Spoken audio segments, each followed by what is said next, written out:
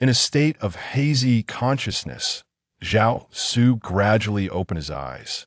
The curtain descended, and delicate beaded drapes hung gracefully, filling the air with subtle fragrances, elegant, aromatic, and natural. The quilt enveloping him was warm and comfortable, adorned with vivid patterns and exquisite colors.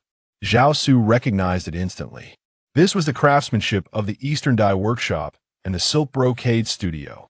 The weaving, the hues, the designs only the Eastern Dye Workshop and the Silk Brocade Studio could produce such artistry.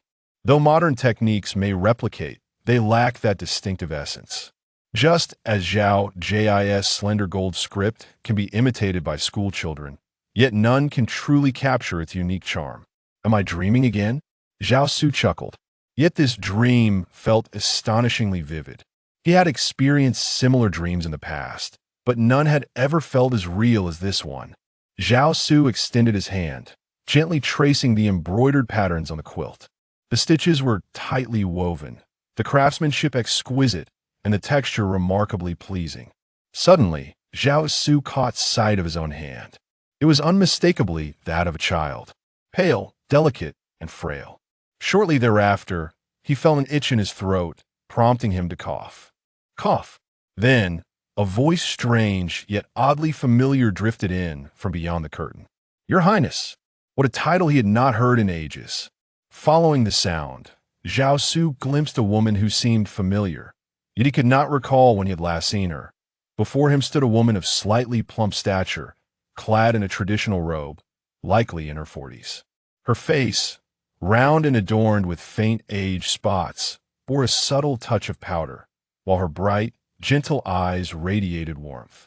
She leaned slightly forward, peering through the curtain with a smile that conveyed a motherly affection toward Zhao Xu. As Zhao Xu gazed at her, he swallowed hard, his pupils suddenly constricting and his breath quickening. Memories long buried surged forth from the depths of his heart, enveloping him in a dizzying sensation, as if time itself had warped, leaving him disoriented and unsure of the present moment. Grandma Gua, he whispered, calling her name, a figure long departed from his life. Now, she stood vividly before him. Zhao Xu looked at his own hands, delicate and pale, undeniably the hands of a child. Incredible, unexplainable. He felt somewhat entranced. The round face of Grandma Gua, once forgotten, now beamed with a smile.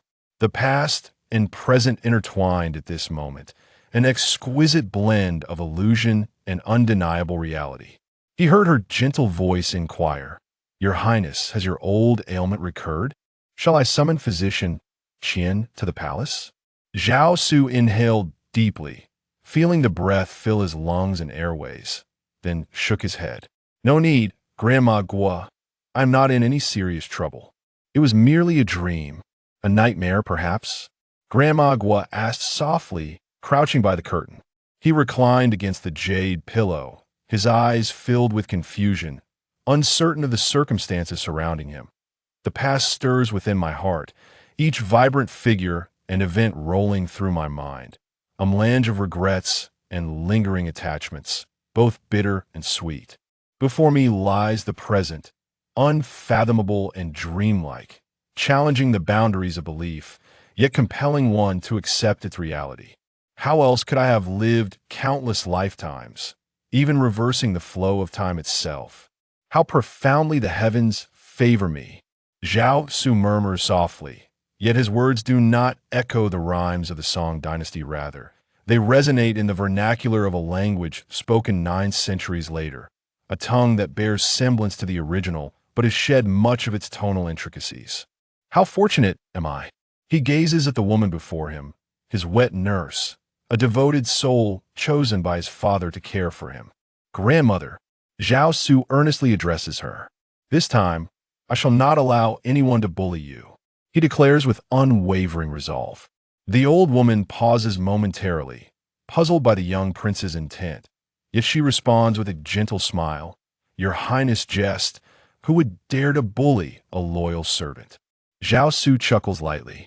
Indeed, under normal circumstances, No one would be so idle as to harass a dutiful and unassuming wet nurse residing within the palace. However, the crux of the matter lies in the fact that, despite her simplicity, she was chosen by his father. In the eyes of many, anyone or anything associated with Zhao Xu's father is deemed guilty. They must be eradicated, completely eliminated. Thus, in the 12th year of Zhao Xu's life, an astonishing rumor emerged in the city of Tokyo.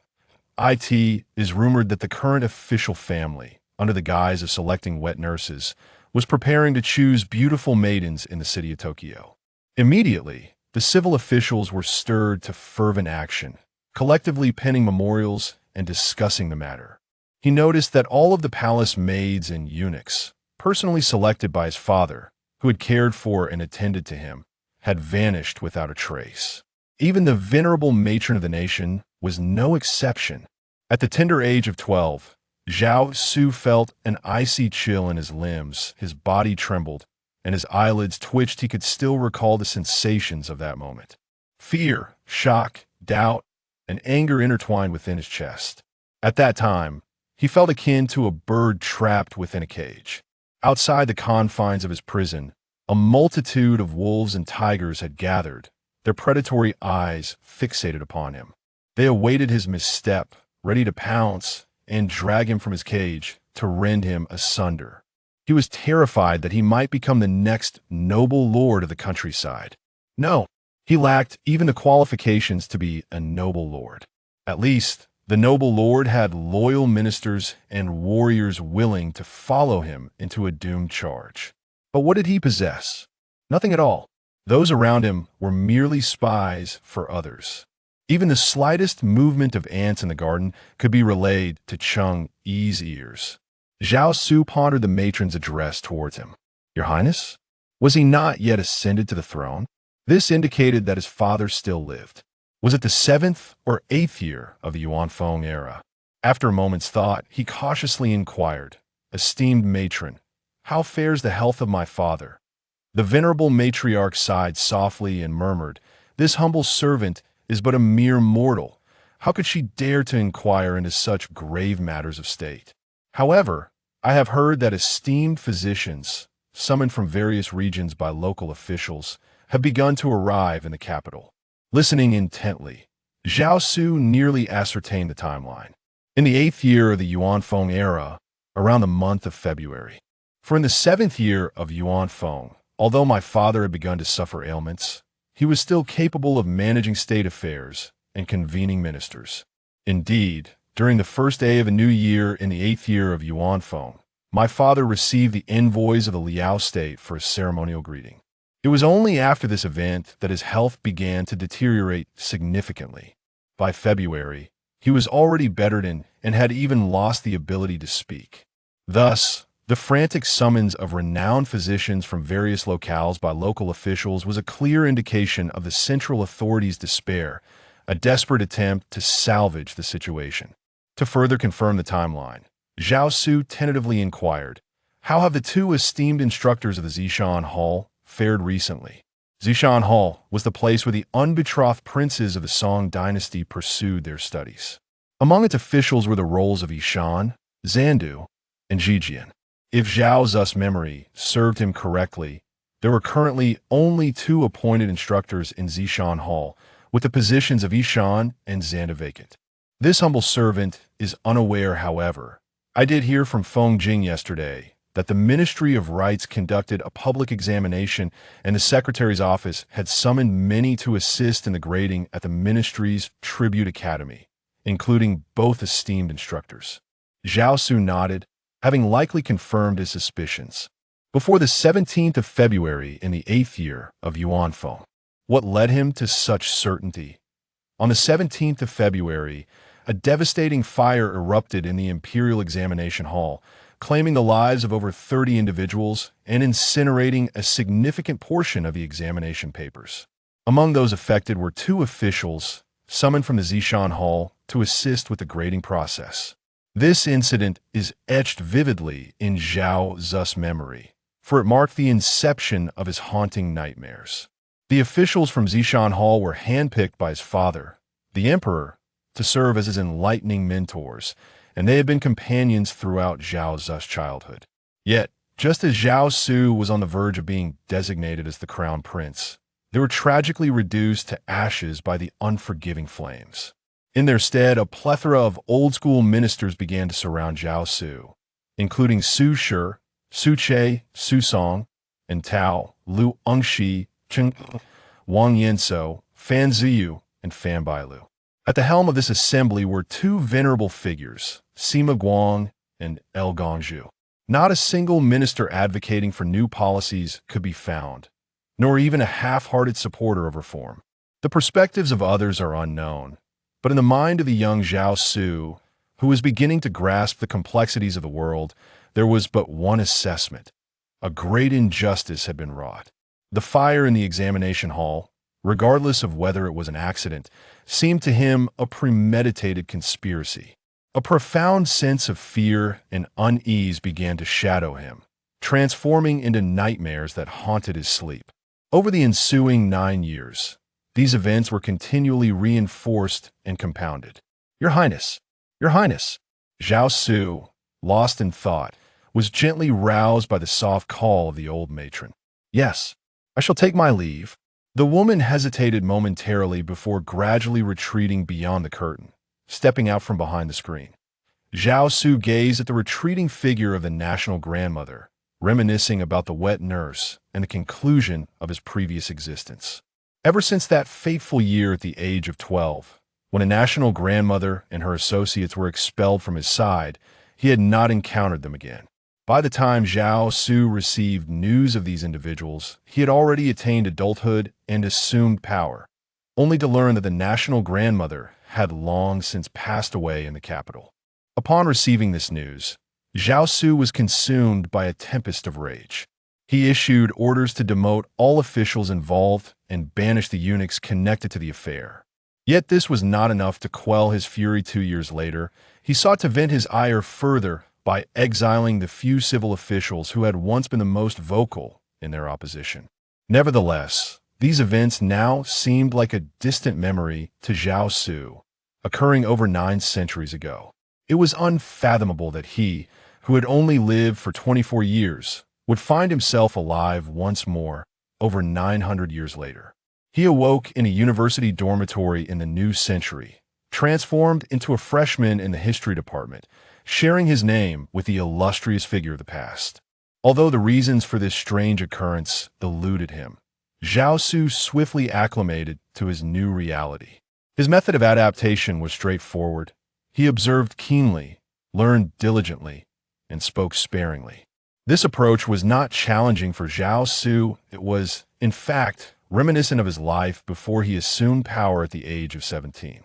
Regardless of the opinions expressed by others, he maintained a stoic silence, whether in the presence of the scholars or when personally queried by the Empress Dowager.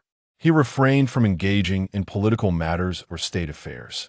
Even those around him, whether they be eunuchs or palace maids, were replaced. Even the wet nurse who had cared for him since childhood was expelled from the inner sanctum. Yet Zhao Xu remained silent, feigning ignorance.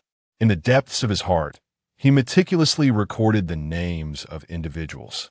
When the esteemed Empress Dowager, shrouded in her celestial aura, loomed over him, Zhao Xu struck with thunderous resolve. Shao Sheng and Shao Xu. The courtiers trembled, and the treacherous forces of the realm fled in terror.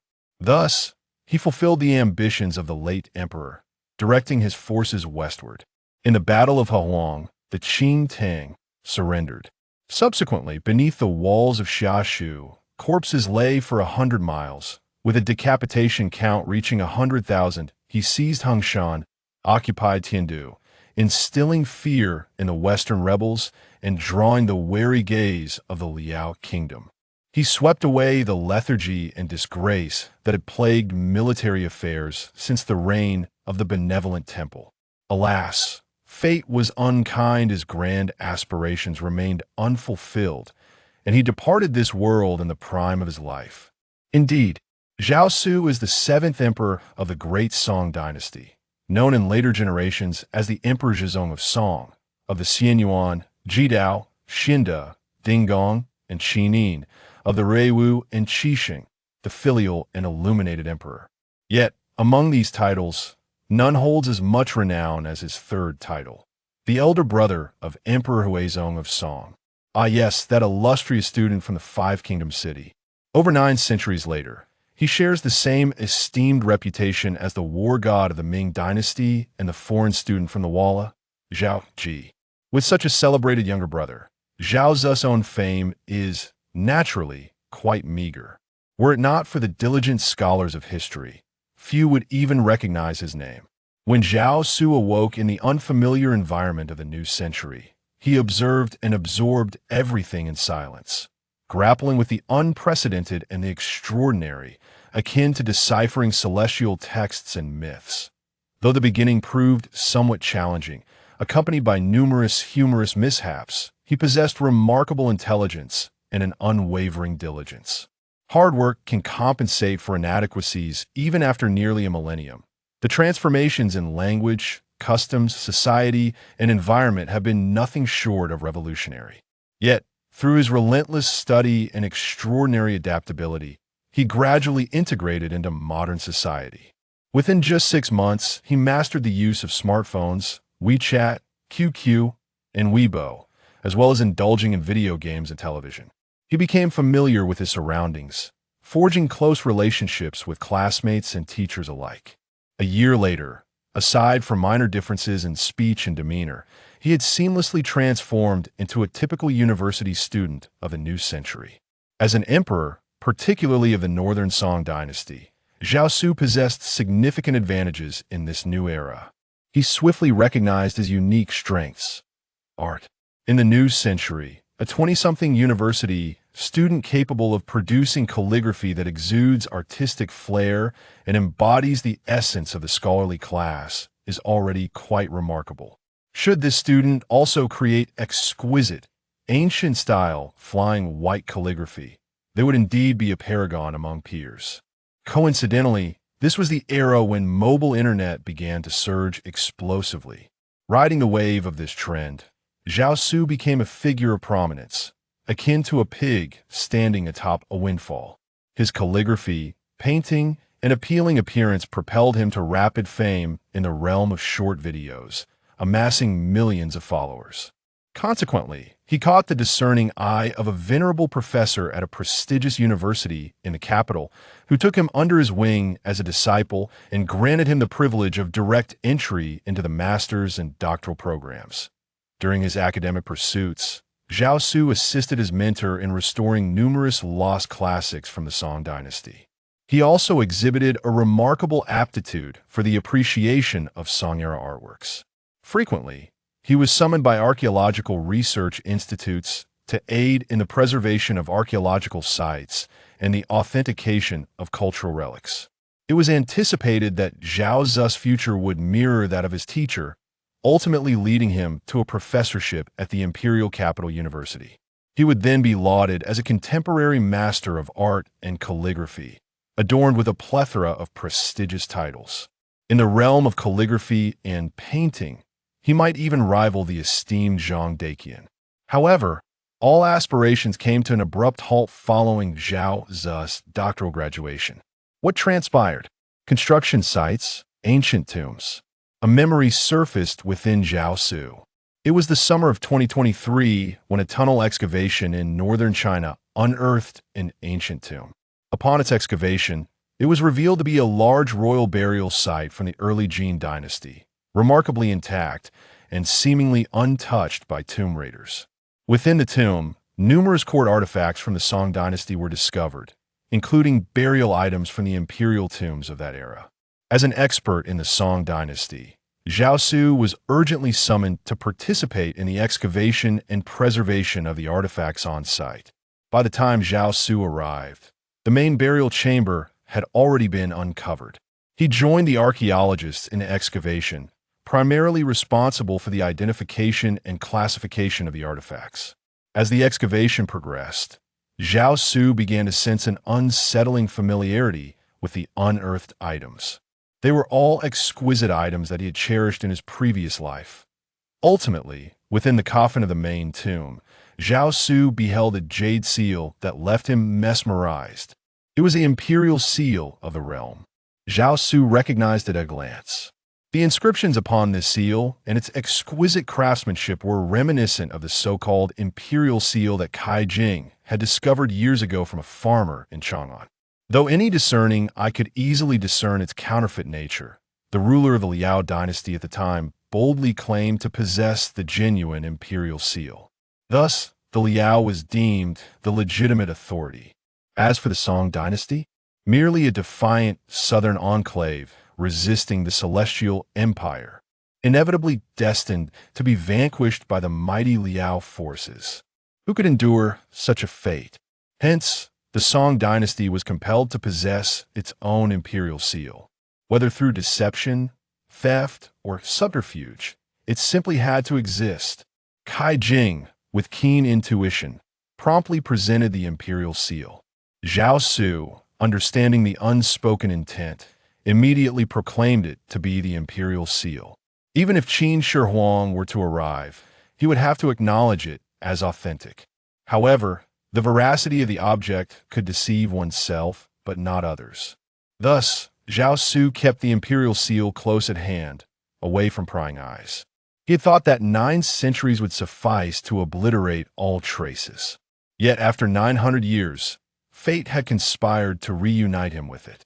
From the moment he entered the archaeological site, his emotions surged with excitement.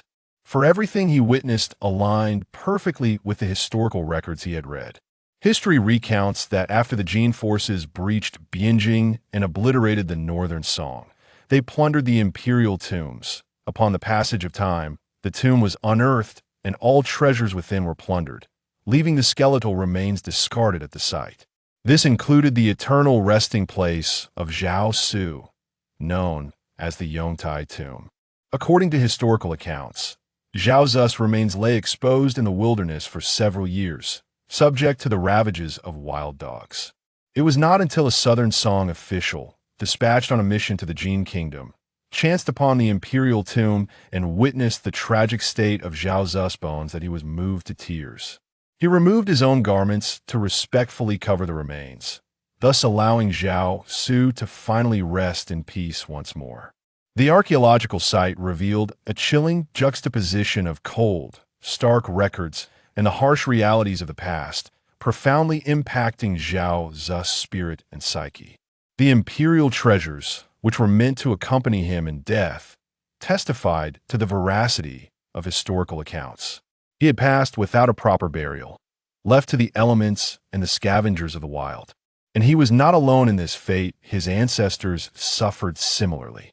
When the treasured imperial seal was extracted from the main burial chamber and presented to him for examination, Zhao Xu's composure shattered entirely. Clad in gloves, he grasped the unrefined seal, gazing upon the intricately carved inscriptions. Overcome with emotion, he wept bitterly, collapsing in a faint. Thereafter, the events that transpired became a blur, leaving him in a state of confusion. Was it all but a dream? Zhao Xu surveyed his surroundings. The quilt draped over him, the bed upon which he lay, the screen just beyond the curtains, and the furnishings of the chamber. Everything appeared vividly authentic, devoid of any semblance of illusion. He gently stroked his delicate, pale hands, feeling the rhythm of his breath, a gentle sigh escaping his lips. Indeed, it was all real.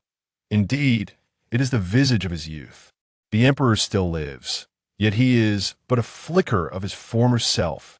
The upheaval of the realm is poised, an arrow drawn upon the bowstring. Factional strife looms ominously. The entire Song Dynasty stands on the brink of an unprecedented schism. What more can I do? What influence can I wield?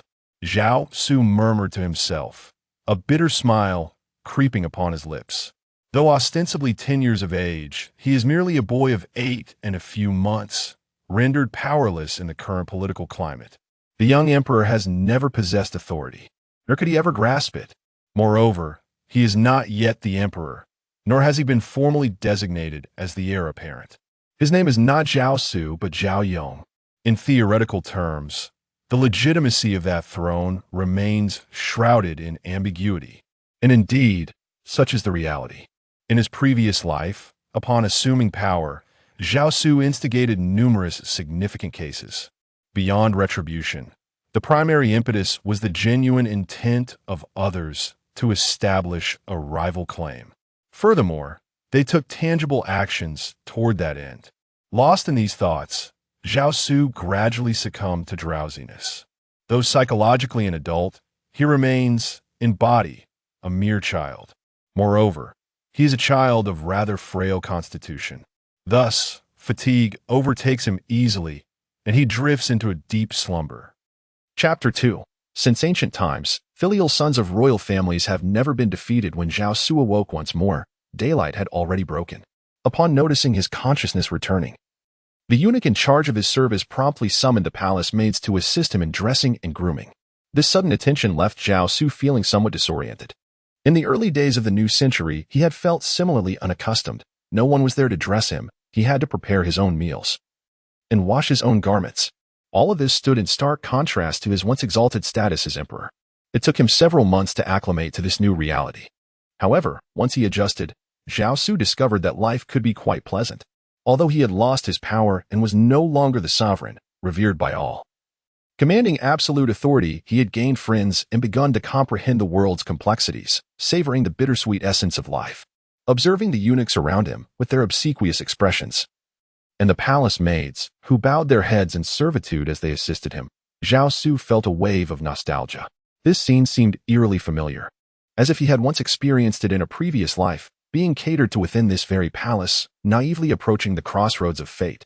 Memories of childhood shadows, sleepless nights, and the terror of nightmares resurfaced.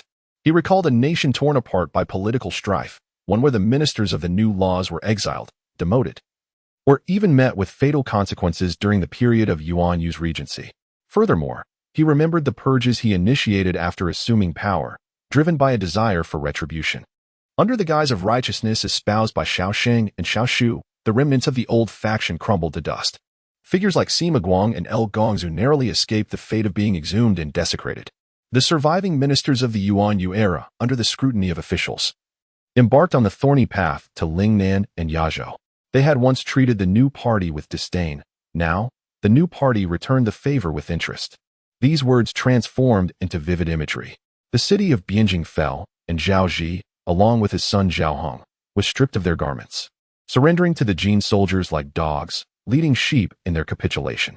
Thousands of noble women, including princesses and consorts, stood naked, clad only in sheepskins, herded into the encampment of the Jin army. Hundreds of thousands of Bianjing citizens were bound together, driven northward. Behind them lay the burning city of Bianjing, a fractured landscape, blood-soaked mountains, and a yellow river strewn with corpses.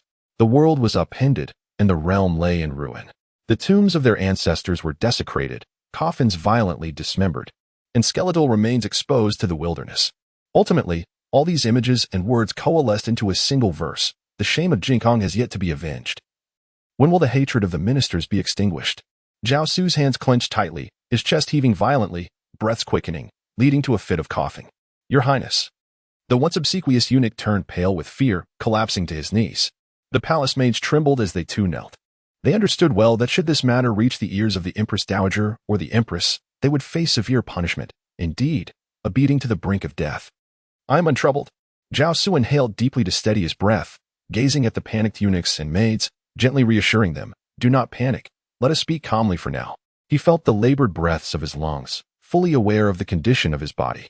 In the dawn of the new century, Zhao Xu had once sought the counsel of respiratory specialists at a prestigious hospital in the imperial capital under the pretext of academic research. They had deliberated on the ailment of Emperor Song Dynasty, arriving at a conclusion. It was likely allergic pneumonia or allergic bronchitis. In essence, there existed an allergen that incited an inflammatory response within the respiratory system. Zhao Xu then turned his gaze to the furnishings of the palace, particularly the hue of the walls.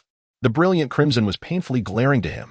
The place he resided in was known as Qingning Palace, commonly referred to by its former name, Prince's Seat. It had been constructed during the reign of the benevolent emperor specifically for Zhao Xu's grandfather, the adopted son of the benevolent emperor, who later became Emperor Yingzong. to prevent moisture and ward off insects. The walls, beams, and screens of Qingming Palace were coated with a mixture of vermilion, mercury, and lead. All of these substances were highly toxic. Zhao Xu felt an urgent desire to issue an order to have them all removed immediately.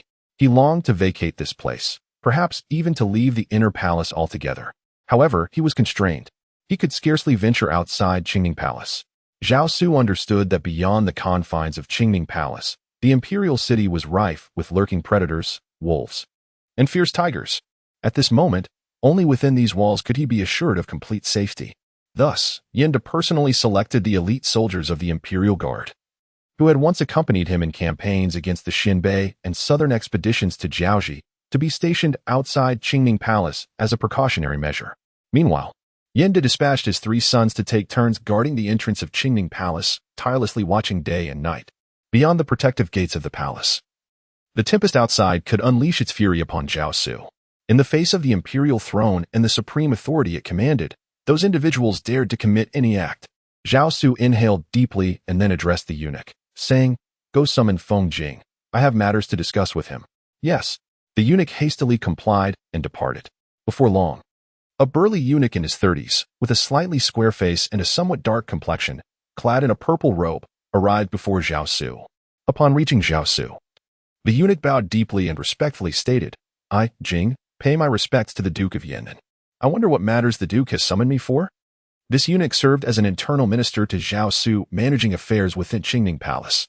However, Feng Jing had only recently joined Zhao Xu's side. He had been personally appointed by Zhao Xu's father to Qingming Palace at the end of last December. Zhao Xu observed the narrow-sleeved purple robe upon Feng Jing, studying his face intently, his body slightly leaning forward. This was a habit cultivated from his previous life after assuming power. It served as a form of body language, implying, "I am earnest, thus I implore you to be earnest as well." Yet, at this moment, Zhao Xu was still quite young, at just over 8 years of age. He appeared to those around him as a child lacking agency. Therefore, Zhao Xu could not be certain that Feng Jing would take him seriously. After a moment of contemplation, Zhao Xu inquired of Feng Jing, "I have heard that you were recommended by the late Lord Li Zhongmin?" Feng Jing was unexpectedly taken aback, raising his head in astonishment and exclaiming, "Your Highness knows of this matter?" Feng Jing felt a surge of emotion, bowing deeply with a choked voice. "If the Duke of Zhongmin were to know of your Highness's profound affection, he would surely smile even from the depths of the underworld." Zhao Xu smiled gently, gazing at Feng Jing, and remarked, "Since you were recommended by the Duke of Zhongmin, you must indeed be a loyal minister." In an instant, Feng Jing discerned the underlying meaning in Zhao Xu's words and instinctively bowed again, declaring, "I am willing to serve your Highness like a beast of burden, provided my humble self can first fill the chasms." This was precisely what Zhao Xu sought, Feng Jing's earnestness. Thus, he had taken a circuitous route to mention Feng Jing's patron. The so-called Duke Zhongmin refers to Li Shunj, who perished in the battle at Yongla City in the 5th year of the Yuanfeng era and was posthumously honored with the title of Zhongmin for his loyalty to the state. This esteemed court official, even after 9 centuries, has left behind cultural artifacts, such as the stone carvings at Baishi Beilongqi on Mount Tai. Zhao Xu had even visited the site in the new century, finding it remarkably well preserved. In the Song Dynasty, the bond between a patron and their recommenders was profoundly intertwined. One's glory was shared by all, and one's misfortune equally. Zhao Xu was fully aware that Feng Jing regarded Li Shunj as a father figure, which prompted him to specifically invoke Li Shunj's name.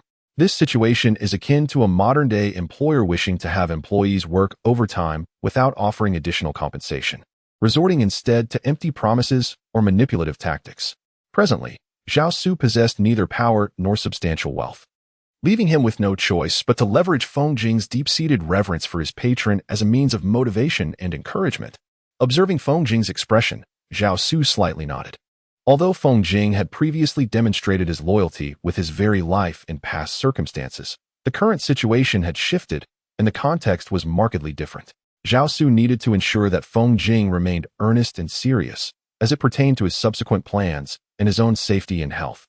"I have 2 matters to entrust to you, my loyal minister," the prince declared. "Your Highness, please issue your command. I would face death without hesitation." Feng Jing responded with a profound bow, speaking with solemnity. "The first matter." Zhao Xu extended a finger. "You shall fetch for me from the Zishan Hall writing implements and sutras." As he spoke, Zhao Xu's eyes glistened with unshed tears, And he continued with deep emotion, "My father lies ill, and as a son, I am unable to personally attend to his needs, which is indeed a sign of filial piety gone awry." At this point, Zhao Xu began to gently sob, his voice trembling. "As a son, unable to tend to his medication, I can only transcribe scriptures and prayer for my father's well-being." Feng Jing, along with the surrounding palace maids and eunuchs, all bowed deeply, proclaiming, "Your Highness embodies true filial devotion. Surely heaven will be moved." Feng Jing further asserted, "I shall proceed to the Zishan Hall at once to procure the writing tools and scriptures for the prince." The Prince of Yan'an voluntarily offered to transcribe the Buddhist text for the royal family's blessings, a decision of utmost righteousness. No person or circumstance could obstruct this. Moreover, Feng Jing understood that he must publicize this endeavor, ensuring that others, particularly the Empress Dowager and the Empress, were aware of it. Zhao Xu, stifling his sobs, gazed at Feng Jing and cautioned, "This matter must be handled discreetly. It should not disturb others, especially not the Empress Dowager or my mother." Feng Jing listened, nearly incredulous. He had initially believed that this idea originated from those close to the Prince of Yan'an, yet now the prince himself had made such a request. This is truly so. The Duke of Yan'an is genuinely devoted to transcribing Buddhist scriptures to pray for the royal family's blessings? It is simply astonishing. How young is the Duke? Such purity of filial piety. Feng Jing couldn't help but feel a sense of shame for his previous impure thoughts. Instantly, his gaze towards Zhao Xu transformed completely. He listened intently as the Duke of Yan'an, seated upon the couch, earnestly declared, "The second matter requires your personal involvement and supervision. Your Highness, please give your orders. From this day forth, I shall observe a fast." Zhao Xu spoke slowly. "In the palace of Qingning, all meals must be devoid of meat. All drinking water must be boiled and then filtered through fine cloth. You must personally oversee this matter, ensuring there is no negligence whatsoever." Feng Jing, in disbelief, raised his head to look at Zhao Xu. He felt as though the Duke, seated there, resembled a bodhisattva, radiating a divine glow that warmed and touched his heart. Immediately, he bowed deeply. "I shall faithfully obey your Highness's command." Seeing this, Zhao Xu knew that Feng Jing would certainly take it to heart, and nodded. "You may go." Chapter 3. The Two Palaces. As he watched Feng Jing exit the palace gates, Zhao Xu let out a subtle sigh of relief, feeling as if a weight had been lifted from his heart. Feng Jing's loyalty had already been proven. In his past life, he would rather have met a tragic end in Guangnan than utter a single word of Zhao Xu's private confessions. Zhao Xu only worried that he might underestimate or neglect his instructions. Now that Feng Jing had expressed his commitment, he would undoubtedly treat the matter with the seriousness it deserved. Now all is in readiness, save for the favor of the east wind.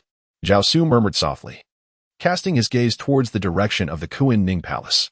The Kuan-Ning Palace, the heart of the imperial residence, is where the Empress resides.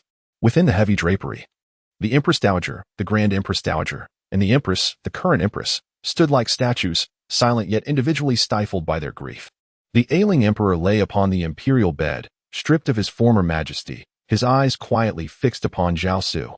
The young Zhao Xu, bewildered, gazed at his father. Beyond the curtains, the voices of the ministers rose in unison. Last winter, the three provinces jointly conveyed His Majesty's decree. The Prince of Yan'an would take his leave this spring. We, the ministers, are filled with trepidation. We beseech the establishment of a crown prince to secure the realm. The ministers repeated their pleas thrice. Yet within the drapery, apart from the sounds of weeping and sobbing, no one spoke. In that moment, the youthful and bewildered Zhao Xu watched as his father lay upon the sickbed, continuously nodding in acknowledgement of the ministers' petitions. However, within the curtains, there was naught but the sound of choking sobs. No other voices could be heard. Everyone pretended not to see the emperor's nod. After all, the emperor was the son of heaven. At that moment, no one paid attention to Zhao Xu.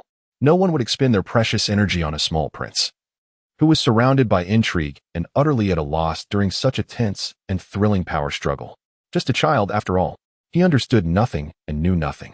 There was no need for concern, yet they could not fathom that, in that very moment, the seemingly naive Zhao Xu was already perceptive. He had etched every occurrence of that day into his memory, inscribing it upon his very bones. In the days and nights that followed, he lay upon the imperial bed in the Funing Palace, perpetually haunted by the events of that fateful day. He recalled every utterance and action of those present, and naturally, he remembered how the silence behind the curtains was shattered. May the Empress Dowager take charge of the governance. in anticipation of recovery. The speaker was Wang Gui, the then-left minister, a figure of significant authority.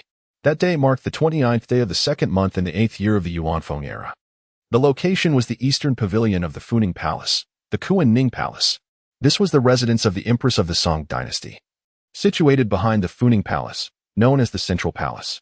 According to ancient customs, the walls were adorned with a coating of prickly ash.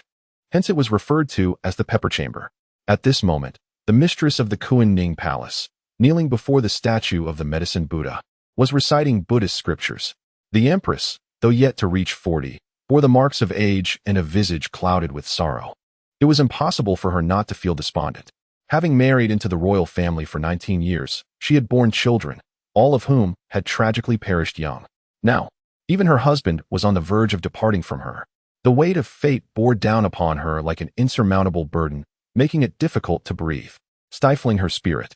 Yet, she found herself powerless. Apart from offering prayers to the deities, there seemed to be no alternative. As she completed the recitation of the scriptures, the Empress set the text aside. Only then did the inner court official Yin Shokuan, who had been standing silently behind her, step forward and whisper, "Your Majesty, Feng Jing from the Qingming Palace has just departed for the Zishan Hall." The Empress, bowing in respect to the Medicine Buddha and expressing her apologies, then rose and made her way toward the inner chamber of the Kuan-Ning Palace. As she walked, she inquired, "Have not the esteemed instructors of Zishintang all gone to the examination hall? What purpose does Feng Jing have in visiting Zishintang? I have heard that Feng Jing, under the imperial edict of the Prince of Yan'an, has gone to procure writing materials and Buddhist scriptures," came the hesitant reply. Yin Shokuan lowered his head, unable to meet the gaze of the Empress. After a moment of contemplation, the Empress asked, "Does the Palace of Baozi know of this matter?" The Palace of Baozi, the residence of the Empress Dowager, was situated to the west of Funing Hall, closer to the inner court, and thus more attuned to the whispers of court life. If she was aware, it was certain that the Palace of Baozi was also informed. Hence, the Empress resolved without further hesitation, instructing Yin Shokuan, "I shall proceed to Qingming Palace. You must make the necessary arrangements." As anticipated by the Empress Dowager in the Palace of Baozi had also learned of Feng Jing's actions from the inner court official Liang Weijian. What a filial son our sixth prince is. The Empress Dowager mused, gently stroking the soft fur of the pet in her arms. Liang Weijian bowed deeply, refraining from comment, fully understanding the implications of the Empress Dowager's words. How old is the Prince of Yan'an? A mere child, even with a heart full of filial piety, would hardly conceive of transcribing Buddhist scriptures for the imperial family's blessings. Even if he had such intentions, how could he execute them without guidance? The Empress Dowager continued to caress the smooth fur of her pet, bringing forth another matter. Did not the Emperor mention last year that upon the sixth prince's coming of age, he must be taught by Sima Guang and El Gongzhu? Is that not so? She turned her gaze to Liang Weijian, who remained silent. Yet, his silence spoke volumes. The esteemed Kexintang has already seen 2 officials directly appointed. Empress Dowager Gao sighed softly, contemplating a solution to send those 2 officials away from their posts. The Emperor, at times, is rather indecisive, hesitating and weighing his options. Having resolved to entrust the young prince's protection to venerable ministers such as Sima Guang and El Gongzhu, how could he allow Wang Engshi's insidious doctrines to continue to mislead the prince? The Empress Dowager, sequestered within the palace, harbored little understanding of fiscal matters or economic policies. She could not fathom why her son was so obstinately intent on reform. Within the palace walls, her knowledge was limited to the grievances, discontent, and resentment expressed by esteemed officials, relatives of the imperial family, and the consorts. Particularly, Wang Engshi had once ruthlessly stripped the royal lineage of their titles, leading to numerous complaints from the descendants of the Taizu and Taizong. The market reforms had stirred chaos throughout Bianjing, and the inner court officials along with the external kin incessantly lamented before her, decrying the competition with the populace for resources and the excessive exploitation. Thus, the Empress Dowager consistently urged her son to reconsider. Alas, though the current sovereign is dutiful and filial, he remains unwilling to heed her counsel on this matter. Liang Weijian listened quietly to the Empress Dowager's words, remaining silent while mentally noting the situation. The Empress Dowager then set aside her pet raccoon and remarked, "Go and see the Emperor." Her tone carried a hint of melancholy. Regardless of the circumstances, he is still her son, the flesh and blood she bore after 10 months of hardship. In contemporary times, the emperor's health has been steadily declining, and witnessing his gradual emaciation weighs heavily on the heart of Empress Dowager Gao. Liang Weijian finally responded, saying, "Your Highness, the officials have just entered the palace and are likely in the Funing Hall, respectfully inquiring about the emperor's well-being." After a moment's hesitation, Empress Dowager Gao replied, "If that is the case, I shall wait for the officials to depart before I go to visit the emperor." Empress Dowager Gao is a woman of profound respect for institutional propriety, a sentiment deeply rooted in her life experiences. Born into a distinguished family of generals, her great-grandfather Gao Qiong and grandfather Gao Jixuan were renowned military figures. Although her father, Gao Zuanfu, lacked the illustrious reputation of his forebears, her mother hailed from another illustrious family of generals, the Chao family of Zhending. Another daughter of the Chao family later married into the royal lineage, becoming Empress Ren Miao, known as Empress Cixing Guangxian.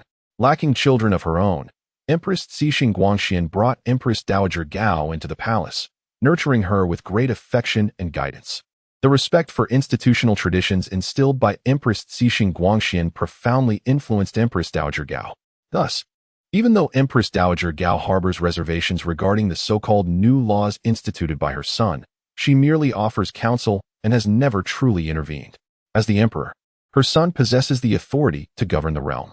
Conversely, her dissatisfaction with the new laws primarily stems from her reverence for ancestral traditions and the impeccable governance of the Jiao era. How could such principles be casually undermined? Furthermore, Empress Dowager Gao is ever mindful that her husband's ascension to the throne was made possible by the steadfastness of the statesmen of that time: Fu Bai, Wen Yanbao, Sima Guang, El Gongzhu, Li Chun, all loyal ministers. Yet, the emperor has chosen to embrace the fallacies espoused by Wang Engshi, disregarding these loyal subjects. Is this not a grave error? Oh, the self-destruction of the city walls. Now, the emperor is gravely ill, and no remedy seems effective. Meanwhile, the loyal ministers are scattered across distant lands, while the court is overrun with treacherous officials and factions. Should a calamity arise, what fate awaits our nation and ancestral temples? Contemplating these matters, the Empress Dowager could not help but feel a renewed wave of worry. Yang Weijin, observing her expression, discreetly raised his head and softly remarked, "Your Majesty, there is something I hesitate to mention." "Speak freely," sighed the Empress Dowager wearily. "I have heard that recently the imperial consort of the Central Palace commanded a fasting ceremony at the Grand Minister's temple, with prayers invoking the name of the Prince of Yan'an. This matter has already reached the ears of many." Upon hearing this, the Empress Dowager's countenance turned ashen, and her body trembled slightly. After a long pause, she finally spoke. How could the Empress descend to such depths? Liang Weijin dared not respond, merely bowing his head deeply. The Empress Dowager sighed heavily, lost in her own thoughts. Would I truly wish harm upon my own grandson? The Empress has sent someone to perform rituals, specifically invoking the name of the Prince of Yan'an in her prayers. This serves to announce to the world, the Emperor has a son. Moreover, he has grown. The underlying message is clear: let all be vigilant. Who might this subtly allude to? Those with discerning minds will surely draw connections. The whispers of calamity have long circulated throughout the realm. The tale of the Golden Cabinet Alliance is still fresh in memory. What words might the ministers of the two courts have to share? After pondering for a moment, the Empress Dowager inquired of Liang Weijin. He, still with his head bowed, replied, "This matter has not reached my ears." Upon hearing this, the Empress Dowager's expression dimmed. Sometimes, the absence of discourse speaks volumes, for they have all retreated into the shadows. Empress Dowager Gao recalled that since the emperor's grave illness, the ministers of the two courts had been entering the palace almost every morning and evening to inquire about his well-being. Following these inquiries, they would congregate at the imperial hall or the privy council to deliberate. During these discussions, the ministers often mandated the locking of the hall, permitting only the clerks of the central secretariat to be present for record-keeping. The documented proceedings were accessible solely to these clerks. Liang Weijin keenly observed the Empress Dowager's countenance and cautiously reported, however, "I have heard that the mother of Right Chancellor Kai has been summoned into the palace by the Empress Dowager." Kai Zhixing's mother? The Ming matriarch? The Empress Dowager immediately grew alert. What purpose does she have in the palace? Why has the Empress summoned her? Liang Weijin shook his head. "This matter eludes my knowledge." The Empress Dowager's vigilance intensified. Liang Weijin served as an officer in the inner court, overseeing the Baozi Palace, and was known for his intelligence. Furthermore, he maintained close relations with esteemed inner officials such as Qin Yin and Zhang Shiyang. If even Liang Weijin was unaware of the discussions between the Ming matriarch and the empress, it could only indicate that their conversation was of an exceedingly sensitive nature, likely conducted in secrecy and in avoidance of prying ears. Moreover, recalling that the empress had dispatched someone to the great prime minister's temple for blessings, yet had invoked the name of the Prince of Yan'an in her prayers, a matter now widely known, compelled the Empress Dowager to suspect that this was indeed the outcome of discussions between Kai Ke and the Empress. It was a warning to the powerful. The Empress Dowager took a deep breath, and her mind drifted back to Liang Weijin's report about Feng Jing's visit to the Zishan Hall to procure writing materials, claiming that the Prince of Yan'an wishes to transcribe Buddhist scriptures for the Emperor's blessings. How old is the Prince of Yan'an? Transcribing Buddhist scriptures? Does he recognize the characters in the entirety of the Buddhist scriptures? Even if he does, can he write them? Is he capable of doing so? Therefore, who imparted this knowledge to him? What was the rationale behind such instruction? What is the ultimate objective?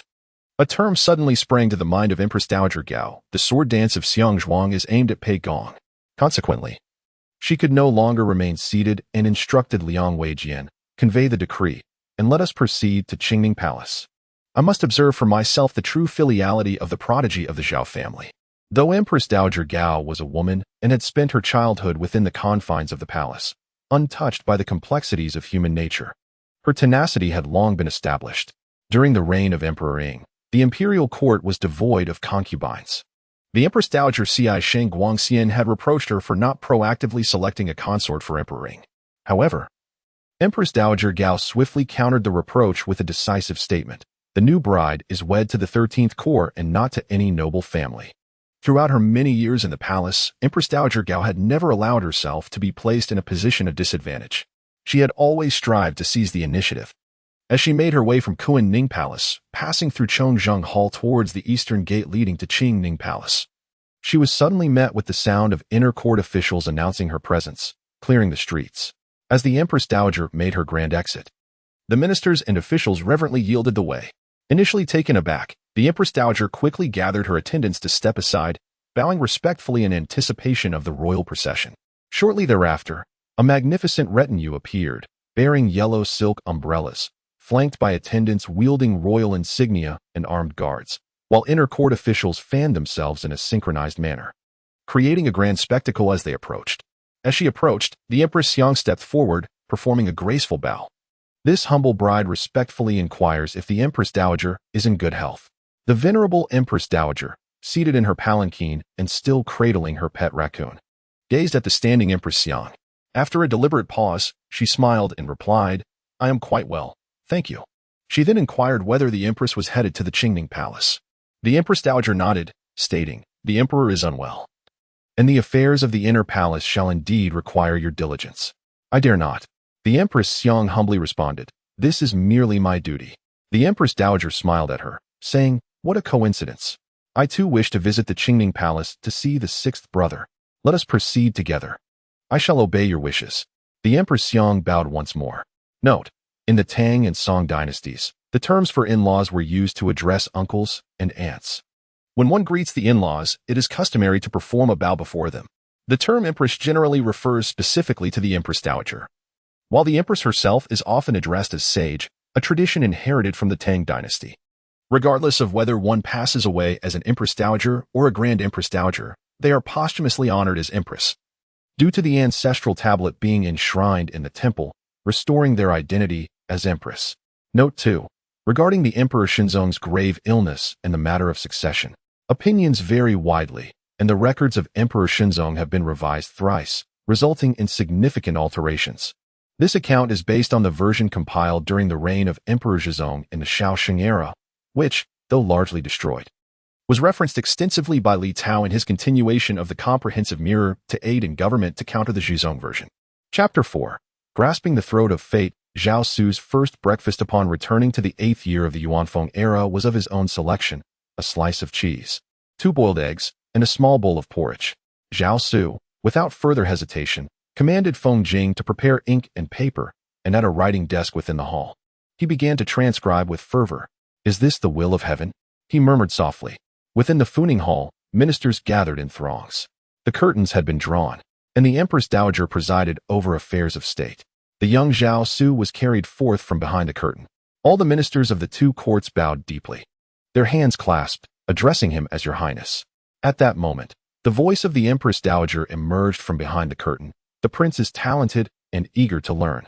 He has recited 7 volumes of the Analects. Though he struggles somewhat, he remains devoted to his studies. Since the emperor began his medication, he has handwritten 2 volumes of Buddhist scriptures as a prayer for blessings. After the ministers read this, they all bowed and proclaimed, with such a successor, may the Song Dynasty be fortunate. At that time, the Buddhist scriptures delivered by Zhang Maoza from behind the curtain were precisely the ones Feng Jing had obtained from the Zishan Hall, titled, Auspicious Dispelling of Calamities and Extension of Life. Zhao Xu refrained from employing the flamboyant styles of modernity, instead diligently utilizing the standard script with meticulous strokes, transcribing word by word, line by line, from left to right. Though merely a child, with small hands and little strength, his writing was neat and clear, each character uniformly sized and formatted. This astonished the attending court officials. Your Highness's penmanship is remarkable. Even Wang Shiji in his youth would not have been superior. Feng Jing's praise was half sincere, half ingratiating. The expressionless visage of the emperor gradually became animated, the portrait enshrined in Gyeongbok Palace slowly taking on a semblance of life and warmth. In the air, one could faintly hear the sound of flowing waters and the melodies of silk and bamboo instruments. As the candlelight began to illuminate the hall, the silhouettes of ministers clad in purple robes, adorned with floral pins and fish ornaments, were reflected in the pupils of the onlookers. Sixth brother, come with me. Do not be afraid. The emperor held his small, frail hand as they stepped out from behind the curtains. This is the hall of gathering the elite. Here stands my 6th son, Zhao Xu. With a smile, the emperor introduced him to the ministers filling the hall. He has been granted the title of Prince of Yan'an, and I intend for him to make his debut in the coming spring. At that time, I shall rely on you, esteemed officials, for your guidance and support. The ministers then divided into civil and military factions, advancing in turn to pay their respects to the emperor and to the small, slender Zhao Xu standing beside him. Many years later, Zhao Xu would come to understand that his father had meticulously orchestrated the grand banquet at the hall of gathering the elite. It was not only the high-ranking officials and military leaders from the capital who were summoned, but also the likes of El Shiqing, the transport commissioner of Hebei. Though El Shiqing himself was of little consequence, his elder brother, El Huaiqing, held significant power as a scholar in the Hall of State and governor of Taiyuan, also serving as the strategic pacification commander of the Linan route. The majority of the Western Army was under El Huaiqing's command, with many of his officers being military men who had expanded the borders since the reign of Emperor Xining. Additionally, Wang Onli, the right minister of the Ministry of Works and a deputy of the Central Secretariat, who was about to be assigned to Jiangning, was deliberately seated just below the 2 chancellors, allowing him to clearly observe Zhao Xu's demeanor. Wang Onli was the younger brother of Wang Angxi, and Jiangning was precisely the place where Wang Angxi would retreat to after his departure. All these individuals, along with every high-ranking official and military leader present in the capital, gathered to partake in the night's banquet at the hall of gathering the elite. It is akin to proclaiming to the world that the Duke of Yan'an has become the heir apparent. It also serves as a safeguard for Zhao Xu. Should any unforeseen circumstances arise, the armies of Li Xian and El Huiqing, coupled with the rallying call of the brothers Wang Angxi and Wang Onli, would be sufficient to reverse the tide. Moreover, a few days later, Zhao Xu's father, in a public declaration within the Yan'an Hall, announced before the councillors an important matter. The Duke of Yan'an, Mingchun, shall take Sima Guang and El Gongzu as his esteemed mentors. This indeed constitutes a double assurance. With this resolution, the entrenched old factions in Luoyang have also found a semblance of unity. The love of parents for their children naturally leads them to plan for the long term. Contemplating this, Zhao Xu was overwhelmed with emotion. His hand trembled slightly as he held the brush, causing a few ink droplets to blur into a dark splotch on the paper. Zhao Xu reached out, and the attendant Feng Jing promptly handed him a perfectly cut piece of yuan writing paper, just the size of a character. In the Song Dynasty, there were neither pencils nor erasers. What to do when a mistake is made? The answer is simple. One affixes a piece of paper over the error and writes anew. Zhao Xu adhered the paper to the erroneous character. His memories of his father's health were almost entirely marked by that night in the Jiaying Hall. The remaining recollections were of his father lying on a sickbed, gaunt and pallid. In his mind, the matters he had only come to understand after assuming governance began to swirl. I am beset by headaches. I feel so desolate. This is the testimony of the inner court official Yin Shokuan. who recounted that these were the words spoken by the emperor as he emerged from the Yanchun Pavilion in December of the 7th year of the Yuanfeng era. The chilling words transformed into a symphony of pain and solitude within Zhao Xu's heart. As the sovereign, the supreme ruler of the realm, he found himself alone in the desolate depths of the Yanchun Pavilion during the frigid winter months, suffering from a throbbing headache, aching limbs, and an overwhelming chill. He was acutely aware that his time was dwindling. Yet, as he gazed around, he realized that within the vast confines of the imperial city, there was no one left to offer him solace or warmth. In the grandeur of the palace, he stood solitary, confronting the entirety of the world. Much like in the aftermath of Shining, he bore the weight of reform upon his shoulders, navigating the tumultuous landscape alone. Thus, he arrived at the Yanchun Pavilion, a place imbued with memories of warmth and support.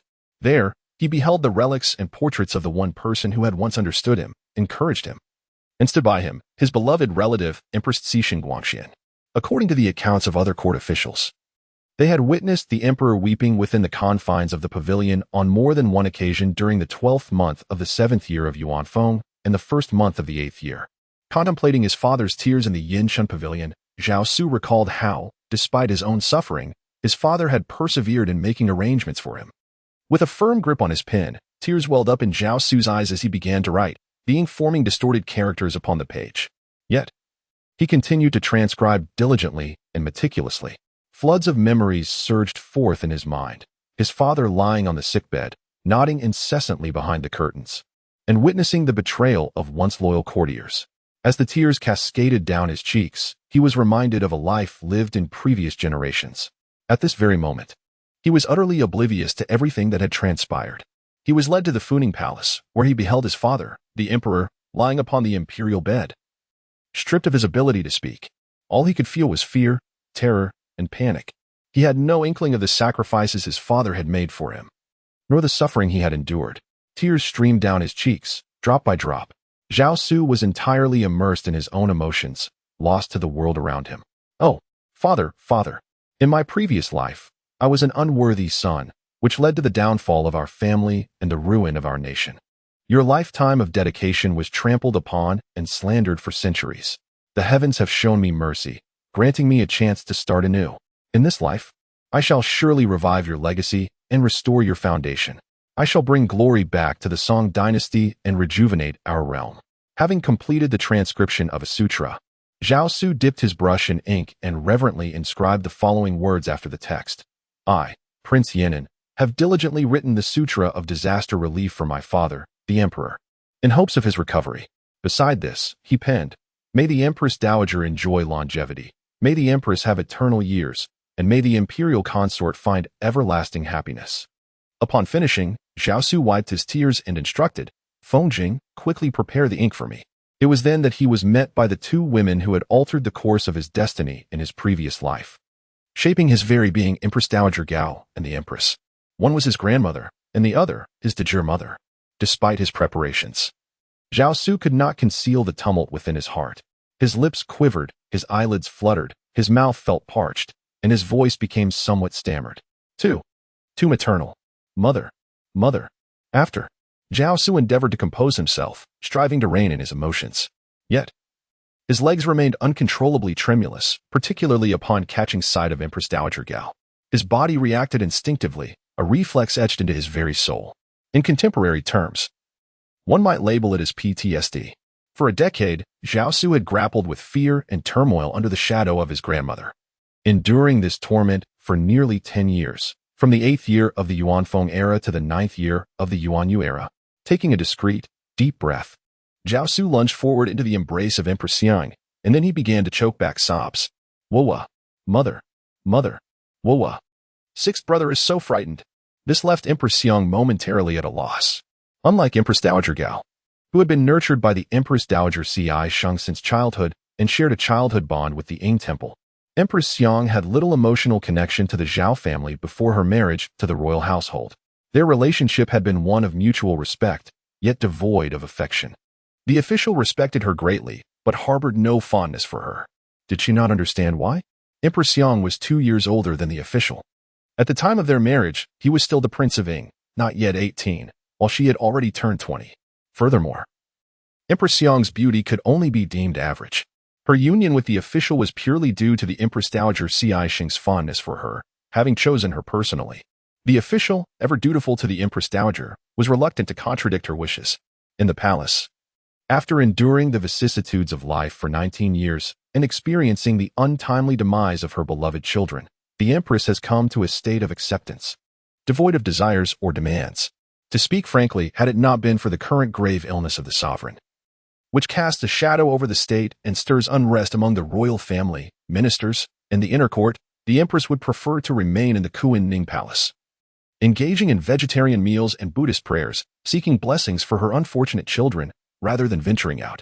Thus, at this moment, the Empress truly finds herself in a state of bewilderment, softly comforting. Do not be afraid, dear sixth brother. Mother is here. Mother is here. Yet her eyes betray a hint of redness. Holding the child in her arms, she recalls her own lost offspring. That son who never had the chance to open his eyes. He was so small, so pitiful, wrapped in swaddling. If my son were alive, he would likely be crying in my embrace, pleading for my protection just as the sixth brother does now. Mother, mother. The child clings tightly to her, tears soaking her garment. Unable to contain her own tears, the Empress responds tenderly, "Sixth brother, mother is here. Mother is here." The onlookers, captivated by this poignant scene, cannot help but shed tears of their own. Even the Dowager Empress finds her eyes dampened as memories flood back of the Emperor and the late Empress Dowager, who shared a bond transcending mere blood ties. The Emperor's unwavering filial piety and devotion to the late Empress Dowager earned him universal admiration within the palace. After the passing of the Empress Dowager, the Emperor would visit the Yanshun Pavilion on the occasions of her birthday and Memorial Day, offering incense and tributes in her honor. On ordinary days, he would also frequent the pavilion, often moved to tears by the sight of the Empress Dowager's relics. "What a good child!" exclaimed Empress Gao, unable to contain her emotions. She approached and gazed at the already transcribed Buddhist scriptures, particularly the concluding words. "I, the Duke of Yan'an, have diligently transcribed the disaster-dispelling sutra in prayer for the Emperor's recovery, wishing for the longevity of the Empress Dowager and the eternal prosperity of the Empress." Other lessons can be imparted, but this profound filial piety, this heartfelt intention, who could teach such a thing? Moreover, just moments ago, Empress Gao had witnessed her grandson transcribing the scriptures while shedding tears. Despite his weeping, his hand never faltered in its task. This can only signify one truth: the Emperor and his younger brother share the same devotion to filial duty. Unbeknownst to all, at that very moment, the corners of the Duke of Yan'an's mouth curled slightly as he wept in the Empress's embrace. His plans were set. He had seized the throat of his own destiny. The Empress Gao could curtain her power, but could the Empress not do the same? The dual sovereigns must maintain a balance. Most intriguingly, the Empress harbored no desire for power. Chapter 5. The stirring of the Empress Xiang cradled her child, listening to his cries calling for his mother while feeling his warmth. The heart that had long been dormant seemed to be gently stirred, reviving with newfound vitality. Yan Shouchuan, who had been carefully observing the queen from behind, felt his heart race at the sight before him. He recognized this as a once-in-a-lifetime opportunity. If he failed to seize this moment, there would be no purpose in lingering within the palace any longer. Thus, Yan Shouchuan took a deep breath and congratulated the Empress Dowager and the queen with a respectful bow. The filial piety of the Prince of Yan'an is truly rare. "I congratulate the Empress Dowager and the sage." He then turned to face the direction of Funing Hall, bowing again. "I also extend my congratulations to everyone." Upon hearing Yan Shouchuan's words, the queen felt an overwhelming joy. Unable to contain herself, she instinctively tightened her embrace around the prince in her arms. "Amipa," she whispered reverently, gazing at the Empress Dowager before her. "May our ancestors bless us. The Song Dynasty shall have heirs." The Empress Dowager, initially taken aback, then echoed the chant, "Amipa." Indeed, it was the blessing of their forebears. However, unlike the queen, she refrained from proclaiming, "The Song shall have heirs." This made the queen clutch the prince even more tightly. The palace attendants and maids, upon hearing the Empress Dowager's words, even those who were typically slow to comprehend, began to awaken to the significance of the moment. They followed Yan Shouchuan's lead, offering their congratulations to the Empress Dowager and the queen. Zhao Xu needed to do nothing but fulfill his role as a dutiful, understanding, and affectionate son to his biological mother. He simply held the queen, sobbing quietly until exhaustion overtook him, allowing him to drift into a deep slumber in her embrace. Shortly after Zhao Xu fell asleep, the queen, too, became aware of this turn of events. Her heart felt as if it had been filled with honey.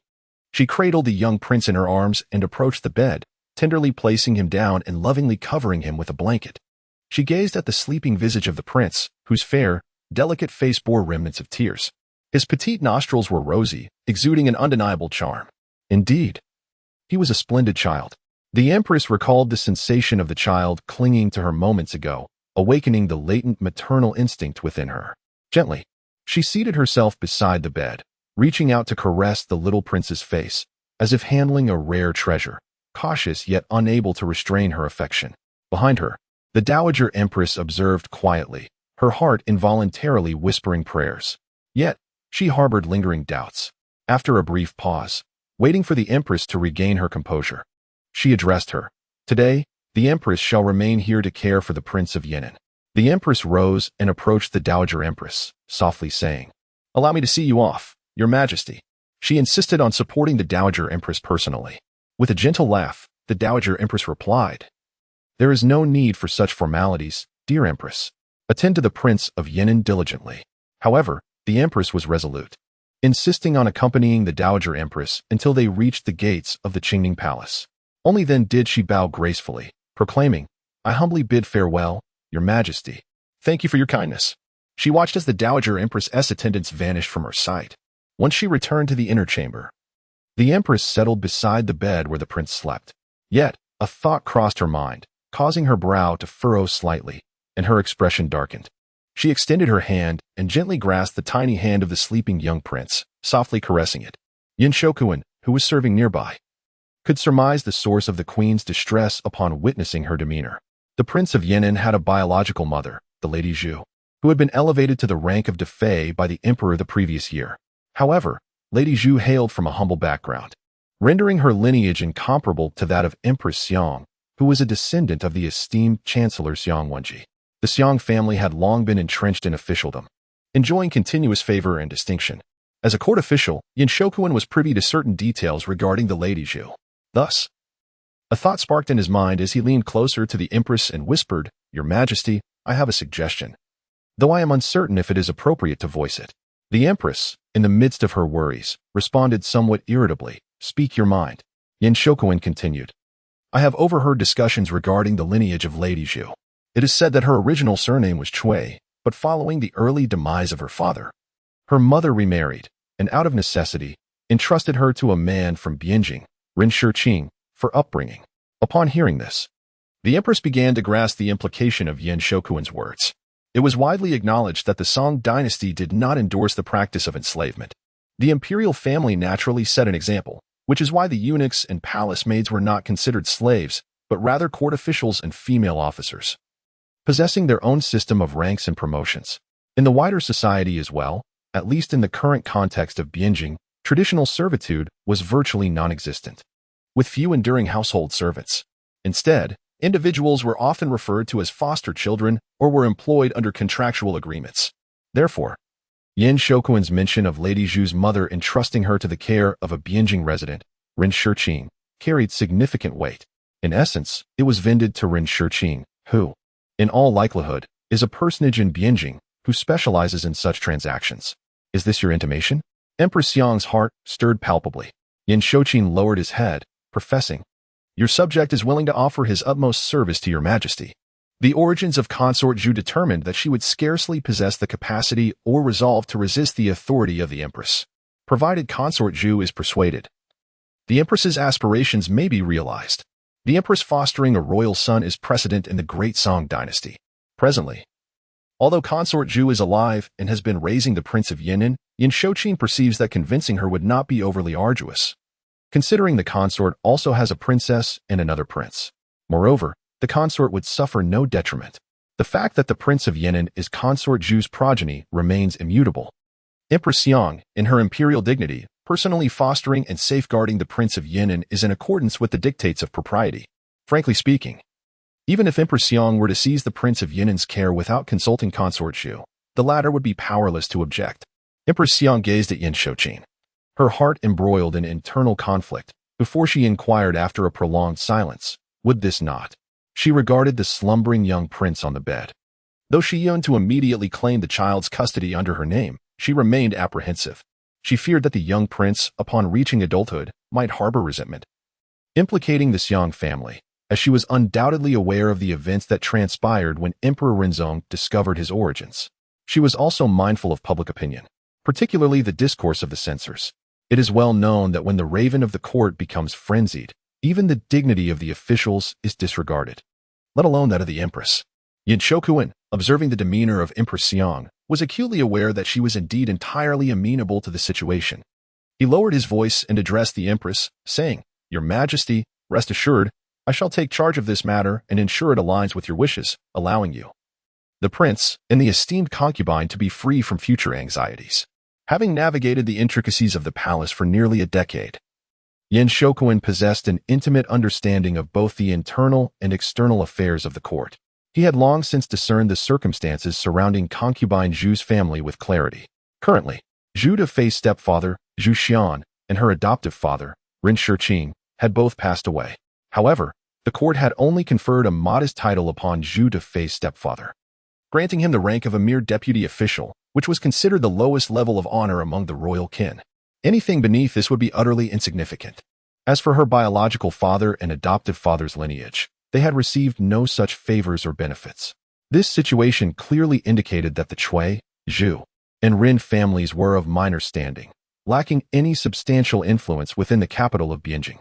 Yin Shokuin, possessing ample experience in dealing with such households, understood that engaging with them required merely a touch of benevolence, promises of titles and positions, and the articulation of shared interests to compel them to acquiesce. Once the external family was secured, concubine Zhu would be manageable.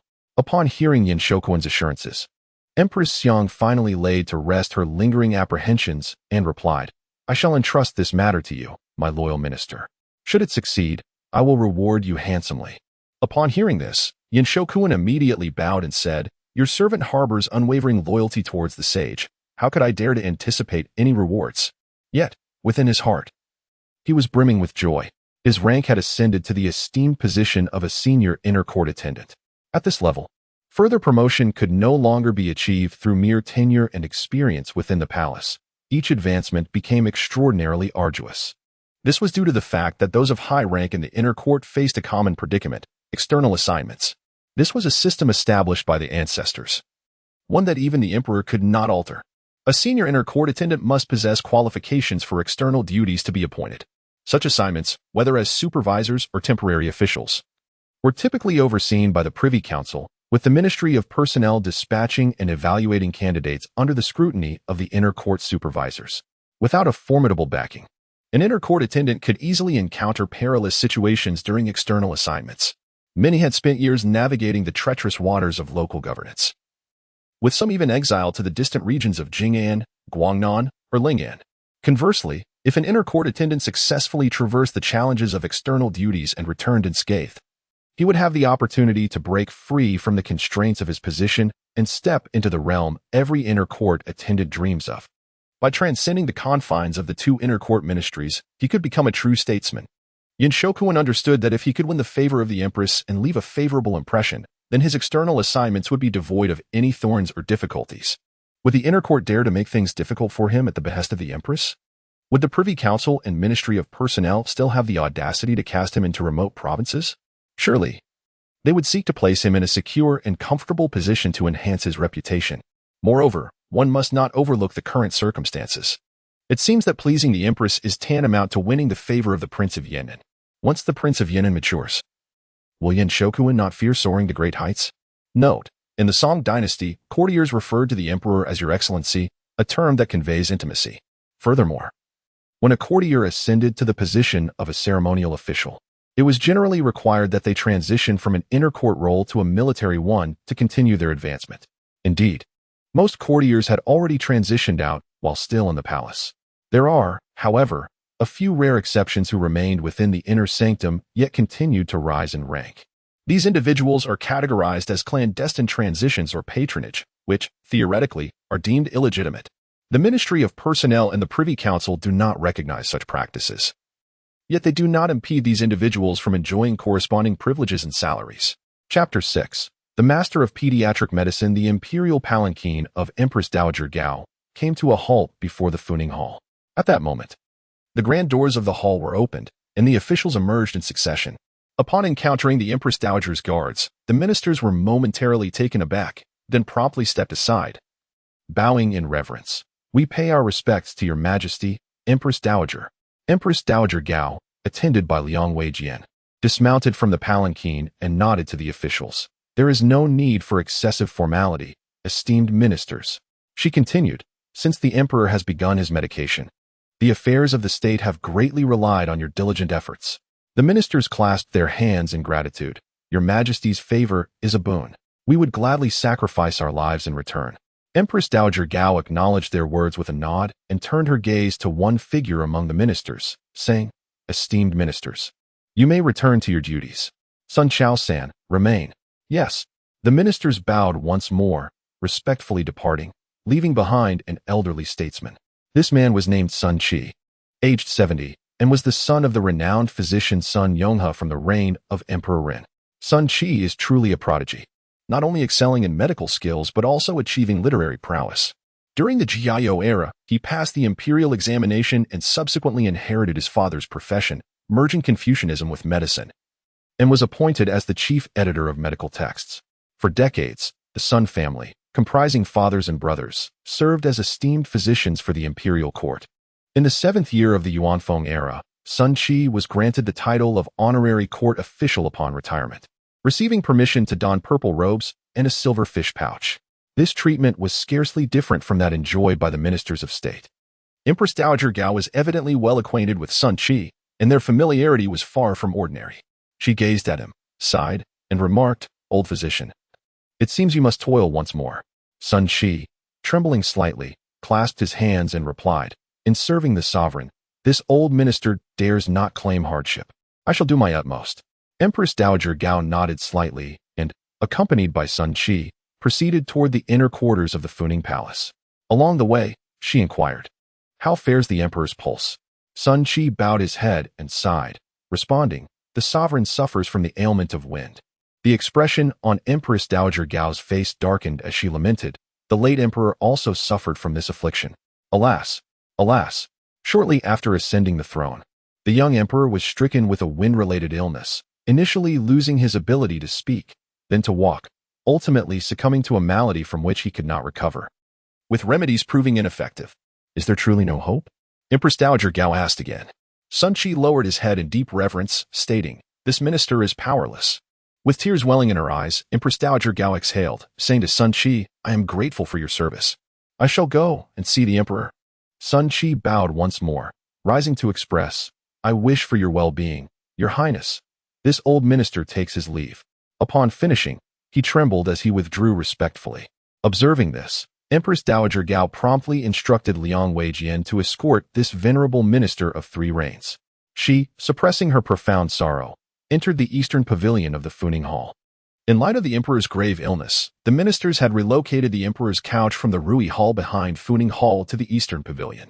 This was done to facilitate better access for the court officials to pay their respects and to ensure that the ministers could swiftly arrive before the emperor to receive his decrees. Upon entering the eastern pavilion, the inner minister Zhang Maoza, who had been in constant attendance upon the emperor, came forth to greet her. "Minister Zhang Maoza, I humbly welcome your highness," he proclaimed. "What have the ministers reported during their audience?" inquired the Empress Dowager. Zhang Maoza bowed his head and replied, "Your highness, the ministers of the 3 provinces have submitted a memorial requesting the officials to pray for blessings, to establish a Vajra shrine, and to burn incense in the palace." The Empress Dowager wiped away her tears, for she understood the implications of this. The officials of the great Song Dynasty were not inclined to bow to deities and spirits until the very last moment, when they began to beseech the divine for blessings. It signified that human efforts had been exhausted, leaving only the faint hope in the ethereal realm of gods and spirits.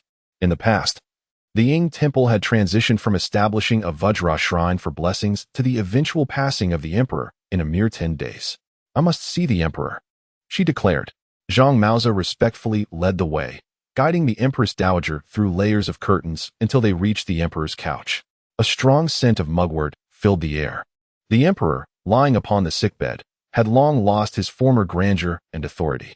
His eyes were tightly shut, his complexion pale, the once plump visage had withered, his cheekbones now protruding. The Empress Dowager, gazing upon her son in such a state, could not help but shed tears anew. Zhang Maozi stood by, hurriedly stepping forward to offer his reassurances. Your Majesty, please do not worry. Surely heaven will provide. Heaven will provide, sighed Empress Dowager Gao, hoping for the best, yet harboring little expectation within her heart. Years ago, she had witnessed her own husband lying on the imperial couch in the Funing Palace, unable to speak or move, ultimately passing away. Liang Weijian approached the Empress Dowager, first bowing deeply before proclaiming, Your Majesty, I have matters to report. Upon noticing this, Zhang Maozi respectfully bowed and discreetly led the palace ladies and eunuchs out of the curtain. Liang Weijian stepped forward, positioning himself 3 feet from the Empress Dowager, and whispered, Your Majesty, as I passed through the hall, I encountered Imperial Physician Liang Congzhe. What? Liang Congzhe informed me that the 5th princess is gravely ill, and Consort De is urgently summoning the Imperial Medical Bureau's Hanlin physician, Qian Yi, to the palace for a diagnosis. After listening, the Empress Dowager replied to Liang Weijian, I understand. Go and instruct them to ensure the Imperial Medical Bureau is diligent. Yes. Liang Weijian bowed and withdrew. The Empress Dowager, however, sighed softly, clasped her hands together, and recited a Buddhist chant, Amitabha, may the Bodhisattva grant protection. At this moment, the Empress Dowager felt the weight of calamity bearing down upon her.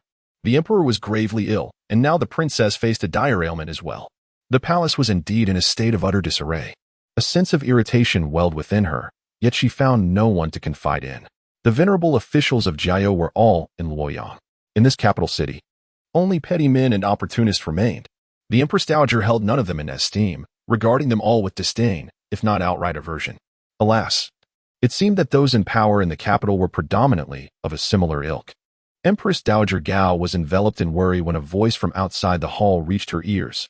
Your Majesty, the 2nd prince inquires if everyone is in good health. Upon hearing this, her brows relaxed somewhat, and she immediately commanded, Announce him. The 2nd prince, her son Zhao Hao, now conferred as the Prince of Yong, was her most cherished son, without question. When Zhao Xu awoke once more, he beheld a physician clad in a green robe and wearing a traditional cap, appearing to be in his 40s, seated before him while taking his pulse. Memories surged within his mind. Zhao Xu recalled the physician's name. Qian Tai? He inquired softly. The physician smiled gently and bowed in respect. Humbly inquire about the well-being of His Highness the Prince. Zhao Xu nodded, affirming, I am well. Yet in his mind, a haze lingered. Qian Yi, recognized in the new era as a pioneer in pediatrics, he was the revered ancestor of traditional Chinese pediatric medicine. Qian Yi's innovative 6-flavor Remania pill had become a staple in nearly every pharmacy's display in the contemporary age. Zhao Xu gazed at Qian Yi before him. His eyes momentarily clouded. Not only Qian Yi, but the entire Imperial Medical Bureau had undergone a thorough purge. Dozens of physicians were dismissed. The reason? Quite straightforward. These physicians had maintained close affiliations with Chun Yan, a trusted inner court official beside the Empress Dowager during the Yuanyu Regency. Why such closeness? Because Chun Yan was involved with the Imperial Pharmacy and oversaw the Hanlin Medical Bureau, serving as the direct superior and manager of nearly all physicians. It was inconceivable for any physician to thrive in the medical bureau without engaging with Chun Yan. However, the new party remains unconcerned by these matters. They are too indifferent to discern the truth, and thus choose to dismiss everything entirely. Is this absurd? Not at all. This is the nature of political rivalry. It disregards right and wrong, good and evil, focusing solely on positions. The old party acted thus, and so does the new party. Qian Yi withdrew his hand from Zhao Xu's pulse and, bowing respectfully, proclaimed, Your Highness's pulse is steady, and your breath is strong. Your previous ailment has shown significant improvement. Henceforth, you merely need to pay attention to your health, maintain warmth, and avoid sudden temperature changes. Zhao Xu nodded and replied, I understand. I will be cautious. In his past life, he had met an untimely demise, succumbing to typhoid fever, which had exacerbated his old illness, leading to persistent high fever and abrupt cessation of breath. A tragic end, as one might say in modern parlance. He died in a reckless manner. Qian Yi smiled, bowing once more to take his leave. But Zhao Xu called out to him, Master Qian, what brings you to the palace today? Qian Yi responded, I am here at the behest of Lady De to attend to the princess's ailment.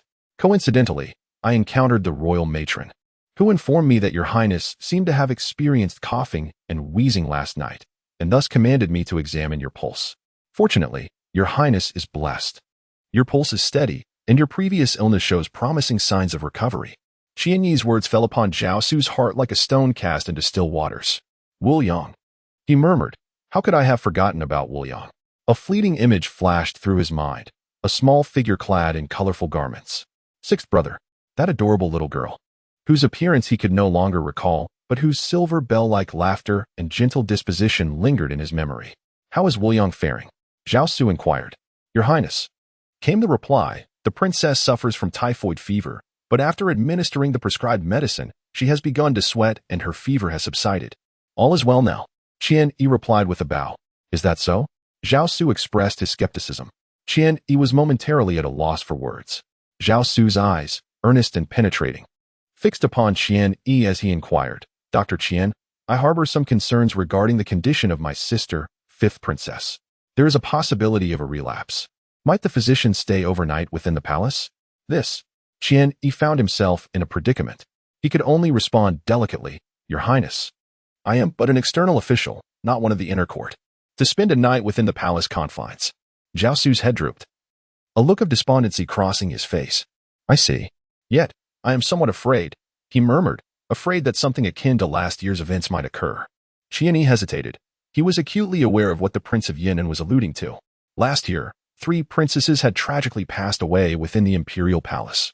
All of them young girls, much like the current 5th princess. Although the causes of their ailments varied, each incident had transpired during the midnight hours, coinciding with the palace gates being locked. From this perspective, the prince's concern for his sister was entirely justified.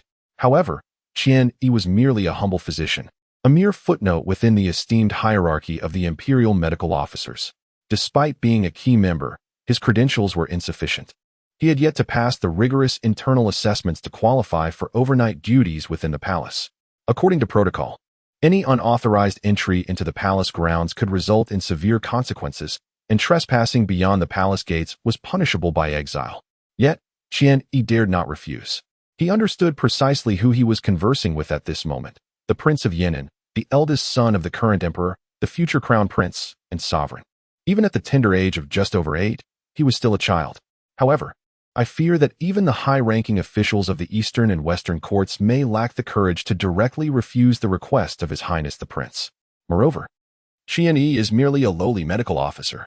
Just as Qian Yi found himself at a loss for how to respond to the prince, who was deeply concerned for his sister, a voice emerged from behind the palace screen. Master Qian, you shall stay in the imperial city for the next few days. I will issue a decree to the officials, instructing the imperial city office to prepare a medical chamber for you near the residence of Consort Da.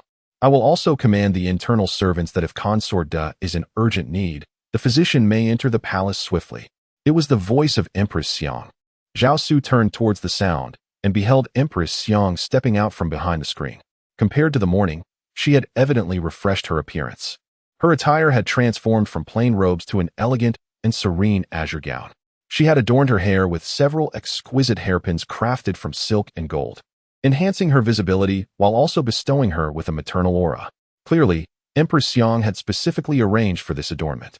Upon seeing this, Zhao Xu immediately understood that Empress Xiang had ensnared herself in the situation. Thus, he too must play his part well, embodying the role of a dutiful, considerate, and filial son. Consequently, Zhao Xu promptly rose from the bed, knelt upon it, and bowed to Empress Xiang, saying, Your son expresses gratitude on behalf of 5th sister. Why must the 6th brother stand on ceremony with me? Empress Xiang replied with a warm smile as she approached Zhao Xu and helped him to his feet, though she felt a tinge of disappointment within.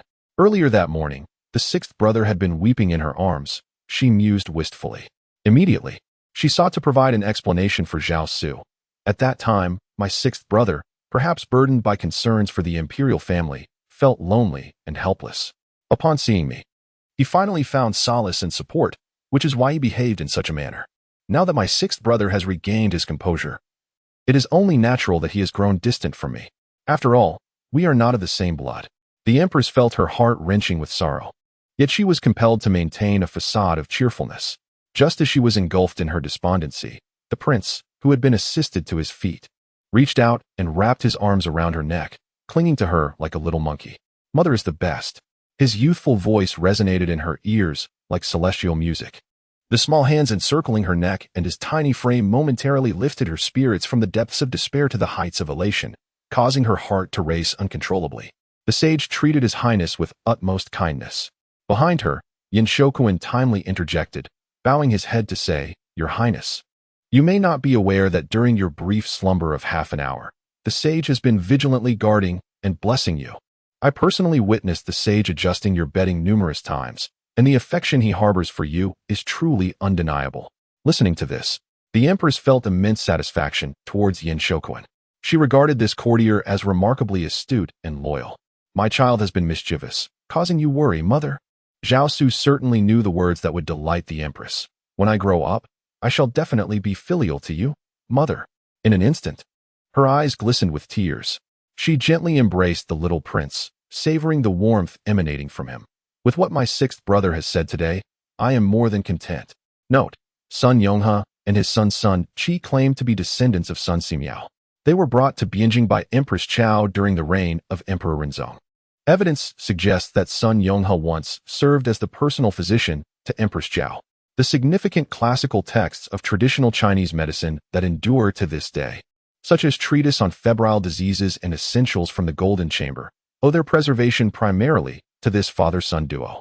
During the era of Renzong, they meticulously organized and compiled these nearly lost medical manuscripts, which were then extensively published through official woodblock printing. Note 2. The term "yu" refers to high officials and is synonymous with fu, meaning assisting ministers. The character "yu" connotes shoulders or arms, serving as a designation exclusive to the royal family for their officials, thus not to be used by outsiders. Chapter 7. The means towards the empress after dispatching Qianyi. Zhao Xu accompanied the empress for lunch. The meal was prepared personally by Feng Jing, who brought in staff from the imperial kitchen. It was vegetarian fare crafted according to Zhao Xu's specifications. While the vegetarian dishes were indeed devoid of meat, they were abundant in protein, featuring eggs, milk, and a variety of vegetables. Although the flavors did not rival the sumptuous offerings at the restaurants of the new century, the texture far surpassed them. Nevertheless, Zhao Xu's thoughts were not fixated on the meal. He concentrated his efforts on bridging the gap between himself and the empress. Children, by nature, possess an inherent advantage in such endeavors.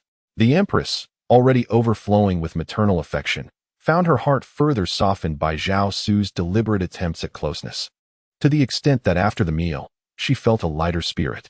She longed to remain overnight at Qingning Palace. But with the current state of the imperial family in distress and public anxiety rampant, she could not neglect her duties at Funing Palace, especially now, watching the obedient, understanding, and filial prince. The empress understood that her existence was no longer solely for herself, but also for the child. Thus, despite her reluctance, after sharing a meal with Zhao Xu, she had to bid him farewell with great reluctance. Before departing, the empress ordered that the Buddhist scriptures Zhao Xu had meticulously transcribed be carefully bound and taken with her. Upon returning to the Qingning Palace, Zhao Xu summoned Feng Jing and instructed, "This morning, I only managed to transcribe one volume of Disaster Relief. The longevity volume remains unwritten. Please prepare my writing supplies." He continued his sacred endeavor of transcribing Buddhist texts within the confines of the Qingning Palace. This was the sole task he could undertake, serving as his greatest talisman. The character for filial piety was sufficient to secure his position against the treacherous schemes of corrupt ministers. As she traversed the path from Qingning Palace to Funing Hall, the journey was lined with official residences and palatial structures. Officials and patrolling guards were ever present, while the empress's retinue echoed her presence. Courtiers respectfully made way, bowing and inquiring after her well-being. However, the empress's thoughts remained firmly anchored in Qingning Palace, a smile gracing her lips. When the imperial palanquin halted before Funing Hall, she was still immersed in memories of Qingning Palace. Taking a deep breath to dispel her distractions, she descended from the palanquin with the assistance of Minister Zhang from the Kunning Hall. She commanded her attendants to remain outside Funing Hall, allowing only Yin Shokuin and Minister Zhang to accompany her through the left entrance of the hall, where the emperor resided. Upon entering, she encountered Liang Tsongzheng, the inner court official responsible for the emperor's medicinal preparations. "How fares the emperor?" the empress inquired. Half an hour ago, Chen Yijian had taken everyone's pulse. Liang Songjing replied. What did Chen Yijian say? Liang Songjing carefully chose his words. It was reported to the sage that Chen Yijian stated everyone's health remains unchanged. The empress let out a sigh, uncertain of what to say. Observing this, Liang Songjing could only find some comforting words to inform the sage. The officials submitted a report at noon, stating that the victory at the Shiha River was achieved under the command of Li Duji, who led the vassal generals deep into the territory of the western bandits, laying ambushes for the enemy General Sei Chen Daichu, resulting in considerable spoils. They ought to commend the generals. The Empress Dowager has already granted the officials' request, ordering the swift reward of the generals, and has instructed someone to prepare a report of merit to be read to everyone upon their awakening, for perhaps the news of victory might uplift their spirits. The Empress nodded in response. Let us hope for that. She understood her husband well. The Emperor had a fondness for military affairs with grand ambitions and profound strategies. Even during the time of the Ing King, he harbored aspirations of conquering the mountains and extinguishing the Xia. For 19 years of reign, his thoughts have been consumed by the revival of the state and the unification of the realm. Alas, the heavens do not always align with human desires. In military matters, he has faced repeated setbacks and relentless blows. The defeat at Yongla City, in particular, has deeply humiliated him. His current illness is largely attributed to the repercussions of that defeat. If the emperor were to hear news of victory from the front lines, perhaps it would invigorate him. At the very least, it would grant him more moments of clarity each day. She then inquired of Liang Songjing, who is currently attending to the emperor in the inner chamber. Yang Songjing replied, to report to your majesty, currently. The attendants in the palace include several esteemed physicians led by Sun Sanchao. The care of daily needs is managed by Lady Liang and Lady Wang, while the administration of herbal remedies falls to myself and a few other imperial doctors. Coordination and shifts are overseen by Zhang Duji. He nodded toward the empress, indicating his understanding. In the past, she would have commanded Liang Songjing to escort her inside to pay a visit to the emperor. However, today, the empress inquired about another matter. Where is Shi Dai now? Liang Songjing hesitated for a moment before bowing his head and responding. To inform your majesty, Shi Duji is on leave today and is likely at his residence in Zuanpingfang. On leave? The empress laughed softly, clearly skeptical. Shi Dai was one of the emperor's most trusted and intimate advisors, inseparable from him. Yet since the emperor's condition had worsened in February, rendering him unable to move his hands or communicate effectively, that esteemed advisor had seemingly vanished from the palace. Roughly calculating, it had been nearly 10 days. On leave? Perhaps he had been placed under house arrest. Otherwise, given the emperor's grave illness, Shi Dai's loyalty would dictate that he remain vigilantly by the emperor's side, rather than Zhang Maozi. Previously, the empress had been disinclined to involve herself in such sordid affairs, preferring to remain oblivious. However, her maternal instincts had now been stirred. The sensation of holding her sixth son remained vivid in her mind, awakening the protective instincts inherent in motherhood. With a profound gaze, the empress looked at Liang Songjing. After 20 years of marriage to the emperor, and having served as empress for 19, although she had long resided in the depths of the palace and refrained from meddling in internal and external affairs, it did not imply her ignorance of the world. The sovereign's governance, dictated by the principles of yin and yang, was inherently linked to the moral fabric of the state. The couple upheld the virtues of benevolence, ruling over the 6 palaces with grace. In her heart, she recited the edict from the time of her elevation. Having received the emperor's trust and affection, I am established as the empress of the central palace, and with the close kinship of my 6th brother. I cannot idly observe the chaos wrought by the traitorous elements that threaten my household. Turning to Liang Songjing, she commanded, My lord Liang, please lead the way. She then extended her hand towards Yan Shouquan, who promptly presented the handwritten Buddhist scriptures from the Prince of Yan'an with great reverence. The characters on the paper were meticulously inscribed, clear and uniform in size.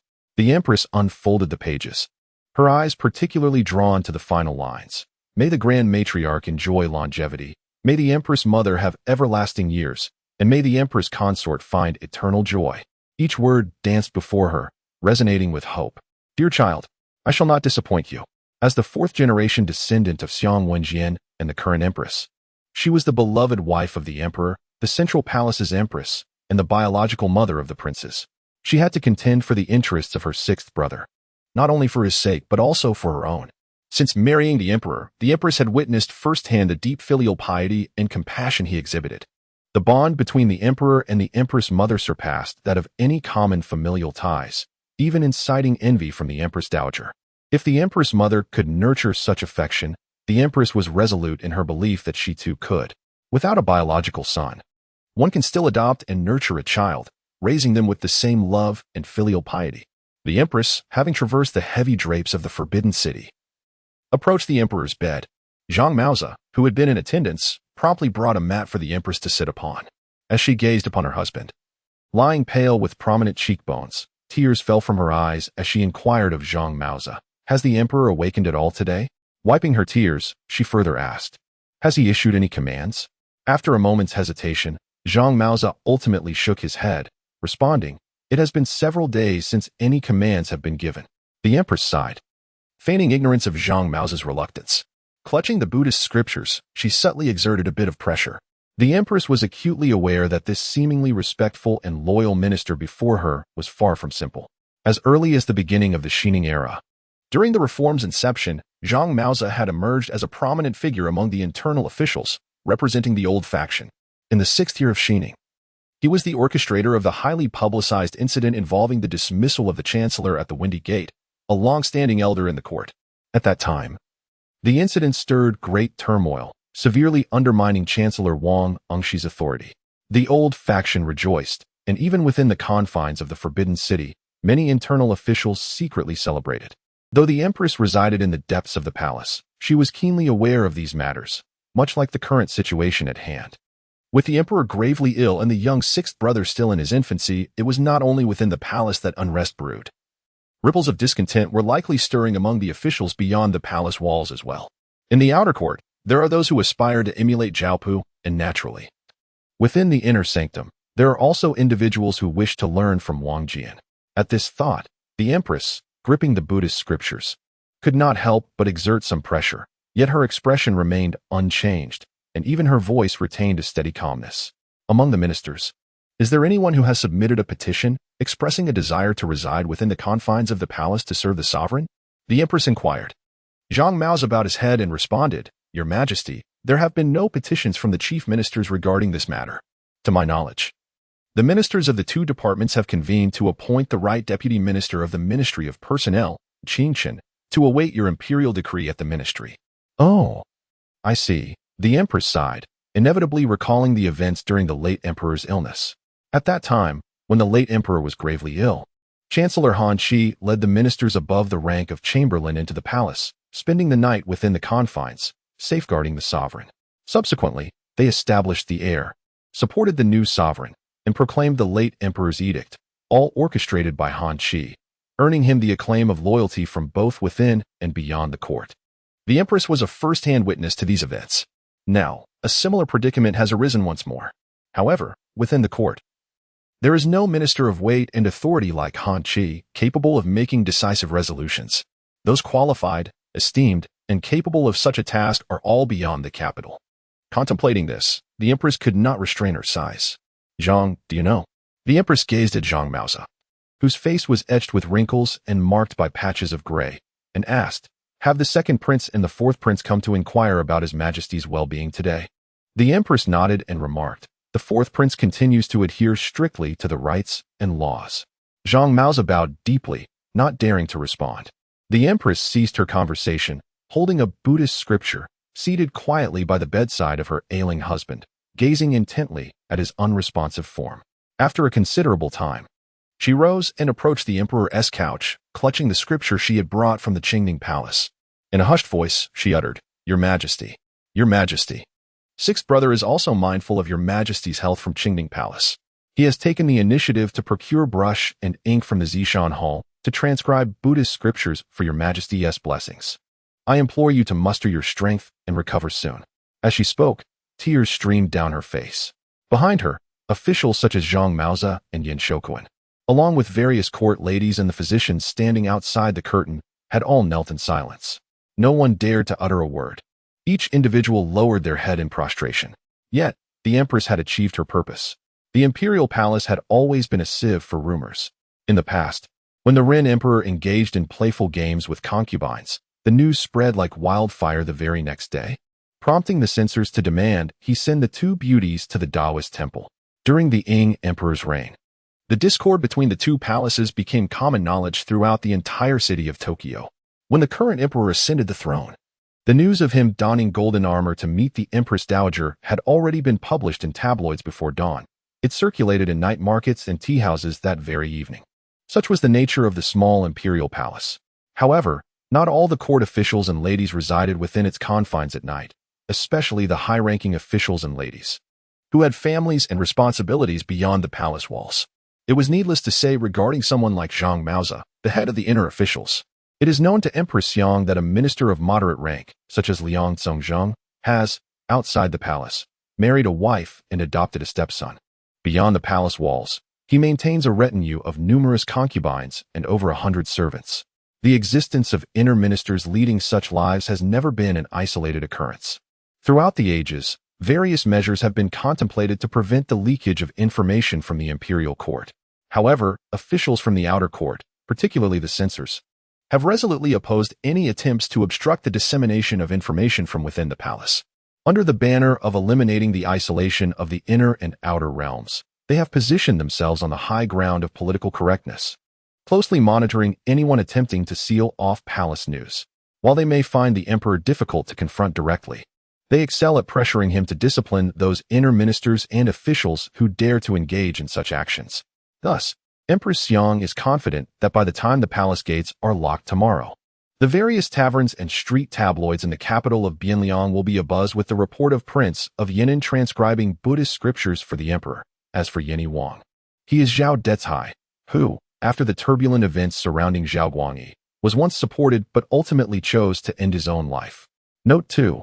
In the Song Dynasty, it was customary for inner ministers to marry and adopt stepsons after transitioning to other official roles. The legal framework permitted the adoption of a stepson eligible for court service, allowing for a paternal legacy within the ranks of inner ministers, although typically only one was allowed unless granted special favor by the emperor. Normal stepsons faced no such limitations. Note 3. The term tabloid refers to a type of publication that evolved from the official court bulletin in the Song Dynasty, initially reporting matters not covered by the official gazette, but soon transformed into a gossip magazine due to the public's craving for novelty and curiosity. Chapter 8.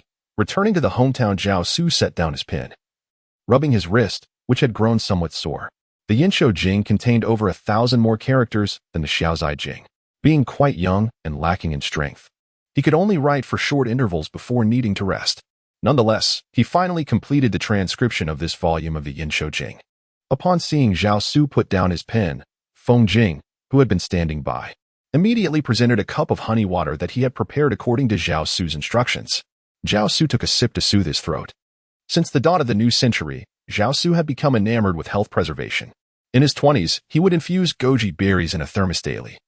And even when at an archaeological site, he would carry a box of throat lozenges to suck on at any opportunity. If it weren't for the fact that Bianjing was located in the north, making lemons a rarity, he would have asked Feng Jing to procure some for infusing in water. After finishing the honey water, Zhao Xu glanced at the sunlight outside and inquired, "What time is it now?" "Your Highness inquires." "It is currently the second quarter of the Xinshi hour," Feng Jing replied, bending slightly as he relayed the information. He turned to the corner beyond the screen of the inner chamber, where an apparatus was placed on a 4-tiered platform, attended by a female official. Zhao Xu's gaze momentarily drifted toward the device, and then he recalled its purpose. It was a clepsydra, a water-driven timekeeping instrument from the Tang and Song dynasties, allowing for precise time-keeping through the scale within the lowest copper vessel. Considered a precursor to mechanical clocks, the one installed in Zhao Xu's chamber was likely the latest model. Developed in the 5th year of the Yuanfeng era under the guidance of Ouyang Shou's son, Ouyang Fa. This particular water clock has already subdivided the scale, dividing each hour into 4 segments, and also possesses a time-telling function. However, this model has yet to attain the pinnacle of contemporary technology. In the previous lifetime of Zhao Xu, when Su Song was appointed to oversee the Imperial Astronomical Bureau, he organized a multitude of skilled artisans, numbering in the hundreds, from various departments, including the Astronomical Bureau and the Water Conservancy Office, to construct a remarkable and monumental device within the imperial city. This grand apparatus, known in later generations as the Hunyuan water transport instrument, not only achieved the function of automatic time reporting, but also provided precision down to the minute, alongside astronomical demonstration and observation capabilities. In the new century, Zhao Xu encountered a replica of Su Song's Hunyuan water transport instrument at a museum. According to the museum's explanatory notes, this is the earliest and most advanced mechanical clock in the world, predating Western innovations by several centuries. Unfortunately, following the Jinkung incident, the Jin soldiers brutally dismantled the Hunyuan water transport instrument, rendering it a lost masterpiece. For centuries thereafter, no one pursued further research or advancement in this technology. And even the craftsmanship became entirely lost, with imitation becoming a distant aspiration. Who can be blamed? Zhao Ji, Wan Yinggo, the Jin soldiers? All seem to share the blame. Yet it also appears that none can be solely held accountable. Perhaps it is Zhao Ji. He lived too briefly and passed away too soon. Had he lived 2 more years, could the Empress Xiang have been outlived, and would Zhao Ji have ascended to that position? Certainly not. Could Zhao Ji have been an emperor? No, he lacked the capability. Even Zhang Zong recognized that the frivolous Duke Wang was unfit to rule the realm. Did Empress Xiang not understand this? She did. Yet among Zhao Xu's brothers, apart from Zhao Ji, the only one eligible to inherit the imperial throne was Zhao Xu's full-blooded brother, Zhao Si. The relationship between Zhao Xu and Empress Xiang during his lifetime cannot be characterized as one of maternal affection. It was more akin to that of strangers. Thus, for the sake of her own standing, Empress Xiang would certainly never consider establishing Zhao Xu's biological brother as the heir. If not Zhao Si, then Zhao Ji would be the sole option, even if it required holding one's nose in resignation. In this life, I am determined to strive for longevity. Aspiring to match the achievements of the future Emperor Qianlong, I must adhere to an early bedtime and rise at dawn, ensuring ample rest. As long as I am alive, I can alter everything. Zhao Xu murmured softly. Seeing Zhao Xu lost in thought, Feng Jing raised his voice slightly to respectfully remind him, Your Highness. It is now 1/4 the hour of Shun. He then instructed Feng Jing, Please assist me in organizing the Yinshou Jing carefully. I shall take a stroll outside the palace. With that, he stepped out of the inner chambers and arrived at the garden in front of Qingning Palace. Although referred to as a palace, Qingning Palace is rather modest, comprising merely a few halls and 2 courtyards. Many court officials residing in the capital have accommodations far superior to Zhao Xu's Qingning Palace, and this is not without reason. Qingning Palace was originally relocated from Pudi to the palace and was repurposed from the old offices of the Royal City Department under the Edict of the Ren Hall before being designated for royal princes. The relationship between Ren Hall and Ing Hall is well known. It could only be described as distant. As a foster father, Ren Hall seldom took an interest in Ing Hall, and even before his death, he did not truly regard Ing Hall as his son, merely stating, As long as he bears the surname Zhao, that suffices. Implicitly, this conveyed that had he not been pressured to adopt a son, he would have preferred not to adopt at all, even though Ing Hall was ceremoniously brought into the palace as the imperial heir. During the royal banquet, the seating arrangement for Ing Miao was placed behind the ministerial officials, leaving no room for optimism regarding a favorable position or proper maintenance from Ren Miao. It is said that the prince's quarters were merely tidied up, as the plaque of the royal city office was removed and replaced with one denoting the prince's title. Many halls were left to the mercy of time, overrun with cobwebs, and even the columns were hollowed out by termites. As an adopted son, Ing Miao possessed a resolute character, marked by a clear distinction between gratitude and grievances. After ascending to the throne, he feigned illness to excuse his absence from the morning ceremonies of Ren Miao. This led to a significant controversy, as he openly challenged the established rituals, infuriating Ci Sheng to the point of contemplating Ing Miao's abdication. Ultimately, it was Han Qi who brokered peace, aided by the influence of Emperor Zhao Xu, which allowed for a facade of reconciliation between Ci Sheng and Ing Miao. Naturally, during Ing Miao's reign, any notion of renovation or expansion of the prince's quarters was unfathomable.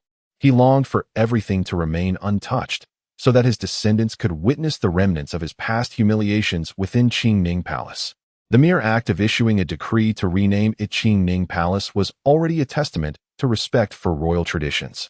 The true transformation of this place occurred last year when Emperor Zhao Xu, feeling the decline of his health, decreed the restoration of Qingning Palace, resulting in its present appearance.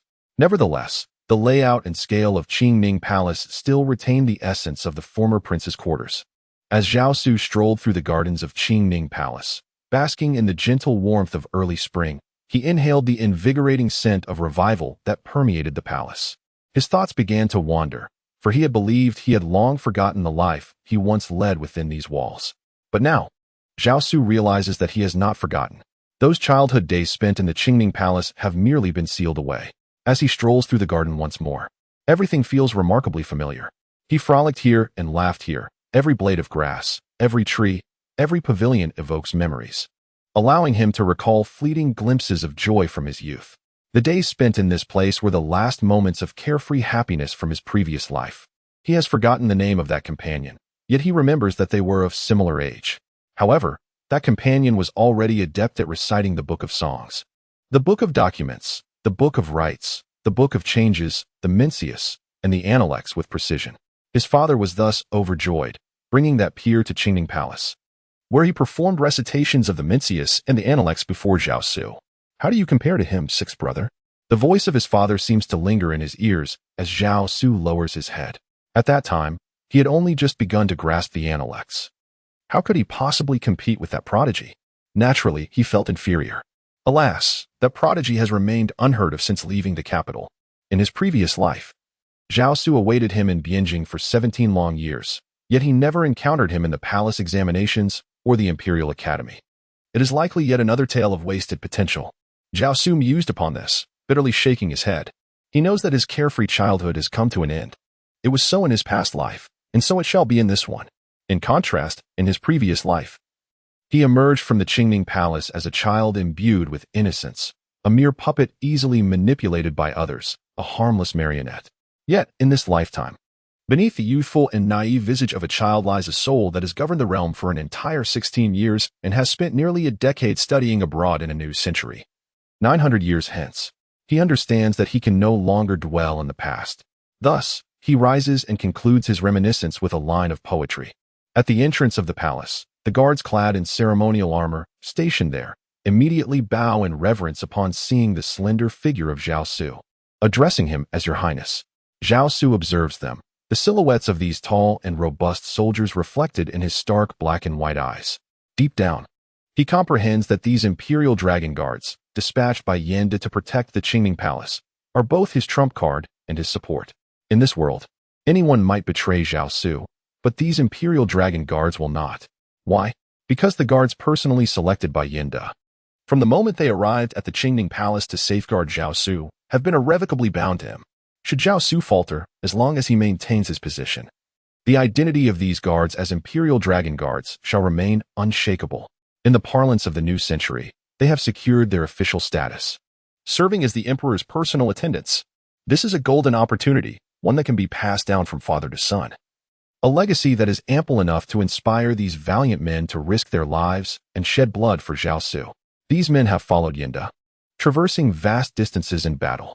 From Shihe Road, Qinfeng Road, Huanqing Road, to Linyan Road, they have valiantly fought all the way to Jiaoji, achieving remarkable feats and vanquishing countless foes. The officials before the palace, those mere figureheads, crumble effortlessly in their presence.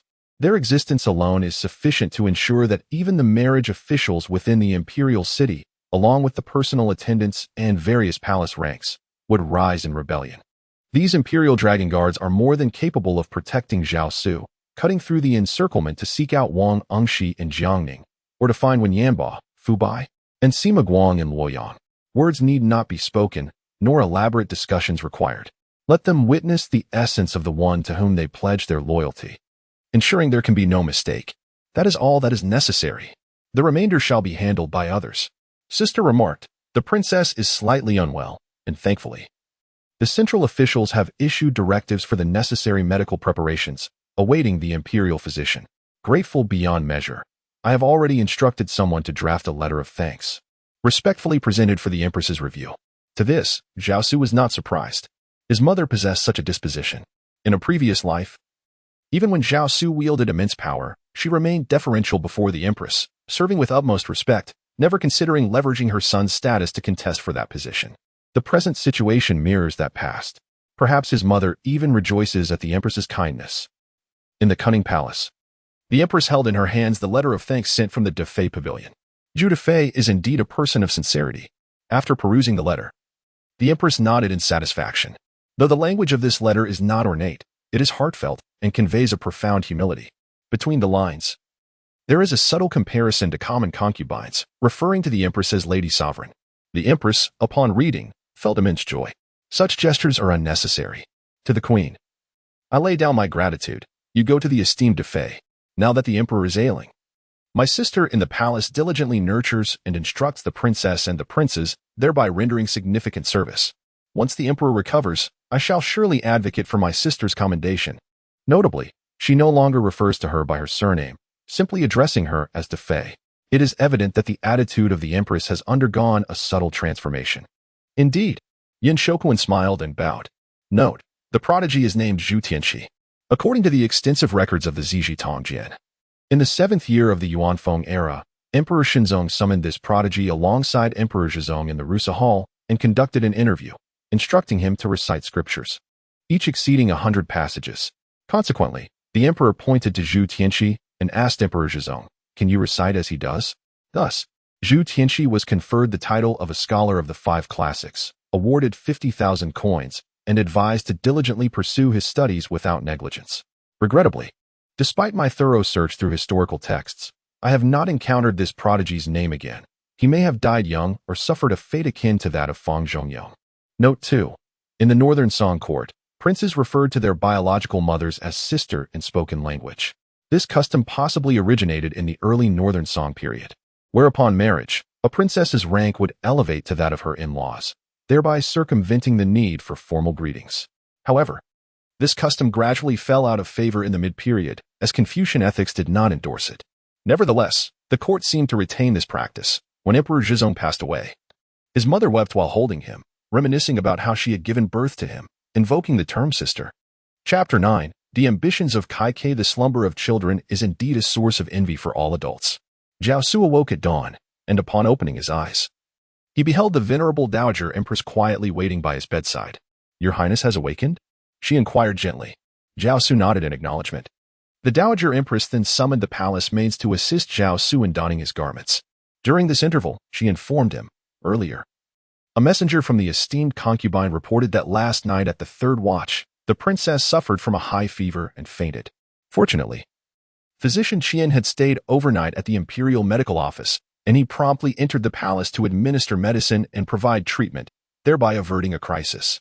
Upon hearing this, Zhao Xu let out a slight sigh of relief. He then turned his gaze toward a particular direction, the direction of Kaibao Temple. "Where is Fengjing?" Zhao Xu inquired. "Oh." Zhao Xu nodded and began his morning ablutions under the attentive care of the maids. "Your Highness."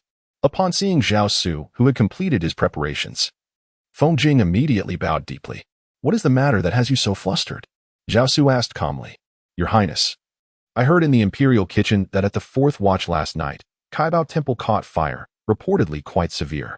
It was not until dawn that the Kaifeng prefecture managed to extinguish it, but a significant portion of the tribute academy has been reduced to ashes." "Understood." Zhao Xu responded with a composed nod, though internally he lamented, "What is destined to occur will inevitably come to pass." The events of a previous lifetime were, once again, unfolding along their predetermined course. Yet this time, Zhao Xu had ultimately safeguarded his younger sister, the innocent and endearing girl who delighted in wearing colorful garments. Thus, he was able to ascertain the precise date, the 17th day of the 2nd month in the 8th year of the Yuanfeng era. Only 12 days remained until he was declared heir apparent, and 17 days until the passing of his father, the emperor. It appears to be a guiding hand of fate. Zhao Xu sighed inwardly. In his previous life, he was compelled to mature following the devastating fire at Kaibao Temple and the untimely death of Wunyang, forced to confront the world alone at barely 8 years of age. This adversity shaped his character, silent, resolute, sensitive, and suspicious. Now, beneath the guise of an 8-year-old, he harbors a fully matured soul, one capable of wielding power and understanding human nature. He no longer harbors fear. On the contrary, he feels a burgeoning eagerness. He is determined to conquer the nightmares of his childhood, to overturn the fears that once robbed him of sleep, not only within the imperial city, but beyond its walls. Indeed, he has already triumphed over his first fear, the anguish of losing his sister. By drawing close to the Empress and leveraging her power, he accomplished with ease what he could not achieve on his own. Fengjing swallowed hard and cautiously remarked, I have heard that the two direct lecturers from the Zishan Hall may have perished in the fire. Zhao Xu listened, silently regarding Feng Jing, then sighed. What can be done? At this moment, within Kaibao Temple, countless firefighters moved to and fro. Soldiers from the Hall of Rites and the inspectors from Kaifeng had already retrieved numerous bodies from the charred ruins, laying them out in the courtyard before the tribute hall. In that courtyard, a multitude of cooling umbrellas stood tall, silently attesting to the esteemed status of their fallen owners. The esteemed official Zhaiman, along with the respected Chen Fangji and the distinguished Ma Ximing, have all tragically perished in the fire. Li Ding, the deputy minister of revenue responsible for overseeing the provincial examinations, reported with trepidation to the high-ranking officials of the 2 courts and 3 provinces about the grievous losses incurred by the disaster. Under the Yuanfeng reforms, the hierarchical structure of official ranks was altered. The former scattered ranks have transitioned into functional positions, while the determination of salaries and ranks has evolved into a system of appointed officials. According to the Yuanfeng appointment regulations, officials ranked from Tongzilang upwards and those in the capital, from Chengwulang to Xuandalang, are divided into 5 tiers. Now, here we stand, mourning the loss of 2 court officials and one who had ascended to the pinnacle of capital office, awaiting only the completion of examinations for his elevation to the court. Throughout the vast realm of the Song Dynasty, the total number of civil officials in the capital does not exceed 2,800. Today we have lost 3. This is indeed a catastrophic event. As the overseer of the examinations, Li Ding understood that his responsibility was inescapable, especially given the particularly sensitive identities of the deceased. Zhaiman's assignment was as a lecturer at the palatial residences of Prince Han and Prince Ji, a position that would send shivers down the spine of anyone who laid eyes upon it. These were the educators for the royal family's offspring. Yet, this was not the crux of the matter. The real significance lies with the other 2, who shared a common appointment, lecturing at the esteemed Qianzishantang. Unfortunately, all 3 shared another crucial connection: unwavering supporters of the new policies, disciples of Wang Engshi. They were meticulously selected instructors at the Taixue and Guozijian, entrusted with the enlightenment of royal children and noble science. Now all have perished here. This is a calamity of epic proportions. Li Ding, the deputy minister of the Ministry of Revenue, and Sun Ju, the secretary minor supervisor summoned to assist in the examination at the Imperial Academy, exchanged glances filled with trepidation. The monumental case that transpired in the 8th year of the Xining era reverberated throughout the realm, ensnaring an unfathomable number of individuals. Among those implicated were civil officials, military leaders, imperial physicians, and astronomers. Ultimately, not only was the current chancellor entangled, but even Sima Guang, who was penning his works in a cellar in Luoyang, found himself caught in the web of intrigue. The spark that ignited this chaos was merely a commoner's accusation against a former local official, alleging his intent to rebel. During the initial investigation by local authorities, the lack of evidence led to its dismissal, yet the matter escalated upward until it reached the ears of the emperor. An inquiry was commissioned, and to everyone's dismay, the royal family member Zhao Shiji was implicated with irrefutable evidence.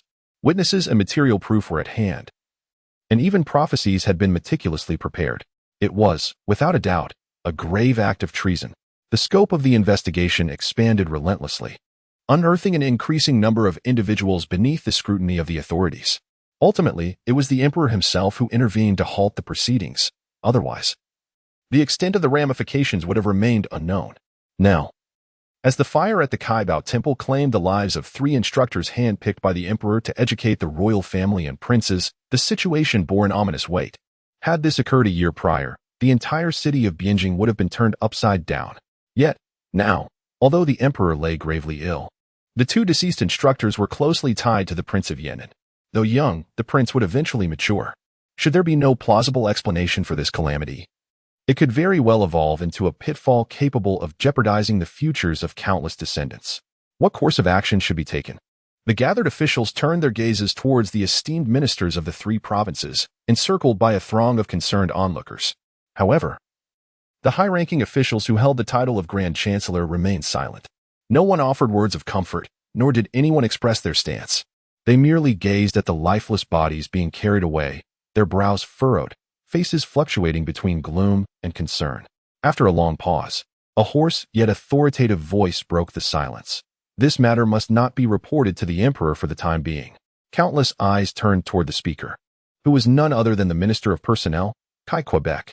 With unwavering conviction, he stated solemnly, "As long as the emperor is unwell and unable to ascend to the throne, anyone who dares to disturb His Majesty's peace with trivial concerns must be considered a treacherous and guilty minister." Turning to the most prominent figure in the gathering, the esteemed Left Chancellor Wang Gui, Kai Ke inquired, "Do you not agree?" The 64-year-old Wang Gui, with his plump visage twitching slightly, could only nod in agreement. What the Right Chancellor says is indeed correct. The emperor is currently suffering from a stroke. The physicians have advised against any excitement or distress. Even if the sky were to fall, no matter how trivial the matter, it must not be mentioned if it could provoke the emperor's condition. Otherwise, should any misfortune arise, we would all be condemned as guilty ministers. Our names would be forever tarnished in history, subject to the scorn of the masses. Li Ding's brow furrowed in anguish. This deceiving the sovereign is a grave sin. He hung his head low. In the Song Dynasty, within the city of Bianjing, nothing could remain concealed. Even the emperor within the palace could not escape the tide of rumors. What hope did the ministers outside the royal city have of hiding such monumental news? Were they courting disaster? The crows of the imperial censorate, upon discovering that these ministers dared to deceive their sovereign, would not consider it mere deception. Kai Ke observed the assembly and spoke slowly. Rather, it is an act of loyalty to the emperor. Moreover, we are not ungrateful. We merely wish to report the matter to the two palaces and seek their guidance. Should we present this to the emperor for their deliberation? Last night, Kai Ke obtained a small bulletin from his son Kai Wei. The bulletin contained a piece of secret news from within the palace, which piqued Kai Ke's interest. The Prince of Yan'an, in his official capacity, has been transcribing Buddhist scriptures, praying for the emperor's recovery, the longevity of the Empress Dowager, and the eternal well-being of the Empress. Upon seeing this news, Kai Ke was struck with inspiration, yet he initially found himself lacking in direction. Now, he realizes what course of action he must take. He recalls the matter entrusted to him by the emperor during their audience last year. Today, everything has converged following the fire at the examination hall. Han Qi, known for his service to 3 emperors in support of 2, has set a precedent that Kai Ke can certainly emulate by aiding the young sovereign. The merit would be immense. In the future, when rewards are granted, the Kai family of Chuanzhou may well rival the Han family of Xianzhou. Note, in the Northern Song Dynasty, the Ministry of Rites examination hall was long located within the Kaibao Temple. The fire at Kaibao Temple in the 8th year of Yuan Feng led to a rescheduling of the imperial examination. Note 2. The Qingyang umbrella, also known as the green silk umbrella, was a symbol of status bestowed upon high-ranking officials in the Northern Song Dynasty. Note 3. In the Han Dynasty, the censorate was surrounded by numerous cypress trees, which were home to thousands of crows year-round. Thus, it was colloquially referred to as the Crow Pavilion, and the censors were often called crows. Note 5. Kai Wei, originally Kai Mao, later changed his name. Note 6. During the Northern Song Dynasty, the number of officials in the capital remained around 800 from the Qingli to the Yuan Feng periods, increasing to approximately 3,000 after the Yuan Yu era. As documented in the Economic Almanac of the Northern Song Dynasty, Chapter 10, The Son of Heaven, Funing Hall, the ailing Emperor Zhao Xu has awakened from his slumber. He appears exceedingly frail, his complexion as pale as parchment. Possessing a thorough understanding of Zhao Xu's health, the physician administered a herbal concoction prepared by Sun Chikai. After consuming the remedy, his visage showed slight improvement, and a modicum of vitality returned to him. With this marginal alleviation, Zhao Xu endeavored to speak. Yet the cerebral damage incurred from his stroke, particularly in the areas governing language, had rendered him voiceless. His lips moved in an attempt to articulate, yet only indistinct sounds emerged. No longer could he communicate his intentions to those around him by dipping his hand in ink to write, as he had done at the beginning of the month. Yet he remained resolute, unwilling to concede to this grim reality, striving with all his might. Throughout his 19 years of reign, he had never once contemplated relinquishing his power. As long as he drew breath, he would tenaciously cling to his authority. Upon witnessing the emperor's condition, Empress Dowager Gao and Empress Xiang were overcome with tears. The empress approached the emperor's sickbed, unfurling the Buddhist scriptures she held, and gently cradled her husband, presenting the texts to him. "Look, this is the prayer sutra transcribed by Sixth Brother for you." Upon gazing at the characters inscribed within the scriptures, the ailing Zhao Xu summoned a flicker of strength. Raising his eyelids in an earnest attempt to focus on the sacred text, gazing upwards at the meticulously inscribed characters, Zhao Xu cast a profound glance at Empress Xiang. In his estimation, this sutra must have been transcribed on behalf of the empress, under the name of the sixth prince. A father knows his child best. Although the sixth prince's handwriting was commendable among his peers, it could not possibly possess such precision and elegance. But why would the empress undertake such an endeavor? Doubts began to swell within Zhao Xu's heart. Did she believe that he was beyond recovery? Was the empress, therefore, hastening to imply that it was time for him to designate an heir, much like his father had done 19 years prior? Zhao Xu's mind drifted back to those events from 19 years ago. The ailing former emperor, bedridden and unable to speak or walk, was in a state similar to his own. Yet, he was fortunate enough to still wield a pen, directing the affairs of state through the written word. Zhao Xu vividly recalled visiting the former emperor, who had met him with a cold demeanor, exhibiting an unmistakable distance. The reason was that ministers had already begun to petition for the establishment of an heir. Thus, as Zhao Xu departed from the Funing Palace, his expression was decidedly grim. An observation that did not escape the notice of Prime Minister Han Qi. Han Qi subsequently led Zhao Xu to a secluded spot, where he earnestly advised, "May your highness remain by the emperor's side day and night." Zhao Xu remembered clearly, nodding in agreement. This is the duty of his son. Yet, Han Qi shook his head, imparting, "It is not so simple." Their eyes met, and in that moment, Zhao Xu comprehended the profound significance of Han Qi's gaze. From that point onward, he chose to reside in Funing Palace, never straying far from its confines. Even so, in the final moments of the late emperor's life, after persistent pleas from Han Qi and Wen Yanba, he reluctantly agreed to designate an heir, yet complications arose. At that time, Wen Yanba, armed with paper and pen, requested the late emperor to inscribe his wishes for confirmation. Initially, the late emperor wrote, "Designate the great king as crown prince." However, the late emperor had 3 sons, all of whom were titled kings and could be addressed as great kings. Observing this, Han Qi had no choice but to seek clarification. Only then did the late emperor, with a sense of resignation, amend his decree to crown princing Wang Su. One would think that matters would conclude here, but unexpectedly, when Han Qi and Wen Yanba, adhering to protocol, summoned the Hanlin scholar Zhang Fangping to the court to draft the edict for the heir, yet another issue arose. In his written confirmation, the late emperor simply stated, "Tomorrow's decree shall designate someone as crown prince," yet the name of the crown prince remained unclear, rendering Zhang Fangping unable to discern it. In desperation, Han Qi had to steel himself and press forward, ultimately securing the explicit decree, designating Wang, the great king, as crown prince. Thus, the designation was finally confirmed. At that moment, Zhao Xu was present in the court, witnessing everything unfold. The late emperor's reluctance and struggle were unmistakable to him. He also overheard the hushed whispers of Han Qi and Wen Yanba as they exited the palace. "Did you see the sovereign's demeanor just now? When life reaches such depths, even father and son are like this. Such is the nature of state affairs. It seems there is no escaping it." Upon contemplating this, Zhao Xu felt a twinge of self-mockery. "I, like the late emperor, am not so different. Yet, in the face of power, what place is there for familial bonds?" With this realization, Zhao Xu's lingering discontent dissipated, although a sense of discomfort still lingered in his heart. For 19 years, the sovereign, who wielded absolute authority over the cosmos, would never relinquish their power voluntarily until the final breath was drawn, until the moment of death approached. This is the essence of human nature, humanity distorted and devoured by power. At this juncture, a voice resounded from beyond the curtain, that of the esteemed Zhang Maozi. "Your Majesty, the Holy One, the ministers request entry to inquire about your well-being." The Empress Dowager Gao and Empress Xiang exchanged glances. Thereafter, Empress Xiang, accompanied by the female officials in charge of the medicine, gently laid the sovereign down once more. Subsequently, Empress Dowager Gao addressed Zhao Xu, saying, "Your Majesty, I shall take my leave with the Empress for the time being. After the ministers have entered to inquire, we shall return to visit you." Zhao Xu nodded in acquiescence. Thus, Empress Xiang bid farewell to her husband with a bow and followed Empress Dowager Gao, retreating to the eastern side hall of the Funing Palace.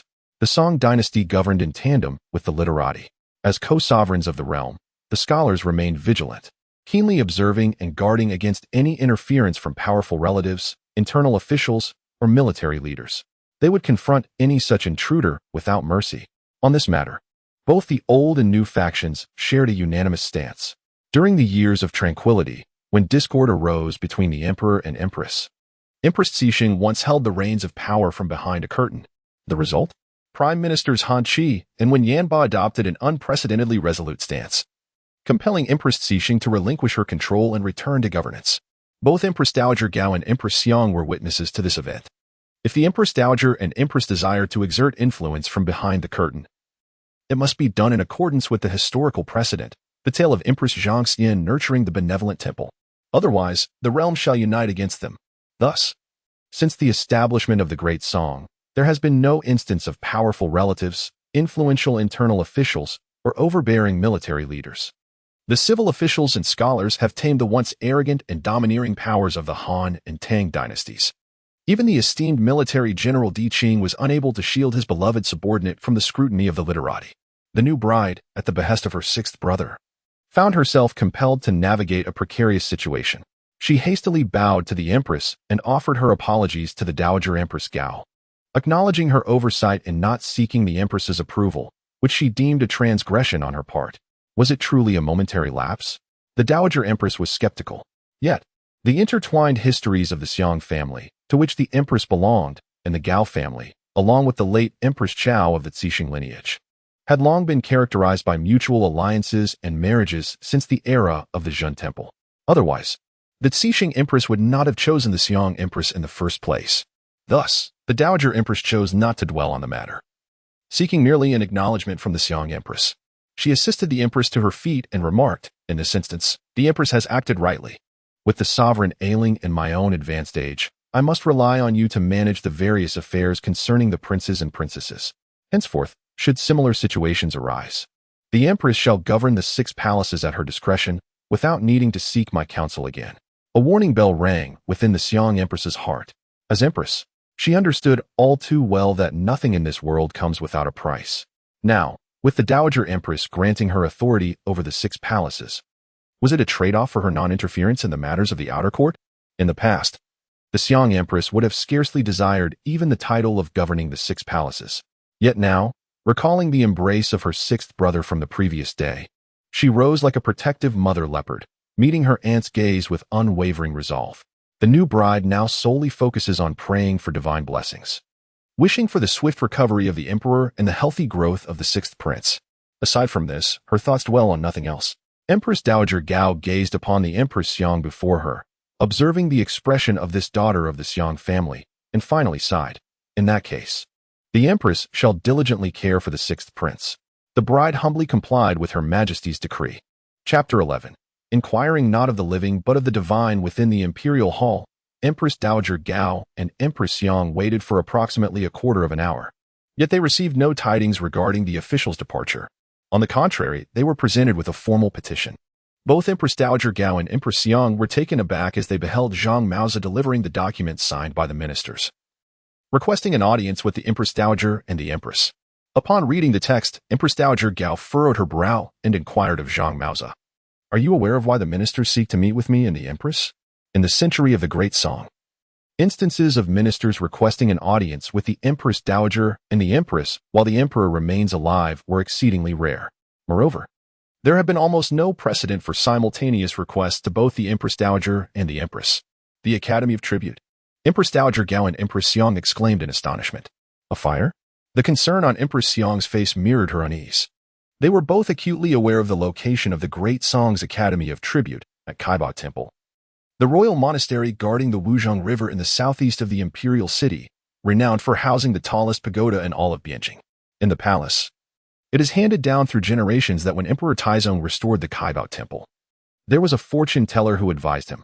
The Kaibao Temple lies in the position of the Lesser Yang, a place of royal energy, and must be approached with caution.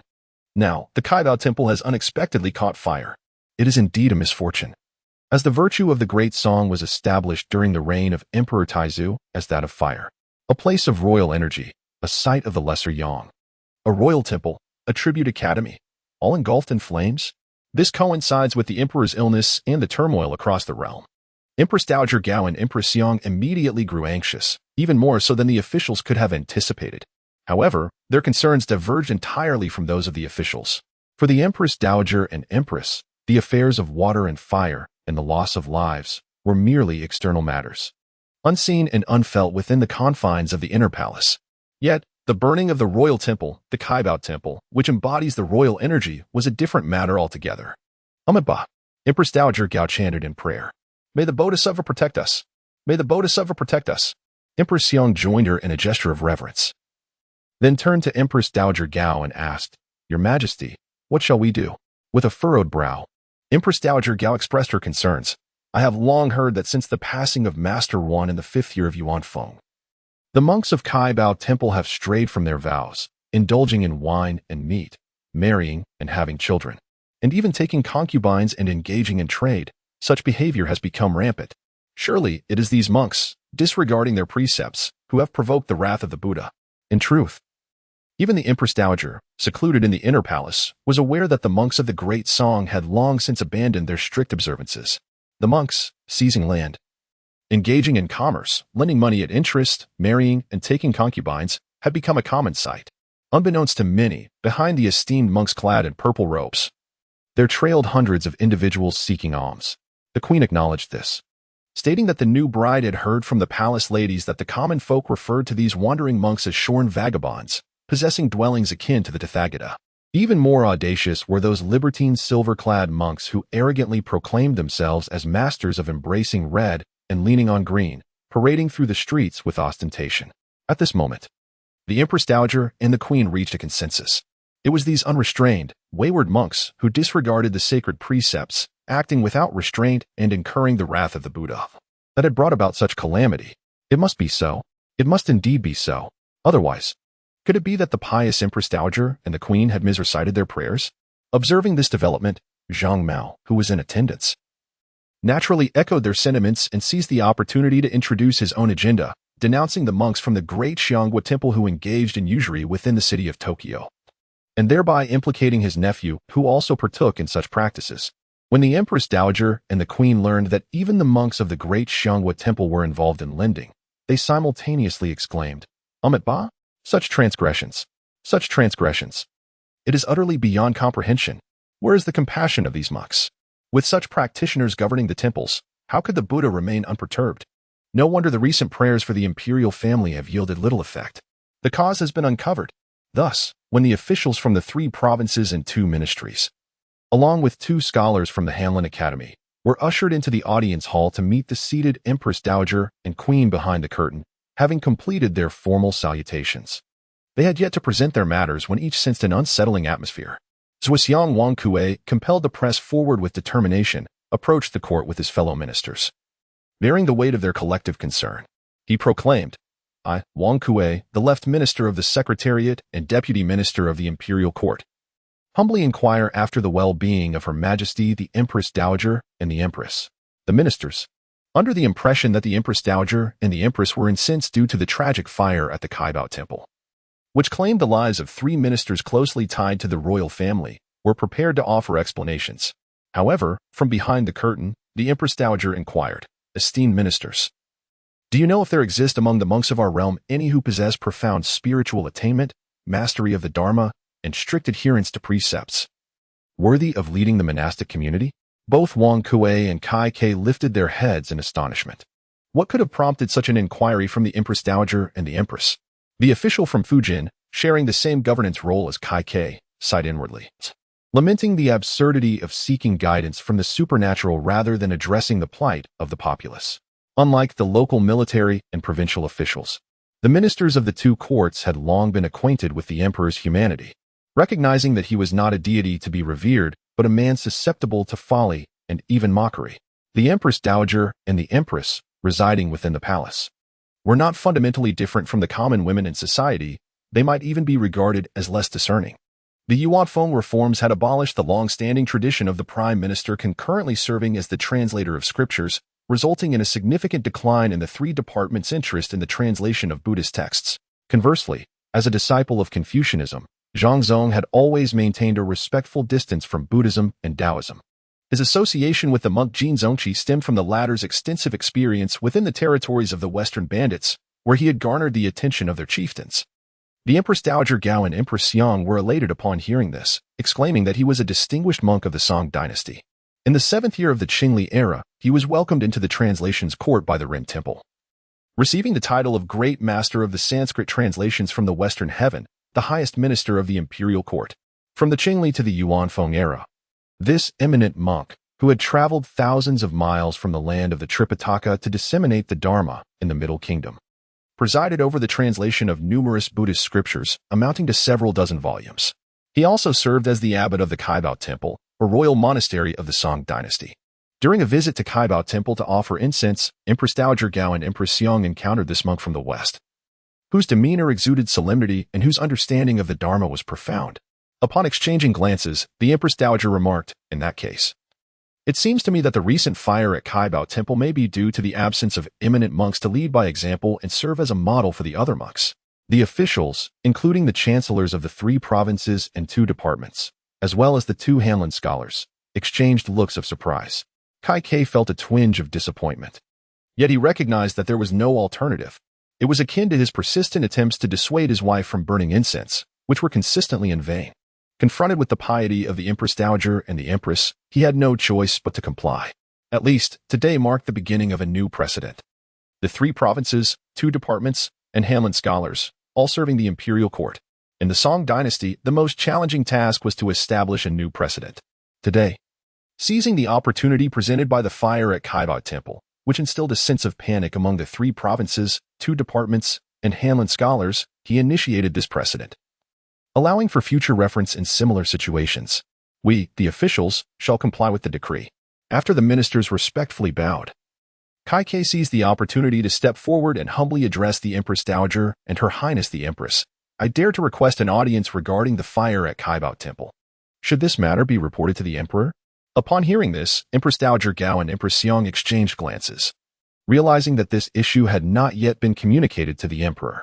Indeed, if it had been reported, it would not have come to their attention. Therefore, Empress Dowager Gao inquired, "Esteemed ministers, is there any underlying reason regarding the fire at Kaibao Temple?" Kai Ke bowed and replied, "Your Majesty, Your Highness. Last night at the 4th watch, the tribute hall of Kaibao Temple caught fire. Despite the valiant efforts of the inspectors from Kaifeng Prefecture and the left army patrols, the blaze was finally extinguished by dawn. However, fire knows no mercy. The inferno not only consumed the examination papers, but also claimed the lives of numerous officials. Among them, the Deputy Minister Zhai Man, the Minister Chen Fangji, and the Herald Ma Shiming have all been confirmed to have perished in the flames. This matter is of grave importance, and we dare not act without permission. Presently, the Emperor is unwell, and the imperial physicians have instructed us to bring forth joyous news, avoiding any distress to safeguard His Majesty's health. We are foolishly anxious and humbly beseech the guidance of Your Majesty and Your Highness." Having spoken, Kai Ke bowed deeply once more. The ministers followed suit, pleading for direction from the Empress Dowager and the Empress. In that moment, amidst the 3 provinces and 2 ministries, there were those who sensed the peculiarities of the situation. Only Zhang Maoza, who served beside Empress Dowager Gao and Empress Xiong, unconsciously furrowed his brow, perceiving the oddity. However, Zhang Mao dared not interject. He did not even dare to utter a sound. In the presence of the ruling officials, there was no place for a courtier to speak. Should he dare to voice his opinion, he would find himself expelled by dawn. The crows would rejoice, using the lifeless body of a court attendant as a testament to their loyalty and integrity. Even Empress Gao would be unable to protect him, nor would she wish to. For this was the ancestral decree. Note, the grand temples of the Song Dynasty established treasure houses, initially serving as a mutual aid organization among believers, which later evolved into a financial entity akin to a contemporary pawnshop, bank, and venture capital firm. Moreover, the monks of the Northern Song were often frivolous, with many more disreputable monks. This, however, cannot solely be attributed to the monks, for the Northern Song court indulged in even greater extravagance. The monks' credentials essentially served as checks or credit vouchers during the Song Dynasty. Whenever the court found itself short of funds, it would issue a plethora of credentials for use as currency, easily fetching 100 to 200 guan for each credential.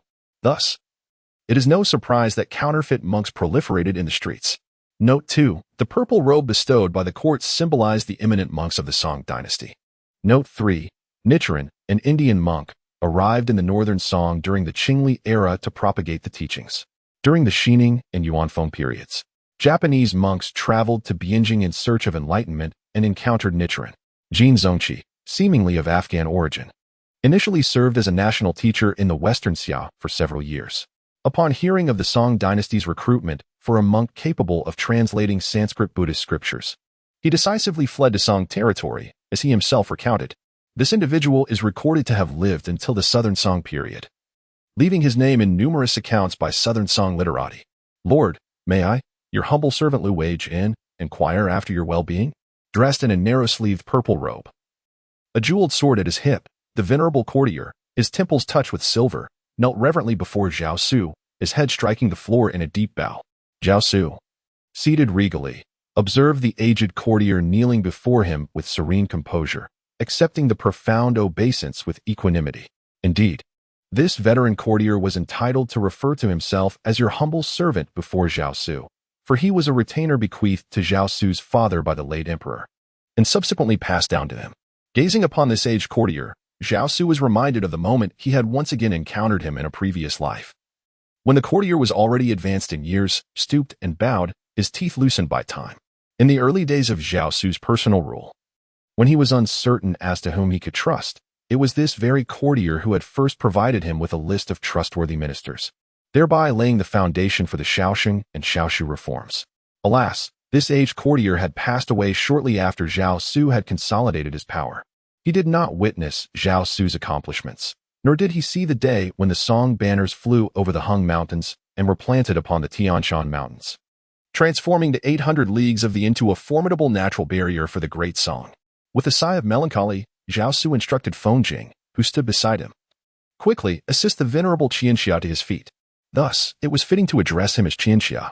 Lu Weijin kowtowed once more in gratitude, declining Feng Jing's assistance, and rose to address Zhao Xu. In recent days, I have been dispatched by the sage to attend to matters at the residence of the consort of virtue, and have been unable to pay my respects before you, my lord. I beg forgiveness for this transgression. Zhao Xu smiled faintly and inquired, how is the situation with the fifth young lady? Your Highness, the princess has greatly improved. Physician Qian states that after taking medicine for 3 more days, she will surely recover. Zhao Xu felt a wave of relief and remarked, that is indeed good news. Has the old officer from Funing Palace had the opportunity to inquire about my father's health? Zhao Xu asked again, reporting to your Highness. After departing from the concubine's quarters, this old servant intended to respectfully inquire about His Majesty's well-being before the throne. However, upon reaching the right Zhaoqing gate, I encountered the imperial physician Liang Songzheng, who informed me that the officials had already entered Funing Palace.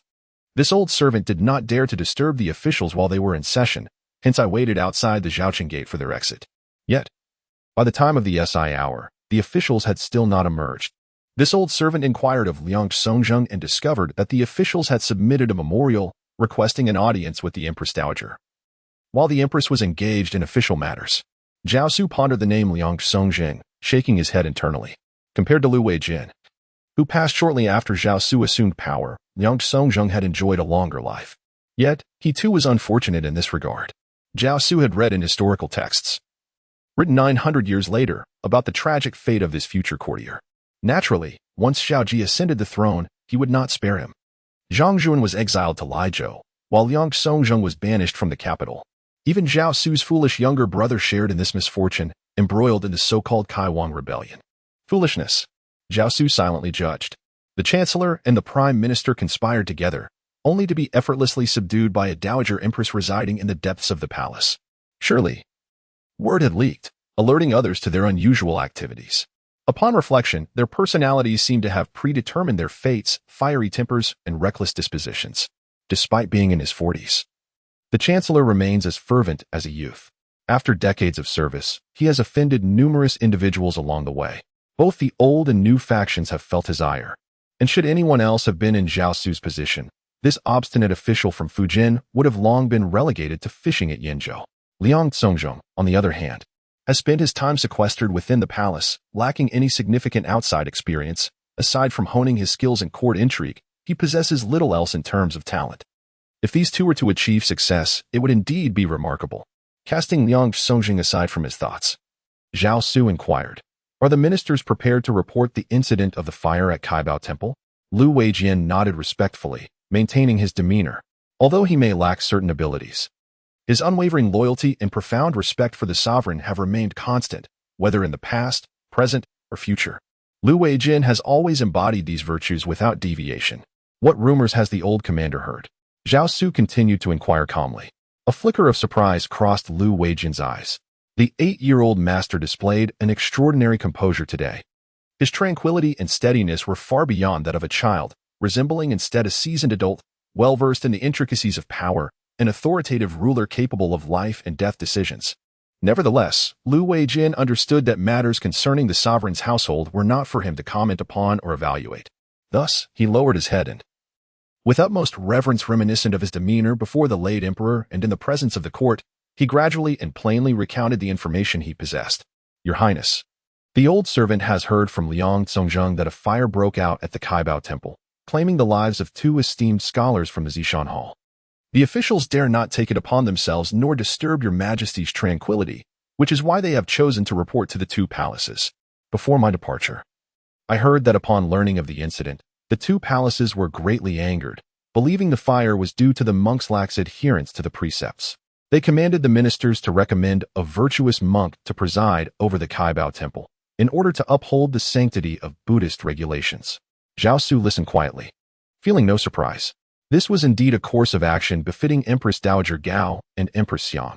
In a past life, although Empress Dowager Gao loomed over Zhao Xu, suffocating him and causing him restless nights, it was not due to her formidable nature, but rather the sheer weight of power. It was purely a psychological effect stemming from Zhao Xu's own fears. At the very least, Empress Xi Sheng possessed her own opinions. As for Empress Dowager Gao, the chaotic affairs of the Yuanyu era flashed through Zhao Xu's mind. Orders changed from morning to evening. The slightest rumor would incite action. This was Zhao Xu's assessment of the Yuanyu period and the now elevated Empress Dowager Gao. It was also the reason he was able to swiftly seize power after assuming governance and expel the remnants of the Yuanyu faction from the court. Therefore, which eminent monk did the Grand Empress and the Empress ultimately choose? Zhao Xu inquired with a hint of jest. The old servant mentioned that it seemed to be a foreign monk from the tribunal named Jin Zongqi, Your Majesty. This is the authentic scripture translated by this humble monk, which I beseech Your Majesty to peruse. A thick volume of scriptures was presented to Zhao Xu by the head military officer of the introduction department. Zhao Xu lowered his head and beheld the name inscribed on the cover, the Sutra of the Joyful Heaven. Upon glancing at the yellowed introduction affixed to the cover, he pondered whether this was indeed suitable reading for children. However, he acknowledged that the venerable Jin Zongqi was a true master, deeply versed in Buddhist teachings.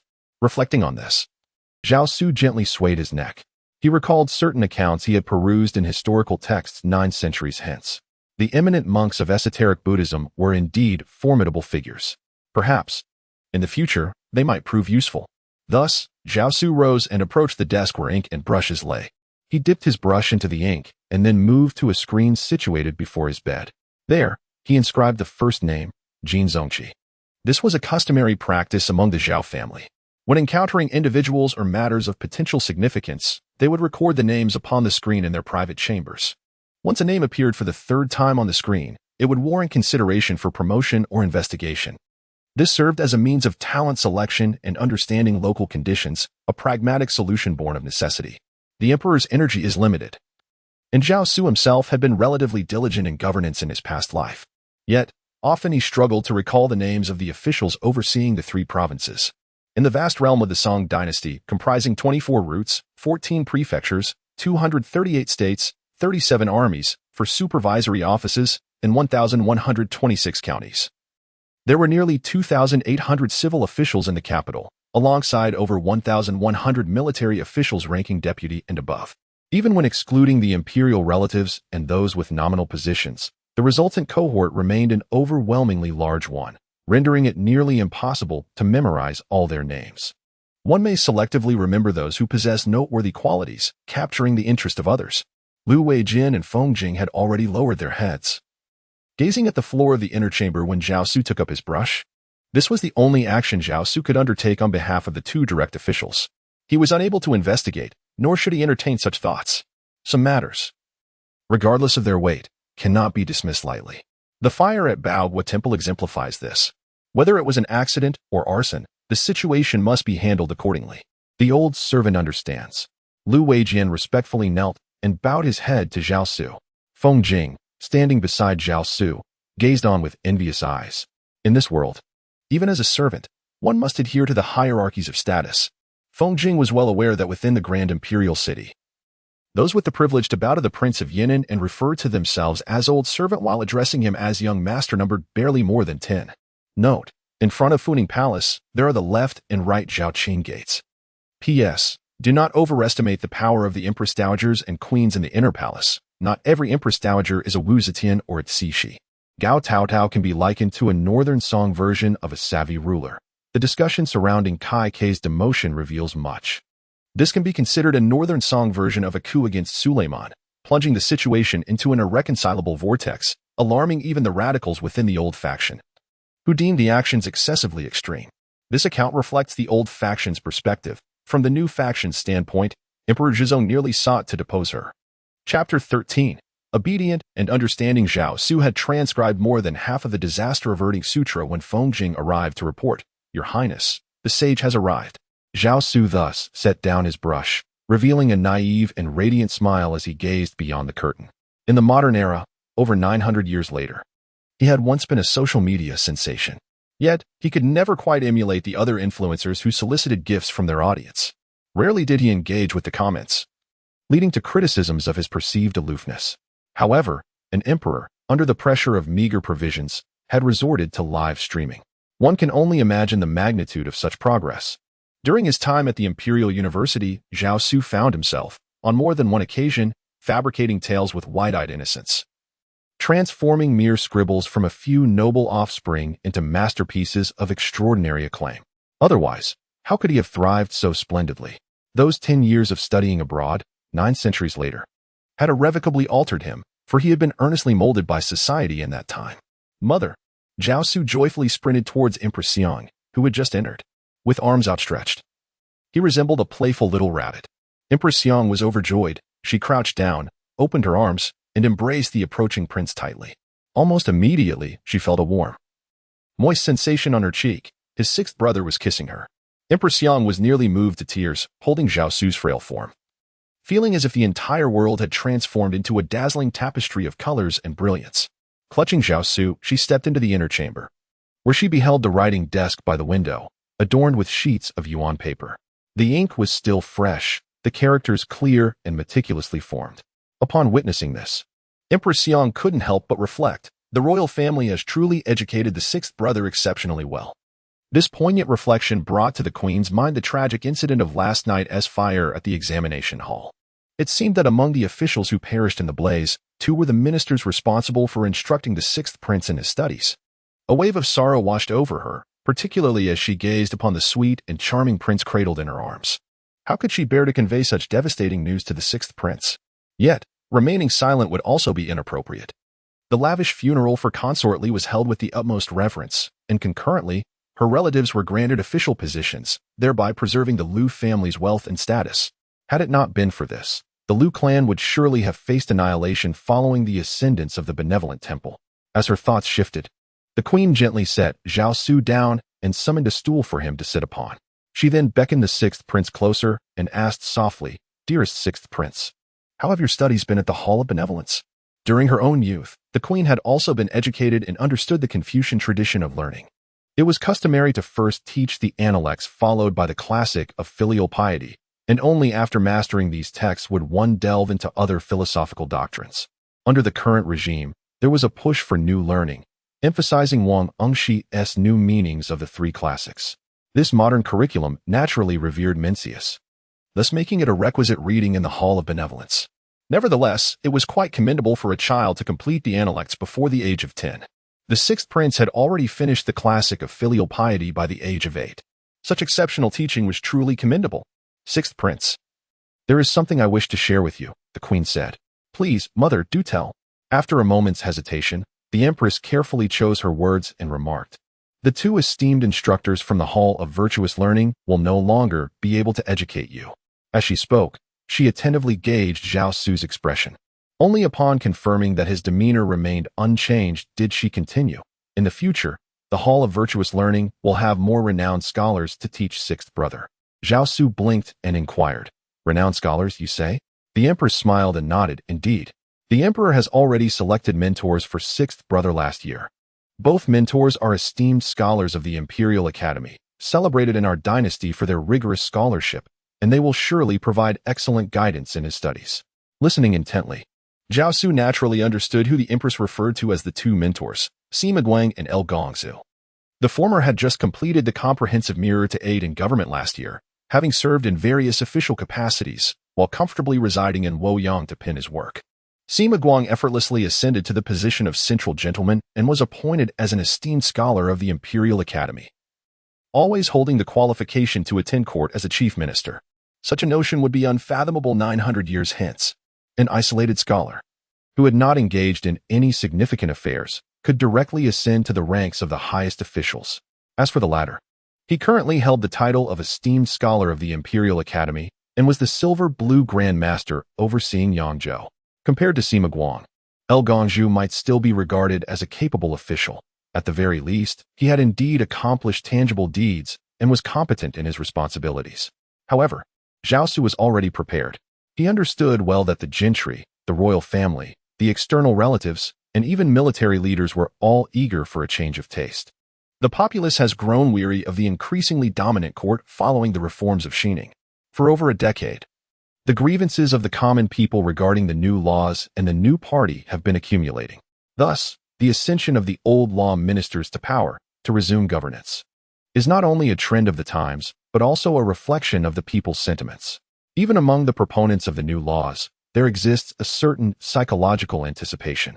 However, once the old law ministers take office, it becomes evident to all that, in comparison to the new laws, the old laws resemble a dish that has long been left out, now moldy and foul-smelling. The mere scent induces nausea, and consuming it while pinching one's nose leads not only to vomiting and diarrhea but also to potential poisoning. Over 9 centuries later, Zhao Xu's esteemed teacher vividly summarized, Wang Engxi's new laws merely seek wealth, whereas the old laws demand not only wealth but also lives. This forms the foundation of Zhao Xu's governance following his predecessor. He will ensure they are sufficiently challenged. Without a period of strife, no one will yield.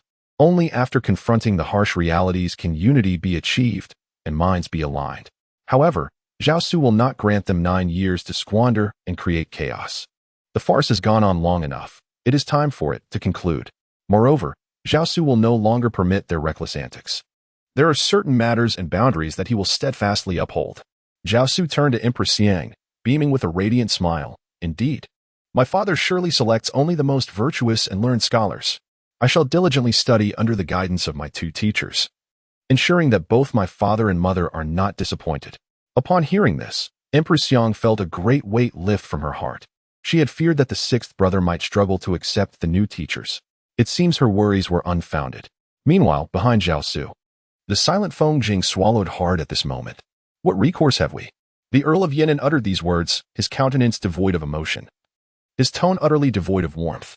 Yet, here before Empress Yang, the Earl of Yan'an acted as if he were entirely ignorant of the conflagration at the more radiantly the Earl of Yan'an smiled, the more unnerved Feng Jing became. This was no mere child of 8.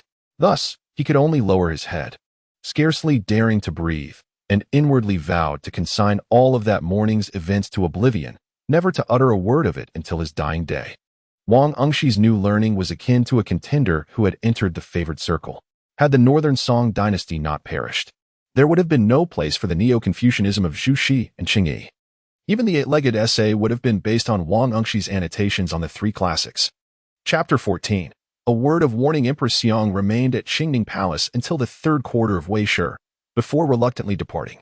Before her leave-taking, Empress Yang took with her the Sutra of Longevity, transcribed by Zhao Xu the previous day.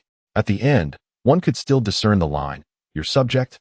The Earl of Yan'an, having attended to the imperial father's medication for many days, respectfully transcribes the Sutra of Longevity, praying for recovery. And may the Grand Empress Dowager live 10,000 years, the Empress 1,000 autumns, and the imperial concubine everlasting joy.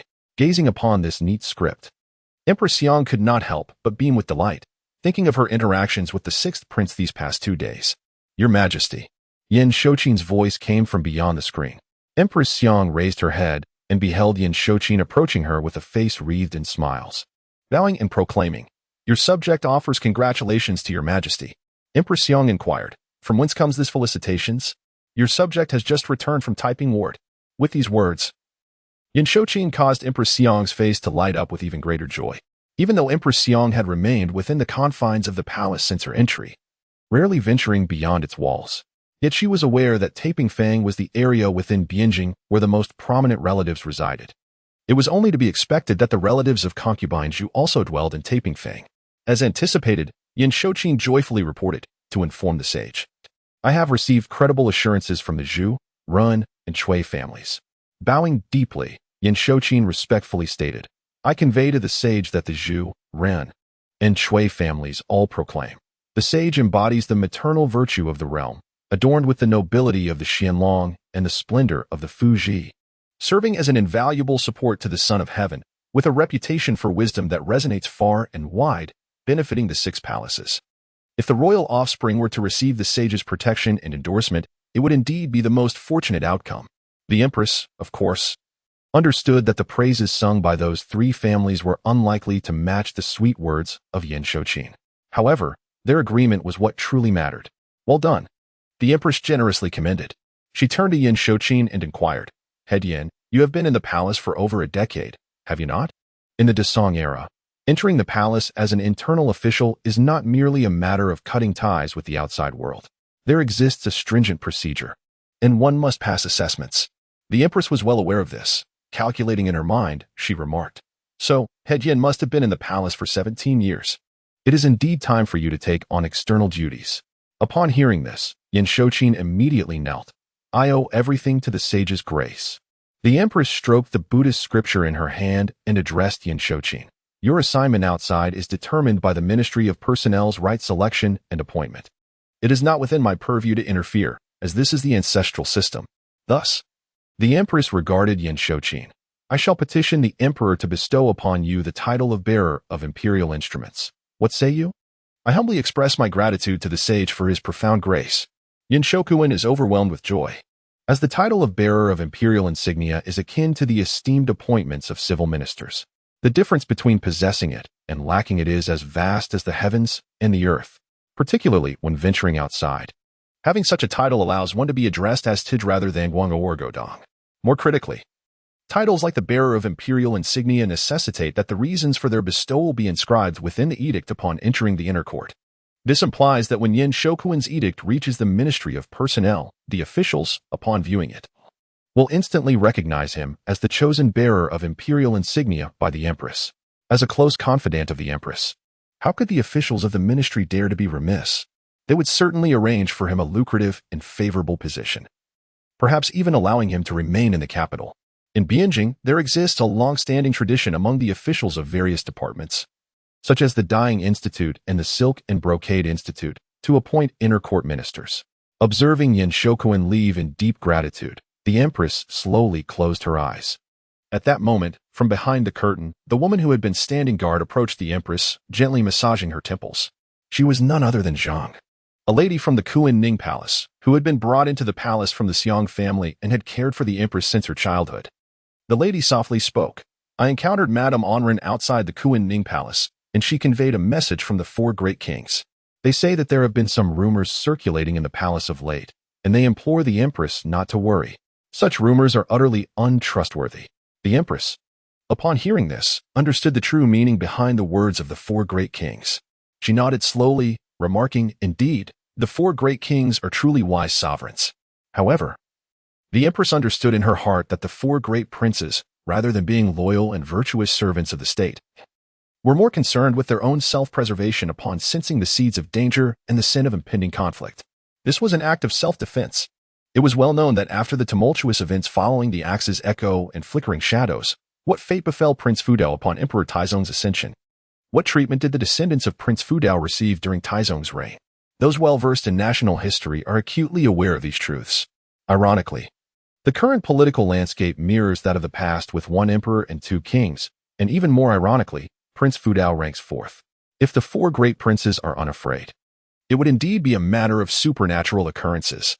For the four great princes, ensuring the smooth ascension and healthy growth of the sixth prince equates to safeguarding their own lives and preserving the prosperity of their descendants. The Empress let out a soft sigh, recalling the conversation with the Grand Empress Dowager at the threshold of the palace earlier that day, as well as the moment in Qingning Palace when the Grand Empress Dowager did not respond to her words. A sense of unease began to spread within her. For the sake of the sixth prince, as well as her own well-being, the Empress contemplated, It was imperative to take precautions against unforeseen circumstances. Even the four great princes had specifically arranged for the imperial wet nurse, and Rin, to secretly convey a message to her through the Zhang family. This indicated that they were certainly aware of something or had observed certain movements. Furthermore, considering that Zhang Maozi had mentioned the four great princes had not visited the emperor for 2 or 3 days, they had gone to great lengths to avoid suspicion. Meanwhile, the second prince moved freely in and out of the palace as if it were his own domain. Caution was essential. One could not be too careful. What if, one fateful night, a piece of paper were to suddenly descend within the palace walls? The empress could not help but feel a chill run down her spine. Upon contemplating this, the empress resolved to instruct the ever-loyal minister Zhang Shagong. Tomorrow you shall leave the palace and visit Zunpingfang to convey my imperial edict to Sherdai. Inform him that the sovereign has been slightly unwell, and it is known that this has fostered a sense of negligence. Such behavior is unbecoming of a loyal minister. He must promptly return to the palace and attend to His Majesty. Zhang hesitated for a moment, then cautiously inquired, "What if I cannot find Sherdai? He has not entered the palace for nearly 10 days. How could Zhang be unaware of the intricate implications of this?" Upon hearing this, the empress's gaze intensified as she fixed her eyes on Zhang. "Fear not, there is no one bold enough to dare," she declared. "Should there be such a person?" The empress clasped her hands together and recited a Buddhist hymn, Amitabha, let the heavens bestow their wrath. It is a well-documented historical fact that during the Tang Dynasty, the eunuchs wielded power over the imperial court.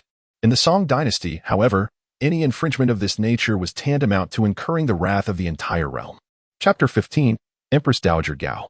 Indeed, are they all praising sixth brother for his unwavering filial piety?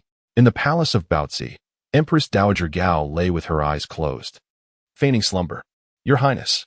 Liang Weijian's voice resonated from beyond the curtain. "Zhang Shiliang from the royal city office has been summoned to report." Empress Dowager Gao opened her eyes and softly commanded, "Bring him forth to speak with me." "As you command." Moments later, a stout and seemingly amiable courtier, approximately 40 years of age, arrived at the threshold of the Empress Dowager's chamber. Upon encountering the silhouette of the Empress Dowager seated behind the curtain, he bowed deeply and respectfully declared, "I am Zhang Shiliang, an official of the royal city office, humbly inquiring about your Majesty's well-being and health." The Empress Dowager, in her secluded space, observed the stout figure of Zhang Shiliang outside the curtain and prompted, "Speak. What has the investigation office uncovered?" Zhang Shiliang lowered his head, standing tall in reverence, and presented a document in his hands, stating, "Your Majesty, I have meticulously recorded the recent investigations conducted by the investigation office concerning matters in Bianjing, and I beseech your Majesty to graciously review it." According to the ancestral edicts of the Song Dynasty, the imperial harem was not permitted to interfere in state affairs. However, the royal city office, under the jurisdiction of the inner court, acted under the directives of the emperor and empress, thus escaping the constraints of these ancestral mandates. Consequently, the royal city office became one of the few avenues through which the imperial consorts could exert their influence over external matters. Particularly, the Empress Dowagers often positioned their trusted confidants within the royal city office to monitor the political climate. Zhang Shiliang was one such confidant, originally tasked with overseeing the actions of the powerful clans to prevent any unruliness that might endanger the dignity of the court, especially that of the Empress Dowager herself. Yet now, amidst the tumultuous sentiments of the court and the populace, Zhang Shiliang had evolved into the Empress Dowager's eyes and ears. The guards under the jurisdiction of the investigation office became the most formidable pieces in her strategic game. Liang Weijian received the document from Zhang Shiliang with the utmost respect. Then, with great deference, approached the Empress Dowager to present it. Upon receiving the document and opening it, the Empress Dowager's brows furrowed immediately. Liang Weijian, observing from the side, cast a glance but quickly averted his gaze, for the script's contents were indeed excessive. It is said that Huang Lu, the vice-censor-in-chief, once remarked to his attendants, "I harbor but one regret, that while in the censorate, I could not effect the removal of the 2 princes from the capital. Now that the emperor is ailing and the 2 princes remain within the forbidden city, should a decree suddenly descend from within, our remorse would be belated." Such seditious and anarchical pronouncements, devoid of all deference to the throne. Yet, the utterer of these words was none other than Huang Lu, the vice-censor-in-chief, a confidant amongst confidants of the emperor. Moreover, Huang Lu has a son-in-law named Lu Huiqing, What was Huang Lu's intent in uttering such words? With whom had he conferred? And who was it that instigated him to speak thus? Was it Lu Huiqing, or the individual in Jiangning, or perhaps? Liang Weijian dared not contemplate further. Contrary to Liang Weijian's expectations, the Empress Dowager Gao did not display anger. The clamor of the censorate crows, demanding the expulsion of the two princes from the inner palace, had persisted from the second year of the Ximing era to this very day. The Empress Dowager Gao had long since grown desensitized to it. In truth, were it not for the emperor's current grave illness. Even had Huang Lu uttered such words in her presence, the Empress Dowager Gao would have dismissed them with a smile. Why engage in earnest with the censorate officials? It is their very function to do such things. Furthermore, given Huang Lu's position as vice-censor-in-chief, were he not to speak thus under such circumstances, he would be deemed duplicitous. Memorials impeaching him would inundate the offices of the Silver Terrace. The Empress Dowager Gao continued to peruse the reports from the Investigative Bureau, all of which pertained to popular discourse within the capital, involving attendant ministers, relatives of the imperial family, and the imperial house. Thus, Empress Dowager Gao soon came across a report from a lowly messenger. It was said that in the capital's markets, rumors circulated that the Prince of Yan'an, Chen Xiao, upon taking medicine from the emperor, had adopted a vegetarian diet, dedicating himself to transcribing Buddhist scriptures and daily delivering them to the Funing Hall as a means of prayer. The Empress Dowager's expression darkened, and an unsettling discomfort crept into her heart. With cold eyes, she scrutinized Zhang Shuoyang outside the curtain and inquired, "Why has news from the inner court reached the common folk, becoming fodder for their discussions? What manner of informant is this?" Zhang Shuoyang immediately bowed low, trembling, and pleaded, "I deserve death. I deserve death." Liang Weijian, witnessing this, hurriedly approached the Empress Dowager and whispered, "Your Majesty." The term informant refers to those who provide information to the tabloids concerning the restricted court. Besides informants, the tabloids also employ terms like provincial informant and official informant, which gather news from the provinces and bureaucracies. Upon hearing this, the Empress Dowager was consumed by fury. How could information from the inner court be so readily accessible to the commoners? What secrets remained for the inner court in the eyes of the world? The tabloids even boasted of provincial and official informants. Did this not imply that news from beyond the court and government offices was also disseminated in the markets for public discourse and judgment? How could the emperor remain indifferent to this? She turned to Liang Weijian, reproaching him. "You all are aware of this. Why have you not taken measures against such individuals?" Liang Weijin lowered his head, expressing his grievances. "Your Majesty, during the reign of the Ren Temple, we were powerless to act, let alone us now. The consequences of isolation from the outside world are severe." Yet deep down, both Liang Weijian and Zhang Shuoyang were acutely aware of the true nature of these informants. Moreover, the internal leaks concerning forbidden matters are predominantly orchestrated under orders. At times, these directives stem from the collective will of the people. Yet more often they reflect the intentions of the high-ranking officials within the inner court, particularly following the reforms of Wang Engshi during the Ximing era. An uproar ensued throughout the court and society, creating widespread turmoil. The inner court officials faced considerable upheaval, especially due to the implementation of the market regulation law, which resulted in many losing their previously lucrative trades. Consequently, a substantial number of officials began to proactively divulge information to the outside world. Even if such actions could not be entirely thwarted, they would at least serve to vex the court and the palace, adding to their troubles. However, these matters need not concern the Empress Dowager. All blame can be attributed to ancestral precedents and the governance of the Jiao era. This way, Empress Dowager Gao would desist from further inquiries. Indeed, upon hearing Liang Weijian mention the phrases "even the benevolent temple cannot be spared" and isolating the internal from the external, which is no trivial offense, her anger dissipated significantly. Empress Dowager Gao cherished the benevolent governance of the Jiao era, a time when the realm was peaceful. The sovereign was in power, and esteemed ministers held office. All could enjoy tranquility, in stark contrast to the current chaos, where, for mere coins, turmoil ensues from the capital to the provinces, and ancestral systems lie in tatters, with complaints echoing from all quarters.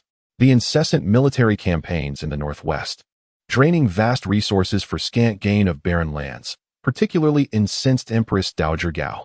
Bound by ancestral decree, she felt constrained to intervene.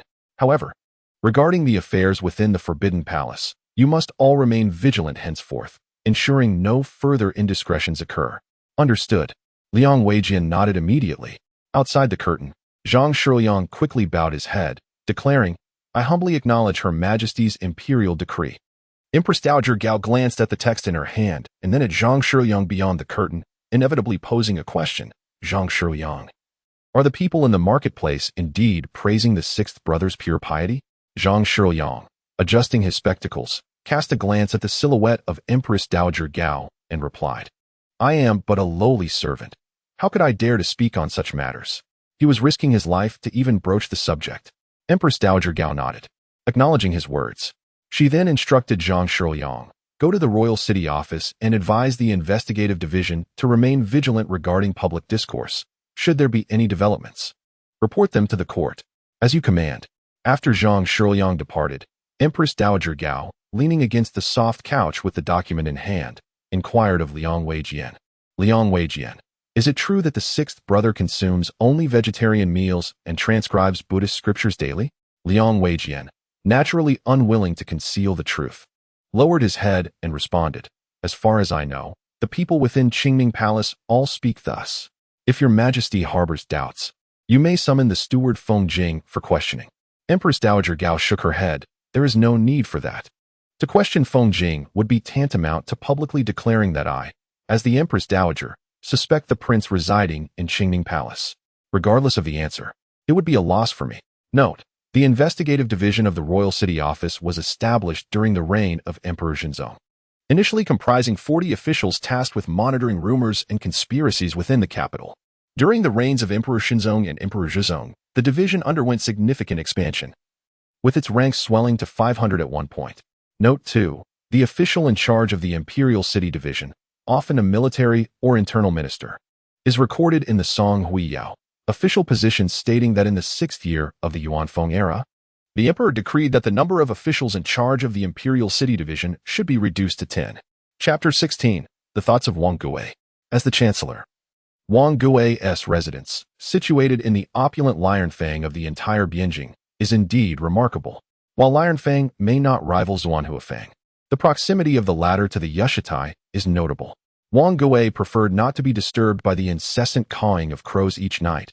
At his advanced age, he found such noise intolerable. As night fell, in the back courtyard of Wang Gui's estate, graceful young dancers twirled elegantly. Amidst the melodious sounds of stringed instruments and bamboo flutes, Wang Gui, with eyes half closed, reclined upon a soft couch. Two maidservants knelt before him, gently massaging his waist and legs. The night air was somewhat chilly, yet within Wang Gui's residence, it felt as warm as a midday spring in March.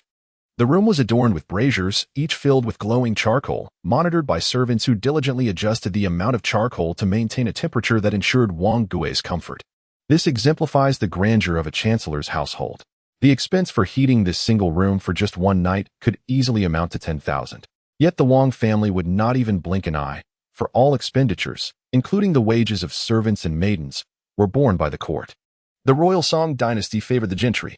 An official, from the moment they received their credentials from the Ministry of Personnel, detailing their lineage, place of origin, age, and assigned duties, had already elevated themselves above the common populace, becoming a member of the esteemed gentry, to govern the realm alongside the imperial authority. Even a newly appointed scholar, freshly released from the bonds of obscurity, enjoys an entire array of official privileges, including salary, additional allowances, land for official duties, and public funds. Such provisions ensure that a reputable official, devoid of any inclination towards corruption, can sustain a family free from want. Wang Gui, having ascended to the pinnacle of ministerial ranks, serves as the left chancellor of the Ministry of Personnel, the deputy minister of the Interior, and has been ennobled as the Duke of Sun, rising to the esteemed title of senior state counselor. He truly shares the world with the Son of Heaven, nearly the annual allocation of public funds, which he can withdraw at will without the need for any written report, amounts to an astonishing 10,000 strings of cash.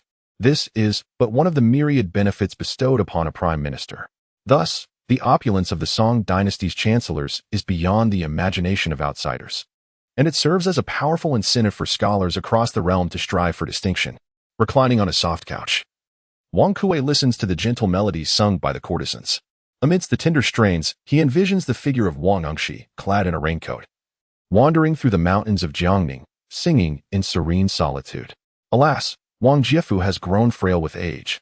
Wang Gui sighs softly, He then picks up a mirror placed beside him, gazing at his own graying hair and the wrinkles that have begun to etch themselves upon his visage. A poignant reminder of his fading youth. In reflective melancholy, he muses, I too am growing old. Just as he contemplates this, the door creaks open.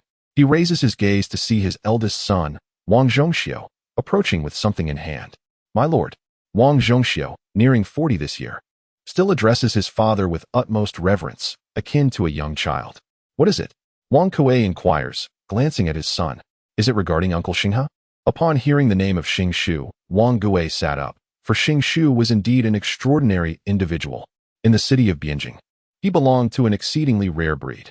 He could eloquently advocate for reform in the presence of the ministers of the new law, while simultaneously being revered as an esteemed guest in the homes of the old party officials in Luoyang. The proponents of the new law regarded him as a capable and diligent individual, whereas the old faction perceived him as a gentleman who bore humiliation and had infiltrated the new party. However, both parties were well aware of the truth. Xing Shu was merely a broker, a means to connect the new and old factions, facilitating mutual compromise. After all, the old party officials, those of the Jiao, Jiping, and Xining periods, had already achieved great success and most had retired, regardless of their grievances. The current officials found themselves powerless against them. Yet, their descendants still occupied positions within the bureaucratic sphere. Political strife is one matter, but endangering the careers of future generations would be sheer folly, wouldn't it? Were Fu Yinghua, Wen Quanfu, and Sima Junshi to be considered fools? Thus, a space for someone like Xing Shu emerged. He resembled the strategists of the Warring States period, deftly navigating between the new and old parties, skillfully maneuvering amidst the shifting tides of new and old laws. What did Xing and Shu discuss? Wang Gui inquired after dismissing the two maidservants attending him. Xing Shu spoke with his son about Wang Fan. Wang Fan.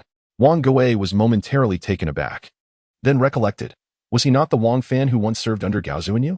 Gao Zuinyu, who was the uncle of Empress Gao, had also been a general in the current dynasty, having established military achievements in the northwest and subsequently promoted to a high rank.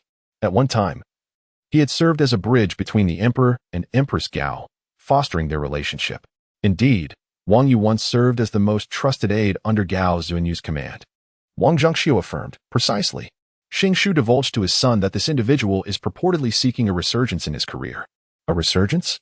Wang Gui mused, stroking his palm.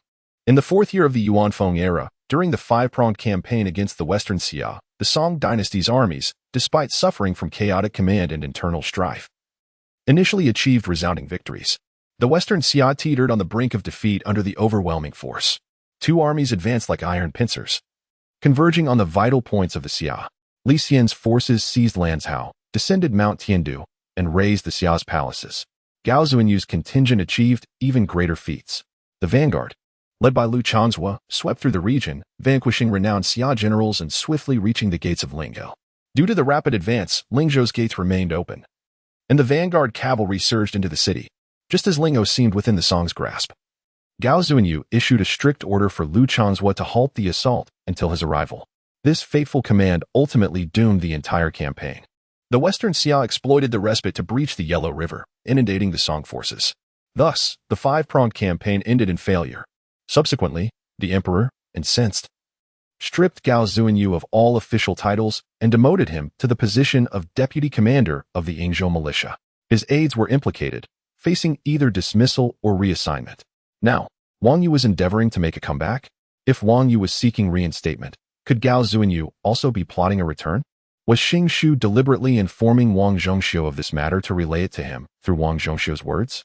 Wang Gui fell into contemplation. Wang Zhongxiu, observing his father's demeanor, cautiously remarked, My lord, this is a splendid opportunity. Wang Kuei instinctively nodded. Despite the news circulating within the palace following the tremendous defeat of the five routes against the Xia, which suggested that the Empress Dowager Baozi was profoundly disillusioned and exceedingly enraged with Gao Zuinyu, could one still write two characters of Gao?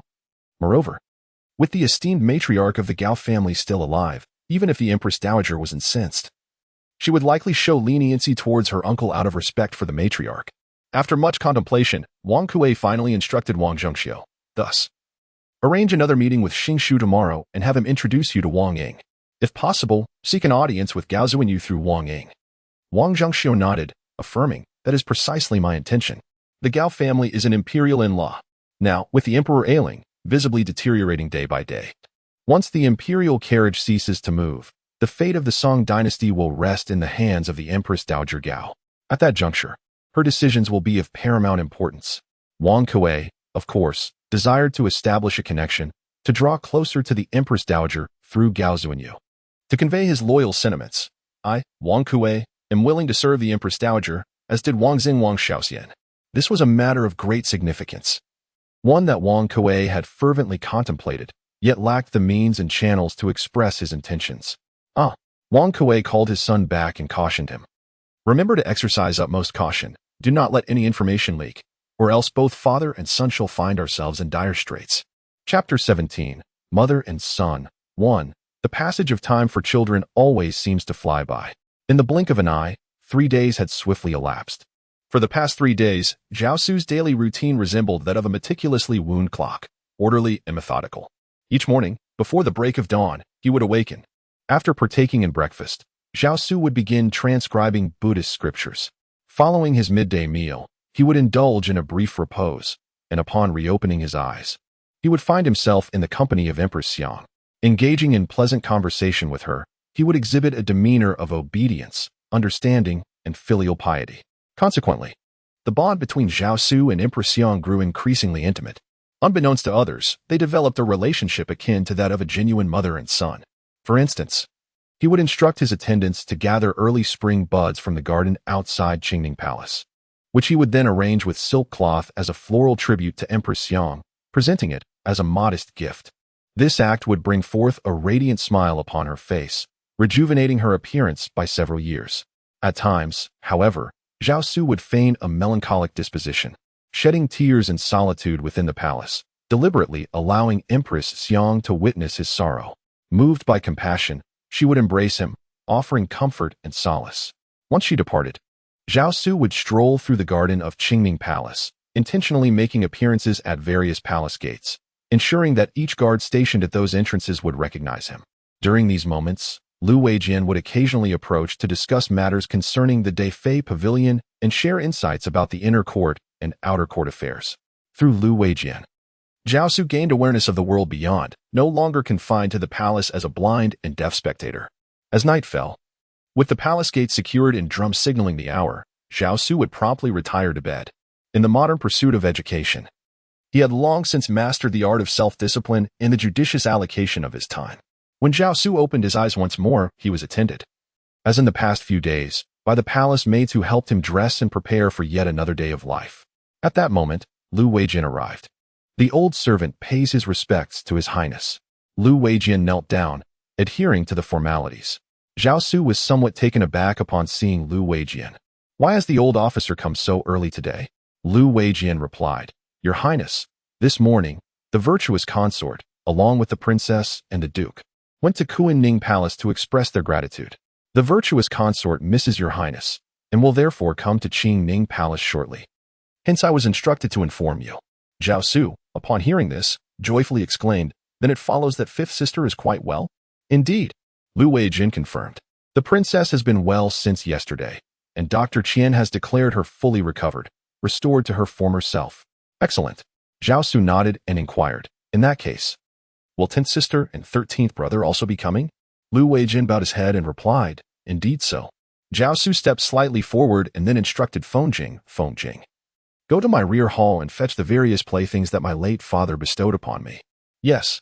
Fengjing responded respectfully and departed. Zhao Xu then began to await the arrival of his birth mother, as well as his brother and sister, particularly the fifth princess, who would later be posthumously honored as Princess Hui. In his previous life, this sister had tragically succumbed to a sudden illness at this very moment. Zhao Xu had almost forgotten her visage, retaining only the memory of her fondness for donning exquisite colorful garments, and the joyful exclamation of sixth brother whenever she encountered him. Her untimely demise left Zhao Xu from the previous life in profound sorrow. It was his first encounter with the heart-wrenching experience of parting with loved ones. Nearly half a month after the passing of Wu Yang, he lost his father. At the tender age of 8, he found himself utterly alone within the palace, with his remaining siblings being far too young to offer any emotional solace. It is indeed a lamentable tale. Zhao Xu's father, the emperor, had brought forth 14 sons and 10 daughters throughout his lifetime. Yet, counting Zhao Xu himself, only 6 sons and 1 daughter survived to adulthood. The rest of the princes and princesses met their early demise, with the majority passing before the age of 3. Even among the survivors, only 3 reached the age of 30. Nevertheless, this record stands as the pinnacle of achievement for the royal Song court in a century. Among the offspring of the true temple, only 1 from the benevolent temple survived. The benevolent temple's progeny all perished prematurely, with only 4 daughters making it through. Conversely, the children of the late emperor exhibited a remarkably high survival rate, though they were all born in the Pu residence. The one who truly mitigated this royal curse was Zhao Ji. Zhao Ji embarked on extensive construction projects, completing the Yinfu Palace and subsequently the Jinwei. Utilizing the canal transport system established by his forebears and the funds left behind, he squandered wealth extravagantly, plunging the populace into despair and igniting chaos, all while basking in a false sense of accomplishment, boasting of prosperity and abundance. Ultimately, he faced the ruin of his nation and family, with tales suggesting that even his bones were repurposed by the Jin people for oil. Yet his sons and daughters thrived abundantly, most growing up in robust health. As Zhao Xu perused historical annals in the new century, he gnashed his teeth, harboring envy and resentment towards his son, that pitiable child who perished a mere 3 months after birth. Was it not merely a desire for a son? Zhao Xu mused inwardly. In the days to come, I shall also commission the construction of a new palace. Regardless, even if it meant selling all I own, a new palace must be erected. What use is there for abundant achievements if one cannot rear a son, like Emperor Renzong and his predecessors? Zhao Xu did not have to wait long. Approximately half an hour later, Feng Jing arrived to announce, "Your Highness, the consort Da has arrived with the 2 princesses and the Duke of He." Zhao Xu promptly rose to his feet and went out to greet them. As he approached the palace entrance, Zhao Xu beheld his birth mother, Zhu. Though it had been a considerable time since he had last seen her, Zhao Xu recognized her at once. In contrast to Empress Yang, who favored simple and elegant attire and espoused a culture of frugality and restraint, Zhao Xu's birth mother, Zhu, owing to her humble origins, had begun to pursue wealth and flaunt her status upon entering the palace, particularly after gaining favor. Consequently, the garments she wore and the floral coronet she adorned were lavish and extravagant. Even the silk threads embroidered on her zi were golden. Upon seeing this, Zhao Xu sighed inwardly, "My dear consort is truly unafraid of giving others cause for criticism." Yet, such was Zhu's nature. Her flaw lay in her fondness for luxury and extravagance, her pursuit of enjoyment. Her greatest merit also resided therein. How much wealth could a woman sequestered in the depths of the palace possibly squander, no matter how extravagant she might be? It was certainly preferable to those women in Zhao Xu's previous life's harem, who were constantly embroiled in intrigue and feared nothing more than a tranquil world. Thus, Zhao Xu yielded to her. He stepped forward and respectfully bowed his head to his mother, saying, "Son wishes to greet his elder sister." In written form, she may be referred to as Mother Empress, as dictated by propriety. This is also a performance for the ministers and the esteemed scholars of the realm. However, the spoken address must never deviate from the established norms. This is particularly for the eyes of those within the palace, especially the venerable Empress Dowager and Empress Yang. In his previous life, he ruled for 15 years, and he spent another decade studying abroad in modern times. He is well versed in both theory and practice. Zhao Xu has now matured into a rational, even coldly pragmatic sovereign. He understands what actions will serve his interests and knows precisely how to wield power effectively. Just as it is now, at this very moment. Faced with the unexpectedly joyous arrival of his mother, Zhao Xu remained as composed as a machine. Note, it is said that after the death of Emperor Huizong and his son, their bones were rendered into oil by the Jin people. The truth of this remains uncertain. Yet it appears that the Jin had a tradition of extracting oil from the remains of the nobility. Chapter 18, Mother and Son, 2, 6th Brother. Upon seeing Zhao Xu, Zhu Shi immediately rushed forward, crouched down, and embraced him without a thought for his address. Instead, she anxiously remarked, "Let sister see if you have gained a bit of weight." As she spoke, she began to pat and pinch Zhao Xu, ultimately pulling him close to her side to measure his height, and then joyfully declared, "6th Brother has grown taller." Listening to his mother's words and feeling her warmth, Zhao Xu felt a twinge of sentiment and replied, "Sister need not worry. I have grown up and can take care of myself." Zhu gently pinched Zhao Xu's little face and remarked, "Indeed, you have grown. You can now comfort your sister." Zhao Xu released his mother and glanced over her shoulder, where he spotted 3 children cradled in the arms of their nurse. Fifth sister, Zhao Xu called out with a smile. In an instant, a little girl adorned in vibrant garments, resembling a delicate jade figure, wriggled free from her nurse and dashed towards Zhao Xu. Sixth brother. Her voice chimed like silver bells, crisp and melodious. She possessed a pair of enchanting large eyes, and upon reaching Zhao Xu, she immediately embraced him. Sixth brother. I haven't seen you in ages. I asked my sister to bring me here, but she refused. Zhao Xu held his sister close, gently touching her forehead to check her temperature. Finding it normal, and observing her lively demeanor, he felt a weight lift from his heart. He then said to her, Be good, fifth sister. You must listen to your sister in the pavilion and refrain from being naughty as before. With that, Zhao Xu moved forward, approaching a woman holding an infant. Please bring the 10th sister before me. I wish to see her. The woman promptly knelt and presented the baby in her arms. Zhao Xu bent down to gaze at his little sister, still swaddled in her linens. She was quite small, merely 3 months old, with a chubby little face that glowed with a rosy hue. So adorable, Zhao Xu exclaimed with a smile. In his previous life, his relationship with this sister was rather indifferent, primarily due to their limited interactions and lack of familiarity, resulting in no deep emotional connection. He had encountered the fate of his sister in the annals of history from the new century. After the death of Zhao Xu, she married a descendant of Pan Mei and spent over a decade as a daughter-in-law in the Pan family, passing away during the Zhenghe period at the tender age of 31, leaving no offspring. This could be deemed unfortunate. Yet, it also bore a semblance of fortune, for she was spared the suffering and humiliation of the Jingkong disaster. Upon concluding his visit with his sister, Zhao Xu approached the last wet nurse, observing a young child cradled in her arms. This child was his younger brother, Zhao Si, who, although not yet 2 years old, had already been bestowed the title of Duke of He. However, in Zhao Xu's previous life, his bond with this brother was rather tenuous. Among his siblings, the one with whom Zhao Xu shared the closest and most intimate relationship was, surprisingly, Zhao Ji. This might seem incredulous at first glance, yet upon reflection, it becomes quite reasonable. Taizu and Taizong were also brothers, after all. Yet, during moments of strife, Taizong showed no mercy. He did not extend any leniency towards the orphans and widows left by Taizu. Considering Zhao Xu's ongoing lack of heirs, it is only natural that he would grow distant from his younger brother. As for Yao Ji, frankly, Zhao Xu never perceived him as a threat. Born under the ominous shadow of the legend of being the reincarnation of Li Hozhu, how could his brother pose a threat to the throne? How could he possibly inherit it? Regrettably, Zhao Xu could never have anticipated that, despite his vigilance, it would ultimately be Zhao Ji who would seize the opportunity. Upon reading historical texts in the new century and discovering this outcome, Zhao Xu's sole thought was, what a vast absurdity. Furthermore, after perusing the chronicles of the Jingkong incident, Zhao Xu was nearly struck with a heart attack. Even if a pig were placed upon the throne in Bianjing, the Song Dynasty would not fall. Yet, Zhao Ji and his father, Zhao Heng, repeatedly made foolish decisions that led to the downfall of the Song Dynasty. Indeed, it appears that the spirit of Li Hozhu has been reincarnated, bringing calamity to the nation.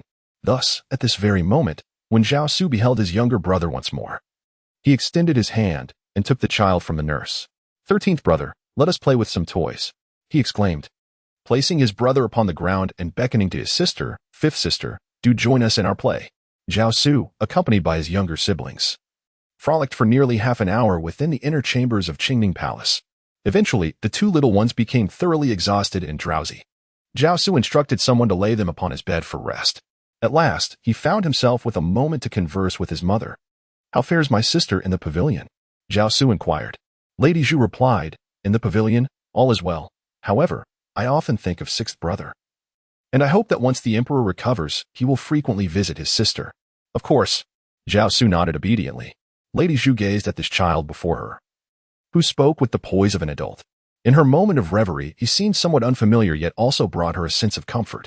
6th brother is the eldest son of the emperor. He shall inherit the family legacy in the future. With a warm smile, she continued. Sister has come with an important matter to discuss with 6th brother. Indeed? Zhao Xu responded, intrigued. Alas, it seems I shall no longer be able to nurture and care for you, dear brother. Today, I have spoken with Her Majesty in Kuan-Ning Palace, and I have entrusted you to her care. I implore you to be obedient before Her Majesty in the future, to study diligently, and not to disappoint her goodwill. As she spoke these words, Lady Zhu's heart felt as though it were being cleaved in two. Who would willingly consign their own son to be raised in another's care? Alas, such was her fate. The empress was the principal wife, the mistress of the 6 palaces. Born of humble origins, Zhu dared not harbor even a scintilla of resistance. She was compelled to feign trepidation. Expressing profuse gratitude before the empress, Zhao Xu listened with composure to his mother's words, then approached her, kneeling reverently and kowtowing, saying, "Rest assured, dear sister, I have already avowed that when I come of age, I shall take care of myself. I only wish that you would tend to your health in the palace and nurture Wu Nyang, Shi Nyang, and Shi Senlang. As for the Empress Dowager," Zhao Xu spoke earnestly, meticulously, and with utmost propriety. "The Empress Dowager is my legal mother, the Emperor's principal wife. Though she did not give birth to me, the natural order of human relations dictates that she is my mother. Therefore, it is only fitting that I should be raised in her care, fulfill my filial duties, and heed her teachings. Moreover, the Empress Dowager has been solicitous and protective of me, and I have already regarded her as my own mother." Zhao Xu understood full well that within the confines of Qingning Palace, those around him might be loyal and discreet. However, those surrounding his mother might not necessarily be so. It is human nature to aspire to greater heights, and such is the way of the imperial court. Therefore, it was inevitable that someone would convey the events of this moment to Empress Xiang and the Empress Dowager Gao. To ensure the unwavering loyalty of those within his immediate circle, Zhao Xu must first reach adulthood. Note, there exists a legend that Zhao Ji is the reincarnation of Li Hozhu. It is said that when Zhao Ji was born, Emperor Shenzong happened to be gazing upon a portrait of Li Hozhu, expressing his admiration. At that moment, news arrived that a prince had been born in the palace, leading to the belief within the imperial court that the 11th son of the emperor was indeed the reincarnation of Li Hozhu. Of course, this notion may well be a later embellishment. Note 2. In the Song Dynasty, the empress was referred to as Your Highness, while the Empress Dowager and the Grand Empress Dowager were addressed as Your Majesty. The edicts of the empress were termed imperial decrees, whereas those of the Empress Dowager and Grand Empress Dowager were referred to as sacred edicts, provided they were in direct rule. Chapter 19. Empress Dowager Gao. In the end, even my 6th brother exhibits more decorum and adherence to propriety. Zhao Xu accompanied Zhu Shi in conversation, and before long, midday approached. Zhu Shi, aware that it was time to take her leave, prepared to bid farewell to Zhao Xu. However, Zhao Xu recalled an important matter and inquired, "Sister, have you taken 5th Miss to the Grand Matriarch's Hall to express gratitude?" Zhu Shi paused for a moment, then shook her head, saying, "Sister, in my concern for 6th brother, I completely overlooked this matter." She then became anxious, exclaiming, "What shall we do? Offending the Bao Ci Palace is akin to a calamity for someone in my position." Zhao Xu was not surprised. His mother had always lacked political acumen. Thus, he gently advised, "Sister, do not fret. The Grand Matriarch has always been generous and compassionate. She is unlikely to hold it against you. Nonetheless, it would be prudent for you to take 5th Miss to the Grand Matriarch's Hall to express your gratitude.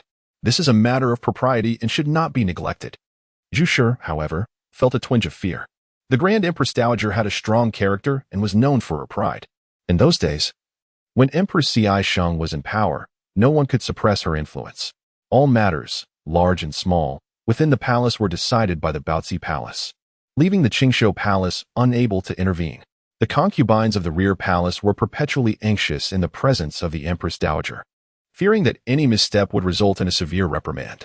Upon witnessing this, Zhao Xu chuckled and said to Lady Zhu, "If you are not at ease, I shall shamelessly seek an audience with Mother in Kunning Palace to intercede on your behalf before the Empress Dowager." Hearing this, Lady Zhu was overjoyed. If that is the case, it would be the best outcome. In this palace, apart from the sovereign, only the Empress had the power to earn the Empress Dowager's favor. Zhao Xu nodded and summoned Feng Jing, instructing, "You shall go to Kunning Palace on my behalf. Request an audience with Mother, and ask her to spare some time to visit the Qingning Palace." Yes. Feng Jing promptly accepted the command and departed. Zhao Xu watched Feng Jing's retreating figure, lost in thought. He understood his mother well. She was a remarkably straightforward person. So straightforward, in fact, that she managed to form several genuine friendships amidst the treacherous intrigues of the court. One of those friends was Lady Qin, the mother of Zhao Ji. What profound trust and emotion it demonstrated when Lady Qin, before her demise in the last life, entrusted Zhao Ji to Lady Zhu. Yet, it was precisely for this reason that Lady Zhu lacked any political acumen. Coming from humble origins, she could not possibly possess a deep understanding of the intricacies of etiquette and law. But if Lady Zhu was oblivious, could the Empress not comprehend? Why did the Empress not advise Lady Zhu to express her gratitude at the Baozi Palace after her visit to Kunning Palace? To err is human, but to be remiss is even worse.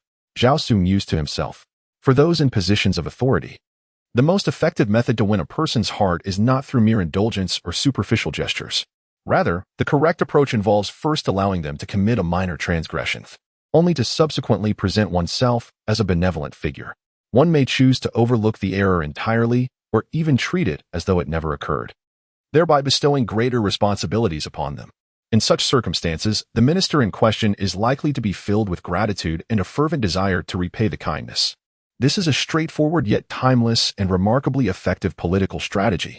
The historical instances, such as the assembly of the Chuzhuang Wang and the aftermath of the Guandu battle, where Wei Wu burned the correspondence of his ministers with Yuan Shao, exemplify this principle. Zhao Xu, at the tender age of 18, had already mastered and adeptly employed such tactics to manage his court officials.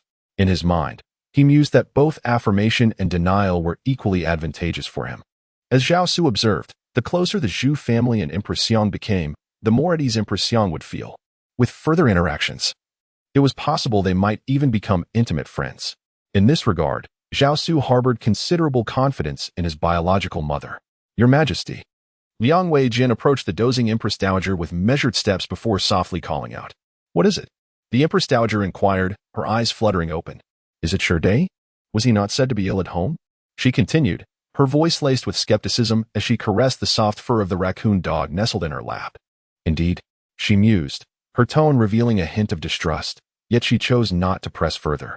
She understood that at times, it was prudent to turn a blind eye. Yang Weijin let out a deep sigh, then leaned closer to the Empress Dowager, whispering, Your Majesty, I have heard that the fifth princess has recovered splendidly. Today, Consort De accompanied her to Kunning Palace to express their gratitude. The Empress Dowager remained silent, gently stroking the raccoon nestled in her arms.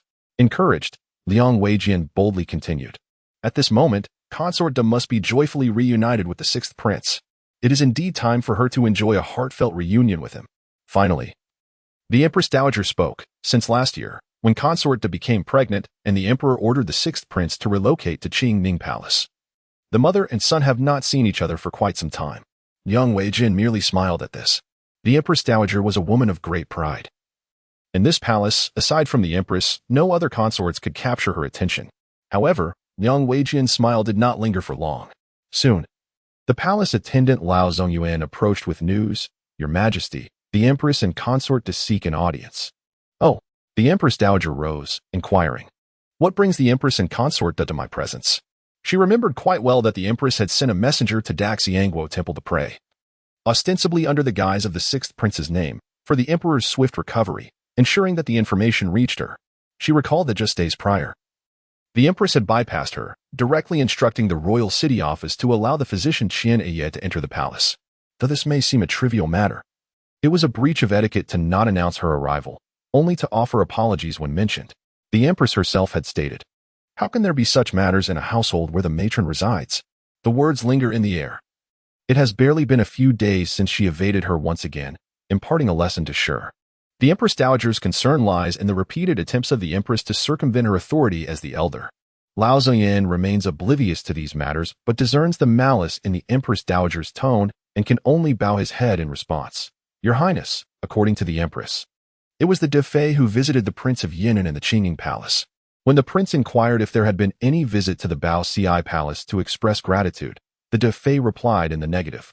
The prince then remarked, The grandmother is benevolent and protects the 6 palaces. It is through her kindness that the 5th lady has recovered, now that she is healed. How could there be any reason not to pay her respects at the Bao Ci Palace? The Defei, feeling intimidated and fearing admonishment from the Empress, prompted the prince to send Feng Jing to the Qingning Palace to beseech the Empress to intercede on behalf of the Defei, hoping for her mercy. Upon hearing this, the Empress Dowager's expression shifted abruptly, and she seated herself once more, inquiring, Did the 6th brother truly speak such words? Lao Zongyan prostrated himself on the ground, declaring, This is what the Empress has stated. I dare not conceal even the slightest detail. The Empress Dowager immediately burst into laughter. In the Grand Palace, it seems that even the 6th brother demonstrates more decorum and understanding of propriety than the others. Note, Zhu, during the Yuanyu years, often faced reprimands from the Empress Dowager for her lack of caution, to the point of tears. Chapter 20. Entanglements. That evening, after dining, Zhao Xu prepared to take a stroll in the garden for digestion. Feng Jing arrived to announce, "Your Highness, the Empress Dowager of the Baoxi Palace has summoned Lao Zongyuan, who comes at the behest of Her Highness." Lao Zongyuan? Zhao Xu smiled. This was a familiar face. In a previous life, this very man had served as an inner court official in Zhao Xu's palace. After Zhao Xu assumed power, he was exiled from the capital. The only reason his life was spared was due to the affection built over 9 years of close companionship. Otherwise, a swift execution would have been a mere trifling matter. "Please invite him in to speak." Zhao Xu maintained a smile. A moment later, a slender, fair-skinned inner court official, approximately in his 30s, was brought before Zhao Xu. "Your servant, the esteemed consort dowager, inquires about the well-being of Prince Yan'an." Zhao Xu nodded and replied, "I am well." He then straightened his posture, scrutinizing this familiar figure from a past life, only to realize that even after nearly 9 years of daily interactions with the esteemed Zongyuan, he had nearly forgotten what the man looked like. With a sigh of nostalgia, he proceeded to ask, "Did the dowager send you here with any directives?" Lowering his head, Zongyuan responded, "The dowager, moved by your pure filial piety, has commanded me to present you with a token of appreciation." As he spoke, he reached into his robes to retrieve a gift list. Zhao Xu shook his head and said, "I appreciate the dowager's kindness, but I must decline. I am presently devoted to my studies, and it would be inappropriate to indulge in distractions." He continued, "Please convey to the dowager that her compassion deeply moves me. However, I have resolved to focus on my education. If she wishes to bestow a gift, let it be the texts of the sages." With that, Zhao Xu beckoned to Feng Jing. "Feng Jing, please escort the esteemed official out of the palace." In his previous life, having dwelled in the shadow Empress Gao for 9 years, Zhao Xu was well aware of the subtle intentions behind her actions. He knew precisely what words would bring her joy. After a moment of silence, Empress Dowager Gao remarked, "Is it truly the heavens that favor the Song Dynasty?" Until now, the sixth brother had exhibited filial piety, intelligence, thoughtfulness, and a thirst for knowledge. Before her, he was, in her eyes, the epitome of a perfect grandson. Consequently, she summoned Liang Wei Jin to her presence and quietly inquired, "I have heard that your wife is skilled in women's handiwork?" Liang Wei Jin bowed his head in response, saying, "My humble wife possesses mere rudimentary skills, unworthy of the Empress Dowager's attention. Have her secretly stitch a small garment for the child, in preparation for emergencies," instructed the Empress Dowager. Liang Wei Jin lifted his head, momentarily taken aback, then quickly lowered it again, exclaiming, "I understand." Thereafter, the Empress Dowager spoke to Lao Zongyuan. "Since the sixth brother delights in reading, you shall visit the Hanlin Academy tomorrow and instruct the officials there to send the teachings of the spring and autumn annals to Qingning Palace, so that the sixth brother may study them diligently." Wang Angshi revered Mencius, advocating for a unity of morality and customs, while criticizing the spring and autumn annals as fragmented chronicles. In contrast, the Empress Dowager chose to do the opposite, bestowing the spring and autumn annals upon the imperial son.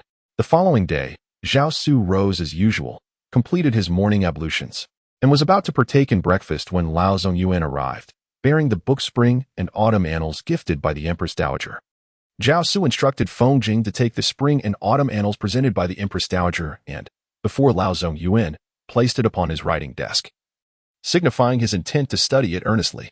Once Lao Zongyuan departed, Zhao Xu approached the desk and gazed at the pristine volumes. Indeed, the Empress Dowager was remarkable. He vowed to read these texts with utmost seriousness. Not only would he read them attentively, but he would also take notes, and beyond that, compose reflections on his readings. Upon completion, the document would be entrusted to a messenger for delivery to the Empress Dowager Gao for her perusal. In a previous lifetime, Zhao Xu had served as a monarch for 15 years and pursued studies for another decade. He had come to understand that such affairs were merely for display, akin to ritual propriety, which exists for the living rather than the deceased. Thus, he instructed Feng Jing to bring a chair, upon which he seated himself.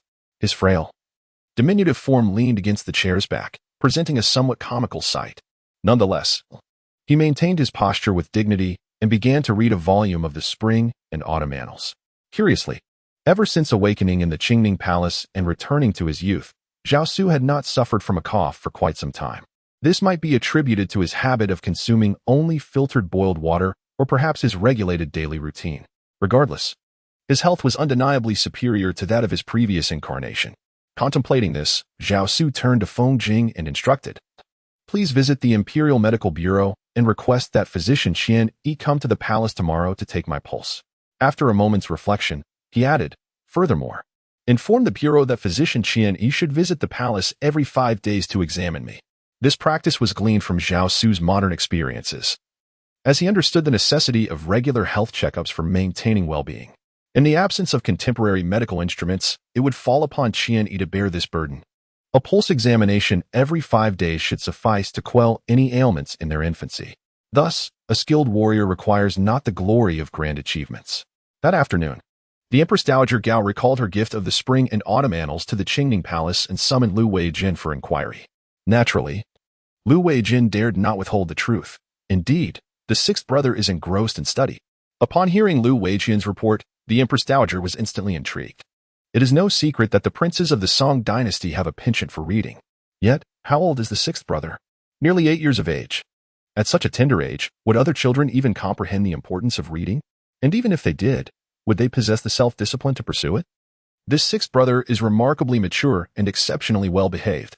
Young Weijin bowed his head and replied, "Your Majesty, everyone in the Qingning Palace speaks of how the Prince of Yan'an arose early today, diligently copying Buddhist scriptures for all, and subsequently studying the sacred texts bestowed by Your Majesty. He even expressed, 'The Empress Dowager's profound affection has granted me these scriptures, yet I am young and dull-witted, often struggling to comprehend them, and I feel truly ashamed, fearing I may disappoint the Empress Dowager's kindness. These matters are known to Liang Weijian.' He refrains from mentioning what others might say. In this world, there are many who would eagerly sing the praises of the imperial heir secluded in the Qingning Palace. Moreover, Liang Weijin understands that should he conceal even a single word regarding this matter, and it be discovered, it would be a grave offense, one that could lead to the annihilation of his entire family. In light of this, the Empress Dowager feels a sense of satisfaction within her heart. It is not solely because the sixth brother is remarkably understanding, but also due to his deep respect for her. The scriptures she bestowed are indeed being studied by him. This reverence, this attitude, brings great joy and contentment to the Empress Dowager. The imperial family is truly fortunate. The Empress Dowager remarked, "I am exceedingly blessed to have such a wonderful grandson." Young Weijin, standing beside the Empress Dowager, bowed deeply. He knew it was time to place his bets. Note, Jiho signifies obedience and compliance. The extended account from the comprehensive mirror and aid of governance records that Liang Weijin serves as the attendant to the Empress Dowager, while Lao Zongyuan serves as the attendant to the Emperor, noted in the confidential records of April 8th. Note 2.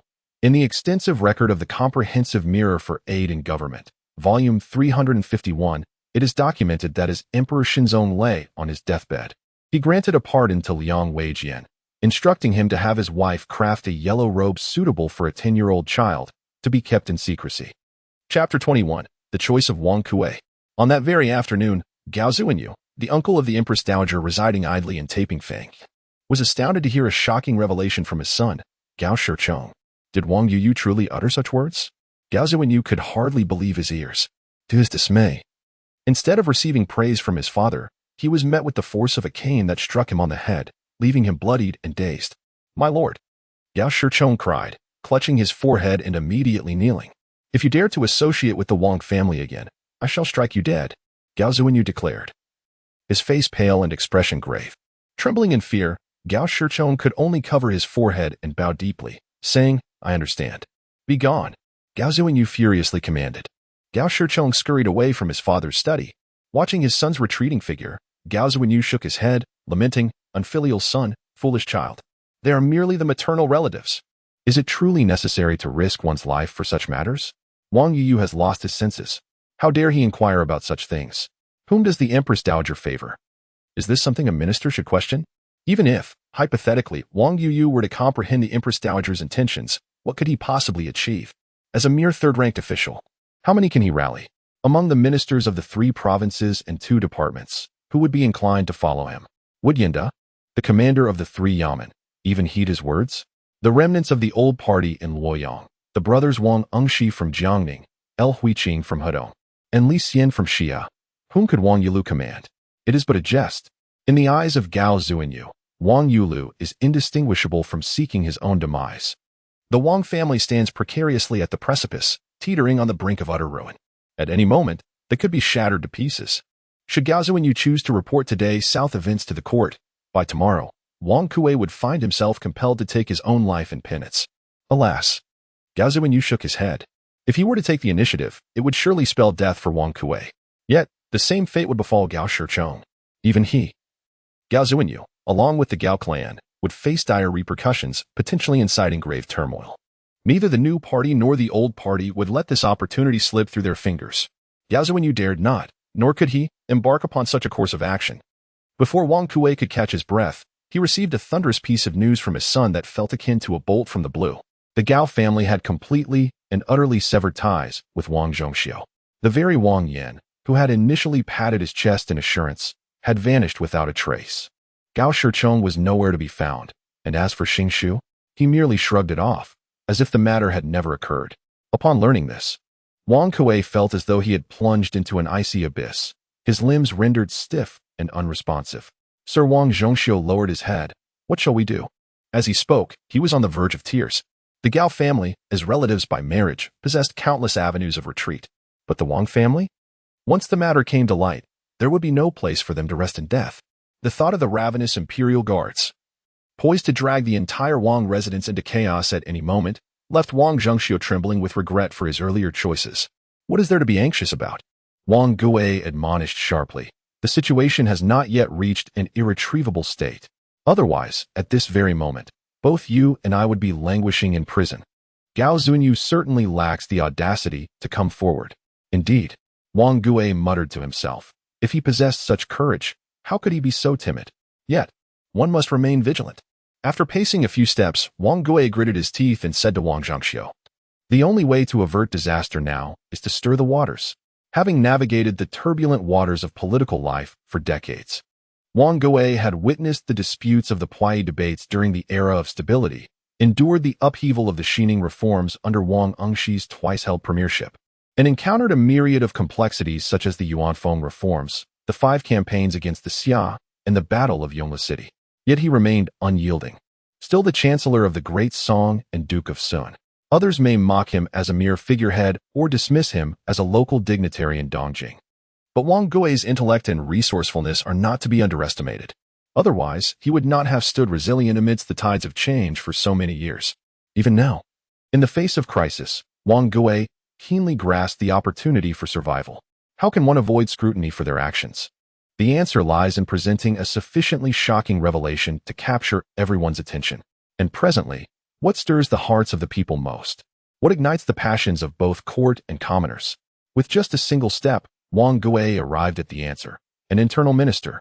Find a figure of substantial weight and significant standing among the inner ministers and thrust him into the spotlight.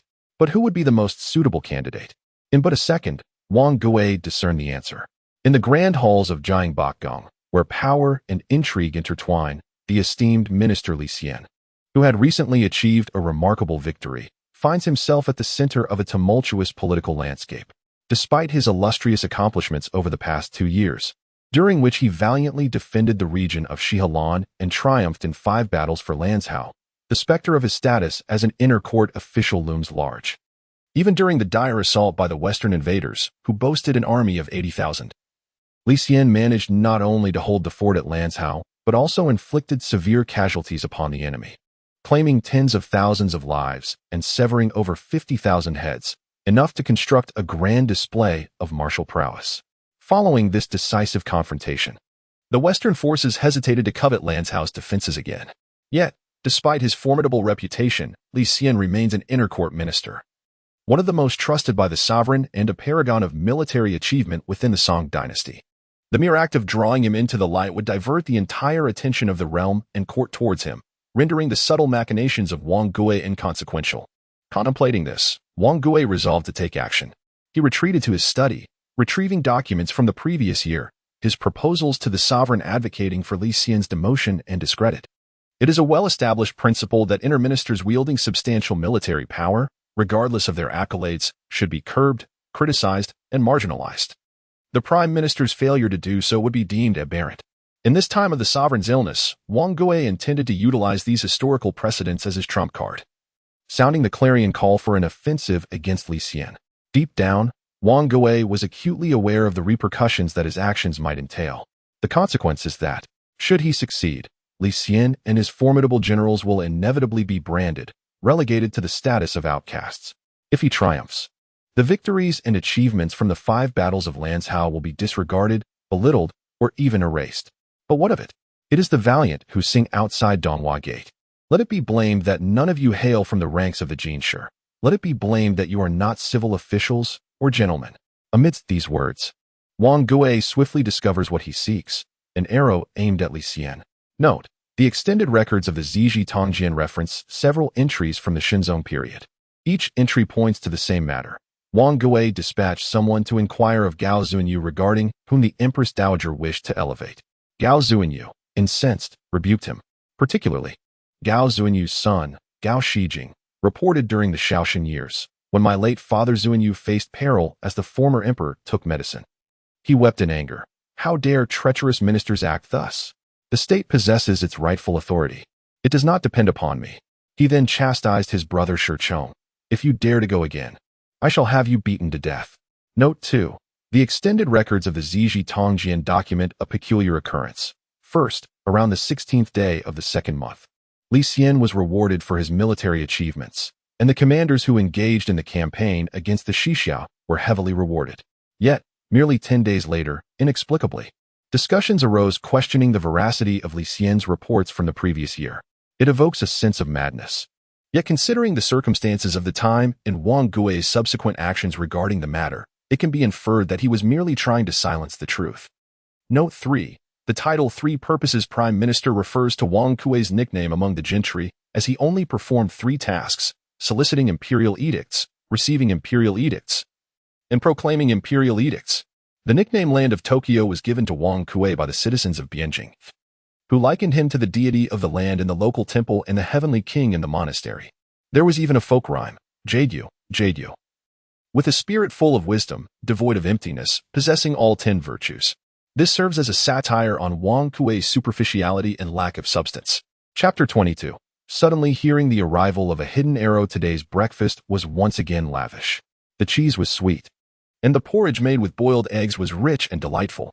After Zhao Xu finished his meal, he wiped his mouth clean with the help of the palace maid. Suddenly, he recalled something and inquired, "What day is it today?" "It is the 24th, came the reply. Zhao Xu murmured softly, "It has been 8 days. Returning to his youth. It had been 8 days. Only 5 days remained until his designation as heir apparent, and merely 10 days until the passing of his father, the emperor. Zhao Xu's mood grew heavy as he gazed towards the direction of the Funing Palace, fully aware of his father's deteriorating health. He knew that his father was now conscious for barely an hour each day, still able to respond to external sounds, but increasingly fading. Yet, Zhao Xu could only sit in the Qingning Palace in anguish, awaiting the fateful day, much like in his previous life. However, unlike in his past existence, the present Zhao Xu was acutely aware of what his father was enduring. Thus, he found himself in profound torment within the confines of the Qingning Palace. His heart was in turmoil, yet his reason compelled him to remain restrained and composed. Zhao Xu was acutely aware of the weight he bore, the lofty expectations of his father, the sacrifices of countless soldiers along the borders since the reign of Xining, and the hopes of those familiar faces who relied on him. Thus, he could not afford the slightest misstep. Observing Zhao Xu's grave expression, Feng Jing could only lower his head, perhaps to alleviate the oppressive atmosphere, or perhaps to curry favor in front of Zhao Xu. Feng Jing spoke softly, "Your Highness, I have heard something in the imperial kitchen that I am uncertain whether to share." "Speak." Zhao Xu replied, surprised. "Who? Which official is being impeached?" "It is Li Duji from the Shihe Lanhui Road." Feng Jing answered. "I heard this pertains to an incident from last year. It seems there was an edict issued at the time for the censors to deliberate, but for some reason, news of it vanished. Now it has resurfaced." "Is it today?" Zhao Xu inquired. As he spoke, Feng Jing's countenance displayed evident indignation and a sense of shared grievance. It is indeed challenging for inner court officials. They not only endure scorn from civil officials but also face criticism and blame from military leaders. In the 4th year of the Yuanfeng era, during the 5 Routes campaign against Xia, Wang Zhongxing, who departed from Hedong, and Zhong Yi, who set out from Fuyin Road, exchanged mutual accusations and attacks. Ultimately, Wang Zhongxing was deemed to bear the brunt of the responsibility. This incident stirred a great uproar within the palace, with many questioning why, if Wang Zhongjing bore some fault. Zhang Yi was absolved of any blame. As a flag-bearer of the inner court, Li Xian has diligently managed the Shihe region for over a decade since the beginning of the Xining era, alongside Wan Shao, who opened the borders. Throughout these years, he has repeatedly triumphed in battle, with victories far outnumbering any defeats, particularly after the fourth year of the Yuanfeng period. The Shihe region has nearly become the star of the border defenses. Among the 5 routes against the Xia, the troops dispatched from Shihe not only achieved unprecedented victories but also expanded territory by 1,000 miles, reclaiming Lanzhou and Huizhou, setting ablaze the Western Thieves' Palace, and then crossing the Tiandu Mountain, with their military momentum momentarily directed at the capital of Xingqing. After the defeat at Yongli City, it was again Li Xian who turned the tide, achieving victory in the 5 battles of Lanzhou. Last year, with merely a single route's troops, he steadfastly held off the invasion led by the Western Thieves chieftain, who had rallied the strength of the nation and triumphed, reporting the annihilation of over 100,000 enemies and the decapitation of more than 50,000, as well as the construction of a military observation tower beneath Lanzhou. In a century, how many military observation towers has the Song Dynasty erected? The last instance of such a tower, to boast of military prowess, dates back to the founding of the dynasty. A tree that stands out in the forest will inevitably be felled by the wind. Naturally, Li Xian faced relentless scrutiny and criticism from both the court and the public. Even minor issues could be magnified infinitely. However, what Feng Jing did not realize was that within Zhao Xu's heart, a storm had already begun to brew. Was it truly commencing now? Zhao Xu murmured within himself. In the memories of his past life, Li Xian's demotion occurred after his ascension to the throne. Thus, upon awakening, he had always believed that this matter would unfold in April. Yet now, Feng Jing informed Zhao Xu that the situation was already beginning to ferment.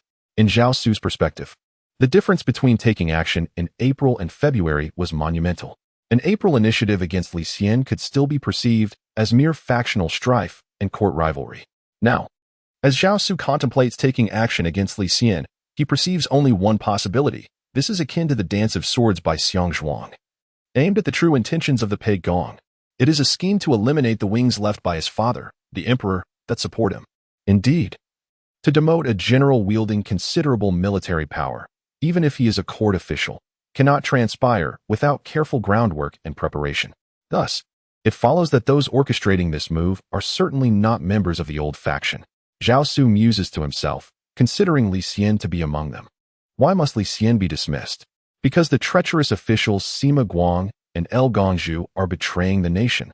They intend to relinquish the territorial gains achieved by the late emperor to the Western barbarians, and Li Xian has become a thorn in the side of these treacherous conspirators, a target they are eager to eliminate.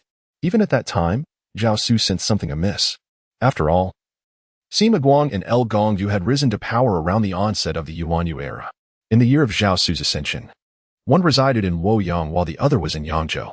Even if Sima Guang and El Gongzhu were skilled manipulators, their reach could not extend to the capital of Bianjing.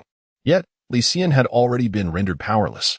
Moreover, as an internal official, the restoration of his titles and ranks, along with benefits extending to his descendants, would be an immense grace from the heavens. Thus, neither Zhao Xu nor anyone within the court cared for his fate. It was not until Zhao Xu awakened in the modern era, until he began to peruse historical texts and delve into the studies of the Song Dynasty at the Imperial University, that he truly comprehended the significance of Li Xian to the Song Dynasty and to himself, a renowned general, unjustly maligned. Furthermore, due to the repercussions of Li Xian's case, countless individuals along the Shihelan Hui Road were consigned to obscurity. Those formidable warriors, who once wrought miracles within and beyond the city of Lanzhou, were henceforth buried in anonymity. Among them, the most formidable individual is known as Wang Wenyu. In the era of the Song Dynasty, there existed a figure akin to Zhang Liao of antiquity, who, with 800 valiant warriors, vanquished 100,000 troops of Wu at Ziyijin, earning Sun Quan the illustrious title of Sun the 10,000. However, few are aware that in the Song Dynasty, beneath the walls of Lanzhou, Wang Wenyu personally led 700 light cavalry in a daring night raid against the 10,000-strong forces of the Western bandits. This audacious battle precipitated chaos within the enemy ranks, resulting in countless deaths as they fell into the Yellow River, transforming Wang Wenyu's name into that of a living specter of death in the territory of the Western bandits, capable of silencing the cries of children at night. Yet, with the demotion of Li Xian, Wang Wenyu was subsequently cast into obscurity, never again to command an army. Thus, a legendary general, a fierce warrior, met his end in the throes of illness. Aside from Wang Wenyu, along the Shihelan meeting road, numerous generals, nurtured and appointed by Li Xian over a decade, who were well acquainted with the local geography and possessed the prowess and courage for battle, faced a similar fate. It is not an exaggeration to assert that Li Xian's demotion directly led to the squander of the investments and efforts that the Song Dynasty had dedicated over the past several years in the direction of Shihelan. Wealth amounting to tens of millions of strings of cash was rendered futile, and the sacrifices of over 100,000 individuals went unnoticed. It was not until later, under the reign of Zhao Xu, that the Song Dynasty resumed its implementation of the Hushitang strategy, necessitating the mobilization of over 100,000 troops and an investment of tens of millions of strings of cash to retrace the steps of Li Xian. This situation is utterly absurd. Note, Wang Zhongjing is a fool, and this should not be reiterated. However, Feng Jing, being a court official, is naturally inclined toward Wang Zhongjing. Note 2. Emperor Shenzong is an exceedingly intricate sovereign, having made numerous erroneous choices. He possesses a penchant for meticulous maneuvering, with an overwhelming desire for power and control.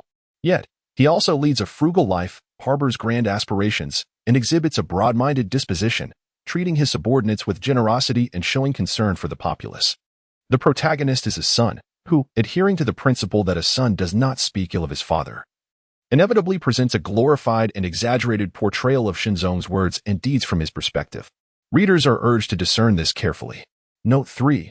Wang Wenyu is truly formidable, having achieved the feat of overcoming 700 with a force of 100,000.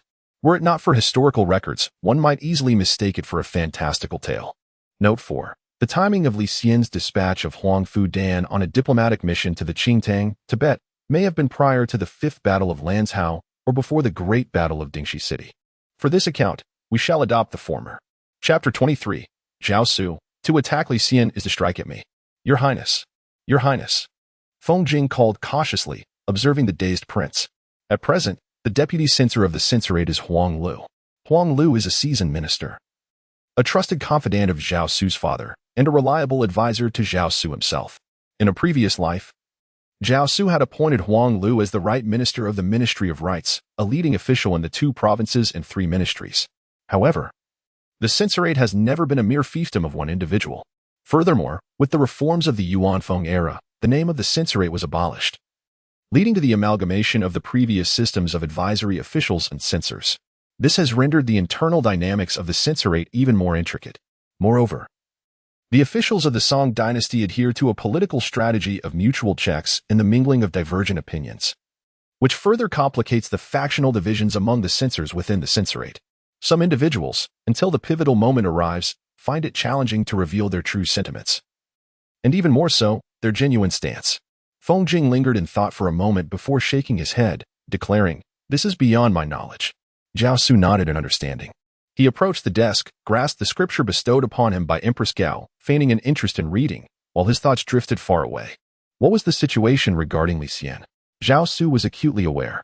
Of course, in this process, it was inevitable to employ some rhetorical flourishes, tenuously linking it to Sima Guang and Lu Gongzhou. Nevertheless, the overarching narrative was clarified. If Zhao Xu's memory serves him correctly, the sequence of events unfolded somewhat like this. Prior to the 5th Battle of Lanzhou last year, Zhao Xu's father, the emperor, issued an edict commanding Li Xian to dispatch envoys to Qingtang Dongzhan and the Aligu family, instructing them to mobilize troops to harass the western flank of Xixia, thereby supporting the campaign in Lanzhou, and demanding that Dongzhan and his family present themselves at court. Consequently, Li Xian selected an officer named Huang Fu Dan to undertake this diplomatic mission. Such a trivial matter soon reached the ears of the censors, inciting widespread outrage as they collectively impeached Li Xian for allegedly misreporting and potentially deceiving the emperor. At that time, the war in Lanzhou was at a critical juncture, and the court had momentarily lost contact with the region. Under the pressure from his ministers, Zhao Xu's father reluctantly acquiesced to the censors' discussions on the matter. However, it was not long before news of a decisive victory in Lanzhou arrived. The Western bandits suffered tremendous losses, with tens of thousands killed or wounded, and over 50,000 beheaded, while Li Xian established a command post outside the city. Consequently, the issue was promptly forgotten, and the censors acted as if it had never occurred. Yet, Who could have anticipated that upon Zhao Xu's ascension, this matter would resurface and be sensationalized once more? At that time, Zhao Xu was merely a bewildered youth seated upon the imperial throne, devoid of any understanding of his surroundings. Who was Li Xian? Where was she along Huai Road? Such queries eluded him entirely, and there was no one to elucidate these matters for him. It was the Dowager Empress, shrouded in the curtain of power, who wielded absolute authority and possessed the ultimate decision-making power. The newly elevated Grand Empress Dowager Gao swiftly rendered her verdict. Li Xian was dismissed from his position as deputy director of the Inner Palace, while the Wuxin army remained under his command, albeit retaining his role as the envoy for the Xia Lanhuai Road, permitting him to atone through meritorious service. Those under Li Xian were doomed to misfortune for generations.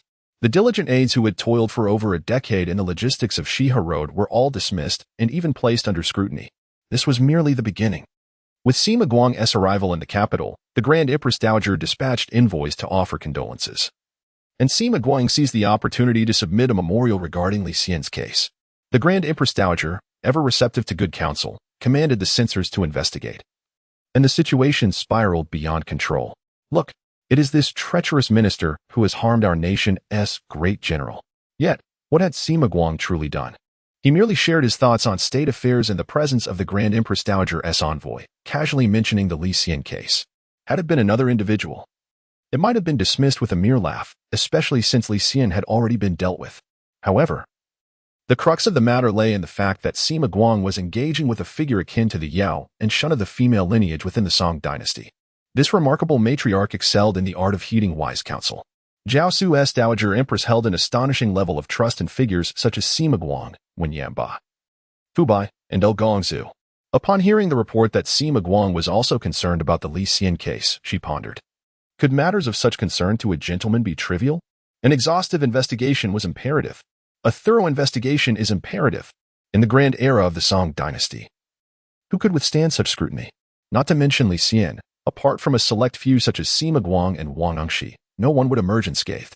The initial failure of the Qingli reform was primarily due to Wang Gongxin seizing upon a minor transgression committed by Su Shanqin, the son-in-law of Chancellor Du Yan, who supported Fan Zhongyan's new policies. This young official, while in the court of imperial sacrifices, sold discarded papers for profit, subsequently indulging in extravagant feasts and revelries. Initially, this seemed a trivial matter. However, the issue lay in the fact that those who indulged in such debauchery often found themselves intoxicated and prone to composing poetry. In a state of inebriation, it was inevitable that some would express audacious sentiments they would typically suppress. For instance, a participant named Wang Yiru penned a poem titled A Song of Arrogance, which proclaimed, "Drunkenly reclining beneath the North Star, I command emperors to serve." Zhou Gong and Confucius reduced to serfs. This poem, upon reaching Wang Gongxin, was regarded as a treasure, prompting him to present it to the Ren Temple, demanding the execution of these corrupt custodians of their own misdeeds, who dared to insult and blaspheme the sages. Wang Gongxin's request instilled terror in the hearts of Fan Zhongyan, Ouyang Xiu, Fu Bai, Han Qi, and others. They immediately commenced a defense for Su Shanqin and his associates, which was precisely what Wang Gongxin sought. Swiftly, they turned to impeach Fan Zhongyan, Ouyang Xiu, Han Qi, and Fu Bai for forming factions, armed with irrefutable evidence. Consequently, amid the public outcry, Chancellor Du Yan, the most formidable supporter of Fan Zhongyan, was dismissed. Devoid of Du Yan's backing, Fan Zhongyan found himself powerless in court and could only request to retire. Thus, the Qingli reform met its demise. Wang Gongxin, filled with triumph, proclaimed, "I have ensnared them all in one fell swoop." This incident gave rise to the idiom to catch everything in one net. Following this event, the court of the Song Dynasty learned a valuable lesson. Upon encountering the matter of the impeachment of the chancellor and the general, even the slightest incident would be approached with utmost caution, to avoid providing the second monarch with an opportunity to exploit any vulnerabilities. However, the then Empress Dowager lacked any governance experience and was unfamiliar with the traditions of the court. She was only aware of one thing. Sima Guang was a gentleman, and any issues that concerned a gentleman were certainly problematic. Upon investigation, she indeed discovered issues. Li Xian, a distinguished figure in expanding the borders of the Song Dynasty, the most trusted inner minister and general of the late emperor, a renowned commander who had instilled fear in the northwest for over a decade, and a person capable of making the Chang and Tubo submit. was thus brought down. On June 16th of the 8th year of the Yuanfeng era, Li Xian was accused of false claims, dereliction of duty, negligence during the siege of Yongli City, and numerous counts of embezzlement. He was demoted from his post as deputy commander of the Yongxing army and assigned to oversee the Chongfu Palace. In the court, where the new factions still held sway, the official spoke solely of Li Xian's crimes, neglecting to mention any of his merits. Indeed, the monarch to whom Li Xian had pledged his loyalty had already passed away. Although the young heir had ascended the throne, he was merely a child, utterly unaware of state affairs and even of Li Xian's existence. He had lost his support. An inner minister, devoid of backing, regardless of his high rank or numerous contributions, could only be at the mercy of others. Reflecting on these events, Zhao Xu began to devise a plan to extricate Li Xian from his predicament. For in Zhao Xu's heart, he had already resolved that the attack on Li Xian was, in essence, an attack on himself. Chapter 24. An invitation to the trap to rescue Li Xian. Zhao Xu was acutely aware that he could not rely on himself. At least, there was no immediate hope. Who would heed the words of an 8-year-old prince? In the previous life of Zhao Xu, despite having reached adulthood and taken a queen, the ministers still reported their matters solely to the Empress Dowager behind the curtain. Seated upon the imperial throne, Zhao Xu could only behold the backsides of those chancellors. An indignity that filled him with shame and ignited a deep-seated resentment toward the ministers of the Yuanyu faction. The present situation mirrored that of the past. Zhao Xu understood that the current court was populated by those chancellors appointed by his father, the emperor, and the staunch advocates of the new laws. Hence, Zhao Xu found himself in need of external support, a means to grasp the reins of power. Should he turn to the empress? After careful consideration, he dismissed this option, not because it was impossible, but rather because it was inadvisable. Should the empress intervene directly in the case of Li Xian, it would inevitably lead to a head-on clash with the formidable Empress Dowager Gao. Zhao Xu was acutely aware of the formidable nature and temperament of the Empress Dowager. Once provoked, she would engage in a battle to the bitter end. He understood well what it meant to have the Empress Dowager riled up. A mountain may be moved, but this court could not be shaken. Faced with the entreaties of the entire court, the Empress Dowager, with an unprecedented firmness, disregarded nearly all the ministers' pleas and made her final decree. Consequently, the former Chancellor Kai Ke was demoted to the position of Sima in Yingzhou, a place far removed from the center of power. Even the radical faction that had previously instigated the Shigai Pavilion incident found themselves paralyzed with fear. The heights they once dared to leap from now rendered them quaking in trepidation. The then-Chancellor Fan Chunren, disregarding decorum, approached Zhao Xu, weeping as he implored, "Your Majesty, please persuade the Empress Dowager." On the throne, Zhao Xu wore an inscrutable expression, remaining silent, internally mocking. Where have you been all this time? Thus, the tacit understanding among the civil officials that had developed over a century in the Song Dynasty was utterly obliterated. Factional strife had escalated into a brutal contest of survival, devoid of any semblance of decorum. The chaos was instigated by the Shigai Pavilion incident and the various Yuanyu cases, marked by the unrestrained audacity and frenzied assaults of the old party officials. And did Empress Dowager Gao remain oblivious to the consequences of her actions? Certainly not. Yet, swept away by her own overwhelming emotions, a woman in such a position of power seldom exercises rationality or adheres to reason. Thus, Zhao Xu understood that direct confrontation with Empress Dowager Gao was out of the question. Such an approach would only incite her wrath and propel matters toward an irretrievable state. The nation faced the threat of fragmentation, and the realm would inevitably be plunged into turmoil. Therefore, Zhao Xu was acutely aware that he could only align himself with her. Much like petting a cat or soothing a child, one must go with the grain. To oppose her would surely result in her displeasure, even anger, should a conflict arise. Given Empress Dowager Gao's formidable nature, she would disregard any notions of the greater good. However, as Zhao Xu matured, he observed clearly how Fan Chunren, Su Che, and El Dafeng adeptly guided Empress Dowager Gao. I still have time. I can lay the groundwork and prepare sufficiently, Zhao Xu murmured to himself. His experiences in the modern world had imparted the wisdom that beyond mere conflict, there exists the intricate web of human relationships. At present, he needed only to fulfill his role with diligence. Before the Empress, he was a dutiful and understanding son, a devoted child destined to serve her into old age and ensure the enduring wealth and honor of this young family. Before the Empress Dowager Gao, he had to present a different facet of himself. In addition to being sensible and filial, Zhao Xu needed to convey to Empress Dowager Gao that he was studious, respectful of propriety, and humble. Most importantly, he had to demonstrate reverence for ancestral traditions and uphold the principles of the Jiayu era. This was akin to the age-old verses that have been passed down through generations. Duke Zhou feared the whispers of rumor, and Wang Meng remained humble before usurpation. Had they perished in their time, who would know their deeds and misdeeds?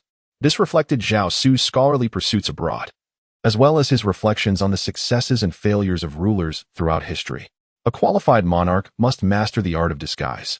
Thus, Zhao Xu began to delve into his studies earnestly, often wielding a brush to circle and annotate the text. At times, he would ask Feng Jing to cut small strips of paper on which he would inscribe thoughts, affixing them between the lines of his books. These writings were the result of Zhao Xu's meticulous contemplation and careful consideration. He would occasionally voice naive questions befitting a child, yet at other times, he would experience moments of insight, posing queries that might be deemed intelligent or even sage-like by outsiders. Zhao Xu was crafting an image for himself, one that resonated with Confucian values and aligned with the Empress Dowager Gao's vision of a holy grandson or virtuous heir. Establishing a persona is a valuable endeavor, whether in modern times or during the Song Dynasty. As long as one successfully maintains their facade, the rewards can be boundless. Sima Guang serves as a prime example. Since the reforms of Xining, he declined all appointments from the court, choosing instead to reside in Luoyang to write. Each time he submitted a memorial, he would focus solely on one matter. The new laws harm the people, but why do they harm the populace? Is there evidence? He does not speak. Yet he conveys that, regardless of the facts, the new law is evidently disruptive and detrimental to the populace. Thus, Sima Guan, without stepping outside his abode, emerged as the emblem of the old faction, becoming the beacon of hope for all traditionalists, including the gentry, relatives of the imperial family, and noble officials opposing the new regulations. Even esteemed figures such as Wen Yanba, Fu Bai, and Wang Gongqin, who held positions of far greater authority than Sima Guang, found their standing within the old faction and their repute among the scholarly community to pale in comparison to his. Why is this so? Because the others, including Wen Yanba and Fu Bai, were engaged in governance during the reform period, either at the central or local levels. Notably, Wen Yanba had once served as the chief minister, directly confronting the reformist Wang Angshi. Anyone who undertakes duties is bound to err. Mistakes provide ammunition for criticism. In contrast, Sima Guang steadfastly refused to assume any practical role. He remained in Luoyang, penning treatises while simultaneously submitting memorials that criticized the new law's deficiencies and extolled the merits of ancestral statutes.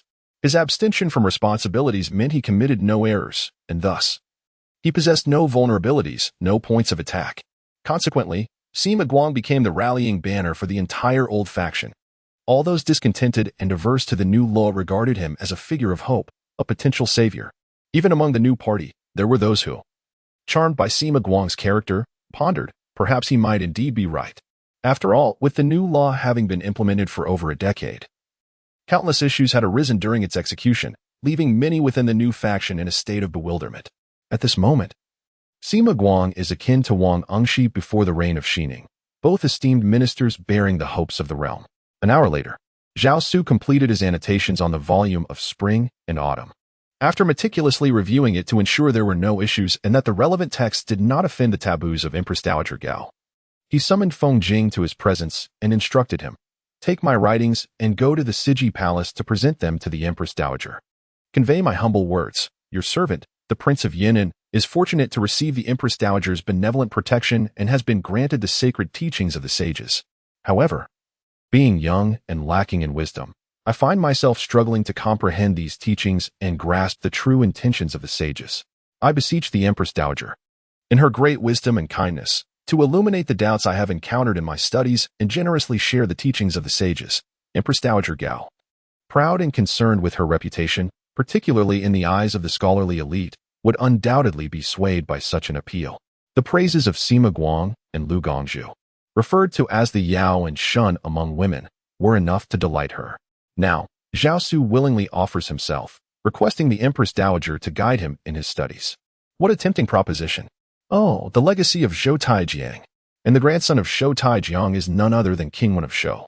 Thus, the verse states, ancient Duke Danfu, arriving on horseback, leading the waters of the west, reaching the foot of Qi. There, he encountered the Jiang woman, and together they came to the abode. Zhao Xu had faith that Empress Dowager Gao could not resist such temptation. To leave a mark in history, to be celebrated through the ages, to have one's virtues endure beyond the fall of a nation, and to serve as a model for generations to come. This is the aspiration. Chapter 25. The Fragrance of Truth. The emperor's health, alas, remains unchanged. The medicinal broth was administered bowl after bowl, yet there was no sign of improvement. The Vajra Hall at the Daqing Palace convened repeatedly, but miracles were conspicuously absent. Anxiety permeated the court and the populace alike. The Empress Dowager bore immense pressure herself.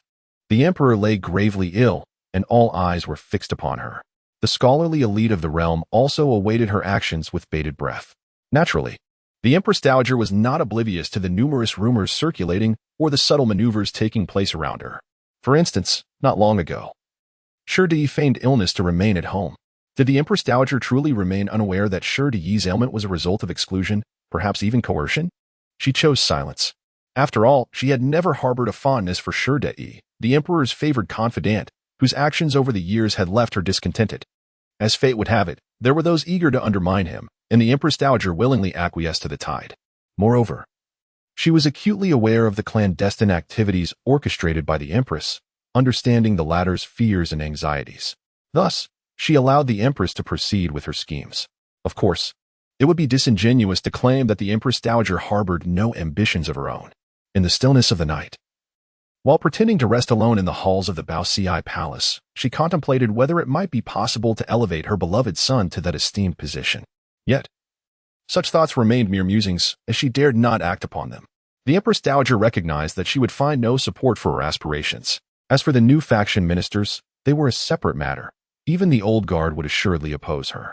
In the grand capital of Beijing, we find Wang Gongchen of Damingfu, Feng Jing of Hyangfu, Han Wei of Shuzhou, and El Gonggu of Yangzhou, alongside the esteemed Sima Guang, Wen Yanba, and Fu Bai residing in Luoyang.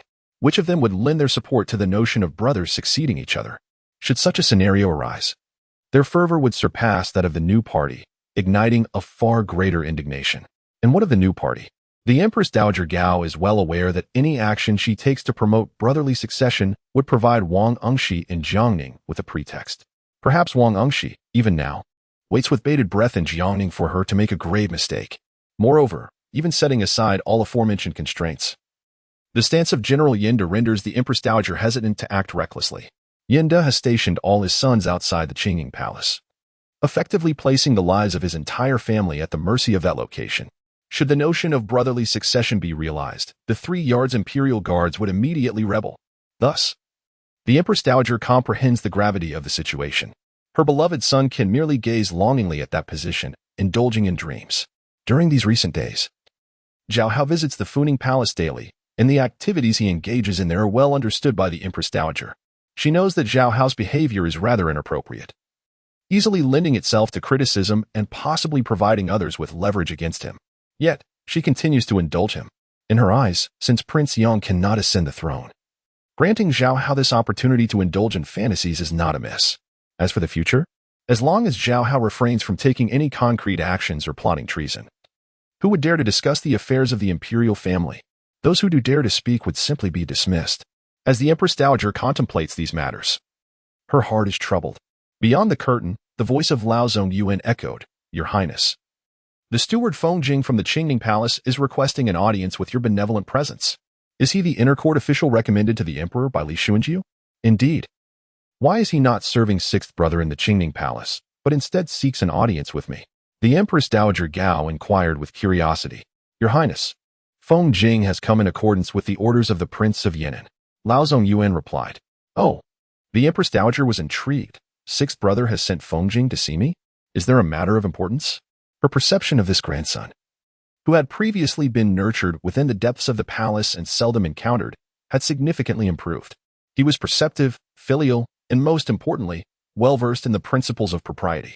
At such a tender age, he already grasped the significance of etiquette. It was particularly commendable that he took the initiative to transcribe Buddhist scriptures for the emperor's blessings, demonstrating not only devotion to his father, but also awareness of the need to pray for his great-grandmother, mother, and consorts. Moreover, his arrangements were impeccable, and his expressions aligned perfectly with the decorum.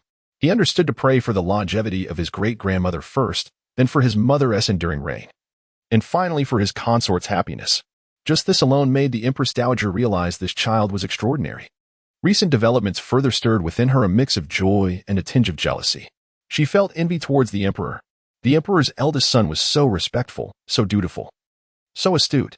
In stark contrast, what of her own son, Prince Yang?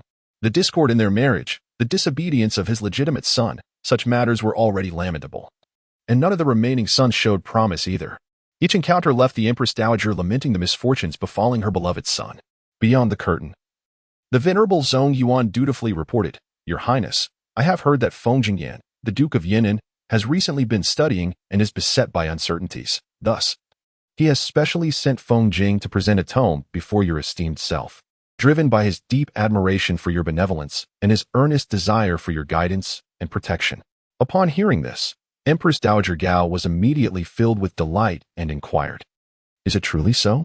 Zhong Yuan bowed and replied, "Your Highness may summon Feng Jing to the court. One need only ask to ascertain the truth."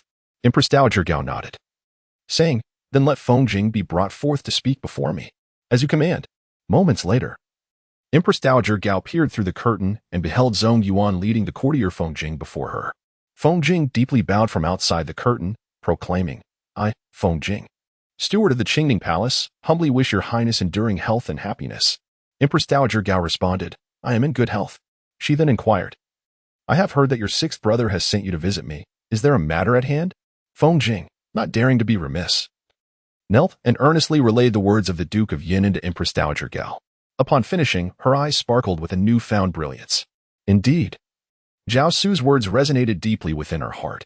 What could be more profound than, "May the wisdom of my revered grandmother illuminate the world with compassion," or "I beseech my esteemed grandmother to elucidate the teachings of the sages and generously impart her kind words."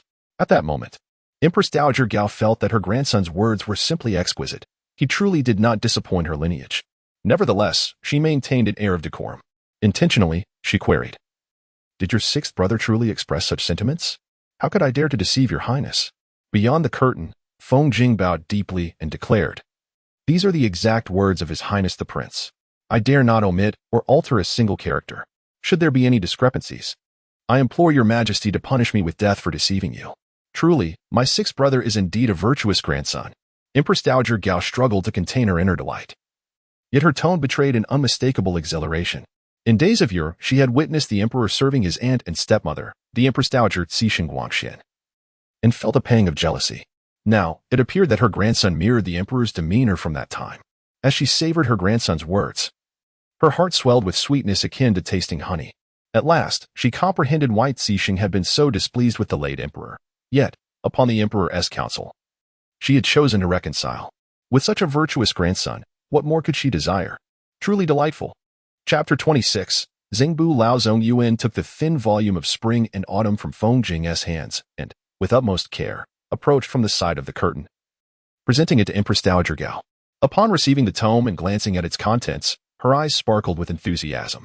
Although Gao was a woman, she hailed from a prestigious lineage and had been raised within the palace. Her aunt, Empress Dowager Cixing, had imparted wisdom to her. And during the era of the Ren Temple, numerous distinguished scholars had gathered. Naturally, her Confucian education was not lacking. While she had not studied the Spring and Autumn Annals in depth, she had certainly heard discussions about it. The Spring and Autumn Annals is revered as a classic of the unicorn. Confucius concealed profound truths within his words, condemning treacherous ministers while admonishing future generations. It is far from the disjointed morning reports as described by Wang Angshi. Rather, it is the authentic essence of the sage's teachings. The scriptures bestowed upon sixth brother by her encompassed the three classics of the spring and autumn period, namely the Guliang, the Zhuizhuan, and the Gonyang. The volume now in her hands was the Guliangzhuan of the Spring and Autumn Annals. Upon opening the first page, she noticed the meticulously circled phrases and the small slips of paper nestled between the lines. Empress Gao began to nod in approval. From the encircled phrases and the emphasized words, it was evident that sixth brother had indeed engaged deeply with the text, not merely reading it but contemplating it earnestly. The slips of paper served as tangible manifestations of his reflections. How fortunate for the state! Without even examining the content, Empress Gao could not help but applaud. Such a rigorous scholarly attitude, even if the remainder were entirely erroneous, was commendable. As she regarded the various circled words, her expression grew ever more jubilant. The small characters inscribed on the slips of paper further delighted her heart. This was only natural. Zhao Xu had spent 9 years in the shadows, observing and studying Empress Gao with utmost diligence. He could be said to possess the most profound understanding of her in this world. Each word and each annotation from Zhao Xu catered to her preferences, captivating her entirely. Before she realized it, she had turned the last page of the slender tome. Setting it aside, she glanced towards the curtain, discovering that Feng Jing remained prostrated before it.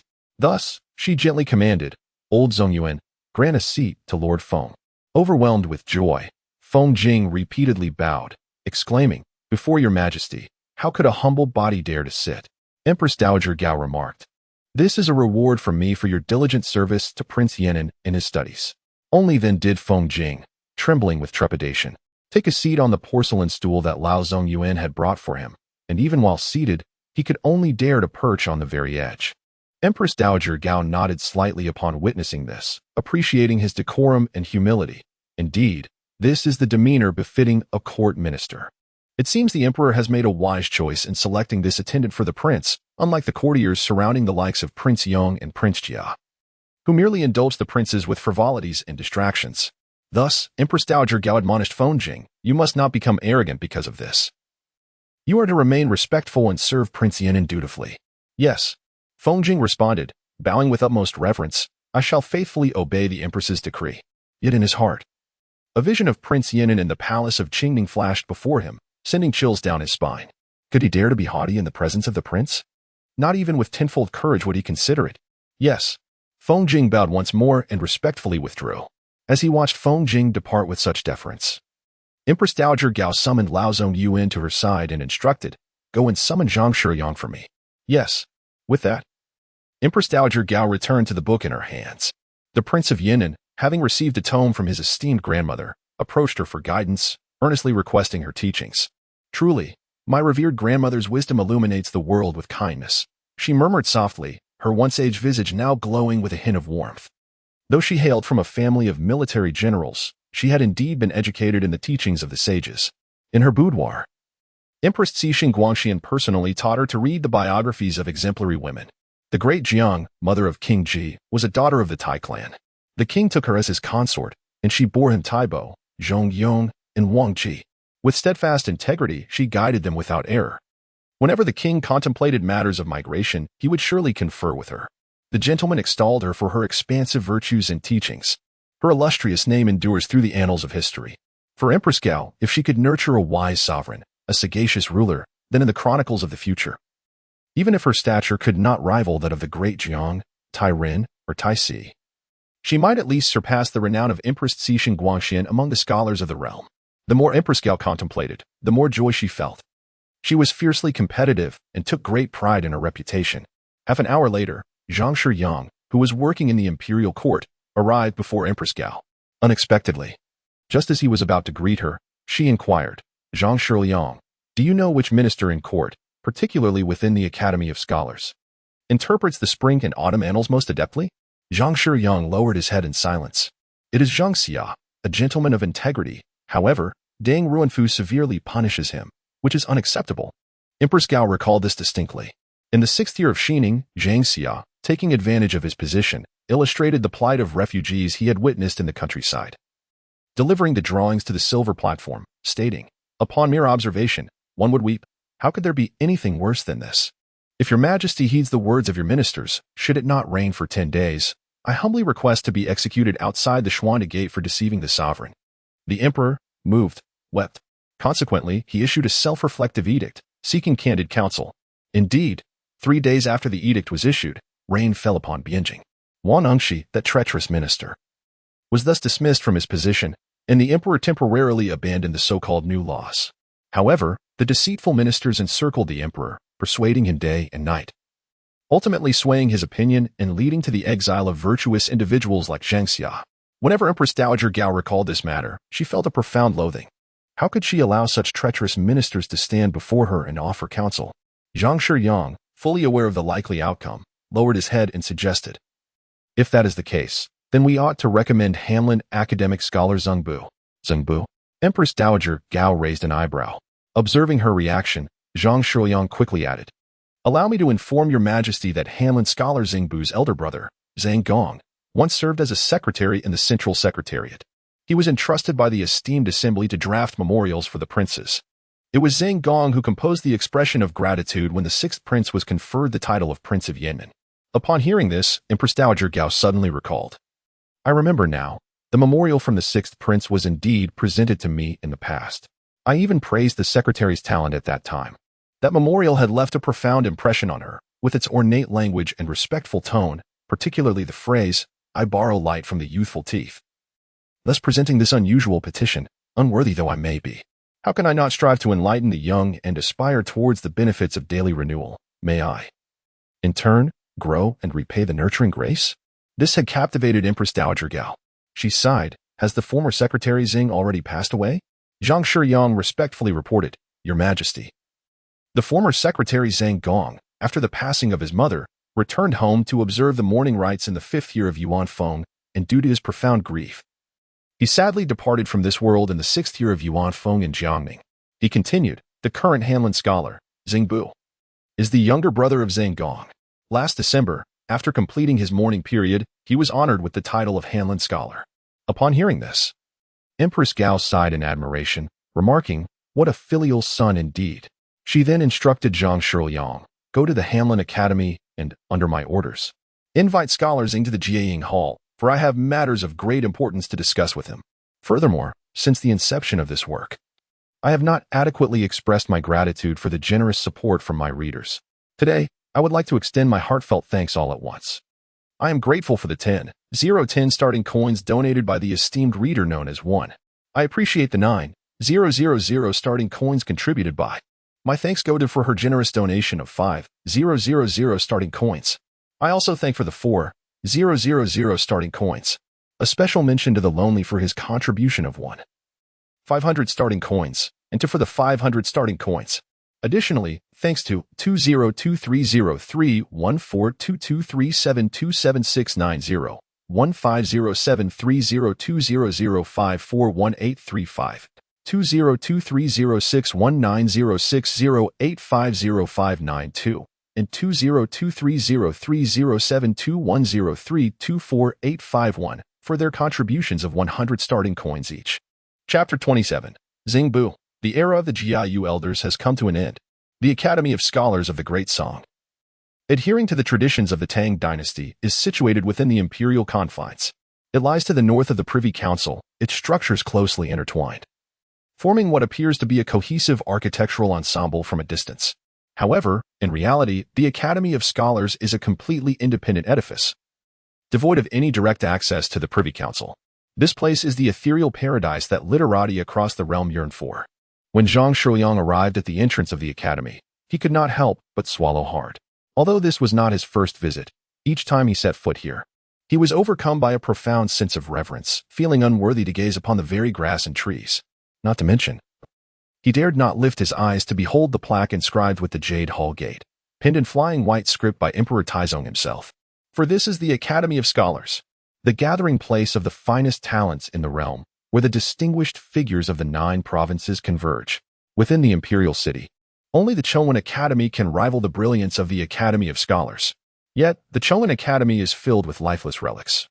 While the Hanlin scholars within the academy are like celestial stars, the divine beings of the heavens, destined to become the ministers of the future provinces and prefectures. Stealthily, Zhang Shiyang entered the academy, conveying his intentions to the court officials responsible for the myriad affairs within. The official promptly replied, you have arrived at an opportune moment. Master Zhang, Scholar Xing happens to be on duty today. Please follow me. Thus, he escorted Zhang Shiyang into the inner chambers of the academy. The shelves were adorned with compositions crafted by the Hanlin scholars and the secretaries of the Central Secretariat since the inception of the dynasty. Each newly appointed Hanlin scholar's first task upon taking office is to peruse and absorb the essence bequeathed by their esteemed predecessors. Xing Bu, having been appointed as a Hanlin scholar, naturally adhered to the customary practice of perusing and studying the works of his esteemed predecessors within the academy. When Zhang Shiyang encountered Xing Bu in the A room of the academy, he found him engrossed in the reading of a memorial composed by his elder brother during his previous tenure as the director of the Central Secretariat. Zhang Shiyang, an official of the royal city affairs, approached Xing Bu with a deep bow, filled with a sense of pride and a hint of self-importance as he introduced his current appointment. In that moment, Zhang Shuyang's heart fluttered with nervous anticipation. In the Song Dynasty, the cultural milieu fervently revered literature. Even the women of Bianjing, peering from half-open doors, would cast admiring glances at those elegantly attired literati. Within the imperial palace, the inner officials held a profound respect for the renowned literary figures of the realm. Zhang Bu raised his gaze and, after a moment of confusion, finally recalled who Zhang Shuyang was. Zhang, the official? How remarkable that he had now ascended to such a position.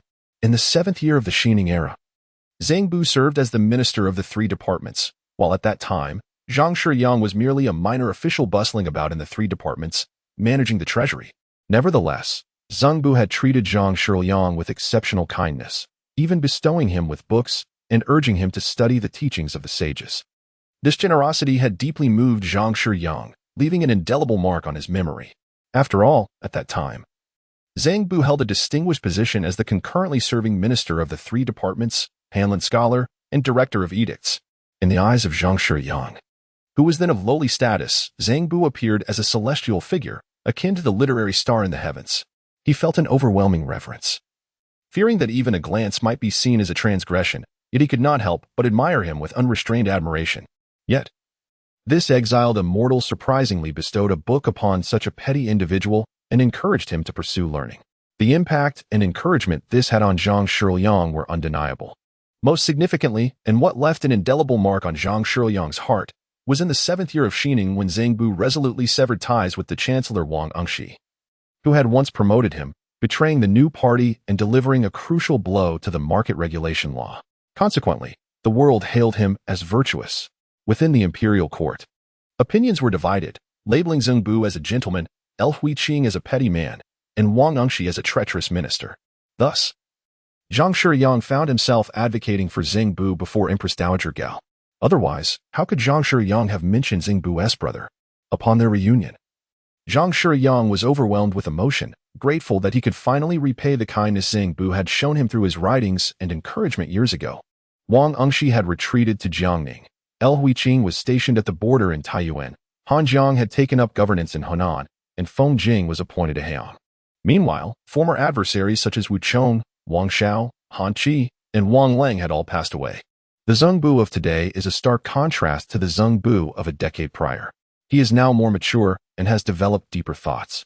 The experiences of 10 years of rise and fall and 3 years of profound reflection during mourning have utterly transformed him. Before departing Jiangning, Zhang Bu intentionally visited Banshan Garden to meet Wang Engshi, who was engaging in Zen practices at the Bounding Monastery within the garden. Zhang Bu observed that Wang Engshi had undergone a complete transformation. The once obstinate minister had now become humble, magnanimous, frugal, and open-minded.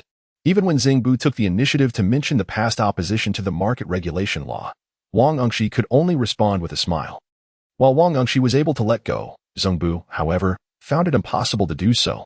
At the pinnacle of his life, during his most celebrated moments, he was stripped of all his official titles and exiled in a manner akin to banishment to Raozhou, followed by Tan Province, Guangzhou, and Guizhou. Now, he returns to Bianjing. Zhang Bu, with a mind brimming with strategies, eagerly awaited the opportunity to showcase his talents. Suddenly, he heard the soft voice of a former young envoy saying, "Scholar, I am here at the behest of Her Majesty the Empress Dowager, requesting your presence in the Jiaying Hall." Zhang Bu looked up in astonishment at Zhang Shuyang, completely bewildered as to why the Empress Dowager sought him out. He was acutely aware of the mixed sentiments the Empress Dowager held towards him. Her Majesty has heard that you are the younger brother of the late Zheng Gong, who served as a memorialist for the imperial princes. Hence the invitation to consult with you in the Jiaying Hall. Zhang Bu promptly rose, casting a grateful glance at the courtier before him. He understood that this former acquaintance had likely spoken favorably of him before the Empress Dowager. However, Zhang Bu would not allow such sentiments to show. Cultivating relationships with courtiers was a significant taboo. "Why does Her Majesty summon me?" Zhang Bu inquired. Certainly, he did not dare to delay, immediately commencing his preparations. In the fleeting moment he and Zhang Shuyang exchanged glances, he caught the latter's quiet reminder, "Chuan Xiu Guliang." Zhang Bu nodded, pondering whether this was the matter the Empress Dowager wished to discuss. He recalled Zhang Shuyang's earlier words. Realizing the Empress Dowager had summoned him due to her awareness of his deceased brother Zhang Gong's role as a memorialist for the imperial princes. Consequently, Zhang Bu's heart raced with anticipation. The Hanlon academician served as an internal advisor, a personal consultant, and wordsmith to the emperor. The personnel of the Central Secretariat are external appointees, responsible for drafting the edicts of the 3 provinces and 2 departments. Those who are fortunate enough to be appointed as attendants for lectures or readers, or to hold the title of narrators, become close ministers to the emperor, capable of expounding upon matters of antiquity and modernity in the emperor's presence, interpreting the classics, and thereby influencing the emperor's judgments and positions. During the reforms of the Xining era, Wang Nengxi appointed his own son, Wang Lang, to serve as a reader for the emperor, specifically to convey classical teachings and historical narratives, thereby solidifying the emperor's resolve for reform. At present, the emperor is gravely ill, and the young prince of Yan, Yongchong, is in a precarious position. Should he be appointed to the imperial lecture hall, he would assume the role of imperial tutor, akin to Yang Yi beside the True Temple and Yin Shu near the Rin Temple in days of yore. Merely contemplating this, Zhang Bu finds it increasingly difficult to restrain his emotions. When Quanfu, Fu Yonghua, and Han Ziwa are all aged and frail, akin to dry bones in a grave. Chapter 28. Empress Dowager's misunderstanding. The distance between the Academy of Scholars and the Hall of Gathering Talents is virtually negligible, as the Academy is the only institution within the imperial city that permits a backdoor leading directly to the inner sanctum. In other words, the journey from the Academy to the Hall of Gathering Talents is likely more expedient than that from the Academy to the Privy Council. This is indeed the case. To convey a sense of solemnity, Zhang Bu deliberately donned his official robes, holding a jade scepter, and, under the guidance of Zhang Shiyang, exited the northern gate of the Academy. Within mere dozens of steps, he arrived at the Hall of Gathering Talents. As a Hanlin scholar, Zhang Bu is naturally well acquainted with the history of the hall. This hall, formerly known as the Hall of Great Clarity, was renamed during the Ming-Ao era of the Rin Temple, becoming the Hall of Gathering Talents. The reason for this designation is that this hall has traditionally served as the venue for the imperial examinations of the Song Dynasty, where every year, the top scholars from across the realm would gather, and the emperor would personally inscribe their names. Moreover, this hall serves as the venue for the grand banquets held by the sovereign and his ministers during the spring and autumn of the Song Dynasty. Here, the emperor personally bestows wine upon his officials. It houses the revered texts and imperial edicts penned by Emperor Taizong, as well as those from the Zhen and Rin temples. Upon entering the Hall of Gathering of Elites, Zhang Bu raised his gaze and beheld the curtain that had already been drawn up behind the imperial throne, with strings of pearl drapes cascading down, obscuring his view. Yet, faintly, he could discern a figure seated beyond the veil. Zhang Bu recognized that it was none other than the Empress Dowager, the mother of the current emperor, residing in the Palace of Compassion and Protection. Promptly, he approached with reverence, bowing deeply and declaring, "I, the Hanlin scholar Bu, respectfully inquire about the well-being of Her Majesty the Empress Dowager." A voice, slightly aged, resonated from behind the curtain. "Scholar, you need not be so formal. Please take a seat." An inner courtier then brought forth a red wooden stool and placed it before Zhang Bu. He bowed once more and cautiously seated himself, only to hear the Empress Dowager inquire, "I have heard that you excel in the study of the spring and autumn annals?" Zhang Bu hurriedly responded, "Before Her Majesty's benevolent presence, I dare not claim to excel." Pausing for a moment, he continued, "If one were to discuss the profundity of the spring and autumn annals, in my humble opinion, the foremost scholar would undoubtedly be Hanlin scholar Cheng Buwen, the most esteemed among the court officials." This assertion held true. Cheng Ruanfu was indeed a master of the spring and autumn annals, renowned for his extensive knowledge and exquisite prose, garnering unanimous respect throughout the dynasty. It was also a reflection of the modesty and humility of the literati, who shunned the pursuit of fame and fortune. However, Zhang Bu understood that Cheng Ruanfu's prospects were dim. Otherwise, it would not be he, Zhang Zishuan, present in the Hall of Gathering of Elites. As expected, upon hearing Zhang Bu mention Cheng Ruanfu, Empress Dowager Gao immediately shook her head, exclaiming, "Cheng Ruanfu is but a petty man." Zhang Bu was taken aback by the straightforward and unyielding expression of Empress Dowager Gao, lowering his head and continuing, "Aside from Scholar Deng, among the ministers, we must first recommend the right minister of the Ministry of Works, the deputy minister of the Central Secretariat, Li Bangji." "Scholar's son?" the Empress Dowager inquired from behind the curtain. "Do you mean the late Scholar Sun Zhu? Your Majesty is most discerning." The Empress Dowager sighed, "Scholar Sun Zhu. I have long heard of his esteemed name." Naturally, she held a particularly favorable impression of him, as Han Shi had also praised him. Consequently, her view of Zhang Bu improved significantly. To elevate others without regard for oneself is indeed the mark of a gentleman. He is truly worthy of being the younger brother of Zhang Gong, steeped in scholarly tradition. She remarked, "Scholar, your ability to recommend virtuous ministers and to humble yourself for the sake of others commands my utmost respect. However, today, I have summoned you not for matters of state, but to inquire about family affairs." Zhengbu promptly rose and bowed deeply, expressing, "I am truly humbled, and I beseech your majesty to consider. Matters of the imperial family are indeed matters of state." The Empress Dowager nodded, acknowledging, "What you say is quite right. I have acted inappropriately." She was evidently pleased by his response. "However, to be candid, I have come today to ask about the educational pursuits of Prince Yan'an, the Duke." Upon hearing this, Zhengbu's heart raced as if thunderous. Yet, his composure and self-cultivation had been well honed long ago. No longer was he the new courtier of the Xining era, unable to maintain his demeanor when praised or criticized. Thus, he bowed once more and stated, "The education of the prince is indeed a matter of great importance. How could I presume to overstep? I humbly request that your majesty convene the senior officials of the 3 departments and 2 courts to discuss this matter." Zhengbu was a discerning individual. After just a few exchanges with Empress Dowager Gao, he surmised what pleasantries would please her. It was evident that he was adept at discerning her preferences. The Empress Dowager remarked, "Although the words of the scholar are commendable, he must understand that this matter is indeed a private affair of mine. It concerns the Prince of Yan'an, who is both talented and eager for knowledge. He sought enlightenment from me, and I bestowed upon him the book of Spring and Autumn. Together we delved into its teachings, and the prince, though merely 10 years old, demonstrated remarkable intellect, capable of reading the classics of the sages. He presented me with earnest inquiries and, in a gesture of respect, bowed deeply, expressing, 'I humbly implore my revered grandmother to illuminate the teachings of the sages and graciously share her wise words.'" As the Empress Dowager recounted these moments, particularly the prince's admiration and affection towards her, a slight smile graced her lips, and her complexion radiated with warmth. This was intentional. She sought to convey these sentiments to Zhengbu, encouraging him to disseminate her esteemed reputation, as well as the prince's commendable thirst for knowledge and filial piety. Upon hearing this, Zhengbu was immediately overcome with enthusiasm, prostrating himself in reverence. "The prince's dedication to learning and his profound respect for Her Majesty warrant congratulations from me. On behalf of our ancestors, on behalf of your majesty, and also for Her Highness the Empress Dowager.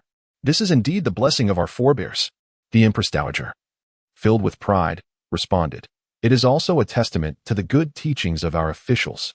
In that moment, the Empress Dowager felt a deep sense of regret, mourning the loss of the 2 who had perished in the fire. It was a misunderstanding. She had assumed that they were treacherous ministers akin to Wang Angshi. Unbeknownst to her, under their guidance, the prince had not only cultivated a pure devotion and thirst for knowledge, but had also embraced propriety and understanding of etiquette. If they were still alive, Empress Dowager Gao would undoubtedly bestow upon them generous rewards, although they unfortunately perished in the conflagration. Empress Dowager Gao has resolved to grant them and their families preferential treatment. At the very least, she intends to secure official positions for their offspring and commend their ancestors. Alas, I am but a woman, and though I possess some knowledge of the scriptures, I fear I may deviate from the sage's true meaning. It is said that you, esteemed scholar, are well versed in the authentic essence of the Spring and Autumn annals. I have specifically invited you here to resolve the prince's doubts and answer his questions. I implore you, scholar, do not decline. With such words spoken, further refusal would be imprudent. Zhengbu immediately bowed, saying, "Your subject dutifully obeys your majesty's decree." His heart was filled with excitement. He could almost envision the position of chancellor beckoning him.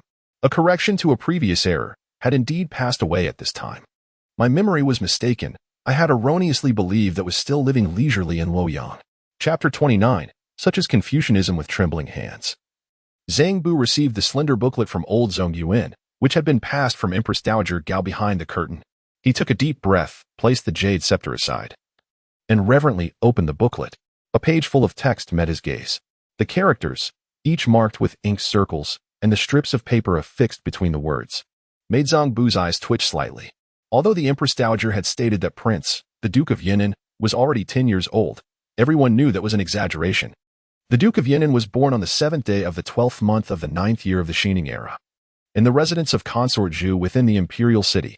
Such an important event was recorded in the court gazette and disseminated throughout the realm. Given that the Prince of Yinan was born after the premature demise of the emperor's 5 sons, his arrival marked him as the eldest of the emperor's offspring. Last year, during an imperial banquet at the Hall of Gathering Excellence, attended by the realm's dignitaries, the Prince of Yinan was in attendance, and the assembled officials offered their felicitations. Such accounts were chronicled in the court gazettes. Though sequestered from the court, Zhang Bu diligently followed these affairs, committing them to memory. Thus, Zhang Bu was cognizant that the prince was merely 8 years and 3 months of age. Born in the 12th month of the 9th year of the Xingning era, he was prematurely regarded as 1 year and 1 month old before his first month had passed. Moreover, by the custom of reckoning age, he was considered 2 years old while still in his swaddling clothes. Yet, the young prince, barely past his 8th year, was indeed studying the spring and autumn annals? Nay, more than merely studying. Judging by the annotations and queries scrawled upon the pages, he seemed to possess an understanding of its depths. Albeit some of his writings appeared puerile, and some of his inquiries were exceedingly naive, it bespoke a pristine and unadulterated innocence. Therefore, Zhang Bu, with utmost reverence, prostrated himself before the Empress Dowager behind the screen and declared, "Your Imperial Majesty, in observing the annotations of the Prince of Yinan, I perceive a guileless heart, emanating from the very core of his being, which fills me with awe and trepidation. This is indeed a boon for the realm." The Empress Dowager, pleased by such words, responded with delight, "This is precisely the purpose for which I requested the esteemed scholar's presence. As a woman, I admire the morality of the sages. Yet I find myself distant from the path of the virtuous. Thus, I seek the counsel of scholars." "I am unworthy," replied the courtier. Zhang Bu, having performed the grand and bowed, expressed his unwavering loyalty to the imperial family, Her Highness the Empress Dowager, and His Highness the Prince of Yinan. Upon hearing this, Empress Dowager Gao sighed deeply within her heart. Indeed, the 6th brother has garnered the aspirations of the realm. Zhang Bu was merely a newly appointed Hanlin scholar returning from the provinces, yet he firmly believed that the sole legitimate heir to the throne was the emperor's eldest son.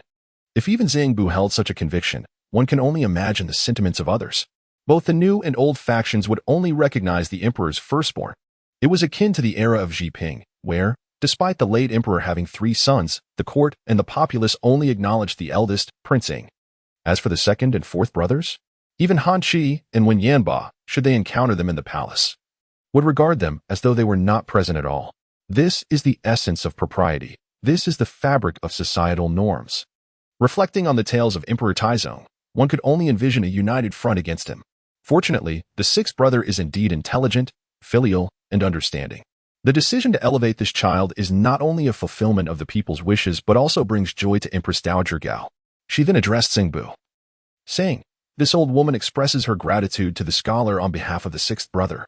I kindly request the scholar to elucidate the principles of spring and autumn and address the inquiries of the prince." Zhang Bu bowed again, affirming his commitment. Subsequently, an inner court official brought forth the necessary writing materials. Zhang Bu seated himself on the floor of the hall, unrolling the paper to write. Of course. Who was Zhang Bu? He was among the most astute minds of the dynasty, a master of Confucianism. Furthermore, he was the younger brother of Zhang Gong, renowned for advocating a return to antiquity and promoting the idea that literature should defend moral principles. Inheriting and expanding upon the classical literary movement of Ouyang Xiu and Fan Zhongyan. In the context of the Song Dynasty, what did the so-called return to antiquity and reverence for the ancients truly signify for Confucian scholars? It is well understood that behind the facade of nostalgia lies the appropriation of the interpretative authority of the 6 classics. This is evident in the actions of the 3 Su brothers, the 2 Cheng brothers, Zhang Zai, and particularly Wang Angxi. Looking further back, figures such as Hu Yuan, Zhou Dunyi, and Xiao Yong also exemplify this trend. After all, Confucius, Mencius, and Xuanzi are unlikely to rise from the grave to confront them. Thus, like all other literati and officials, Zhang Bu was adept at embedding personal bias within his work. Moreover, Zhang Bu's skill in this craft was remarkably refined. During the reforms of the Xingning era, he was once regarded as a confidant by Wang Angxi and Hui Qing. However, when it came to the market regulation law, it soon became apparent that they were not aligned in their objectives. Wang Angxi and Hui Qing sought to expand resources, with Hui Qing particularly eager for swift results, pursuing a simplistic and aggressive approach to achieve immediate fiscal gains and silence dissenting voices. In contrast, Zhang Bu saw this as an opportunity to subtly infuse his personal insights into the discourse.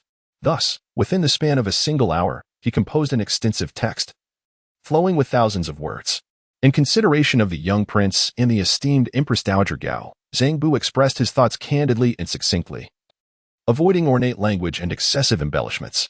Once the manuscript was completed, Zhang Bu meticulously reviewed it, ensuring there were no omissions or typographical errors, nor any prohibited phrases. He then presented to the Empress Dowager Gao, stating, "Your servant Zhang Bu respectfully submits to your highness. The annotations regarding the spring and autumn annals of the Guliang commentary have been duly noted, and I humbly request your highness's review." The Empress Dowager promptly ordered her attendants to retrieve Zhang Bu's written work. Then, in accordance with the volumes of the Prince of Yan'an, he read them one by one. After a single perusal, Empress Dowager Gao was already greatly pleased, exclaiming, "The scholar's knowledge is indeed profound. I hold him in high esteem." The text penned by Zhang Bu was straightforward and unadorned. At the very least, Empress Dowager Gao comprehended it well and found it to be quite reasonable. In truth, had Zhang Bu presented Wang Engshi's interpretations of the spring and autumn annals without attribution, the outcome would have been the same. Such is the nature of Confucianism. The finest exemplars are the three commentaries on the spring and autumn annals, the Guliang, Gonyang, and Zhuoduan, each elucidating Confucius's text, serving as further annotations, interpretations, and expositions. Yet, despite their shared origins, these three commentaries stand as distinct works in terms of morality and perspective. The revered ancestors have already set a precedent. How could their disciples fail to learn? Since the flourishing of the educational movement in the Qingli era, the literary scene of the Song Dynasty has blossomed with vibrant diversity. The intensity of intellectual discourse rivals that of the 100 schools of thought during the spring and autumn and warring states periods. However, this time, all were rallying under the banners of Confucius, Mencius, Xuanzi, Jia, and Yang Xiong to advocate for their own causes. Chapter 30. Zhao Xu. I am still but a child. On the 25th day of the second month in the 8th year of the Yuanfeng era, Zhao Xu rose early. Having just completed his morning ablutions, Lao Zong Yuan, an inner court official beside Empress Dowager Gao, was dispatched to deliver her personally inscribed commentary on the spring and autumn annals. Zhao Xu received it, adhering strictly to the rituals of propriety, expressing his gratitude to the Empress Dowager, and composing a brief note of thanks, which he entrusted to Lao Zong Yuan for presentation to her. Indeed, the Empress Dowager had sought external support. Zhao Xu was not unaware of the extent of Empress Dowager Gao's scholarly attainments. Even in the later period of the Yuanyu era, Empress Gao's proficiency in Confucianism could be likened to that of a student from a lower tier of the Imperial Academy, or a candidate who had merely passed the imperial examination, akin to a modern high school dropout. Remarkably, she could be considered a third-tier academic underachiever, possessing a modicum of scientific knowledge, yet it was scant, regardless of what Fan Chunren, Su Che, or El Dafeng might proclaim. As long as there was no one present to remind her, she would typically respond with a mere yes, yes. Apart from her matured political acumen compared to her earlier self, she was largely dependent on her ministers for everything else. Thus, with just a cursory glance, Zhao Xu discerned that Empress Gao did not possess the requisite intellectual caliber, even though the characters were indeed in her handwriting. The content and ideological essence were not befitting her level. Furthermore, Zhao Xu recognized the author behind these words. It was Zheng Zixuan. Zhao Xu was exceedingly familiar with Zhang Bu, so much so that he could predict the latter's intentions with merely a slight movement of his body. However, as Zhao Xu grasped his brush, he recalled various occurrences from the modern era. This Zheng Zixuan and Zhang Bu were no loyal subjects, at least from Zhao Xu's perspective. This individual was utterly untrustworthy. The reason? Zhang Bu had spread rumors. He had falsely claimed that Zhao Xu had perished from a sudden illness. Moreover, he had the audacity to assert that Zhao Xu was afflicted with a particular ailment. In the modern context, upon discovering Zhang Bu's private notes, Zhao Xu was overwhelmed by an onslaught of indignation. Is this the conduct of a loyal minister? Even if, for argument's sake, Zhao Xu had indeed succumbed to sudden illness. As a minister, should one not have the discretion to shield their sovereign from such slander? And to brazenly document it in personal notes for public dissemination? Does that make any sense? This singular point alone rendered Zhao Xu nearly cast aside by Zhang Bu. While he might be utilized or may find utility, the prospect of Zhao Xu regaining his trust was utterly implausible. As he unfurled the text sent by Empress Dowager Gao, Zhao Xu began to scrutinize the content provided by her. Previously, in an effort to maintain a connection with the Empress Dowager and to afford her the opportunity to instruct him personally, Zhao Xu had primarily highlighted passages from the Guliang Chuanxiu, specifically from the first and second years of Dukian's reign. Most of his inquiries were directed at the events of those years, with the remainder marked casually, indicating his incomplete comprehension. Academically, the Guliang gave rise to the notion of intimate concealment between kin. While it appeared to embody an abundance of benevolence, it was, in truth, steeped in malice. It subtly alluded to Zhao Xu's past life and the repugnant methods employed against his uncle, the future King Su, Zhao Hao. Citing the rationale of I act solely for the benefit of Uncle Wang, he inflicted torment upon him. Thus, within merely 3 years, Zhao Hao succumbed to a death fraught with anguish, despair, and an interminable sense of revulsion. Zhao Xu, without shedding a drop of blood or tarnishing his own reputation, orchestrated the demise of a royal prince amidst suffering, humiliation, and hopelessness, leaving him without recourse for lamentation. Simultaneously, this reflected Zhao Xu's perspective on Confucianism, a mere instrument, employed when advantageous, discarded when not, whenever necessity arose. Zhao Xu experienced no psychological impediments in wielding Confucius as spear to assail Mencius's shield. This was the paramount achievement of his decade-long sojourn abroad. His studies abroad culminated in the demystification of Confucianism, while the torrent of information available on the internet obliterated the sacred aura that Confucian scholars had once imposed upon him. What figures such as Zhou Gong, Confucius, and Mencius symbolize is secondary. What truly matters is how Zhao Xu subtly and progressively implants his own attitudes into the mind of Empress Dowager Gao through these texts, facilitating his future maneuvers. From the very inception of the Eastern Zhou, the legitimacy of the state was compromised. King Ping of Zhou committed patricide and fratricide, slaughtering both sovereign and kin. Yet, this is of little consequence. Everyone waves the flags of Confucius and Mencius while narrating their own tales. This characteristic is evident in the literature of the Song Dynasty. Consider the works of the 3 Su brothers, the 2 Chengs, the 2 Zhongs, Xiao Yong, and Wang Angshi. They all follow this pattern. The only entity they conceal from is the emperor within the palace. Zhao Xu, too, is compelled to reluctantly accept the stories of these individuals. What alternative exists? Engage in theological debate? There is neither the time nor the energy for such endeavors. Rather than disputing doctrines, it is far more pragmatic to utilize them.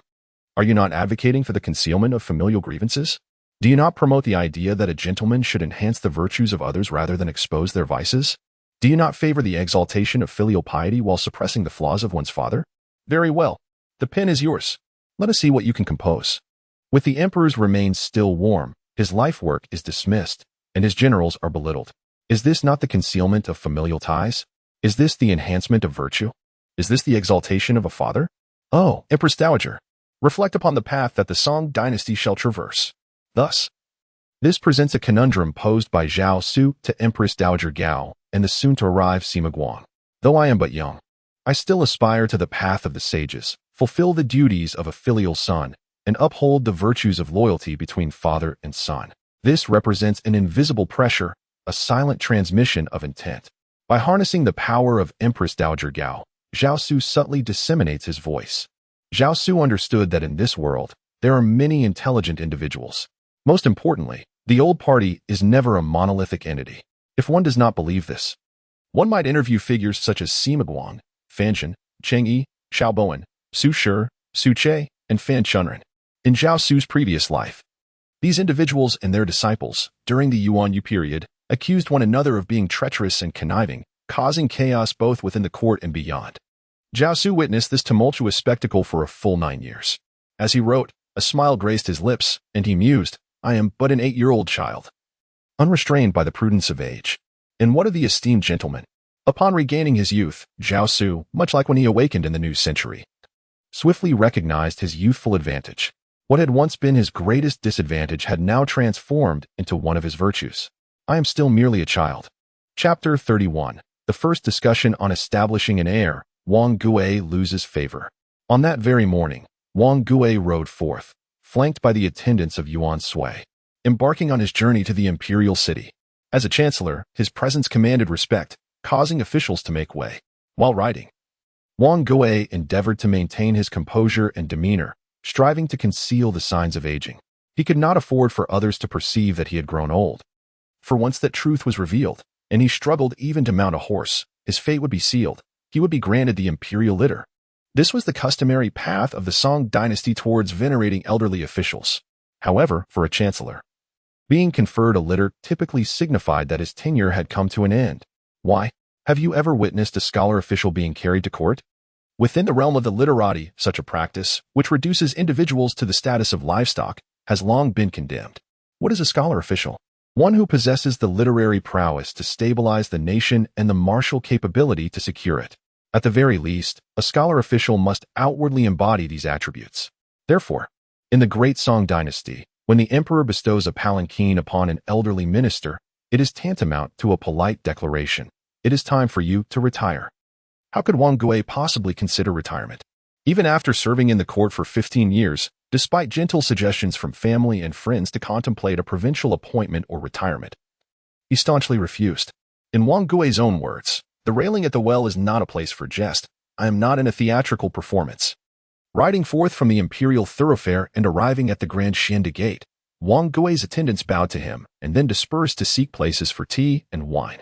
Wang Gui, however, continued his ride, passing beneath the towering structure of the Xiande Gate and entering through the Right Ye Gate. According to protocol, civil and military officials are required to dismount before the Xiande Gate. However, the prime minister, the chief of the secret police, princes, and the envoy of the emperor are permitted to ride within the imperial city, with the farthest allowance for dismounting at the left silver platform gate when entering through the left Ye Gate. If entering through the right Ye Gate, the farthest dismounting point is at the right silver platform gate. Hence, the incident involving Wang Engshi dismounting at the Xiande Gate during the 6th year of the Xi Ning era stirred considerable controversy. At that time, although Wang Engshi held the title of chief minister, he was still a prime minister. According to the benevolent temple's regulations, he was allowed to ride within the imperial city directly to the central secretariat. However, the gatekeepers of the Xuande Gate forcefully pulled him down from his horse, humiliating the proud minister. Subsequently, they insisted that there was no such decree from the Renmiao. This coercion compelled the latter to resign from his position that year, subsequently recommending Han Jiang for succession. In that era, Wang Engshi garnered immense respect and unwavering trust from the current emperor, akin to that of a revered teacher. Yet, he ultimately grew disheartened and withdrew from his post. Now, with the emperor ailing and the court's empress dowager's inclinations uncertain, he found himself blinded by greed, embroiling himself in significant trouble. Should his actions be exposed, not only would his reputation be tarnished, but his entire family might also face retribution. He had overstepped the bounds of a minister and audaciously deliberated on matters of state. His disloyalty and ingratitude, coupled with a lack of righteousness, would certainly lead the scholars and gentlemen of the realm to expel him from their ranks without hesitation.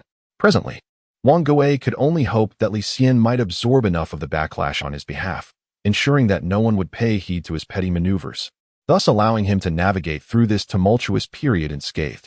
Lost in such thoughts, Wang Gui unknowingly rode his horse to the entrance of the Dutong. The Dutong, also known as the Hall of the Ministry of Personnel, served as the new central deliberation venue following the reforms of the Yuanfeng era. Dismounting before the official establishment, Wang Gui was promptly approached by an attendant who took his steed away to the stables for proper care and nourishment. Wang Gui then adjusted his attire and composed his demeanor. He raised his gaze slightly to behold the plaque inscribed by the current emperor himself, reading Wenchang Fu, which came into view. Simultaneously, he noted the white exterior of the Dutong, adorned with a mixture of rice flour, fragrant powders, and spices, which was the origin of the ministry's designation as the Flower Ministry. Upon entering the grand entrance of the official residence, one is immediately greeted by a mural depicting peculiar trees and strange rocks. The artwork, rendered in delicate ink wash, evokes the essence of mountains and waters, with poetic charm and the fragrance of ink concealed within the strokes. Each time Wang Gui gazed upon this mural, he felt a sense of tranquility wash over him. Unable to resist pausing for a moment to appreciate its beauty, it is no wonder that even the Liao people sought the works of the national master, Guoxi. However, today Wang Gui was devoid of any inclination to admire the painting. He proceeded directly into the command hall, his usual workspace and the venue for deliberations among the 3 provinces and 2 capitals. Upon his entrance, the ministers from the 3 provinces and 2 capitals were already seated, engaged in hushed conversations. Zhao Xu has arrived, proclaimed an elderly official in a serious tone. All present halted their discussions, rising in unison to bow respectfully towards Wang Gui, addressing him as Zhao Xu. Yet, amidst the respectful titles, one voice stood out, discordantly remarking, Zhuo, you seem to have arrived a bit later today. Wang Gui lifted his gaze to see Kai Ke, seated on the right side of the hall, slightly rising to acknowledge him with a bow. Kai Ke was, without a doubt, the person Wang Gui detested the most in this court. In fact, it was this very right minister who had led Wang Gui astray in recent days, prompting him to foolishly inquire about matters concerning Gao Zuanyu. The reason? Not merely the reforms of the 5th year of the Yuanfeng era. Kai Ke deceived him by claiming the new system of the emperor should be treated with the dignity of the Minister of Personnel, thus causing Wang Gui to joyfully approach the emperor with a proposal.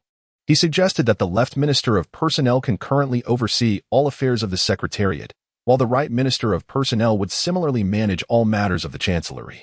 This arrangement was in accordance with the newly agreed-upon bureaucratic structure between ruler and ministers. Each of the 3 provinces had its own responsibilities. The Chancellery oversaw the drafting of governmental affairs, the promulgation of edicts, and matters beyond legal frameworks. The Secretariat received reports on the affairs of the realm. Any matters sanctioned by the Chancellery and the Privy Council, as well as those presented by the Ministry of Personnel, required review and rebuttal. As for the Ministry of Personnel, it was responsible for executing the emperor's commands, handling both domestic and foreign affairs, and liaising with the Chancellery and the Privy Council. In essence, under the new Yuanfeng system, the Chancellery wielded the greatest authority among the 3 provinces, as it managed affairs beyond legal frameworks and bore the responsibility of soliciting and executing imperial decrees. The Secretariat, in contrast, had devolved into a mere institution for review and counterbalance. Although it retained the power to solicit and execute imperial decrees, this was limited to matters bound by legal frameworks. If a matter is indeed governed by law, why must one still seek imperial approval? And as for the Ministry of Personnel, it was tasked with practical implementation and enforcement. Originally, Wang Gui's vision was quite admirable. As the Minister of Personnel, he naturally sought to concentrate power within his own hands. The roles of the left and right Ministers of Personnel were but instruments for him. His reasoning cannot be deemed erroneous, for in the past, the Song Dynasty operated under a tri-ministerial system: the Prime Minister, Zhao Xiang, the Second Minister, Ji Xiang, and the Third Minister, Jianxi Guoshi. Now, with the Minister of Personnel and the left and right ministers, it coincidentally formed a trio of ministerial positions. The authority of the Minister of Personnel must not be entrusted to subordinates. Alas, the roasted duck has flown away. Not only did Wang Gui take flight, but he also willingly leaped into the abyss. This left chancellor, this minister of the left, has, over the years, earned the moniker 3 Instructions Lord. The true instigator, however, is none other than Kai Ke, who sits comfortably in that position. Yet, that is not the crux of Wang Gui's discontent. What he found most intolerable was an event that transpired last year. When the emperor summoned the Prince of Yan'an to serve at court, the ministers extended their congratulations. Wang Gui presumed that since the emperor had intentions to designate an heir, he would naturally be entrusted with this solemn duty. Who else, besides the left chancellor, could be entrusted with such a significant responsibility? Yet, Wang Gui, while waiting at home, received no summons from the emperor to enter the palace and bequeath this weighty commission. Moreover, he soon heard unsettling news that further distressed him. A revelation from the Deputy Minister of the Interior, Zhao Xu, revealed that as early as the autumn of the 6th year of Yuanfeng, during an audience at the Chongzheng Hall, the emperor had already conferred the solemn duty of guardianship upon Kai Ke, bypassing the left chancellor to seek counsel from the right chancellor. What a profound betrayal of trust. What an affront to Wang Gui. As he listened to Zhao Xu recount this matter with exuberance and fervor, it struck Wang Gui like a thunderclap. Yet he dared not reveal his disquiet. He feared that Zhao Xu might discern that, as the left chancellor, he had been entirely overlooked in this momentous task. Thus, he could only smile, suppressing his humiliation and ire, nodding in acquiescence. This was the motive behind Wang Gui's actions and the source of his escalating anxiety. It was a precaution against powerful ministers undermining the emperor, to prevent a recurrence of the tale of Yang Jian from the northern Zhou.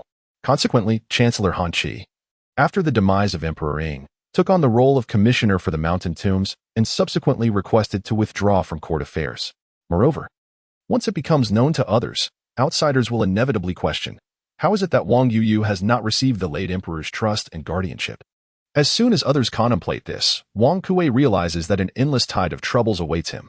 Everything he has ever done will be scrutinized, laid bare under the harsh light of day, meticulously examined and dissected. Even the slightest misstep will be seized upon and condemned. As these thoughts churn within him, Wang Kuei feigns nonchalance, positioning himself on the left side at the head of the assembly, before sitting down and addressing Kai Ke. You arrived rather early, my esteemed colleague. Kai Ke smiled, choosing not to respond. And Tao, the deputy of the Privy Council, observed the subtle exchange between the two chancellors and, sensing the tension, stepped forward to ease the atmosphere, saying, Gentlemen, have you heard about the censure of the inner court official Li Xian by the Board of Censors? Instantly, smiles spread throughout the hall. Although Li Xian was a capable general credited with territorial expansion during the reigns of Xining and Yuan Feng, he was still an inner court official. A eunuch. Every scholar official inherently welcomed and relished the misfortunes of an inner court figure. This sentiment transcends the divides of the new and old parties. Moreover, how long has Li Xian held dominion over that lucrative position in Xining? Counting from the time Wang Xiao expanded the borders, it has been at least a decade. For an inner court official to command an entire army, nearly 100,000 strong, and to be at the helm of such a formidable force is indeed alarming. What is even more disconcerting is that among these troops, there are numerous foreign soldiers and commanders. An inner court official, foreign commanders, valiant soldiers. Anyone who has perused historical texts would instinctively recall the northern troops of the Tang Dynasty. Those commanders of the Shin's army. Those eunuch generals who slaughtered civil officials during the Gansu temple incident as if they were mere poultry. Those reckless ministers who disregarded the laws of the state to elevate or depose emperors. Thus, even though Li Xian is far away in Xia, he cannot find a place in this court. In the past, Li Xian enjoyed the protection of the imperial family, rendering the ministers powerless against him. Now, with an opportunity at hand, is he not as vulnerable as a bird in a snare? Wang Kuei observed that the high officials in the Grand Hall were rejoicing at Li Xian's impeachment. He too felt a weight lift from his heart. Indeed, it seems that the inner ministers are the easiest to deal with. Wang Kuei mused. To him, Li Xian was already a dead man. The ministers would not tolerate him. The Empress Dowager would likely not tolerate him either. The scholars and officials of the realm certainly would not. With Li Xian removed, a civil official of high rank could easily be appointed to govern Xia. Wang Kuei scrutinized the ministers present. He calculated in his mind, aware that among them, some would be tempted to seize the opportunity in Xia, where a peach, nurtured by Li Xian for over a decade, was ripe and bursting with juice and sweetness. However, the pursuit of high office and prominent positions remains the ultimate aspiration of the scholars and officials. Wang Kuei believed that there were those among the seated ministers who were indeed intrigued and possibly scheming for the position in the Shihalan Hui Road. This, he realized, was an opportunity for him to negotiate. Thus, Wang Kuei sat leisurely, listening to his colleagues' various discussions and condemnations of Li Xian, occasionally allowing a smile to grace his lips. As the court officials grew more fervent in their attacks against Li Xian, Wang Kuei naturally felt increasingly secure. As Wang Kuei reveled in his thoughts, a sudden, chilling voice shattered his inner tranquility, plunging him into a state of panic. Esteemed gentlemen, the emperor's health is gravely deteriorating, and each day seems to worsen. Should we not prepare ourselves? Wang Kuei turned in astonishment towards the speaker, Li Qichen, the right minister of the Ministry of Personnel, and Li Bangji, the deputy minister of the Central Secretariat. Li Qichen appeared entirely unfazed by Wang Kuei's gaze. He rose and bowed to the assembly, suggesting, perhaps we should consider a plan akin to the historical precedent of Zhiping? The Zhiping precedent refers to the actions of Han Qi and Wen Yanba, where high ministers would enter the imperial palace to guard the emperor and subsequently petition for the designation of an heir, summoning the Hanlin academicians to draft the decree for the heir's establishment. Following this, the ministers from the 3 provinces and 2 offices would sequentially affix their signatures and seals, presenting it to the emperor for approval, requesting the Empress Dowager and the Empress to witness the proceedings. After which the officials would invite the Prince of Yin into the court to receive their reverence and congratulations. Wow, how could this be? In a moment of panic, Wang Kuei accidentally dropped the teacup he held, which shattered on the floor with a crisp sound, drawing the attention of all present. He could only feign a smile to mask his dismay, exclaiming, I am but an old man. I am but an old man. However, Li Qichen seemed to have unearthed something significant, directing his gaze at Wang Kuei, bowing once more, and inquiring, what does the left minister think of my words? For Li Qichen, having uttered such a statement, he would not retract it. He was resolute in defending his identity as the proponent of the establishment of an heir. Wang Kuei felt a twinge of anxiety. Though he masked it well, he found himself momentarily at a loss when faced with Li Qichen's pressing inquiries. In his panic, he blurted out, this is a matter of the imperial family. Why should the outer court interfere? Instantly, a multitude of eyes bore down on him, fierce and predatory, as if they intended to devour him whole. Notably, Kai Ke sprang to his feet with a resounding clap, prompting the rest to follow suit. The ministers of the court, who might usually hold differing political views or stand on opposing sides, were acutely aware that in this matter, there could be no room for error. Behind them sat the attendants and scribes, including Kai Bian, who meticulously recorded every word uttered by those present, destined for archiving in the National History Museum. Witnessing this, Wang Kuei was struck with trepidation and quickly rose to address the assembly, declaring, "Esteemed officials, you misunderstand my intentions. What I meant to convey is that the emperor has his own heirs." However, the expressions directed at him had shifted dramatically from before. "What are you, Wang Kuei, attempting to do?" Even Han Zhan, the head of the Privy Council, regarded him with suspicion. "Should you, Wang Yuyu, choose to court disaster, do not implicate me. Keep your demise at a safe distance." Note: the railings around ancient wells were constructed in a square shape to prevent individuals from falling in. Interestingly, a similar structure was used in beds during the northern Song Dynasty, which gained popularity. The storytelling venues, known as wazis, also featured a comparable design, being square with an open area in the center. Note 2. Historical records indicate that during the Yuanfeng period, the exterior walls of the 3 provincial offices were adorned with trees and rocks painted by Guoxi. Guoxi, a master of the northern Song Dynasty, has works whose value today is astronomical. Note 3. Kai Ke's account, which was omitted by the Southern Song in the continuation of the Comprehensive Mirror for Aid in Government, recounts an incident in the autumn of the 6th year of Yuanfeng, where he and Zhao presented matters at the Chongzheng Hall. The emperor, overwhelmed with sorrow, lamented. "Is this all there is to the affairs of the realm?" Kai was astonished and inquired about the reason. The emperor replied, "Your son is young. What shall we do?" Kai responded, "Your Majesty, in the prime of life, it is troubling to hear such ominous words. Have you considered their meaning?" The emperor continued, "Can the affairs of the empire be maintained under a long-term ruler?" Kai replied, "The Prince of Yinnan, your Majesty's eldest son, is all I know. I can only resign myself to fate and dare not obey the command." The emperor said, "If you can truly consider the state, you ought to resolve it soon." Kai and Zhao insisted, "We would guard it with our lives for your Majesty." Note 4. Wang Kuei frequently remarked, "Establishing an heir is a matter for other families. It is not for us to concern ourselves with."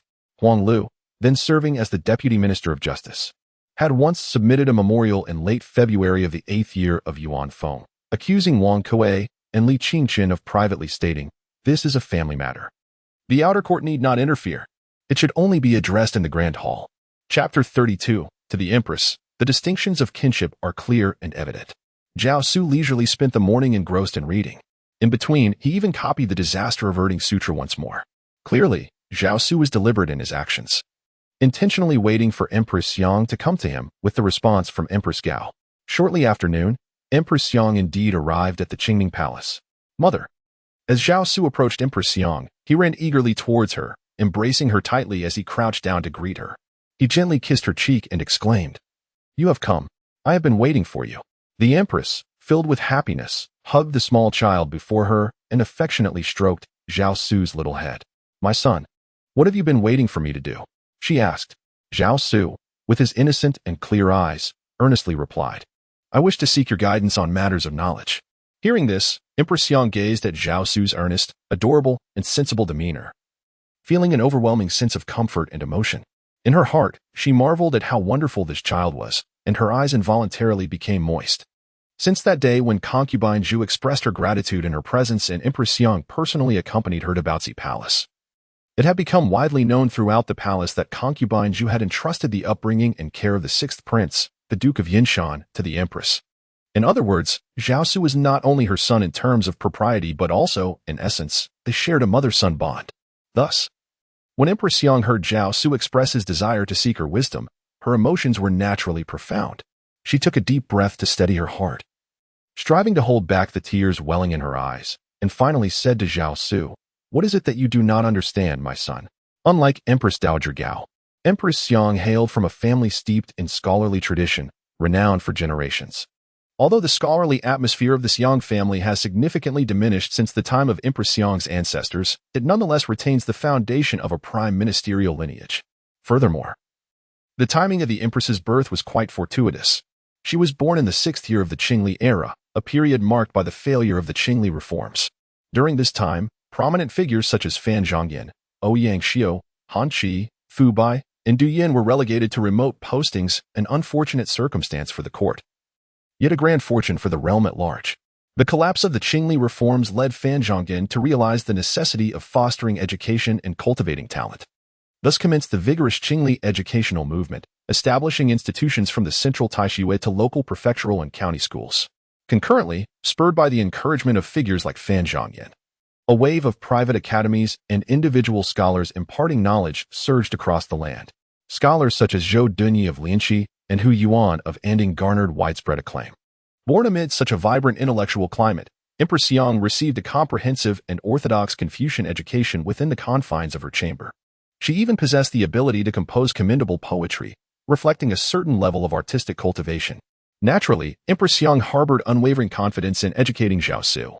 In her eyes, this child, despite being merely 8 years old, could surely be taught well, given her own educational background and the classical texts she had mastered.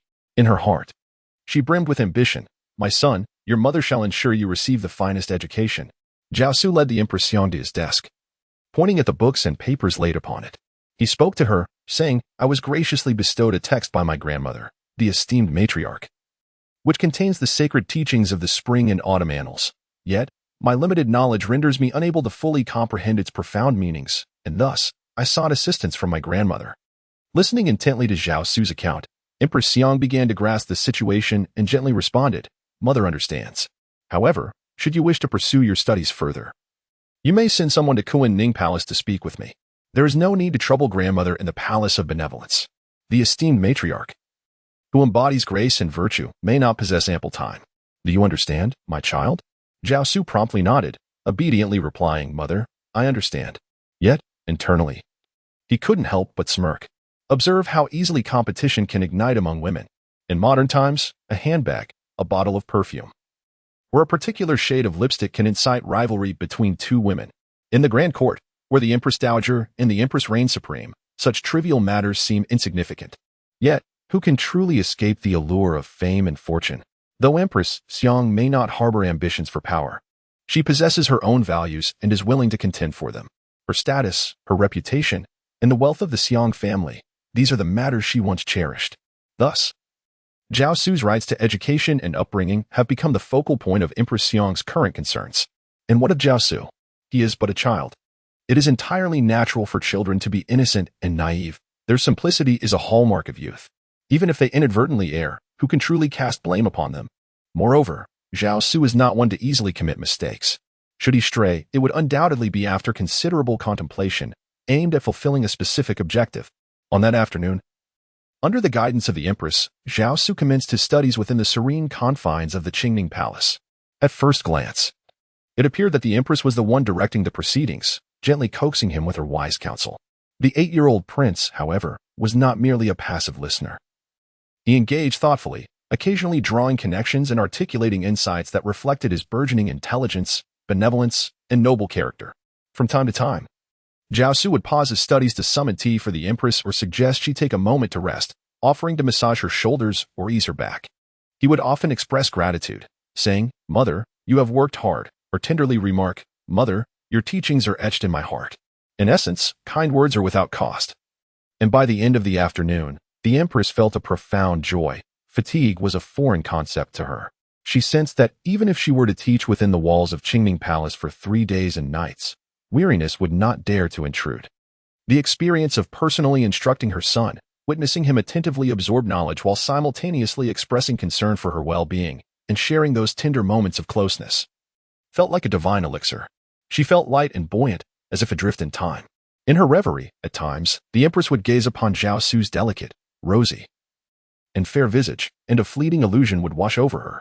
It seems as though the unfortunate child, who was believed to have perished prematurely, has in fact not met such a fate. Instead, he has been quietly nurtured within the depths of the imperial palace. At long last, mother and son are reunited, and their first encounter feels as if they have shared a lifetime together as mother and child. The tenderness of maternal affection blossoms alongside filial piety. Thus, on this evening, the queen in the Kuan Ning Palace, for the first time in a decade, takes her seat before the dressing table, allowing Zhang to adorn her. Simultaneously, a sense of anticipation begins to stir within her heart for the teachings to be imparted in the Qingming Palace on the morrow. She is utterly captivated by this atmosphere, wishing it could linger indefinitely. Yet, a shadow of concern remains. The sixth prince is exceedingly astute, though still in his tender years. He poses numerous questions that leave the queen herself in a state of astonishment and wonder. The queen fears that, if this continues, she may struggle to keep pace with her son's rapid intellectual growth. How could this be acceptable? Nevertheless, it matters little. The queen recalls the tales of the dynasty shared with her by her ancestors during her seclusion, when Empress Zhang and Mingsu governed. She raised the benevolent prince at her side. This, of course, is not an advisable course of action. It involved the prodigious talent Yin Shua accompanying the benevolent prince in his studies. Contemplating this, the queen inquires of Yin Shouqin, who stands outside the curtain, Yin Shouqin, who currently holds the position of secretary to the princes. Ding Ruanfu? The queen furrows her brow, much like Empress Dowager Gao. She harbors a distaste for this minister, who was once deeply involved in the Zhengxia case. In fact, to a certain extent, the queen's disdain for Ding Ruanfu surpasses even that of Empress Dowager Gao. The reason why her father, Xiang Jing, later took up an official position in Qingzhou was simply that he could no longer endure his time in Bianjing. But why could he not remain? Due to being reported, Xiang Jing has been accused of usurping the rights of pedestrians and plundering the wealth of the people. However, prior to Xiang Jing, it was not uncommon for the relatives of the imperial family to engage in such practices. The Lu, Yang Chao, and Gao families, who among them has not partaken in this? Why is it that the Xiang family alone is deemed unacceptable? Is it that Wang Engshi and El Jiawen are specifically targeting the Xiang family? Most poignantly, Xiang Jing succumbed to illness while serving as the governor of Qizhou, passing away without the chance for Empress Xiang to bid farewell to her father. This has left her and her brothers with lingering regrets to this day. Consequently, Zhengxia's status in the eyes of Empress Xiang rapidly ascended. The reason was simple. Zhengxia had publicly humiliated Wang Engshi, providing a much-needed outlet for Empress Xiang's pin-up frustrations. Today, should Empress Xiang find joy upon hearing the name of those who once persecuted Zhengxia, it would truly be an anomaly. Yet, a single remark from Yin Shouqin dispelled the resentment within her heart. The sage, the prince's secretary, is indeed a minister of the Yin and Duke. This statement reminded Empress Xiang of Han Wei and Li Chun, both of whom served as military aides during the Duke's tenure and earned his profound trust. Particularly, Han Wei was recommended to the Duke by Wang Engshi himself. Nodding slightly, she acknowledged, "You are right. I have indeed overlooked this. Zhengxia is merely an outsider, while my sixth brother is my son." The distinction between proximity and distance is clear. Although Deng Ruanfu may have never met my sixth brother, he is the prince's secretary and the only minister of the hidden court for my sixth brother. That is sufficient. That night, envoys were dispatched to the empress, who hastily arrived at the Qingming Palace to transcribe the Chuanqiu Guliang Zhuan and the response from Empress Dowager Gao, which were in Zhao Xu's possession. Simultaneously, Deng Ruanfu, the Hamlin scholar on standby within the imperial city, was summoned to the Jiaying Hall by the Empress's decree. The lamps in the Jiaying Hall burned brightly until the hour of the rat. The following day, Zhao Xu awoke at his leisure, only to discover that the Empress had already arrived. This surprised him, yet he welcomed her warmly. "Mother," Zhao Xu exclaimed, running affectionately towards the Empress. "What brings you here?" He embraced her, inquiring with genuine warmth. "I have come to oversee my son's studies," the Empress replied with a smile. In times past, the Empress would not have dared to arrive at such an hour, as she needed to keep a watchful eye on the Funing Palace, to prevent the second prince from conspiring with the inner officials in her absence. Seizing the opportunity, the Empress requested her husband to appoint Sherdei to attend to matters before her. The Emperor naturally nodded in agreement.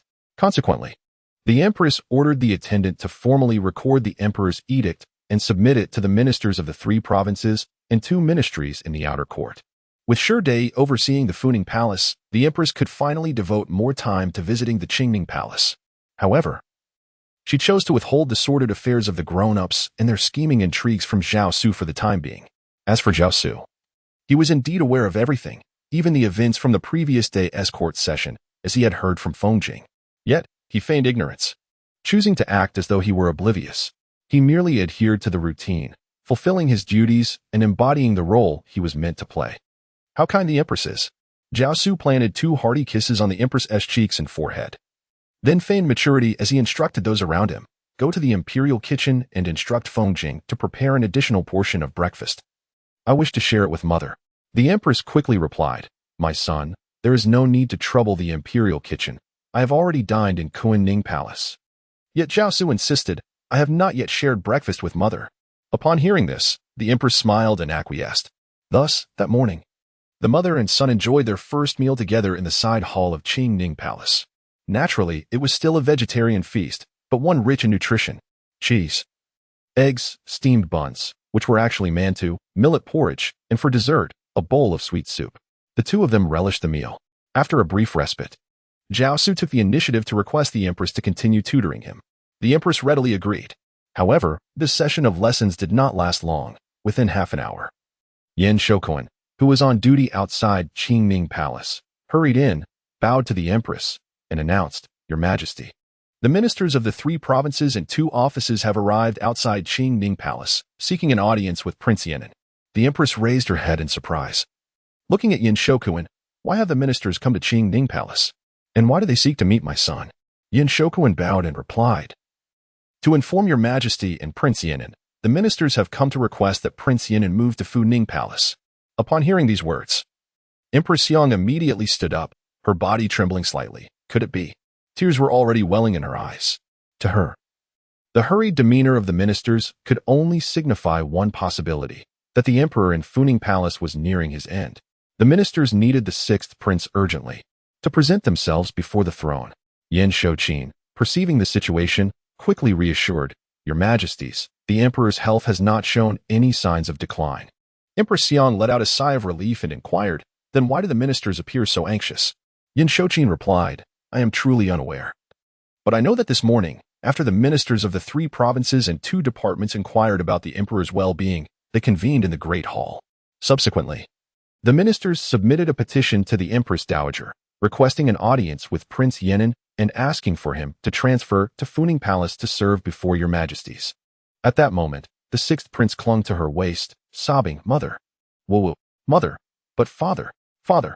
Looking down, Empress Yang saw tears streaming down the 6th prince's face, transforming his once adorable and delicate features. Her heart ached at the sight, and she quickly embraced the child, soothing him, My dear, do not be afraid. Your father is well. He is well. As she spoke, Empress Yang could not help but weep. However, she would never know that Zhao Xu had already anticipated this situation. Everything was, in fact, part of Zhao Xu's grand design. Question: How does the young emperor wield such power?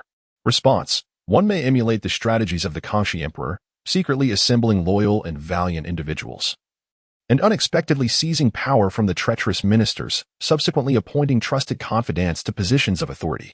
However, this serves merely as an illustration from the Qing dynasty.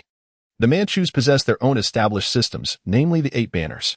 Kangxi, as a ruler of foreign descent, was not solely an emperor, he was also a slave owner, presiding over the servile retainers of the 8 banners.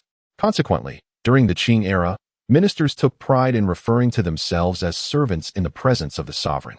Those who were not intimate allies or trusted confidants would face admonishment for attempting to adopt such a title. The emperors of the Qing, too, governed the nation and surveilled the realms through their enslaved subjects of the 8 banners. In contrast, the Song Dynasty operated differently. The sovereign of the Song was one who ruled in conjunction with the scholar officials, although Zhao Xu wielded military power, enabling him to discreetly summon Lu Weijin to convey messages to Yinda. The task was relatively simple. All he needed was to call Yinda to his side and instruct him to summon the officials of the Song, including Shidai, in his name. Thereafter, Zhao Xu could address them, declaring, There are treacherous ministers in the court who seek to disrupt our nation. Can you, loyal subjects, uphold the integrity of the state? He could then raise his arm and exclaim, Those loyal to the Zhao family, rally to my side. Thus, he could lead his army into the palace, eliminating all those he deemed undesirable, including Empress Dowager Gao. Yet, what would be the repercussions? Historically, Sima Yi breached the Luo-Shui Pact, leading the 2 Jin dynasties to merely extol governance through filial piety. The Eastern Jin emperor, upon learning of the Sima family's past, felt deep shame and unease. This exemplifies the concept of the initiator facing inevitable consequences. Although the Song dynasty experienced its share of turmoil at its inception, it ultimately had the Jin-Kuei alliance to provide a semblance of protection. Should Zhao Xu undertake such actions, he would irrevocably dismantle all existing rules and order. From this moment forth, the rituals have crumbled and the music has decayed. Henceforth, chaos reigns across the realm. This is not merely the case in the Song Dynasty. Even in that nation across the vast ocean, over 9 centuries later, the disruption of old tacit agreements and unspoken rules has torn the very fabric of society apart. Furthermore, can we truly place our trust in Yinda, Sherdai, and Song Yongchen? Though they may be deemed trustworthy now, what of the future? The insurrection of the Northern Yamen Guards during the Tang Dynasty serves as a cautionary tale not far removed from our memory. How many years have passed since Emperor Taizu's coup at Qinqiao, when he donned the yellow robe? The descendants of the Chai family are still watching. The echoes of axes and flickering candlelight, how many years have slipped by since then? The descendants of Taizu are also observing. Thus, unless absolutely necessary, we must refrain from resolving issues through force. Moreover, apart from martial might, there exist alternative means to seize power. He is merely young and lacking in vigor. He still requires growth, rest, nourishment, and exercise. Yet, how could the empress comprehend these needs? Clutching the small Zhao Xu, mother and son weep bitterly. Her affection and tenderness for him soaring to new heights. Outside Qingning Palace, the majestic towers of Donghua Gate reflect the figures of ministers clad in flowing purple robes, adorned with wide sleeves and wearing the traditional cap with a golden fish pouch at the waist. Wang Gui stands before the crowd, holding a jade scepter, his heart filled with trepidation. His unguarded words during yesterday's court session have thrust him into an exceedingly awkward position. Behind him, slightly turned away, stands the Right Chancellor Kai Ke, who stands tall and proud, brimming with vigor and ambition. The words of King Jia, if delayed, it may fall into the hands of others, have left Kai Ke in a state of anxious fear, compelling him to finally resolve to act. Alongside him is Kai Jing, known as Kai Yuanchang, who has come to seek his counsel. The two individuals imparted to Kai Ke a matter he had yet to grasp. In recent days, the citizens of Bianjing have been abuzz with discussions regarding news emanating from the imperial palace. The Prince of Yan'an, Chen Xiao, has been diligently transcribing Buddhist scriptures and engaging in fasting and prayer for the well-being of his ailing father, the emperor. Consequently, the students of the Imperial Academy have extolled his virtues. One student remarked, the high-ranking officials, beneficiaries of the emperor's grace, remain silent while the emperor suffers. Why do the ministers refrain from voicing their concerns? Is this the conduct befitting a minister? Aside from this, Kai Jing and Xing Shu also divulged to Kai Ke another unsettling piece of news that kept him awake through the night. The empress had summoned the Hanlin scholar Qingji Deng Ruanfu to the Jiaying Hall to discuss the principles of spring and autumn. Rumor has it that this was intended as a lecture for the Prince of Yan'an. The censorate, upon receiving this information, sprang into action overnight. The deputy censor, aware of the ongoing matters, openly declared, the ministers dine on vegetarian fare in their positions, while we, the officials, must speak at this opportune moment. We shall submit a memorial to accuse the ministers of indecision and of straddling both sides. Other censors, having caught wind of the situation, were also busy drafting impeachment memorials under the cover of night. What is even more alarming is that Kai Jing informed Kai Ke that the related pamphlets had already been disseminated by merchants and individuals from various regions, escaping Bianjing. This is truly dire. Observe the map. Exiting Bianjing and heading south across the Yellow River leads one to where? The answer is Hunan Prefecture, the stronghold of the old faction. An explosion of turmoil ensued. Chapter 34. The Fateful Day, 1. After absorbing the words of Xing Shu and Kai Jing, Kai Ke spent the entire night in restless contemplation. Were it not for the concern that covert meetings among the ministers might leak and provoke public outcry, he would have eagerly sought out the ministers to discuss these matters. Of course, Kai Ke was not one to idly wait. That night, he dispatched his sons, bearing his tokens, to seek out the chancellor one by one. Furthermore, Kai Ke specifically sent someone to visit the residence of Zhang Bu, inquiring about matters of significance. Zhang Bu's response was rather intriguing. He feigned ignorance regarding the matter at hand, yet indirectly acknowledged that the Empress Dowager Bao Xi had summoned him to discuss the doctrines of the spring and autumn annals. At this point, Kai Ke felt as though a festering sore had developed upon him. Without delay, he continued to send messengers throughout the bustling night markets of Bianjing, gathering intelligence. The reports returned were increasingly sensational. The individuals in the night market were not only aware of the scholarly and courteous nature of the Prince of Yan'an, Chen Xiao, but also the various rumors circulating throughout the city. Kai Ke, upon hearing the accounts from his subordinates, felt a surge of unease. How could it be that in just a few days, public opinion had escalated to such a degree? Moreover, he immediately sensed something amiss. Since when had the citizens of Bianjing become so astute regarding the hierarchy and qualifications of the court officials? And the mention of Lord Sima 12? How perceptive indeed! Thus, Kai Ke spent a sleepless night. Before dawn, he hurriedly set out with Yuan, making his way to Xuande Gate. Upon arrival, before the royal gates had even opened, he found himself at the foot of Xuande Gate, where he encountered his fellow chancellors, all equally deprived of rest. Zhang Dun, Zhang Zhao, Li Qichen, and in Tao all bore the marks of fatigue beneath their eyes. Although Han Jun, who managed the Privy Council, appeared somewhat composed, he too had arrived early at Xuande Gate. The group convened, engaging in discussion and communication. Subsequently, they uncovered additional news that had been overlooked in recent days. Now, the discussions extend beyond the confines of Bianjing, permeating the entire Kaifeng prefecture. It is said that even in Beima County, the information has become common knowledge. Consequently, it is likely that the esteemed officials of Daming Prefecture in Beijing and those in Shijing Luoyang are also aware of these developments. A sense of bewilderment enveloped the crowd, who could not help but curse silently. Each individual recognized that they had suffered a significant loss, one that could have dire consequences. A moment's negligence could lead to severe repercussions. What if, at this very moment, the urgent memorials from the high-ranking officials in Shijing Luoyang, Daming Prefecture in Beijing, and even in Heong, were already en route? How then could these ministers justify their positions? The members of the old faction were poised to voice their grievances. You hold esteemed positions within the court and serve as advisors. Yet you cannot assist the emperor above nor bring peace to the populace below. What purpose does the state serve in sustaining you? Particularly, Sima Guang's sharp tongue would surely seize this opportunity. Everyone was aware that he would exaggerate their folly and sluggishness 100-fold, leveraging the influence of the old faction to disseminate their disgrace throughout every military prefecture of the Great Song. For the gentry, a tarnished reputation is akin to death itself. When Ko Zhuan, Duke of Lai, was demoted to serve as an official in Laizhou, the local populace flocked to him upon hearing of his arrival. They saw that he had no dwelling and promptly took it upon themselves to build him a home. Even the local gentry offered their servants and maids to attend to him. In stark contrast, when Ding Wei was demoted to Laizhou, the locals reviled him, turning their faces away upon encountering him. However, the ministers beneath the Xuande Gate soon realized that Wang Gui was absent. Immediately, they reached a consensus. Yesterday, Wang Gui had uttered such words, and the scribe of the Central Secretariat had duly recorded them. If anyone were to cast blame upon them, they would collectively attribute it to Wang Gui's sluggishness and indecision. After all, one must protect oneself before others. Furthermore, whether the old party's seasoned officials had already dispatched urgent letters or not, as long as the current ministers could finalize the matter of succession before those letters reached the capital, who could dare to speak ill of them? Especially Kai Ke. He bore the imperial edict of entrustment, and when the time came, he could effortlessly transform, claiming the merit of establishing the heir for himself.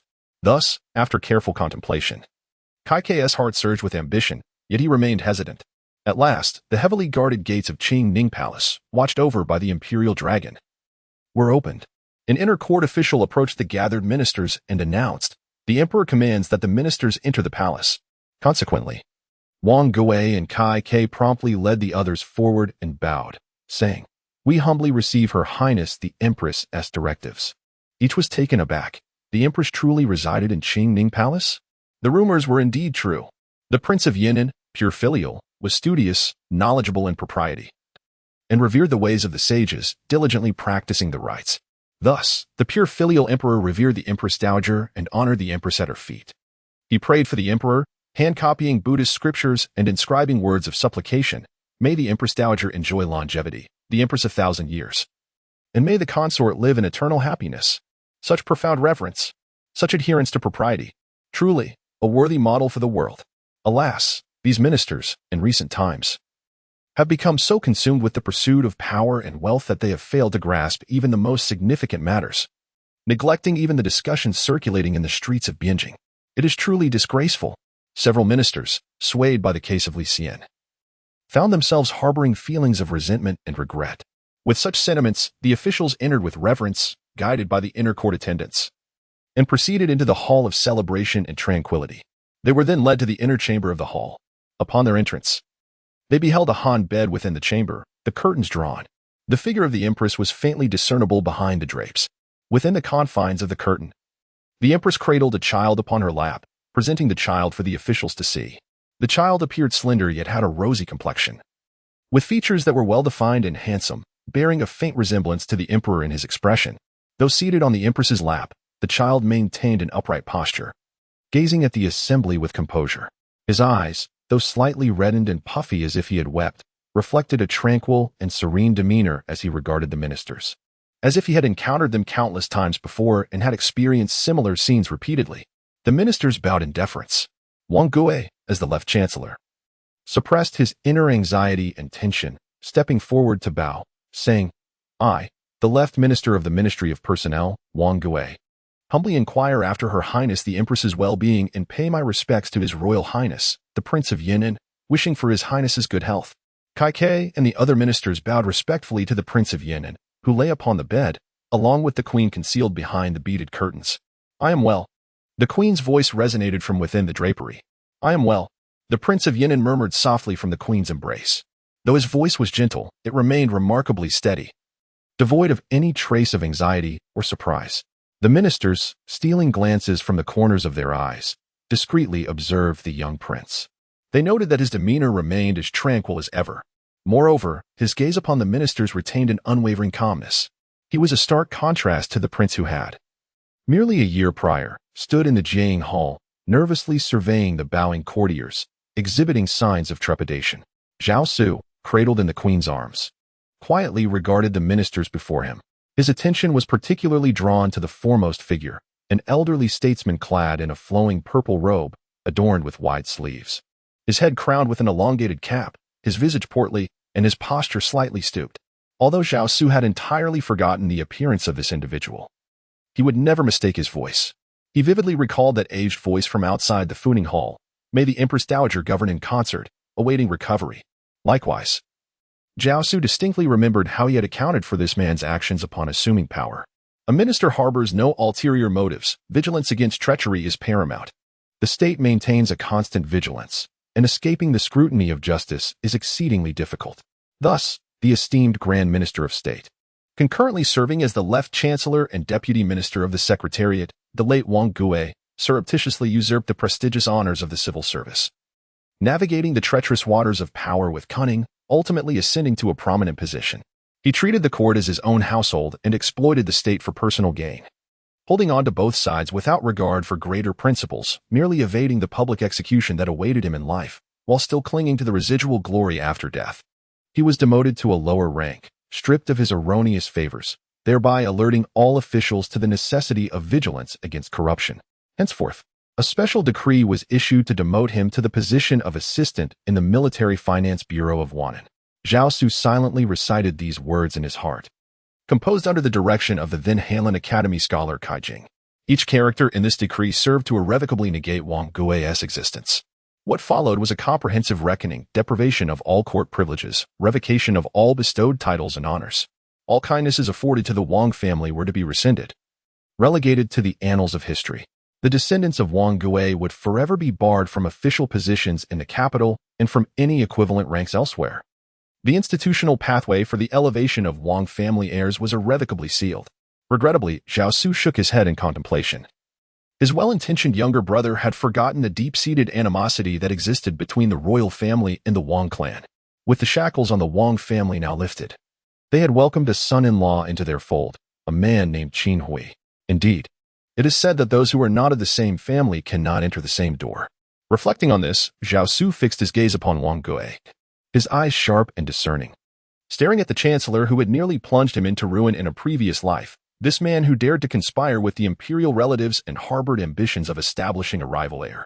This time, Zhao Xu vowed to deny the Wang family any opportunities, for he was certain they would produce sons, and many sons at that, provided there exists an heir. The Wang family shall never rise again. Wang Gui, feeling uneasy under his gaze, involuntarily lowered his head, perhaps out of a guilty conscience. Zhao Xu mused inwardly. Chapter 35. The Day of Destiny. 2. Esteemed ministers, the Empress inquired softly from behind the screen.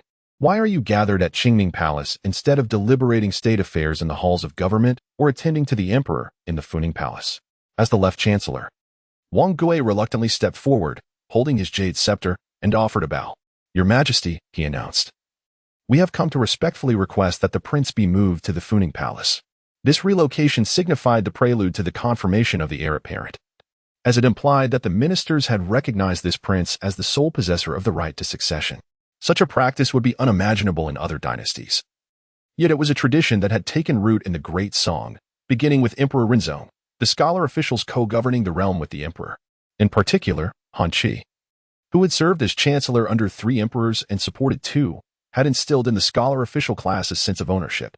Consequently, when Yanba was able to proclaim openly in court, His Majesty governs the realm with the scholar officials, not with the common people. In any other dynasty, such a statement would have cost Wen Yanba his head. Therefore, upon hearing Wang Gui's explicit declaration, the stone that had been weighing on Empress Xiong's heart finally settled. With the ministers having voiced their stance, any other machinations would be inconsequential. The position of her 6th son was now unshakable.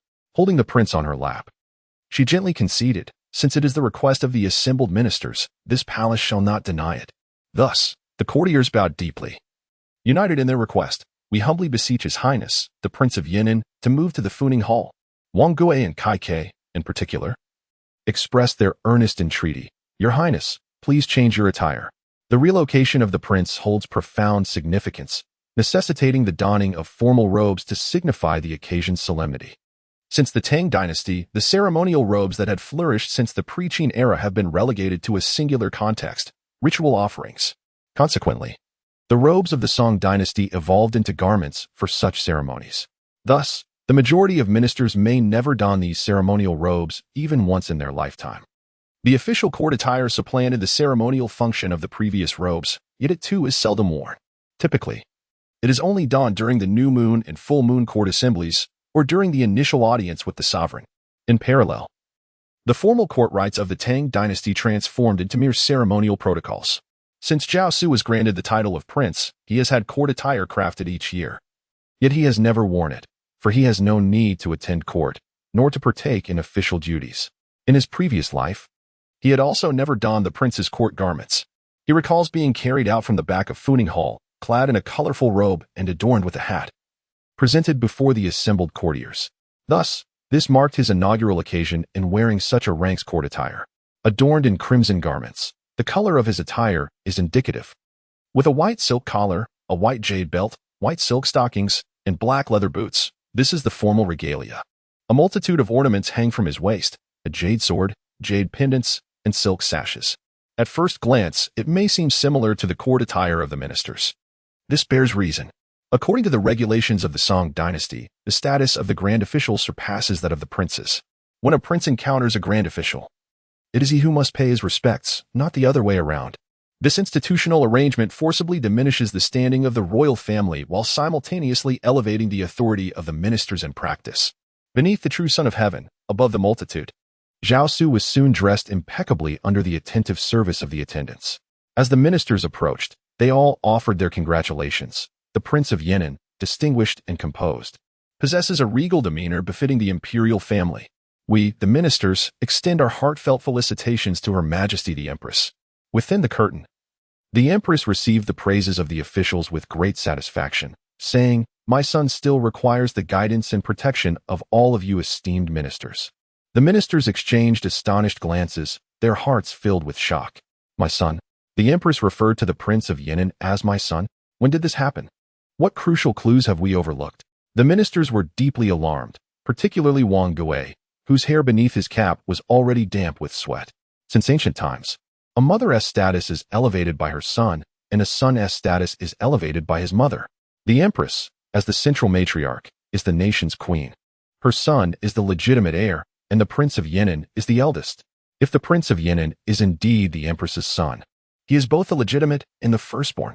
Consequently, all at once, they realized and began to congratulate the Empress behind the curtain for the prince to be nurtured and blessed by Her Majesty.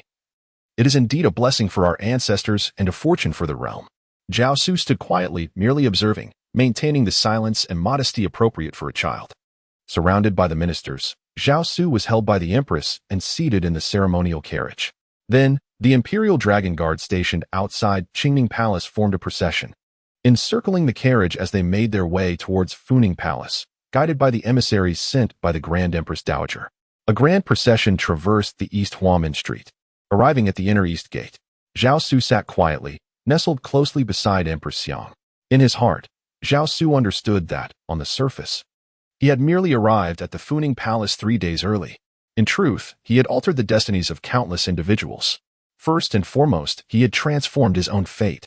In his previous existence, everything about him had been manipulated and controlled like a marionette, shrouded in ignorance.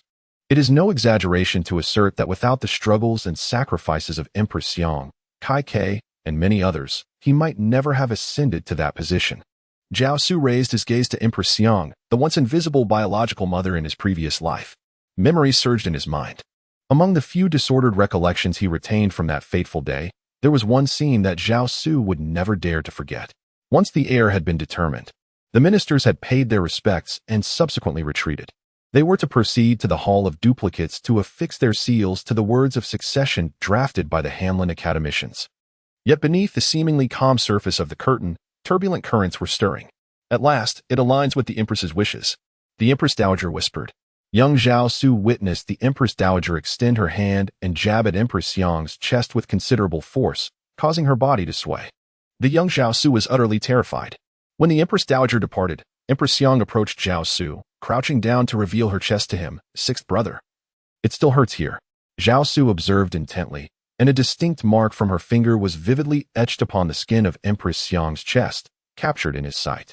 This is precisely why, in his previous life, Zhao Xu held the Empress, his biological mother, in the highest regard.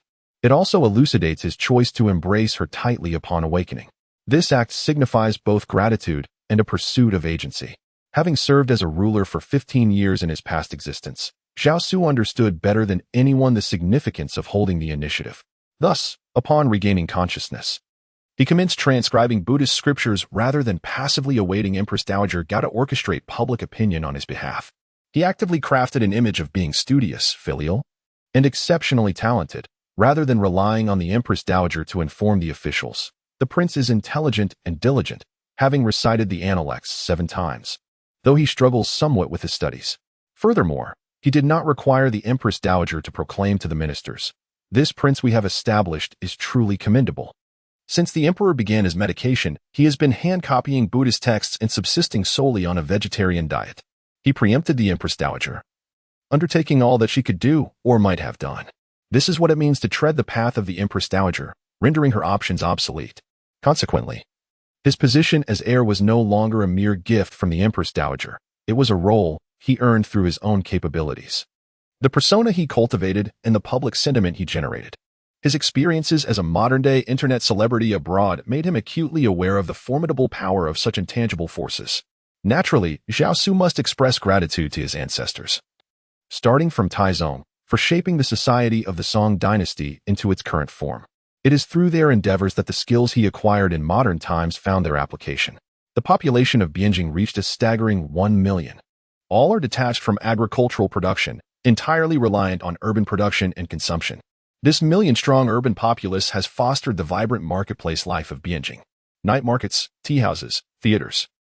The rich tapestry of urban existence has birthed a civic culture reminiscent of modern cities in later centuries. Tabloids and gossip flourished in response. Woodblock printing advanced rapidly, and movable type printing had already emerged. From the bustling streets of the market to the lively night market spanning both banks of the Bian River, 1 million citizens traversed ceaselessly, day and night. The lights of the market streets and the bridges shone brightly through the night. Within the old and new cities of Bianjing, dozens of tea houses were perpetually filled with citizens seeking entertainment and indulgence. The educational reforms during the Qingli and Xining eras significantly increased the literate population within the Song Dynasty cities. Thus, Zhao Xu found his opportunity.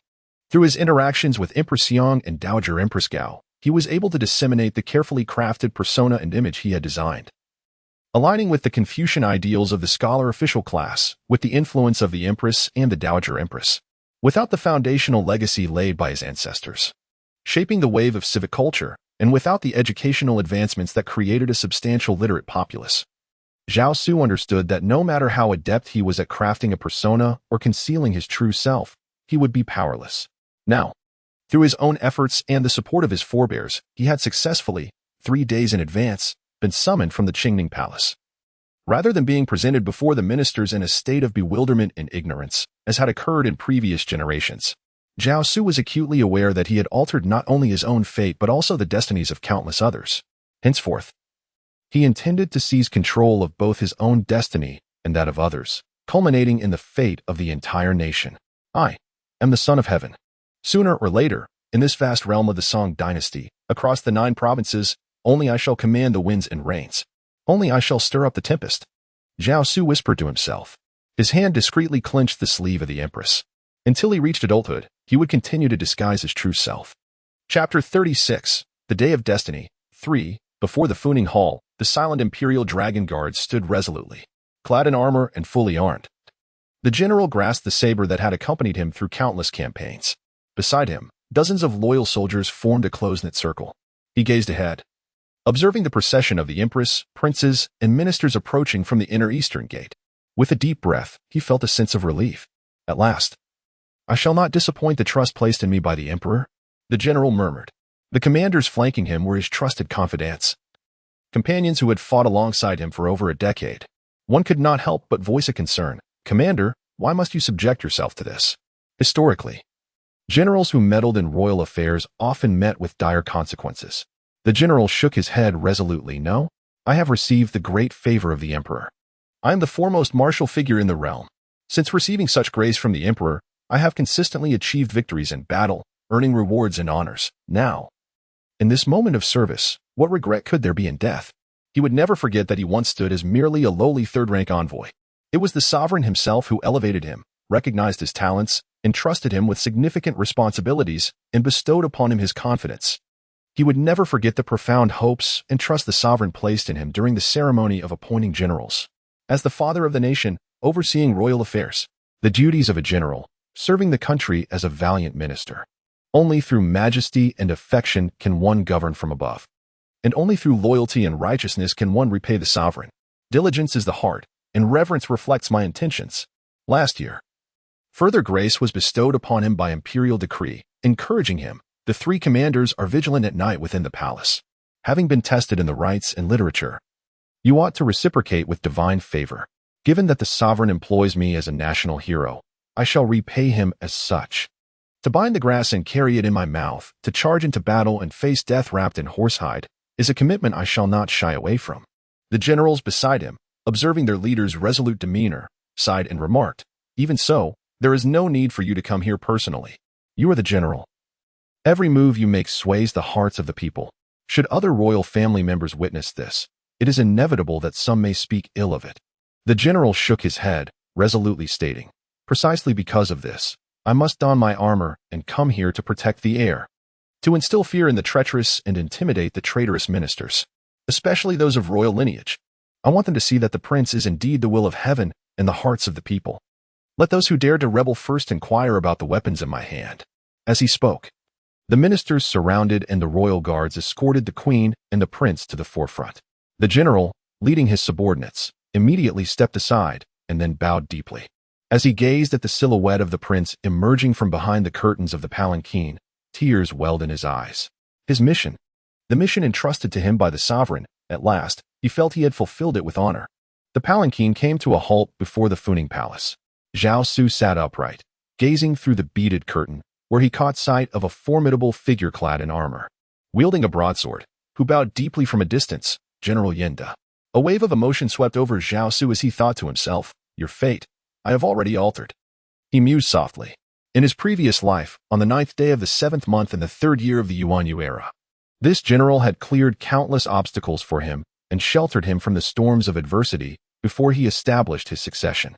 During the proclamation of his heir, he personally commanded troops to guard the palace. On the day of his ascension, he stood resolutely at the palace gates, weapon in hand, declaring openly, as the new emperor ascends the throne, I shall don my armor here, prepared for the unexpected. Should treacherous individuals infiltrate alongside the royal family, chaos would ensue. And how could one discern the truth? A loyal minister indeed. Yet, he met his end within the confines of his home, with no one aware of the cause of his death, nor would anyone seek to investigate it. But who were the so-called royal family and treacherous individuals as mentioned by Yenda? It was all too clear, requiring no further elaboration. This was merely a breach of taboo. However, such a high-ranking general, as long as he did not rebel or conspire, would be indulged despite any transgressions, at most. He would face reprimands or minor penalties, perhaps a demotion of a few ranks. Such was the benevolence of this dynasty towards its generals. Yet, Zhao Xu bowed his head, aware that after taking power, he had thoroughly investigated the events surrounding his establishment of succession and ascension. Thus, he understood the magnitude of trouble Yenda had invited upon himself with those words. He had become a thorn in the side of many, a target for swift removal. Now, Zhao Xu had arrived at his loyal Funing Palace 3 days ahead of schedule. Countless dangers and hidden perils, the myriad sources of chaos during the Yuanyu period, have thus been preemptively eliminated. Yenda is no longer the thorn in the side of the ministers of Yuanyu. His fate may have irrevocably changed. He may not meet an untimely demise at 59, the very zenith of a general's prime. This is precisely the motivation behind Zhao Xu's relentless efforts, and the reason for his willingness to compromise and perform before Empress Gao. Zhao Xu cast a profound glance in Yen Da's direction before being embraced by the Empress. Descending the steps of the imperial carriage, the ministers, heads bowed, followed closely behind, holding jade scepters. The main gate of Funing Palace swung open, revealing the depths of the imperial palace, now welcoming Zhao Xu. The highest authority of the Song Dynasty, too, opened its arms to him. An inner court official emerged from the gate. Zhao Xu recognized him. It was Sherdei, his father's most loyal minister. One of the 4 fiends targeted by the old faction during the curtain rule of Yuanyu. He wielded a cleansing whip, approaching the steps of Funing Palace. With a gentle flourish of his hands, the whip sliced through the air, producing a crisp sound. Her Majesty the Empress, the Crown Prince, and the ministers have come to pay their respects. Behind the screen in the eastern pavilion of Funing Palace, the attendant Kai Bian, acting on the Empress Dowager's commands, began to write in the imperial annals. On the 26th day of the 2nd month in the 8th year of the Yuanfeng era, the ministers presented a memorial to the Empress Dowager, requesting an audience with the Crown Prince in the Qingning Palace, and humbly inviting the Crown Prince to move to the throne. The Empress Dowager graciously responded, "Granted." In the appointed hour, during the Qin period, the ministers presented themselves before the Empress and the Crown Prince at the Qingning Palace. The courtiers extolled the Crown Prince's exceptional qualities, declaring him worthy of the state.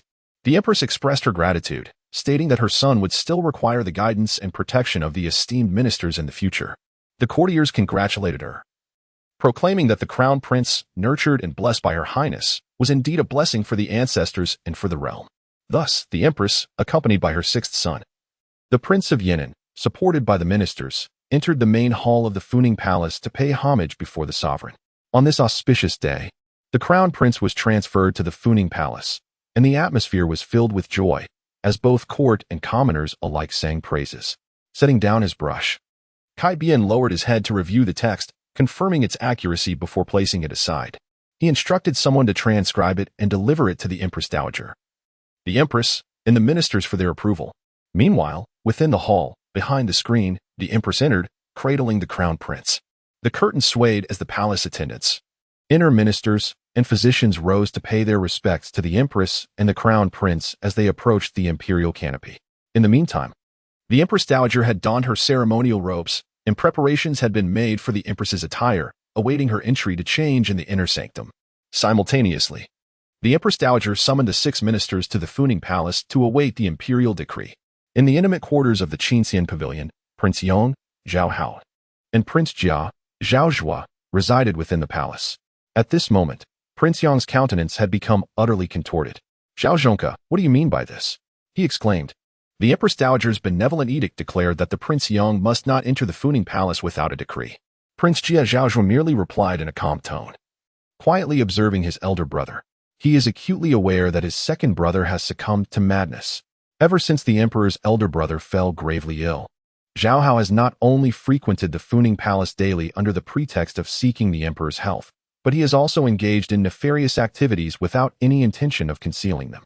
Numerous times, whispers have circulated among the inner ministers and female officials serving the emperor within Funing Palace, proclaiming that Prince Yong has displayed great disrespect before the throne, with some even daring to utter that the emperor has glared at him in anger, were it not for the reverence owed to Empress Dowager Baoxiai, and the grave consequences that would ensue if such matters were to leak. It is likely that the entire city of Bianjing is already aware of Prince Yong Zhao Hao's aspirations to emulate the tales of Emperor Taizong. Yet, one cannot hide fire beneath paper forever. Sooner or later, Empress Dowager Baoxiai will ascend to the heavens, and inevitably, These words will reach the ears of the empress and her 8-year-old son. Zhao Zhengke, do you truly revel in being a mere dog for Zhao Zhongshan? Zhao Hao bellowed. His visage contorted in fury. Zhao Zhen gazed at his second brother and shook his head. He has lost his senses. To dare utter the emperor's name so brazenly. Zhao Zhen gently waved his hand, and behind him, a dozen taciturn old guards stepped forward. They had grown gray with age, some bore disabilities, while others had no sons to carry on their lineage. Yet it is precisely this that rendered them fearless. They were the remnants of the palace's loyal servants, whose families had subsisted on the emperor's grace for generations. Even those like them, afflicted with disabilities or without heirs to ensure their legacy, would be cared for in their twilight years. The emperor would provide for their sustenance, offer them medicinal broths, and allocate them rations of rice and seasonal fabrics. In winter, they would receive firewood, and in summer, alum. Even in death, the authorities would ensure that they procure coffins for them, selecting a picturesque temple for their burial, where monks would chant scriptures for their salvation. The emperor's grace is boundless, and now it is time for recompense. Thus, even when confronted with a royal prince, they showed no mercy, encircling Zhao Hao and pinning him to the ground. Your Highness, please heed the benevolent decree of the Empress Dowager, the old imperial guards calmly articulated. Zhao Ji gazed down at his elder brother, observing Zhao Hao's transformation from frenzy to fury, and finally to despair. He witnessed his struggles fade into tranquility. Softly, he uttered, Imperial brother, surrender. You cannot prevail. Our mother has never supported you. Throughout, both within the court and beyond, they have only acknowledged the sixth brother. Whether it be Wang Engshi or Wen Yanba, they only recognize the son of the eldest brother. Zhao Hao lay on the ground, stripped of his previous madness. Yet his eyes remained fixated on Zhao Ji, his fourth brother, sharing the same mother. In that moment, Zhao Ji supplanted the emperor in Zhao Hao's heart, where hatred once resided. Indeed, from the very beginning, Zhao Hao had harbored animosity towards his elder brother, despite being born of the same mother, and Zhao Zhongshan being only 2 years his senior. In terms of knowledge, physique, cunning, and talent, what did Zhao Zhongshan possess that he did not? Yet, from the Empress Dowager to the entire court, they all recognized Zhao Zhongshan. Just as now, everyone, including his mother, had betrayed him, acknowledging only that young child. Why? Why? Zhao Hao remained indignant. Brother, think about it. Zhao Chuan knelt down, gazing intently into his second brother's eyes. Recall the events of the 7th year of the Xining era. Do you truly wish for the future, when the sixth brother matures, to hear those same words from him? Zhao Chuan's words resonated like an incantation, causing Zhao Hao to shut his eyes in anguish. I have brought ruin upon the world, and you must bear the consequences. The expressionless visage of the elder brother loomed before him, instilling a bone-chilling dread. Zhao Hao could only weep and cry out, How could this be? How could this be? That phrase, you must bear the consequences, had also been uttered by Emperor Taizong to King Yue. Zhao Zhongshan could withstand such words. But once that young child grew up and echoed them, Zhao Hao knew that his fate would be sealed. His lineage would inevitably suffer. Thus, the last vestige of his indignation could only be relinquished. Gritting his teeth, Zhao Hao declared, I understand. Fourth brother, I comprehend. Release me. I shall fulfill my obligations. Zhao Chuan nodded and addressed the old imperial courtiers. Very well, the Prince of Yong has acknowledged his error. Let him go. If possible. Zhao Chuan would prefer to remain uninvolved in such affairs. However, the chronicles of the dynasty were vividly etched in his mind. For the sake of his own life, and for the prosperity of his descendants, Zhao Chuan had no choice but to act and to risk everything to reach out to the empress and the ministers. He was acutely aware that should his mother learn of these matters, he would undoubtedly face her ire. Yet, Zhao Chuan found himself powerless. Fear compelled him to undertake every conceivable action, driving him to breach numerous regulations and prohibitions, risking condemnation from both the court and the public to engage in those taboo endeavors. Should the position of heir remain uncertain, Zhao Zhuan might even resort to more reckless acts, those he had not dared to contemplate in the past. Fortunately, Zhao Zhuan exhaled a sigh of relief within his heart. Brother Lu's pure filial piety and scholarly reputation resonate throughout Bianjing. The ministers can no longer remain indifferent. The position of heir must be established today. Once the heir is determined, it would signify the profound righteousness between sovereign and subjects. Once the heir is confirmed, there shall be no more concerns of treachery lurking in the shadows. Observing the old imperial dragons, he commanded, Release Zhao Hao. Turning to him, Zhao Zhuan said, Second brother, go and cleanse yourself properly. Change into your court attire. Perhaps, soon, messengers will arrive to summon us. Brothers, to the Funing Palace to pay respects to the crown prince. Zhao Hao, upon hearing this, first glared in anger, then lowered his head. I understand. The tide had turned. Even their mother no longer permitted him to visit the Funing Palace. All his hopes had been dashed.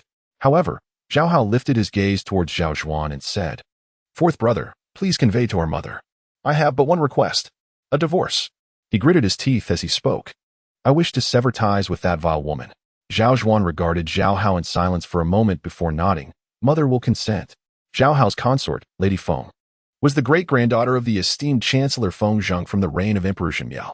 Their marriage had been fraught with discord for a long time, and the conflict had escalated significantly. Zhao Hao had long desired to dismiss Lady Feng, yet the current emperor forbade it. This was also one of the reasons behind Zhao Hao's deep resentment towards his elder brother, the emperor. He could not even be permitted to divorce his wife. Brotherly affection and respectful camaraderie? Chapter 37. The Crown Prince. 1. Empress Xiang, cradling Zhao Xu, ascended the steps leading to the grand doors of the Funing Palace, setting him down only upon reaching the entrance. As Zhao Xu touched the ground with his feet, he lifted his gaze to behold the splendor before him. The imposing gates of Funing Palace stood tall, flanked by 12 long halberds, a testament to the imperial palace's grandeur. Crossing past the halberds, the interior of Funing Palace unfolded before his eyes. Courtiers had already prostrated themselves in reverent welcome, while the female attendants discreetly retreated to the sides. The aromatic scent of burning mugwort wafted from within the hall. My child. Empress Xiang observed Zhao Xu, who appeared somewhat lost in thought, perhaps intimidated by the unfamiliar surroundings. She swiftly took his hand, saying, Come, follow your mother into the palace to greet your father. Yes. Zhao Xu nodded, guided by Empress Xiang as they entered the Funing Palace, a place he once knew intimately, now tinged with an air of strangeness. The sound of his black leather boots echoed on the stone floor, producing a crisp resonance. This was the very location where his previous existence had met its end, yet it also marked the beginning of his new life and destiny. Empress Xiang led him step by step to the threshold of the Grand Hall, while the high-ranking officials followed closely behind, mirroring their movements with solemnity. Upon reaching the end of the main hall, Empress Xiang directed Zhao Xu eastward, where a heavy curtain had descended ahead of them. Beyond the curtain, the Empress Dowager sat regally in a chair, adorned in ceremonial robes. Through the fabric, one could faintly discern her deep green attire, exuding an air of solemnity and grandeur. Her hair, styled with 2 prominent sideburns, was adorned with a crown embellished with dragons and phoenixes, crowned by a magnificent pearl, dazzling in its brilliance. 2 pieces of white jade were placed on either side, while a green silk drape concealed the knees. In this moment, the officials behind Empress Xiang and Zhao Xu collectively held their ceremonial staffs and bowed deeply to them. Wang Gui, the left chancellor, and Kai Ke, the right chancellor, stepped forward with their jade staffs, offering a profound bow towards the direction of the Empress Dowager behind the curtain, followed by another bow towards the emperor's resting place within the drapery. Empress Xiang then took Zhao Xu by the hand and approached the curtain. She gracefully performed a bow and announced, Your Majesty, the new bride has brought the Prince of Yin into the palace, humbly seeking your gracious permission for him to enter the inner sanctum. Upon finishing her words, the Empress gently tugged at Zhao Xu, signaling him to follow her lead in bowing. Zhao Xu, aware of the expectations at such a moment, understood what was required of him, yet he remained but a child. He had already demonstrated sufficient intelligence, after all. Too much understanding might diminish the Empress's sense of participation and achievement. In modern times, Zhao Xu had played mobile games, recognizing that even in those card-drawing and pay-to-win scenarios, simply acquiring powerful rare characters did not guarantee invincibility. One needed to invest in enhancing their strength and gathering equipment. Otherwise, what was the use of having strong characters? Without immersion, participation, or a sense of accomplishment, players were likely to abandon the game. Hence, Zhao Xu dutifully followed the Empress's demonstration and guidance. Standing tall before the curtain, bowing deeply and lowering his head to the ground, and with a sweet, childlike voice, he whispered, Your humble servant, the Prince of Yinan, inquires after the Emperor's well-being. May the Empress Dowager be blessed with longevity. Within the veil, the venerable Empress Dowager finally spoke. The Empress's request aligns with the will of heaven and resonates with the hearts of the people. Thus, the curtain was drawn aside. Outside the Funing Palace, Sherdei, who had been awaiting at the gates, once again raised his pure whip. Crack! The whip sliced through the air, producing a crisp sound. The prince shall move to the palace. Inside Funing Palace, as the curtain was lifted, the Empress led Zhao Xu through the opening. Behind them, the esteemed ministers approached in an orderly fashion. The left Minister of Personnel, the Deputy Minister of the Imperial Secretariat, Duke of Sun, and the Grand Minister of State. The right Minister of Personnel, Deputy Minister of the Imperial Secretariat, Duke of Qingyuan. The left Assistant Minister, Deputy Minister of the Imperial Secretariat Shindan. The right Assistant Minister, Deputy Minister of the Imperial Secretariat Shinqing. Deputy Minister of the Imperial Secretariat Xinjiao. Minister of the Privy Council Qinzhen. Co-Minister of the Privy Council Qintao. Amidst the rhythmic and measured sounds of the ministers' reports, ultimately, all officials collectively bowed and prostrated themselves. We respectfully send forth the Prince, Duke of Yan'an, to the imperial presence, seated gracefully upon her throne. The Empress Dowager observed as the Empress, holding Zhao Xu's hand, approached her and once again performed the ceremonial bow. The young prince, still somewhat inexperienced in the intricacies of etiquette, required the Empress's constant guidance and demonstration. However, he learned swiftly, almost mastering the lessons with a single instruction. The Empress Dowager nodded in satisfaction and addressed the assembled ministers beyond the curtain. Gentlemen, please rise. The prince you have presented is indeed remarkable. It is evident that even our ancestors are quite pleased with the child you have chosen. The ministers prostrated themselves once more, expressing their trepidation, acknowledging the protection of ancestral deities, and attributing their safety to the benevolent wishes of Her Majesty, the Empress Dowager. Within the confines of the curtain, Zhao Xu, guided by the Empress, lay on the ground, listening to the voices of the ministers outside. He sighed inwardly, casting a furtive glance toward the direction of his ailing father's sickbed. Indeed, in the hearts of the ministers, his father was no longer the Son of Heaven. What had been known from past lives was now reaffirmed by the unfolding reality. Zhao Xu felt a persistent discomfort within. No sovereign could remain at ease. Even though he was aware that demanding absolute loyalty from all ministers to the emperor alone was but a fanciful dream. Yet, a ruler, by nature, is prone to yearn for the unwavering allegiance of all subjects. Even if this emperor understood the peril of such thoughts, he found himself unable to restrain them. Zhao Xu's mind raced with chaotic reflections. Outside the curtain, a table, prepared long ago in the Funing Hall, was brought forth by the inner attendants and placed before the ministers.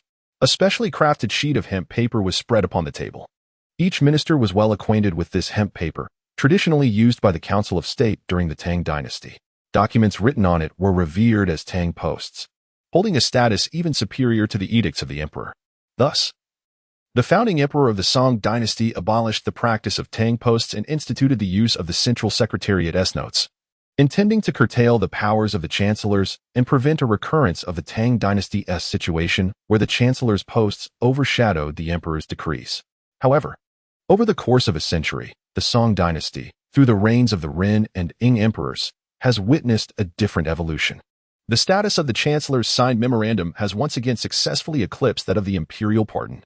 Consequently, the ability to inscribe one's name and seal on yellow hemp paper has become the lifelong aspiration of all scholars and officials.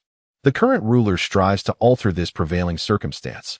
Thus, in the 5th year of Xining, reforms were instituted regarding provincial memoranda, and in the 1st year of Yuanfeng, it was established that provincial documents must first be recorded in yellow and presented before the emperor for approval before implementation, thereby reasserting the supremacy of imperial authority over that of the chancellorship. At this moment, the chancellors gazed at the table brought before them, noticing the yellow hemp paper laid upon it, and immediately comprehended the intentions of the late Empress Dowager Gao. Since the prince has already been moved to the palace, there should be no further delay. Today, the position of heir shall be confirmed. This evening, the Academy of Scholars will be locked, and the Hanlin academicians will draft the decree for the establishment of the heir. Tomorrow morning, all civil and military officials will be summoned to Chongzheng Hall to publicly announce the decree, thereby establishing the rightful order and moral justification. This indeed reflects the decisive manner of Empress Dowager Gao. Her martial lineage endows her with a more resolute character than that of empresses from scholarly families, reminiscent of the late Empress Dowager Cixing Guangxian, who never wavered in her resolve. The high-ranking officials exchanged glances.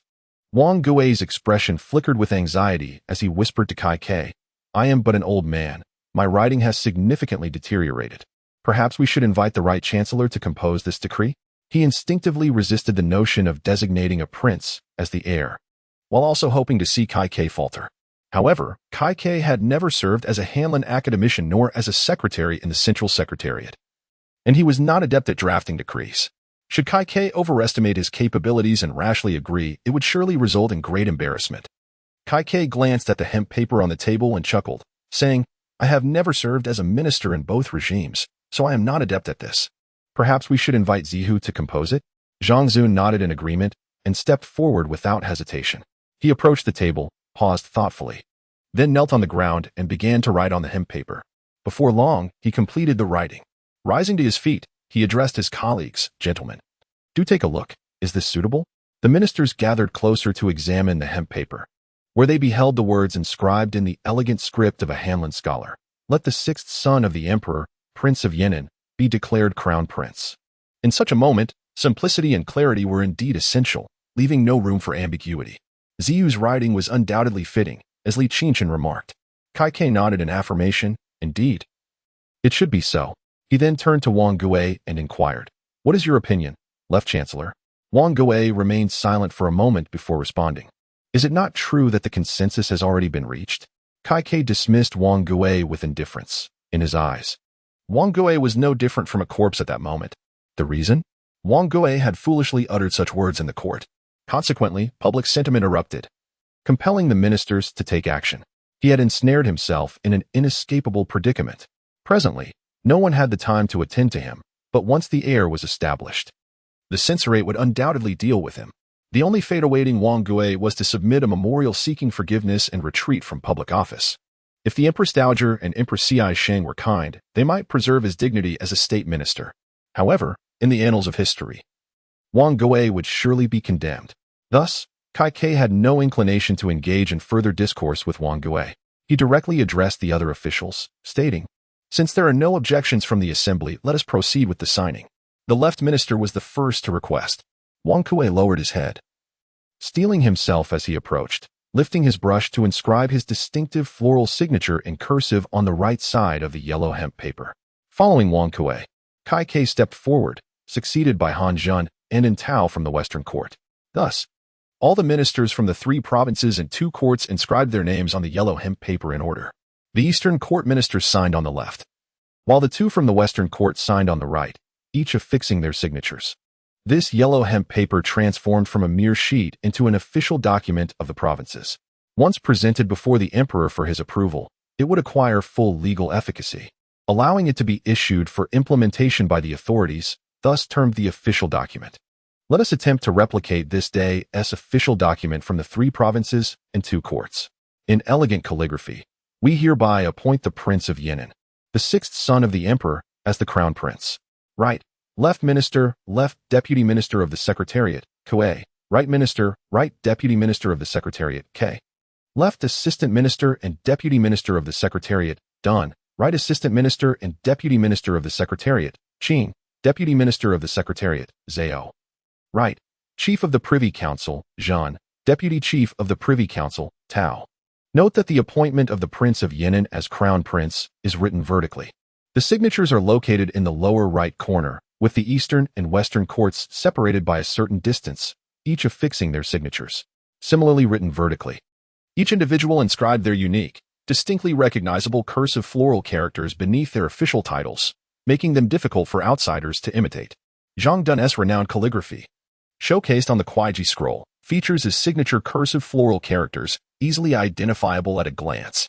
Chapter 38. The Crown Prince II. Once the ministers had affixed their seals, they once again divided into 2 ranks, collectively holding their tablets to present. We dare to report to Her Majesty the Empress Dowager and Her Majesty the Empress. Today, we must address matters of state before your highnesses.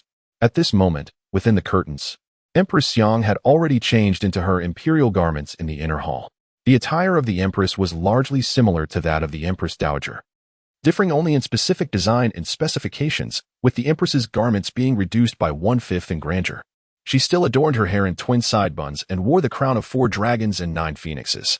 At this time, the 2 empresses were seated within the Funing Hall, positioned on the eastern and western sides, with the Empress's seat slightly set back compared to that of the Empress Dowager. Zhao Xu stood beside Empress Xiang, a position he had fought to attain. He should have been cradled and placed beside the curtains, much like in his previous life, only to be carried forth before the ministers to receive their reverence and congratulations. However, through his own efforts, Zhao Xu had successfully positioned himself beside Empress Yang by simply embodying the characteristics of a child and consistently following her lead. No one could sever the bond between him and the Empress. Neither the Empress Dowager nor Empress Yang intervened in his actions. The former was unwilling, while the latter was filled with delight. Listening to the ministers, the Empress Dowager cast a glance at Empress Yang and inquired, "Esteemed ministers, do you have any further matters to discuss?" The ministers then reported, "Last year, the 3 provinces jointly received your majesty's decree. The Prince of Yan'an, the Duke, shall make his public debut in the coming spring. Today, Prince Yan'an, the Duke of Yan'an, has moved to the imperial court.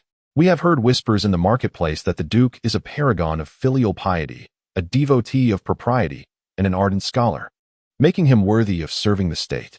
We, in our trepidation, dare to present to Her Majesty, the Empress Dowager, and Her Highness, the Empress, that it is fitting to establish the Crown Prince, to secure the realm."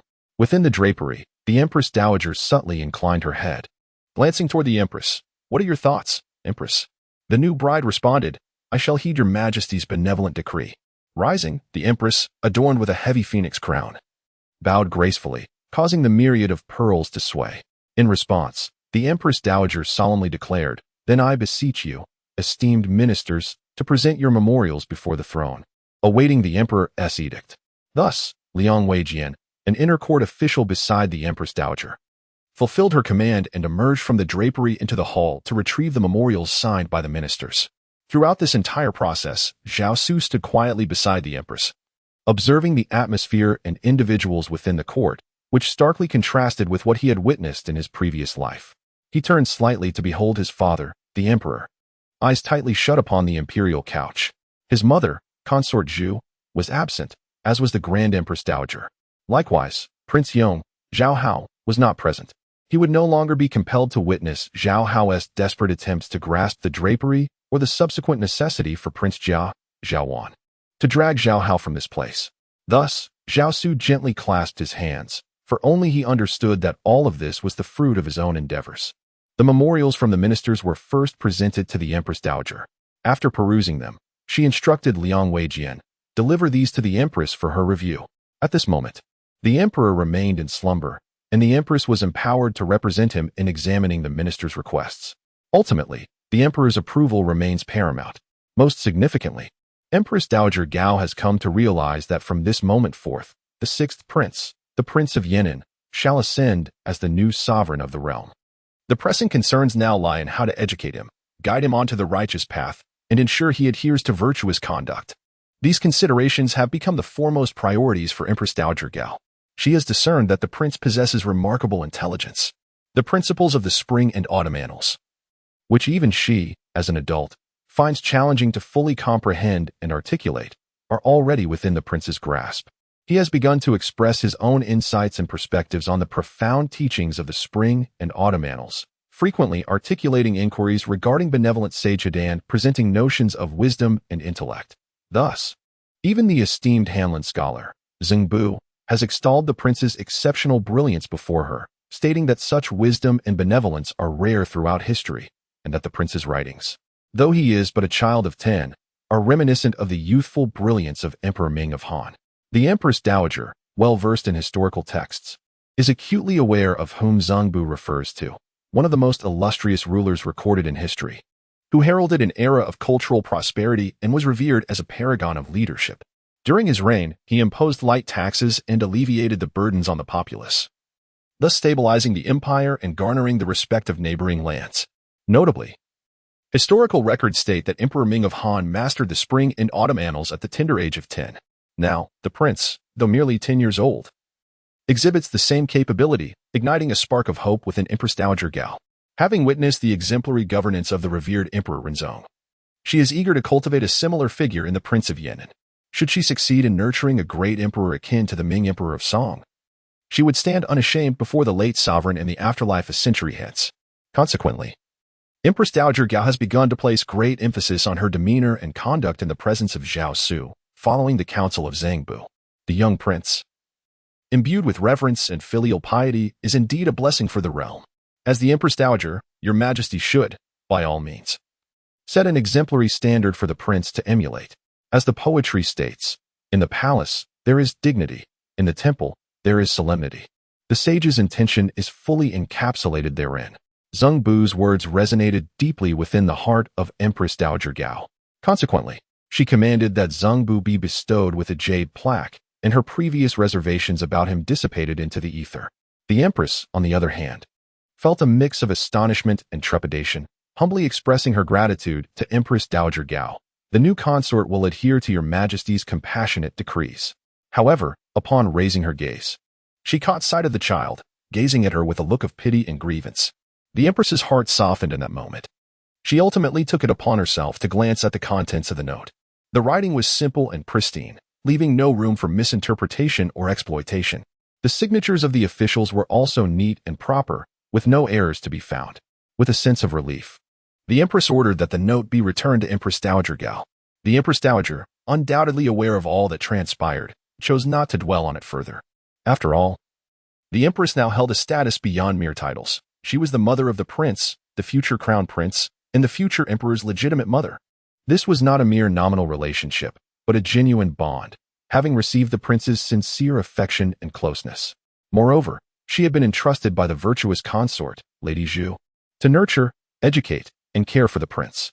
Since time immemorial, a mother's worth is elevated by her child, and likewise, a child is exalted through their mother. The prince's standing was thus significantly enhanced by the empress's influence. The status of the empress will similarly be elevated as the prince ascends to the position of crown prince and emperor. Before the officials awaken, it is imperative to invite the esteemed ministers to stay here, in accordance with the precedent of peaceful governance. The ministers outside the curtain immediately gathered. Collectively bowing with respect, we, the servants, heed the will of Her Highness the Empress Dowager and Her Highness the Empress. They stood erect like wooden figures within the hall. Upon witnessing this, the Empress Dowager swiftly instructed Liang Wei-jin, "Go and command someone to provide seats for the esteemed ministers. This is but a rightful expectation. The scholars and the emperor jointly govern the realm. Thus, they rightfully deserve a place to sit before the sovereign." The ministers expressed their gratitude and then, following their ranks, divided into the eastern and western courts, each holding their ceremonial staffs as they respectfully took their seats. Naturally, the Empress Dowager would not allow them to settle comfortably. She addressed the ministers outside the curtain, stating, "It is essential for you esteemed ministers to understand that the prince, the Duke of Yan'an, is not only profoundly filial and respectful but has also diligently transcribed 2 volumes of Buddhist scriptures daily since the emperor began his medication, sending them to the Hall of Blessings for the emperor's well-being, as well as for the prayers of myself, the empress, and the virtuous consort. Furthermore, he is a diligent and talented scholar, well-versed not only in the Analects and the classic of filial piety, but also in the profound teachings of the sages. He has sought knowledge from me, and I have entrusted him with the spring and autumn annals. To my surprise, the prince is exceptionally astute, capable of not only comprehending the subtle words and profound meanings of the sages, but also expounding upon the wisdom of benevolence and intellect.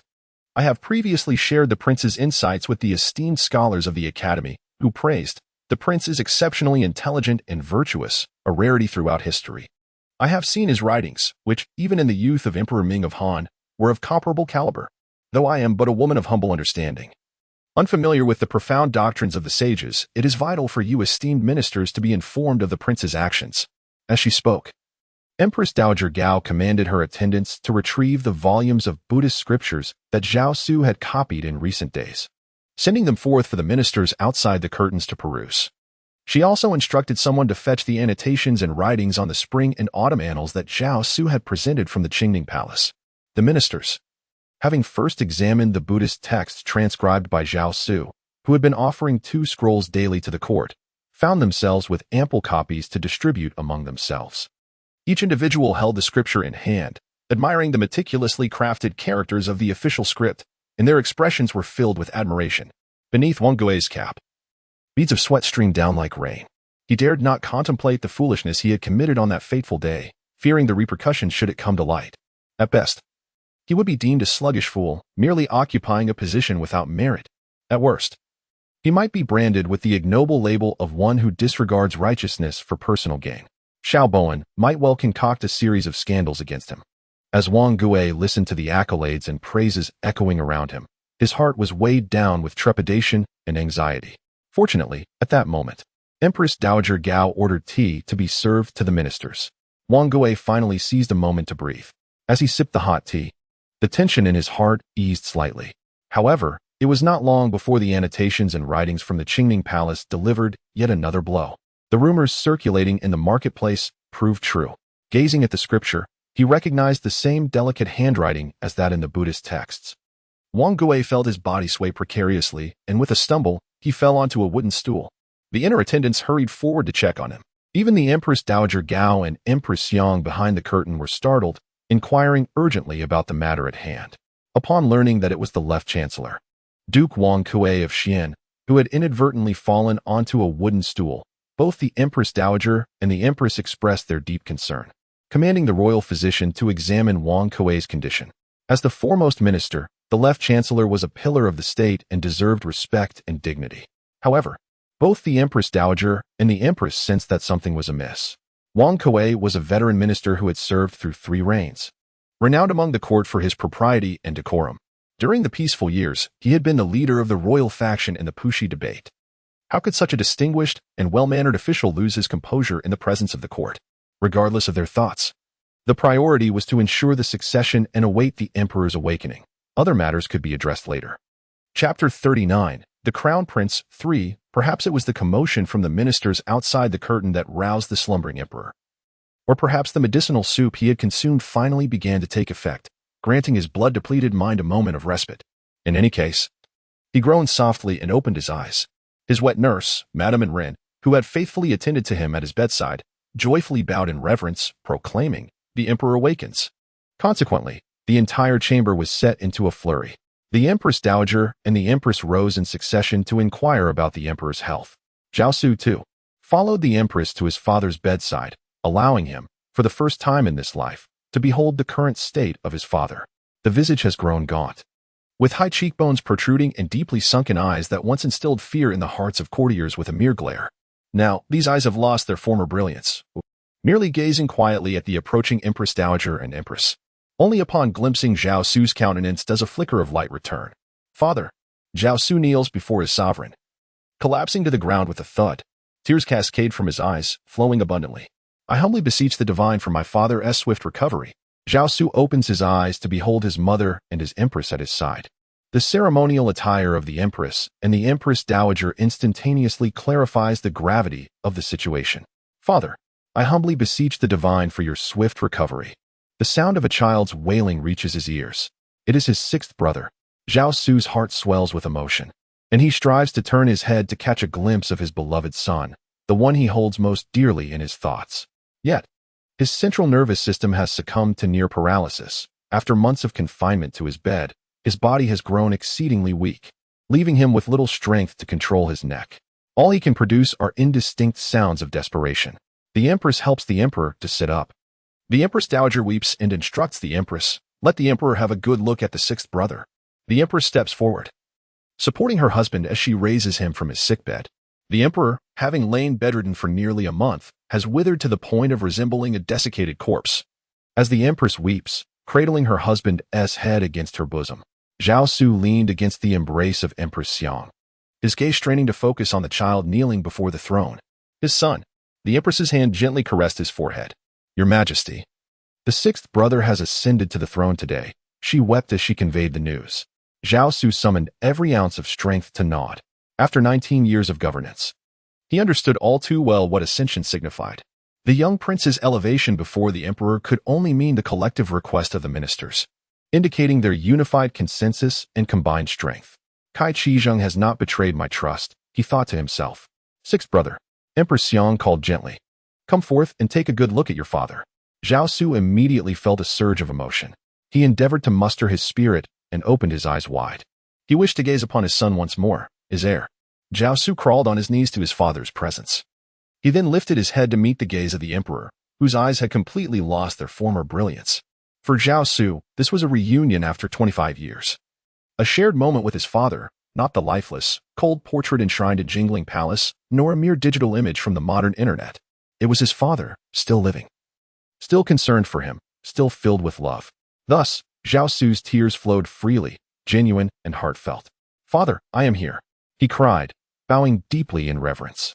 At that moment, countless thoughts surged through Zhao Xu's mind.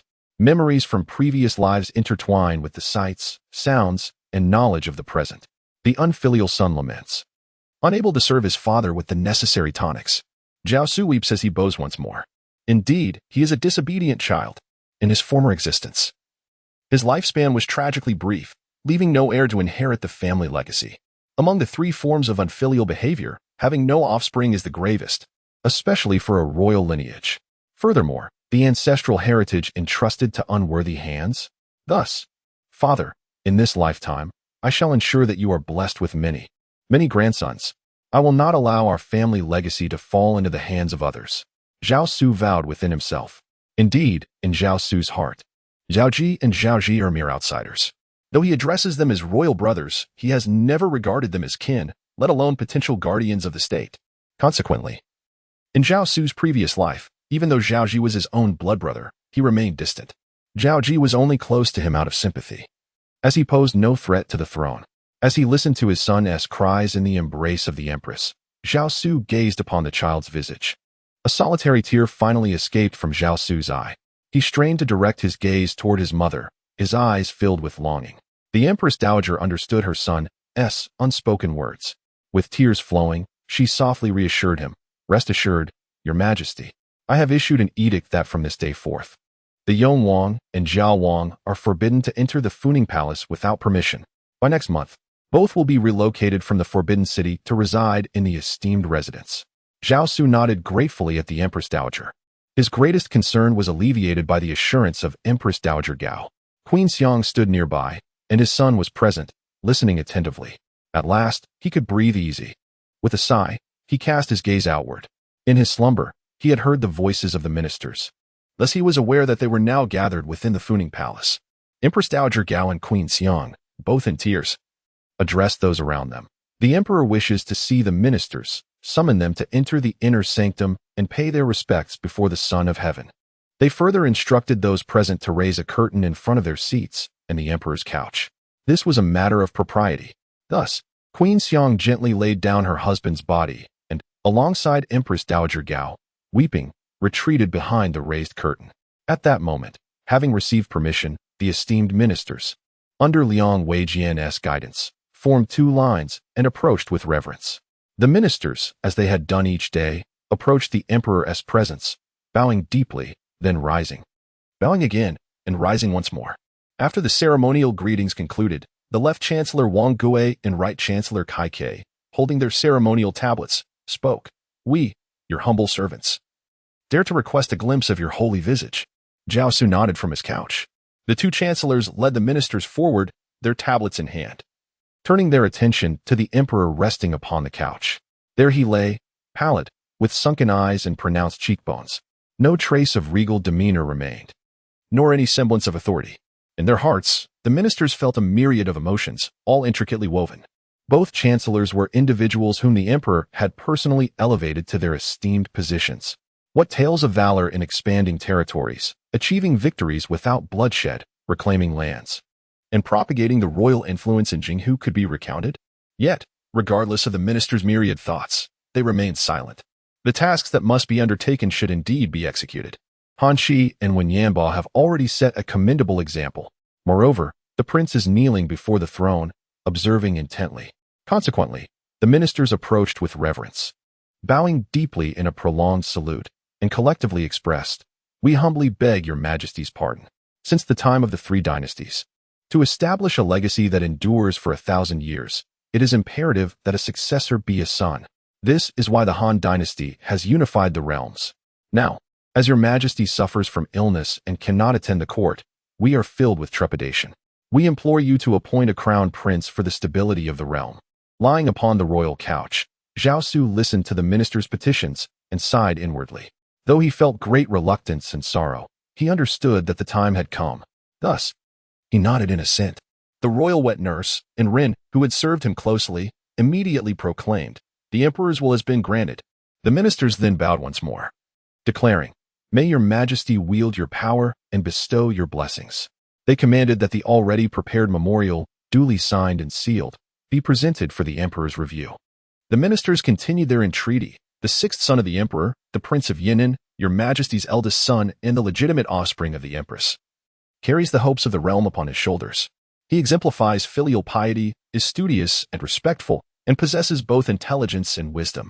The Empress Dowager has commanded the Grand Minister of Rites and the Prince of Sea to respectfully consult the ancestral spirits regarding the prince. And all have reported. The will of the ancestral spirits aligns with the Prince of Yan'an. The ministers boldly beseech your majesty to designate the sixth son, the Prince of Yan'an, as crown prince, in anticipation of your recovery. Zhao Xu, absorbing the words of his ministers, cast a profound glance at the child kneeling before him. Weeping softly, and then at the memorial presented before him, the characters and the seals of the entire council of ministers distinctly visible, though doubt lingered in his heart. He ultimately chose to overlook it. His current predicament left no room for further contemplation, and thus he nodded once more. Lady Anren, witnessing the emperor's assent, addressed the gathered officials. The imperial will has been granted. The courtiers collectively exhaled a sigh of relief, all rising to their feet, bowing deeply, and humbly proclaiming, "We beseech your majesty for boundless blessings and a swift recovery to resume your duties." Death penalty. Death penalty. Following this, the courtiers stood upright, and at that moment, their spirits underwent a remarkable transformation. All eyes turned toward the prince kneeling before the throne, their gazes ignited with a newfound fervor. The succession had been determined. It was time to clarify the profound responsibilities between sovereign and subjects. Consequently, they faced the Empress Dowager and the Empress, bowing once more and requesting, "We are overwhelmed with trepidation and humbly implore an audience with His Royal Highness, the Crown Prince." The Empress Dowager, hidden behind the curtain, nodded and replied, "Your request aligns splendidly with my intentions." She then addressed the Empress, "Indeed, it is as per ancestral edicts. I implore all officials to follow the precedents of peace and extend your congratulations to the Crown Prince." Zhao Xu, kneeling before his father, lifted his gaze to the man who had given him life, nurtured him, educated him, loved him, and protected him, tears streaming down his cheeks. Zhao Xu understood that from this moment onward, the last vestige of imperial essence would be stripped away from his father, who remained in his waning moments. Chapter 40. The Crown Prince 4. Regardless of Zhao Xu's current state of mind or whether he was willing, the interior officials swiftly approached to assist him, guiding him to stand before his father's sickbed.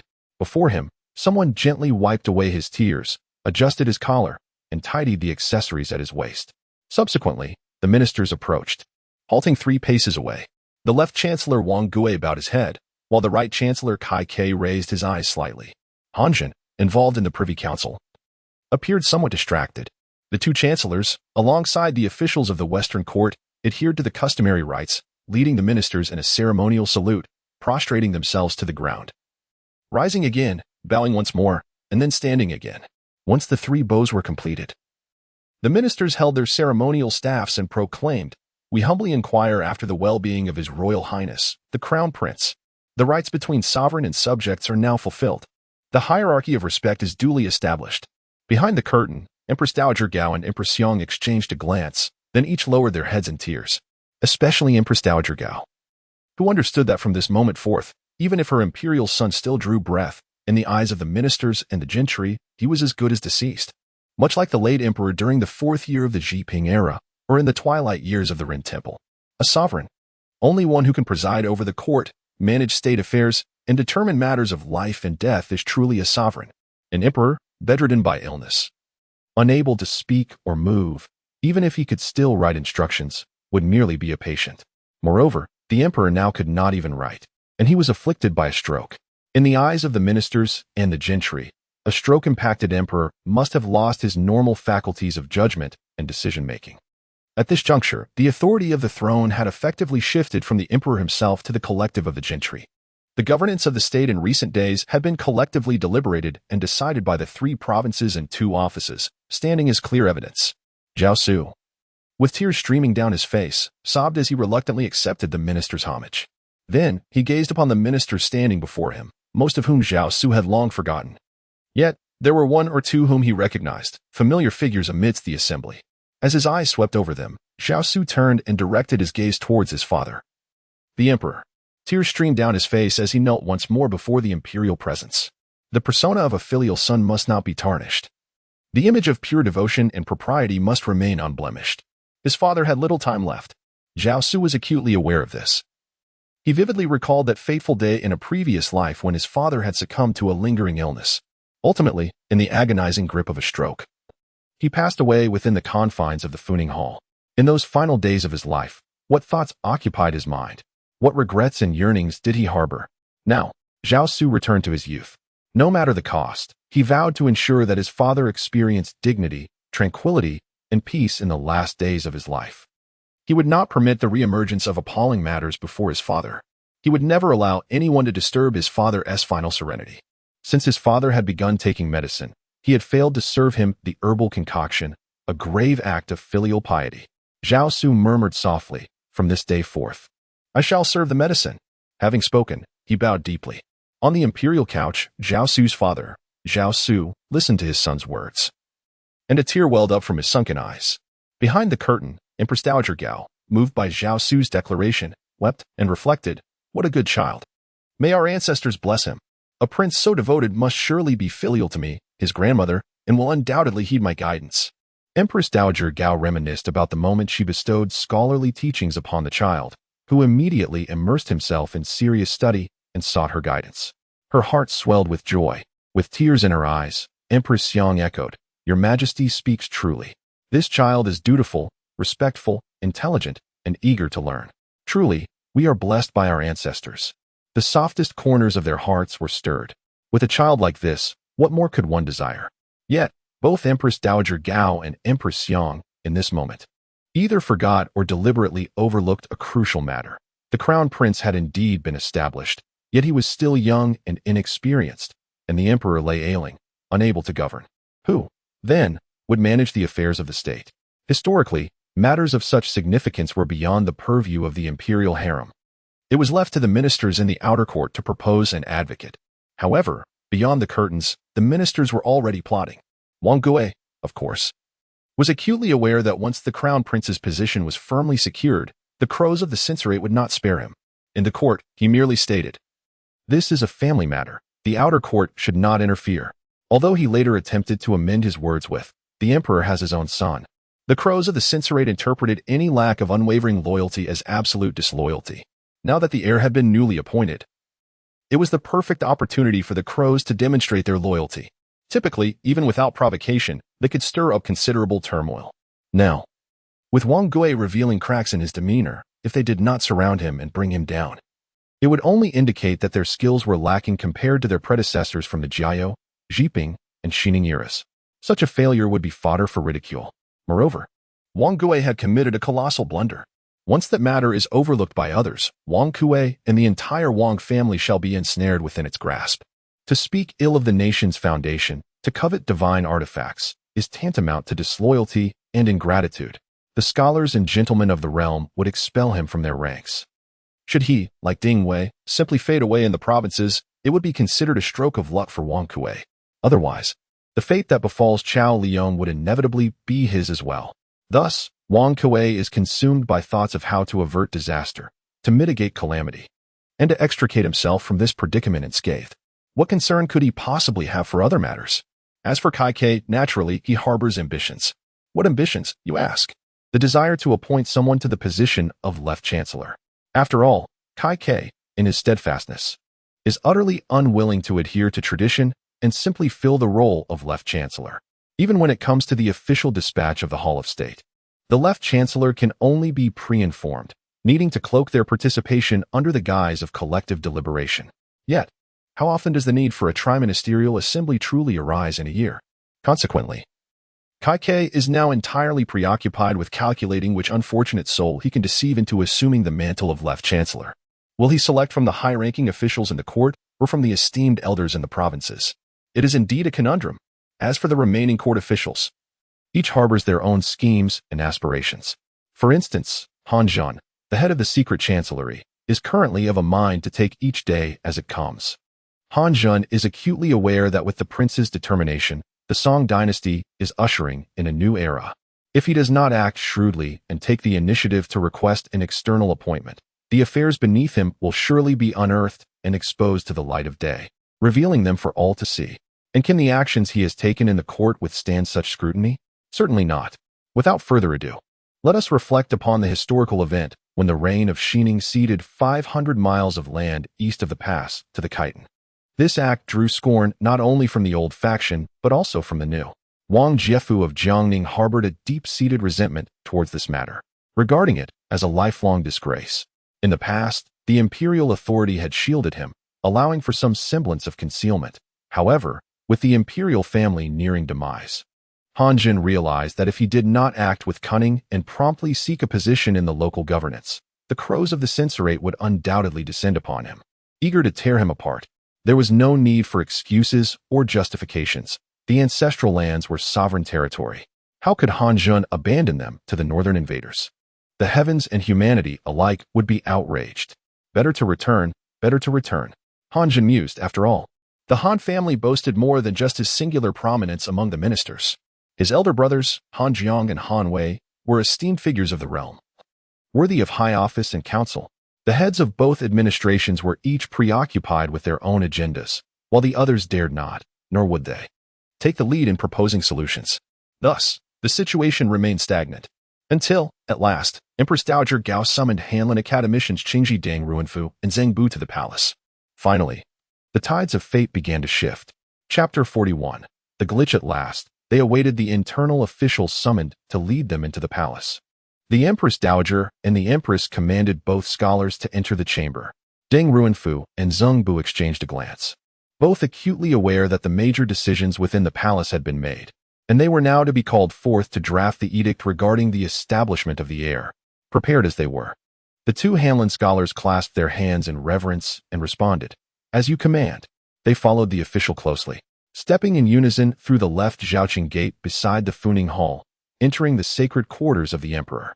Under the guidance of the inner court officials, the two gentlemen approached the emperor's presence. In accordance with the established protocols, they paid their respects to the Empress Dowager, who was seated behind the curtain at the emperor's couch in the Funing Hall.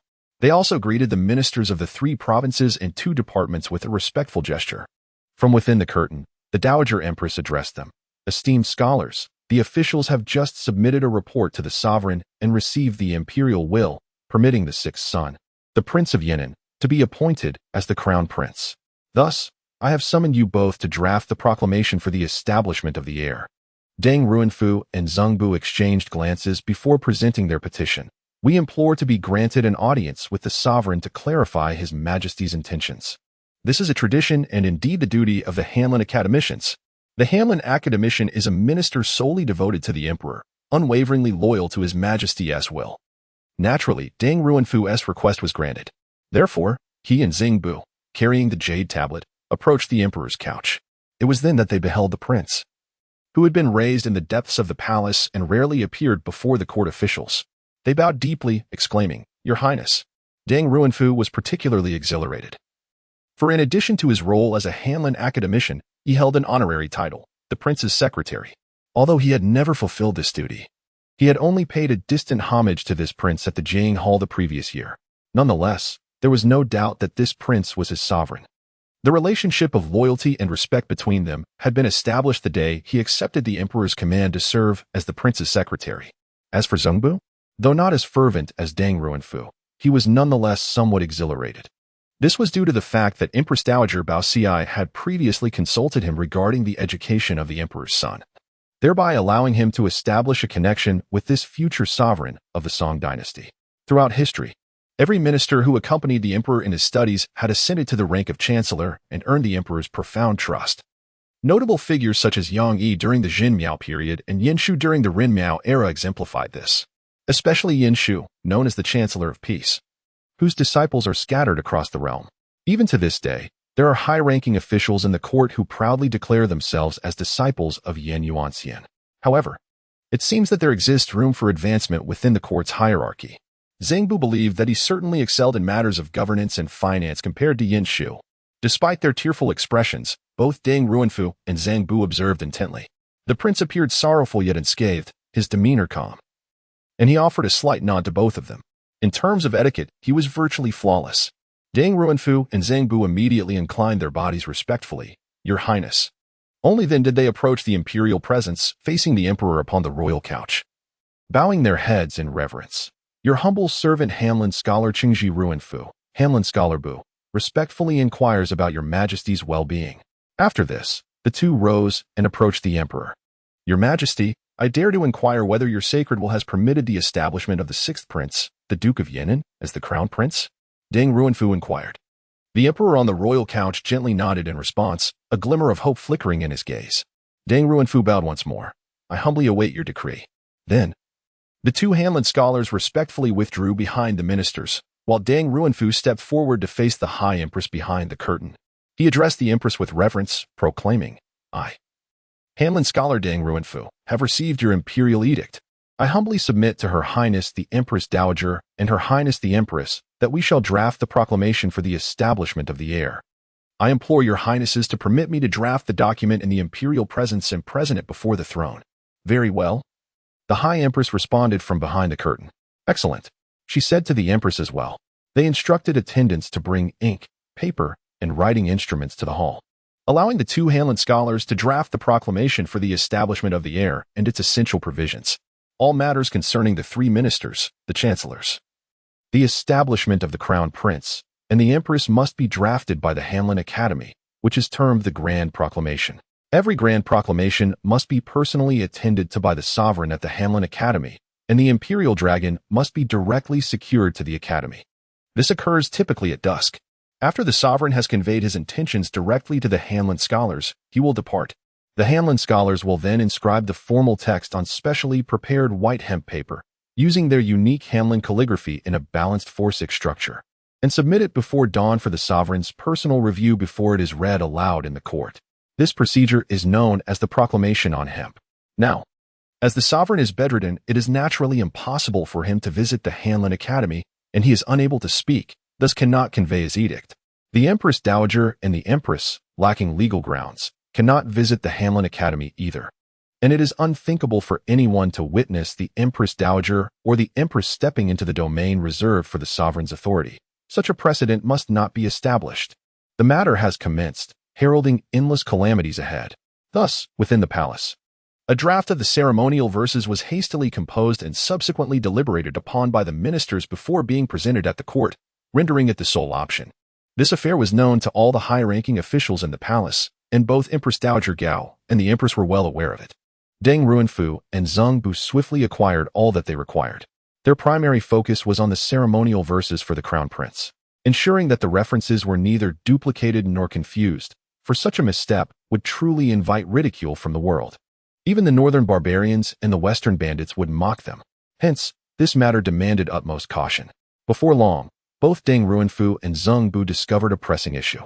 They raised their heads, casting their gazes upon the ministers as well as the figures of the Empress Dowager and the Empress shrouded within the curtain. Deng Ruinfu and Zhang Bu rose, performing the customary bow, and inquired, We, your humble servants, dare to ask your highness, the Empress Dowager, and your highness, the Empress, if His Majesty has any directives regarding the handling of military and state affairs prior to his recovery? A profound silence enveloped the space behind the curtain. The high-ranking ministers lowered their heads in reverence. After a considerable pause, the voice of Empress Dowager Gao finally emerged. Esteemed scholars, what is your knowledge of the history of our dynasty? Deng Ruinfu respectfully responded, Your Highness, I humbly report that during the Qinsheng era, the Empress Dowager wielded power alongside the governance. This remains the sole instance in the history of the Great Song where a young sovereign has been supported in court, substantiated by evidence.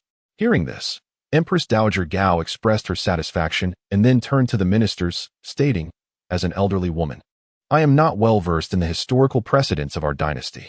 I wonder what you esteemed officials think of Scholar Deng's words. The ministers exchanged glances with one another. Then, the majority turned their gaze toward the prince kneeling before the emperor. Past tales danced within the hearts of the ministers. Each individual was acutely aware that a single misstep in words could spell disaster for their families in the future. Their contemplation extended beyond merely considering the Dowager Empress. They also had to ponder the sentiments of the prince kneeling before them, who would soon be the crown prince and, ultimately, the sovereign. Furthermore, they had to deliberate earnestly on the empress's stance behind the curtains. The rationale was straightforward. The Dowager Empress was born in the era of Tiansheng and was now 52 years of age, while the prince was merely 8. and the empress was only 40. Any erroneous statement or misaligned attitude could lead to being placed on a blacklist and facing repercussions in the future. As the ministers were lost in their thoughts, Wang Gui grasped at a lifeline. He immediately prostrated himself and declared, "I, Gui, risk my life to present this to Her Highness the Dowager Empress. The customs of Qianxing are indeed as such. Therefore, I beseech Her Highness the Dowager Empress to exercise joint authority in governance, awaiting His Majesty's recovery." As soon as Wang Gui spoke, Kai Ke turned his attention toward him, his brow furrowing. After a moment of contemplation, Kai Ke resolutely steeled himself and proclaimed, "I, Ke, risk my life to present this to Her Highness the Dowager Empress and Her Highness the Empress. If we adhere to the customs of Qianxing, then it is only fitting that Her Highness the Empress exercises joint authority in governance." With that, he bowed deeply and continued, "This is indeed the truth.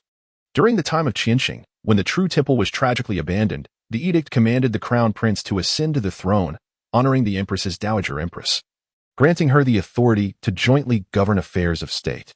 This is a fact known to all within this chamber." Wang Gui feigned ignorance, hoping to manipulate the words.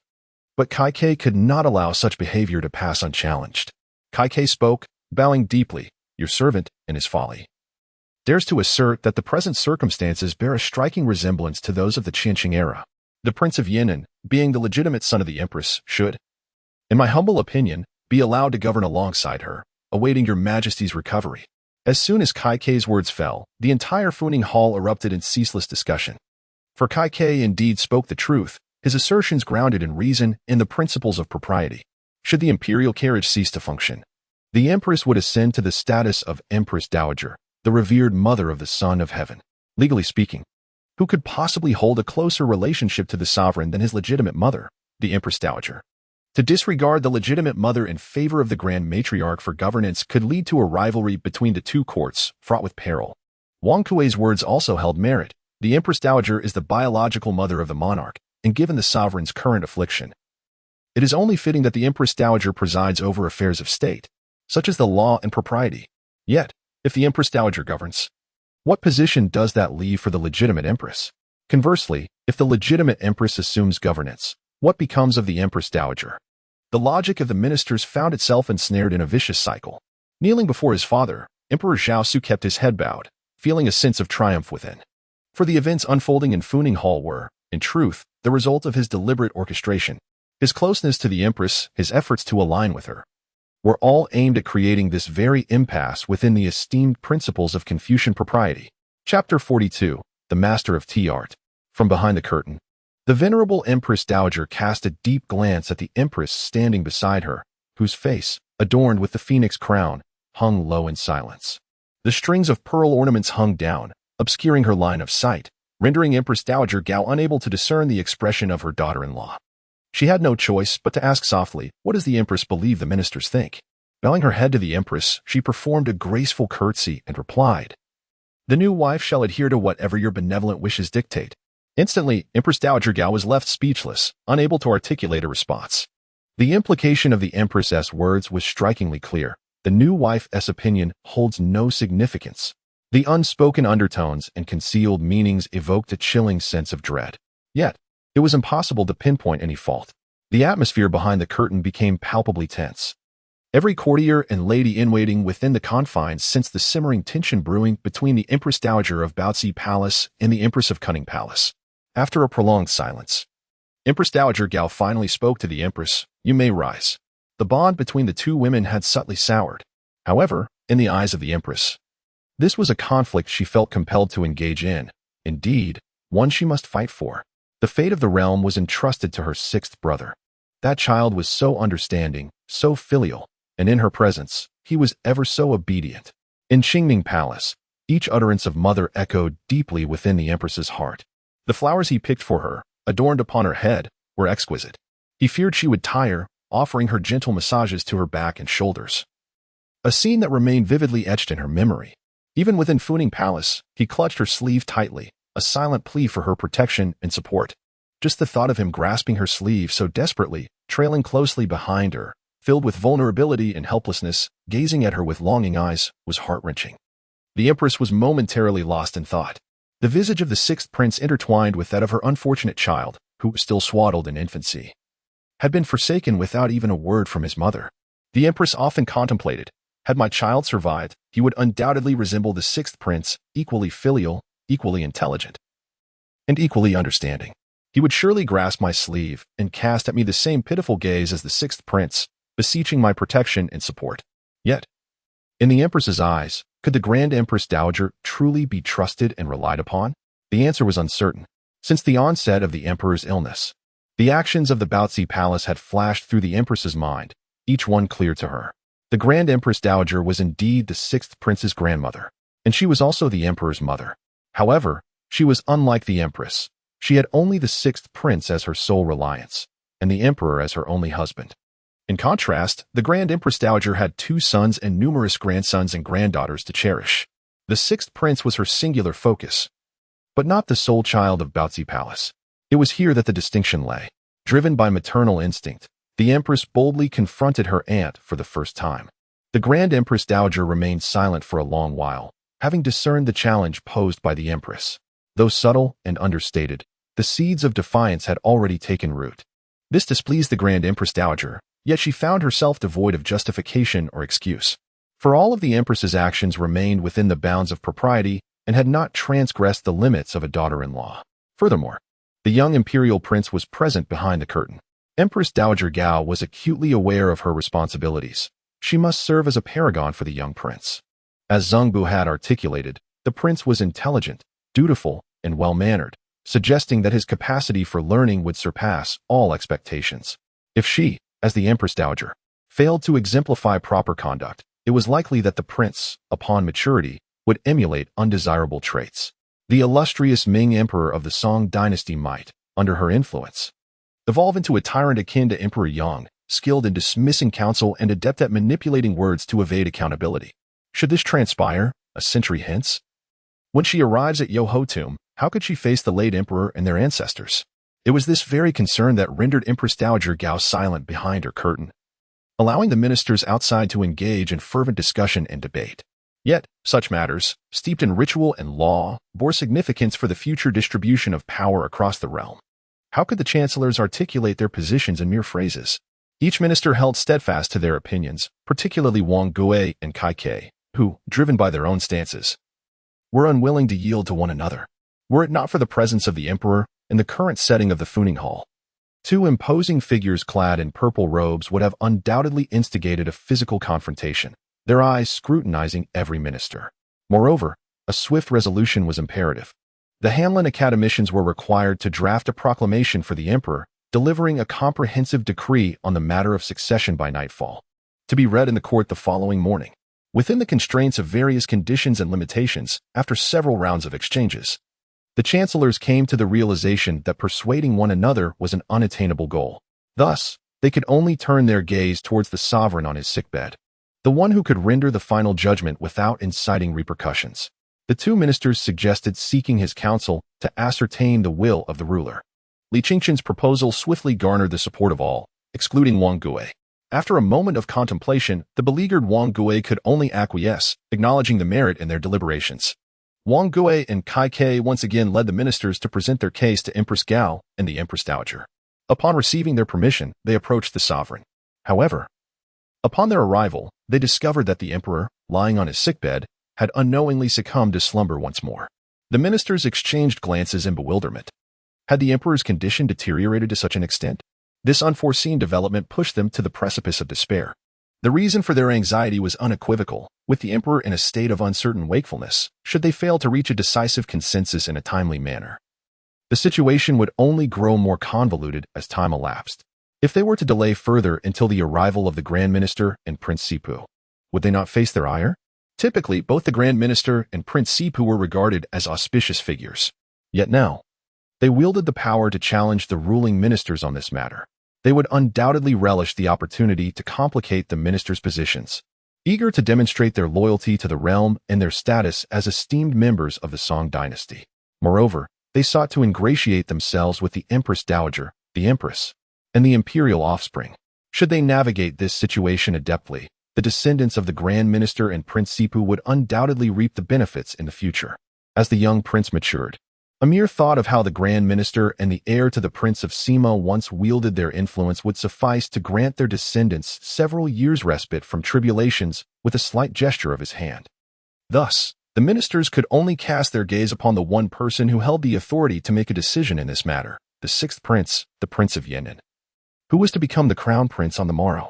Though he was merely 8 years of age and just a child, he stood as the sole individual capable of rendering a final verdict amidst the present turmoil, and the only one who could bring the ongoing debate to a close within the halls of Funing Palace. Despite the absurdity of the situation, as the ministers grappled with the notion of a mere 8-year-old being entrusted with such weighty matters, they found themselves with no alternatives. The Grand Minister and the heir to the Prince of Sima could arrive at Funing Palace at any moment. Should they fail to reach a unified decision before their arrival, the situation could escalate dramatically. Even disregarding this pressing concern, the majority of the high-ranking officials present could ill afford the implications of today's events in the annals of national history. Aside from Wang Gui, none dared to prolong the deliberations any further. Thus, regardless of how ludicrous or absurd the circumstances appeared, they had no choice but to press forward resolutely. "Your Highness," the Right Chancellor, Kai Ke, inhaled deeply, bowing profoundly before the kneeling young prince. "I, the Right Minister of the Ministry of Personnel and the Secretary of the Central Secretariat, have matters to report." The other officials followed suit, each bowing in reverence, and even Wang Gui, after a moment's hesitation, could only acquiesce and bow in respect. Regardless of the circumstances, they were compelled to act. At this moment, His Highness stood before the court, having received the Emperor's decree, the endorsement of the two palaces, and the support of the ministers. He was undoubtedly the crown prince, the future sovereign of this nation. However, his demeanor astonished all the officials present. In the face of the collective homage and inquiries from the esteemed ministers, he exhibited neither panic nor any semblance of impropriety. He remained composed, akin to an adult. Under the watchful gaze of the courtiers, this young prince first bowed earnestly before the ailing emperor, performing the ritual of respect with profound sincerity. After several bows, he slowly rose, turning to address the assembly. Despite the traces of tears on his face and the redness in his eyes, his voice resonated with a steadiness that suggested countless rehearsals. "Esteemed ministers, what matters do you wish to discuss?" he inquired softly. Though his tone was low, it carried an unwavering calmness and restraint. In that moment, the courtiers seemed to witness a reflection of the emperor's former grace during his prime, truly astonishing. Was this an 8-year-old child? Kai Ke swallowed hard and bowed deeply, saying, "We, your humble servants, are filled with trepidation and dare to beseech your highness, now that the emperor is ailing and has yet to recover sufficiently to preside over the court. How shall we manage the affairs of the state? We implore your highness to provide guidance to stabilize the hearts of the people." All the ministers bowed deeply in unison, echoing the plea for direction to reassure the nation. Amidst the curtain, Empress Dowager Gao and Empress Xiang grew anxious, concerned both for the prince's decorum and his understanding of weighty matters. Yet, in the next moment, both breathed a sigh of relief. "I am but a child, lacking knowledge of state affairs." The voice of the prince resonates softly. "Yet, my father once imparted to me, in a family, nothing is more crucial than harmony. When the family is harmonious, all affairs flourish." Upon hearing this, both Empress Dowager Gao and Empress Xiang exchanged knowing smiles. Beyond the curtain, the voice of my sixth brother continues to resonate. "My father's teachings are indelibly etched in my mind. Although my father now suffers from illness and takes medication, the benevolence of grandmother Cixing and the affectionate care of my mother have enveloped me since my father's ailment began, showering me with unwavering love and meticulous attention. I recall a moment in the Qingning Palace when my mother sat just outside my curtain, tenderly adjusting the corners of my blanket. Her maternal affection is beyond any means of repayment. I also remember, just a few days ago, when I sought to study and requested the grandmother's guidance. She promptly arranged for the delivery of the sacred texts, and whenever I encountered confusion, I turned to her for enlightenment, receiving answers to all my queries without reservation. Her compassionate nature is well known throughout the imperial court. Though the prince is young, his words are undeniably profound. Even if subjected to the scrutiny of the world, none could find fault with them. They are entirely rooted in the teachings of the sages and align perfectly with the shared values of all scholars and officials. Matters of family, state, and the world are, in the context of the imperial household, one and the same. When the prince speaks of family affairs, he is indeed addressing state affairs. Under the watchful gaze of all ministers, the young prince, slender in form, bows gently and salutes the assembly. I am but a child, unversed in military matters and legal protocols. I only wish for grandmother and mother to find peace, ensuring tranquility for all, bringing joy to both court and realm. Esteemed ministers, you are all loyal servants of my father and the backbone of our family. In days of yore, my esteemed father imparted to me the wisdom of books, proclaiming, should I possess 10 treacherous ministers, Confucius would extol, the virtue of Zhou can indeed be deemed the utmost virtue. In my youthful ignorance, I failed to grasp the sage's teachings. Yet, the ministers before me are all distinguished figures, esteemed in the realm. There must surely be someone among them capable of instructing me, and equally, someone who can ensure the tranquility of my household. The courtiers, holding their jade tablets, bowed their heads in silence. Before their arrival, they could scarcely have anticipated such an outcome. Did the prince utter anything? It seems he did. Yet what precisely did he convey? It appears he spoke little. Nevertheless, he articulated his desires. You may act as you wish. However, one thing is paramount. Do not disturb the warm and affectionate atmosphere of my family. Meanwhile, within the drapery, the Empress Dowager and Empress Yang were profoundly moved. It turned out that the incident of my tenderly adjusting the quilt for my sixth brother remained etched in his memory to this day. Empress Yang, with tears glistening in her eyes, found herself unable to contain her emotions. Even a biological son may not exhibit such devotion as my sixth brother. How significant my teachings and bestowed writings must have been in his heart. The Empress Dowager reflected, murmuring softly, harmony in the family leads to prosperity. Harmony in the family leads to prosperity. As she whispered, tears streamed down her face. Ah, dear Emperor, all this time you have exhausted yourself for the sake of this family. Yet, I, your mother, have wronged you. Upon careful contemplation, she recognized the truth of the matter. Were it not for the emperor's unwavering concern for familial harmony, how could the Yong and Zhao princes have remained in the palace and continued to receive his love and care? In the century of the current dynasty, there exists but one solitary example of an emperor willing to allow his brothers to remain within the palace even after reaching adulthood. Why does the emperor not confide in me? The Empress Dowager, gazing upon her son, frail and motionless upon his sickbed, was overcome with sorrow, her heart heavy with remorse, guilt, and profound grief. It is often said that one wishes to care for their parents, yet they may no longer be present. How few can truly comprehend the sorrow of a white-haired person bidding farewell to a black-haired child. As for whether the emperor ever imparted the wisdom that a harmonious family leads to prosperity, must there be any doubt? The prince is merely 8 years old. How could he possibly grasp such profound philosophical notions? Even if he were exceptionally bright, how could he conjure such words from thin air? He lacks the requisite knowledge and experience.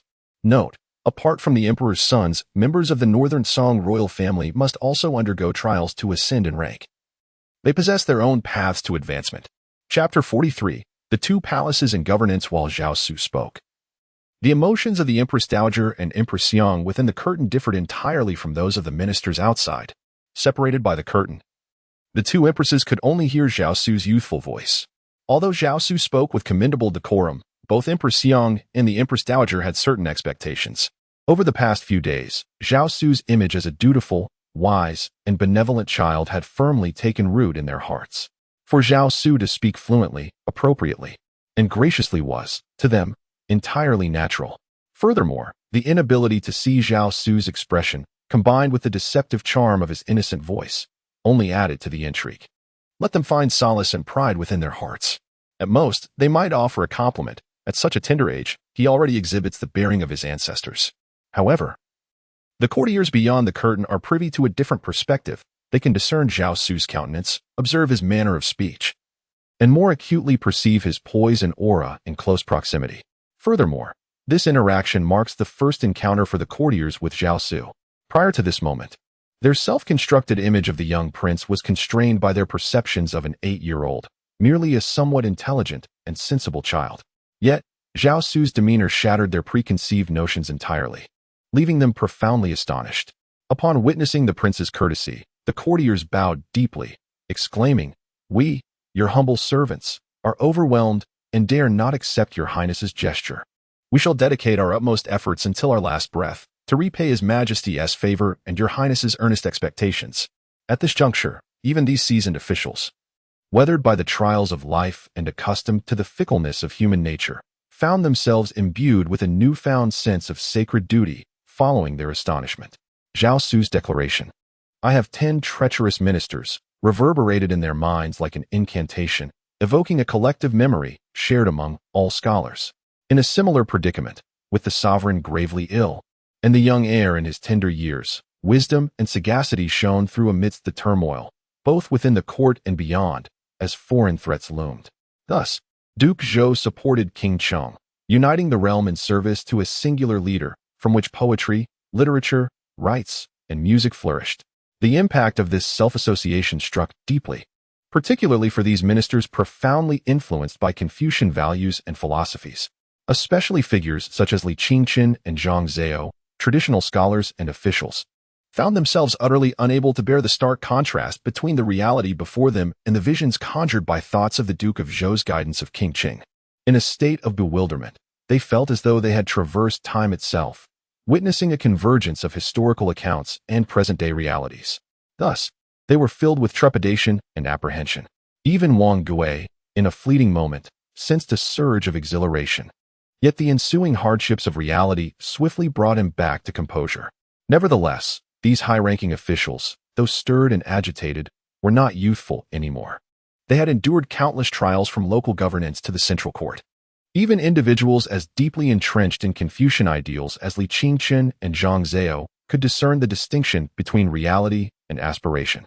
Regaining their composure, they acknowledged the pressing truth. The challenges they faced had not only remained unresolved, but had escalated due to the prince's demands.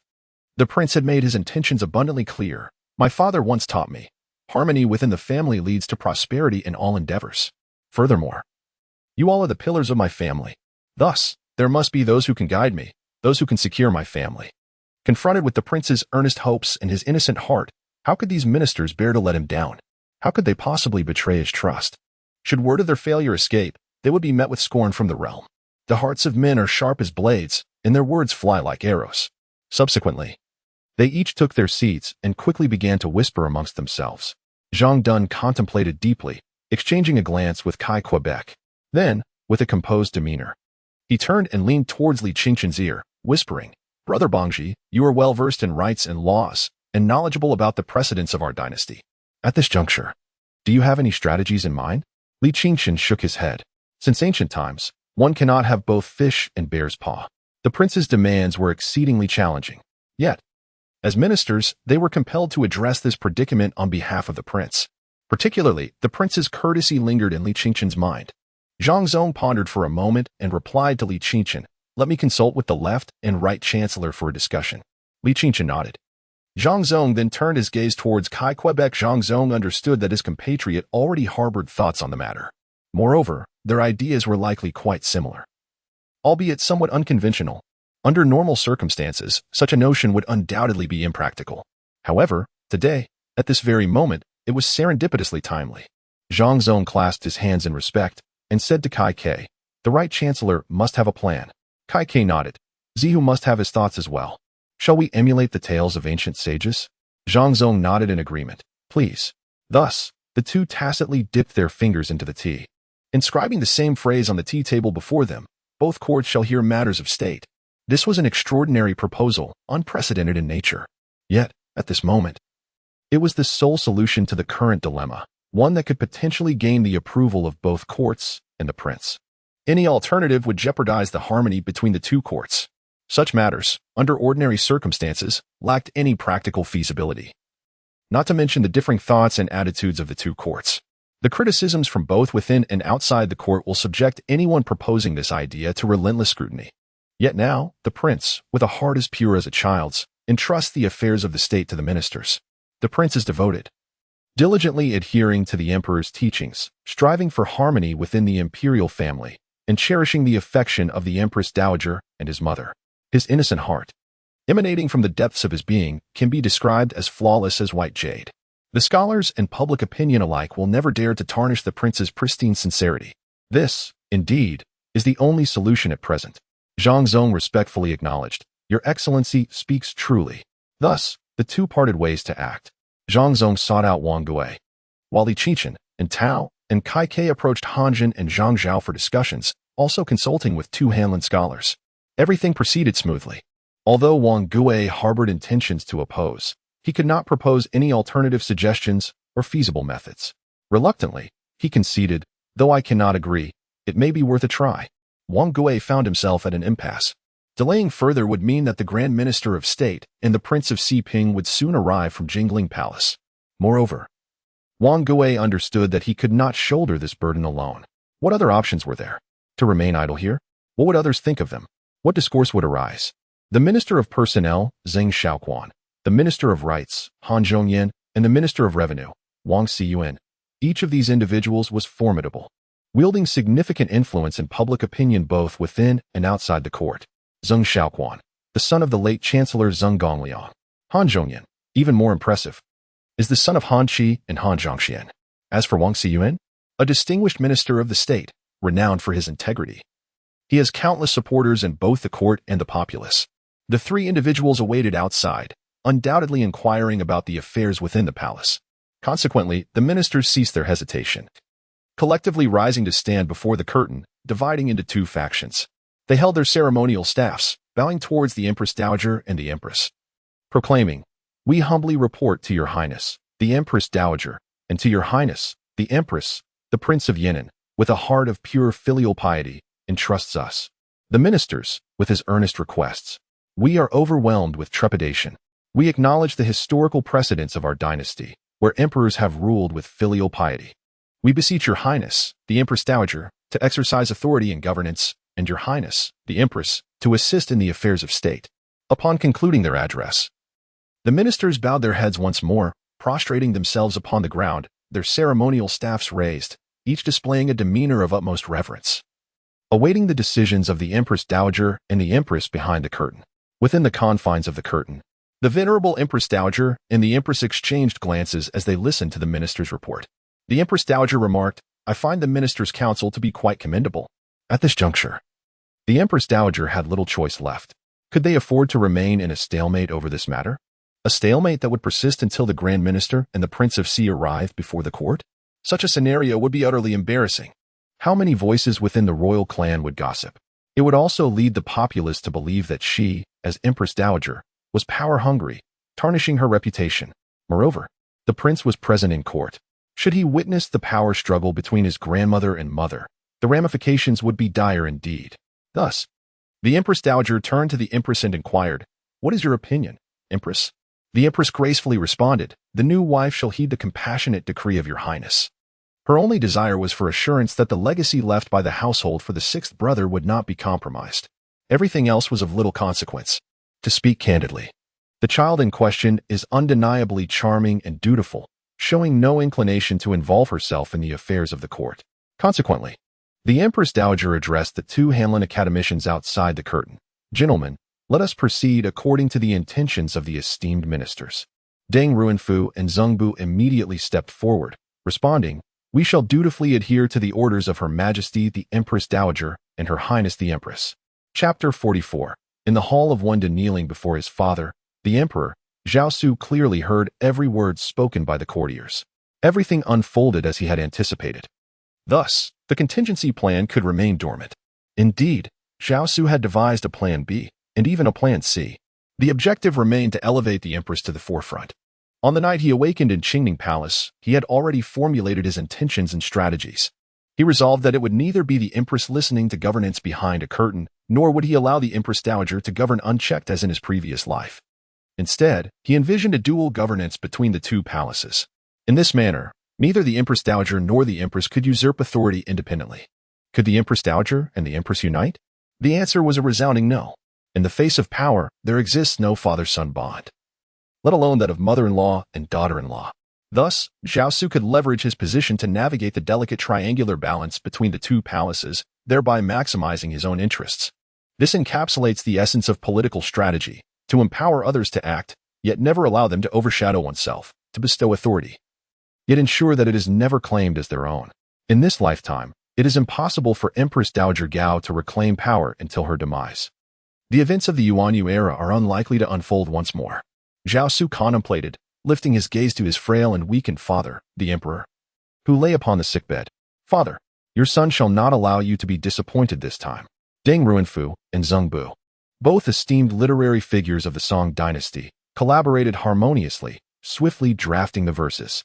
Each meticulously reviewed the manuscript to ensure there were no omissions or misapplications of allusions. They then presented the completed draft to Empress Dowager Gao and Empress Xiang. Empress Dowager Gao examined the document before passing it to Empress Xiang, saying, "Empress, please take a look." Empress Xiang, with utmost respect, accepted the draft with a bow.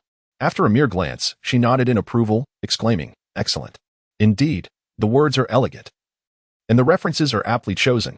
She then returned the draft to Empress Dowager Gao, stating, "The new bride has no objections. I beseech your majesty to render a decision." Seeing Empress Xiang's obedient demeanor, Empress Dowager Gao felt a measure of comfort. She received the draft and handed it to Lu Weijian beside her. "Take this to the esteemed officials for their review. If there are no objections, instruct the two scholars to finalize the text for the heir's proclamation tonight and present it before the fourth watch tomorrow." She commanded that the edict be announced at the morning court session to be read in the Windy Hall, inviting all civil officials of the capital and military officials above the rank of ambassador, along with the inner court officials of the highest rank, to pay respects to the crown prince, thereby establishing the hierarchy between ruler and subjects. Liang Weijian respectfully accepted the draft and delivered it to the hands of the ministers waiting outside the hall.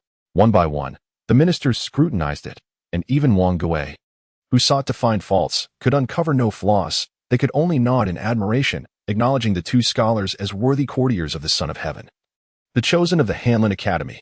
Liang Weijin subsequently presented it to the ministers waiting outside for their perusal. As the officials from the 6 ministries reviewed the document, a sense of bewilderment lingered in their hearts. What transpired regarding the governance of the two palaces? Yet, as the collective opinion of the Empress Dowager, the Empress, and the ruling ministers, this had already received imperial decree, and they dared not entertain the slightest doubt. They could only prostrate themselves and proclaim, "May our nation have heirs, and may the world be fortunate." They humbly beseeched to pay their respects to His Royal Highness the Crown Prince and to behold his esteemed countenance. Their request, of course, would not be denied. They then assisted Zhao Xu to rise, positioning him to face the gathered ministers and receive their congratulations. The officials respectfully inquired about the Crown Princess' well-being, exclaiming, "Our nation is fortunate to have a successor. We are overwhelmed with gratitude for the realm." Zhao Xu gazed upon the array of dignitaries prostrated before him, their distinguished forms adorned in crimson and purple. He lifted his head and softly spoke, "I am well. Esteemed ministers, please rise." The officials rose in unison, a succession of familiar faces emerging before Zhao Xu. Among them, he recognized the majority, having encountered these individuals during the late Yuan Yu and early Shaoxing years, as they successively entered the 3 provinces and 2 offices. They had all interacted with Zhao Xu, who had initially honed his political acumen through dealings with these very officials.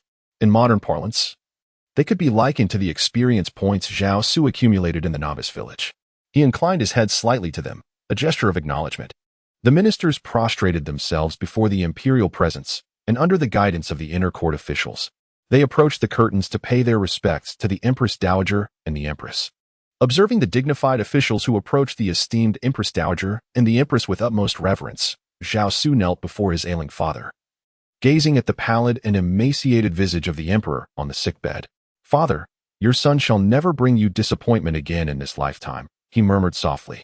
On this day, the ministers of the 3 provinces, the officials of the 6 ministries, and the 2 grand secretaries, along with Prince C of the Ping family, were all retained within the Funing Palace. That night, the palace was ablaze with light, countless bright candles burning until dawn. The Empress, cradling Zhao Xu in her embrace, remained within the curtains until the first light of day. At dawn, accompanied by the sound of a drum from the Windy Tower, the Empress gently called out to Zhao Xu, "Sixth brother. Sixth brother." The little prince nestled in her arms, his head resting against her chest, bore traces of tears upon his rosy cheeks, evoking even deeper affection within her heart. At her call, the prince stirred awake, his dark eyes fixed upon her. "Mother," he whispered, wrapping his small hands around the Empress's neck and planting a tender kiss upon her cheek. "Oh," the Empress exclaimed, holding him tightly. This was her son. "My dear, Mother is here," she softly reassured him. "Mother has always been here." The once aching arms and the weariness of spirit vanished in an instant at the sound of her son's tender call. The Empress now felt an overwhelming surge of strength coursing through her entire being. "My son." Gently, the queen placed the child down, saying, "Mother will take you to wash and change." Wait a moment in the Windy Hall. Both mother and grandmother will personally watch over you as you receive congratulations from the ministers. From this day forth, the mother and son shall have no more worries. Note: the Windy Hall serves as the main ceremonial hall and is also the venue for the rites of establishing a queen and a crown prince. Chapter 45. Windy Hall 2. On the 27th day of the second month in the 8th year of the Yuanfeng era, a day marked by the Ximao zodiac, all civil and military officials of the capital gathered in the Windy Hall. Several military commanders, led by the chief of the three offices, stood in formation within the hall. Behind them, on either side, were the noble relatives and esteemed officials of the royal family, known as the 3 guards and 6 armies. The esteemed officers of the royal court. Their titles were melodious: the left and right commanders of the feathered forest, the left and right generals of the garrison, the left and right generals of the golden guard. In truth, not a single soldier could be commanded, and even their freedom of movement was heavily restricted. Such moments were when these individuals exhibited their greatest authority. 2 officials, standing on the steps of the hall, surveyed the gathered ministers with wide eyes. Anyone who deviated from the established etiquette or dressed inappropriately would be reprimanded by them. They meticulously recorded the names, ranks, and duties of those who transgressed, with penalties ranging from fines to demotions. Behind the military commanders, on the western side of the hall, seated behind a screen, was Huang Lu, the vice minister of the censorate, adorned with a cap of the mythical Xieji. He sat with an air of authority, flanked by 2 solemn attendants. This practice is a tradition passed down since the Eastern Han Dynasty, where the vice minister of the censorate occupies a singular position within the imperial court. Hence the title, Central Law Enforcer, whose law reigns supreme. The sovereign's law, the ancestral law. They resemble the owls in the nocturnal woods, their 3 pairs of eyes glistening with an inky sheen, meticulously scrutinizing the assembly of ministers within the hall.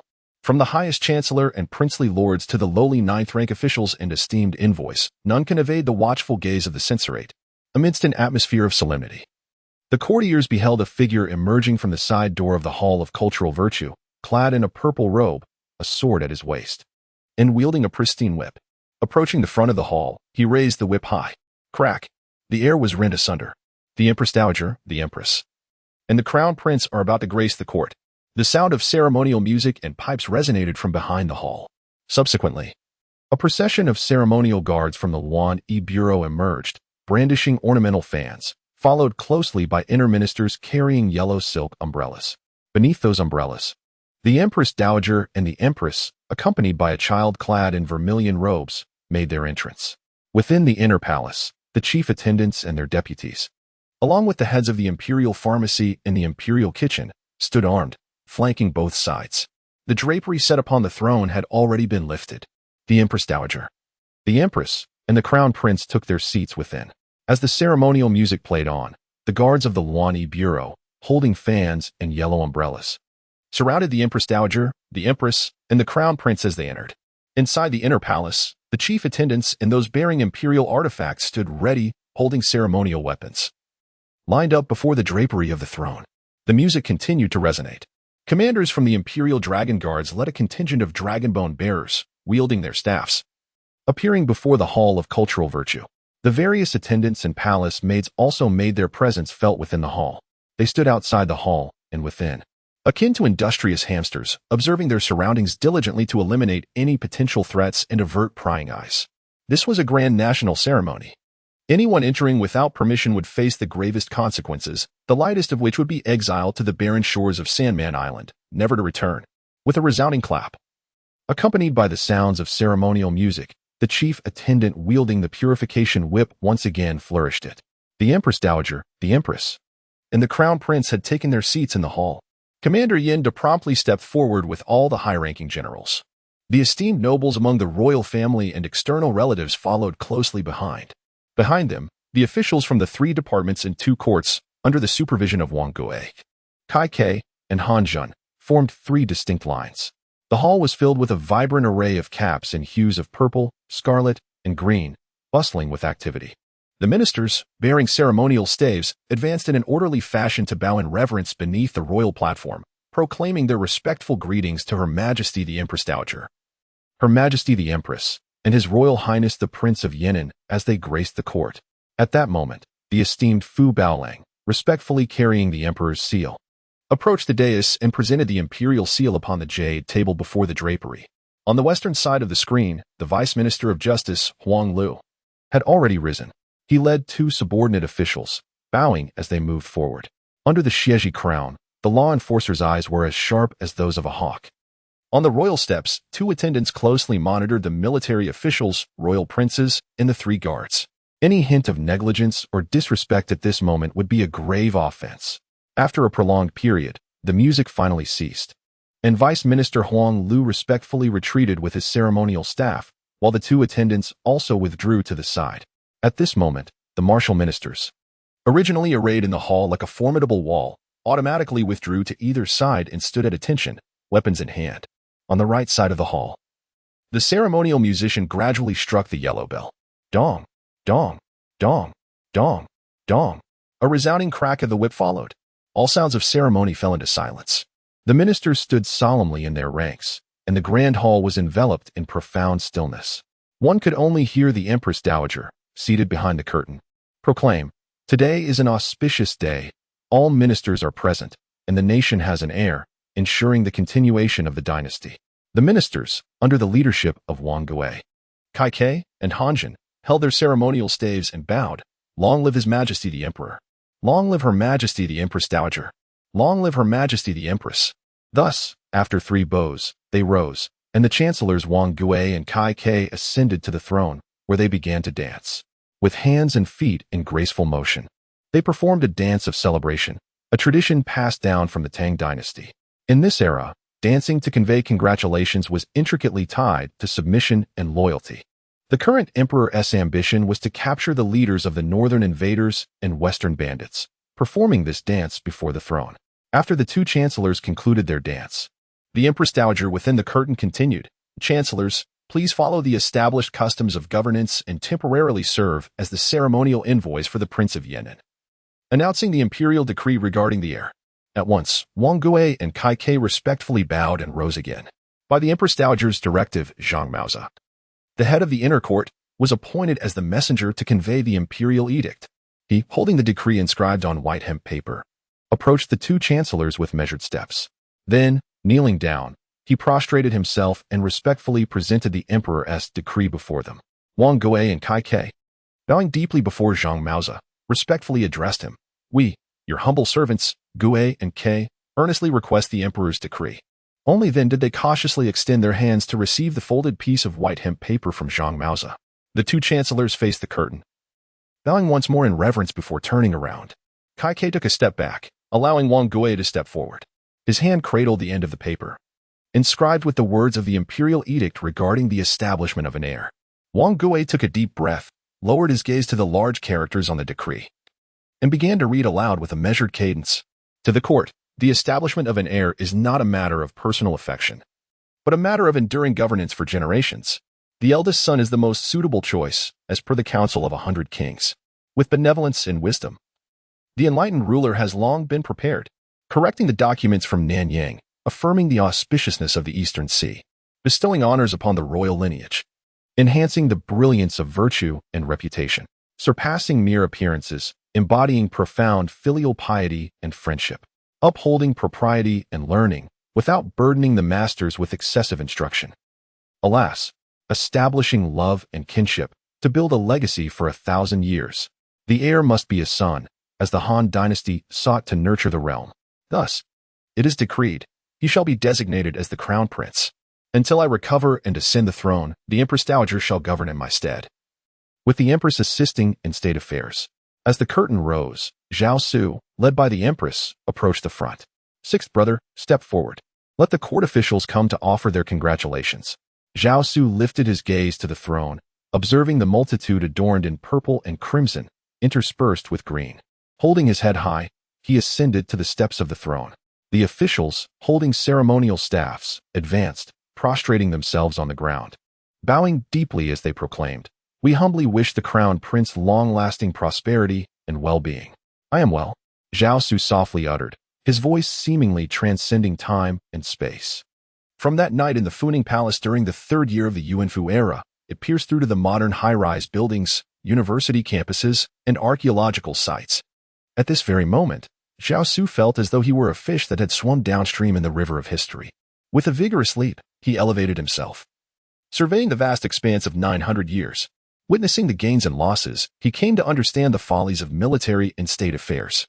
As he revisited the scrolls, he grasped the flaws of both past and present. Thus, Zhao Xu extended his hand, raising it slightly. "You need not be formal." The ministers responded with a thunderous chorus, their voices resonating in the air. Behind the hall, the ceremonial music resumed, the grand bells ringing, echoing throughout the inner and outer chambers. Everyone was aware, even the guards stationed outside the hall, that from this day forth, a brand new era had abruptly descended. From the southern and northern banks of the great rivers, from the thorny roads of Lingnan to the vast wilderness of Lanzhou, from the surging waters of Hebei to the misty willow ponds of Jiangnan. The vast realm of the Song Dynasty, with its countless provinces and districts, and millions of subjects, now had an heir. Chapter 46, Sima Guang in Early Spring. Luoyang was adorned with picturesque scenery, the ambience tranquil and serene. The western capital of the Song Dynasty gradually awakened under the caress of the spring breeze.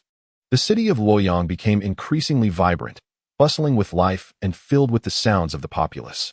In the northern part of the city, within the Zhongxianfang, a private garden stood quietly amidst the clamor, a sanctuary of tranquility, elegance, and exquisite craftsmanship.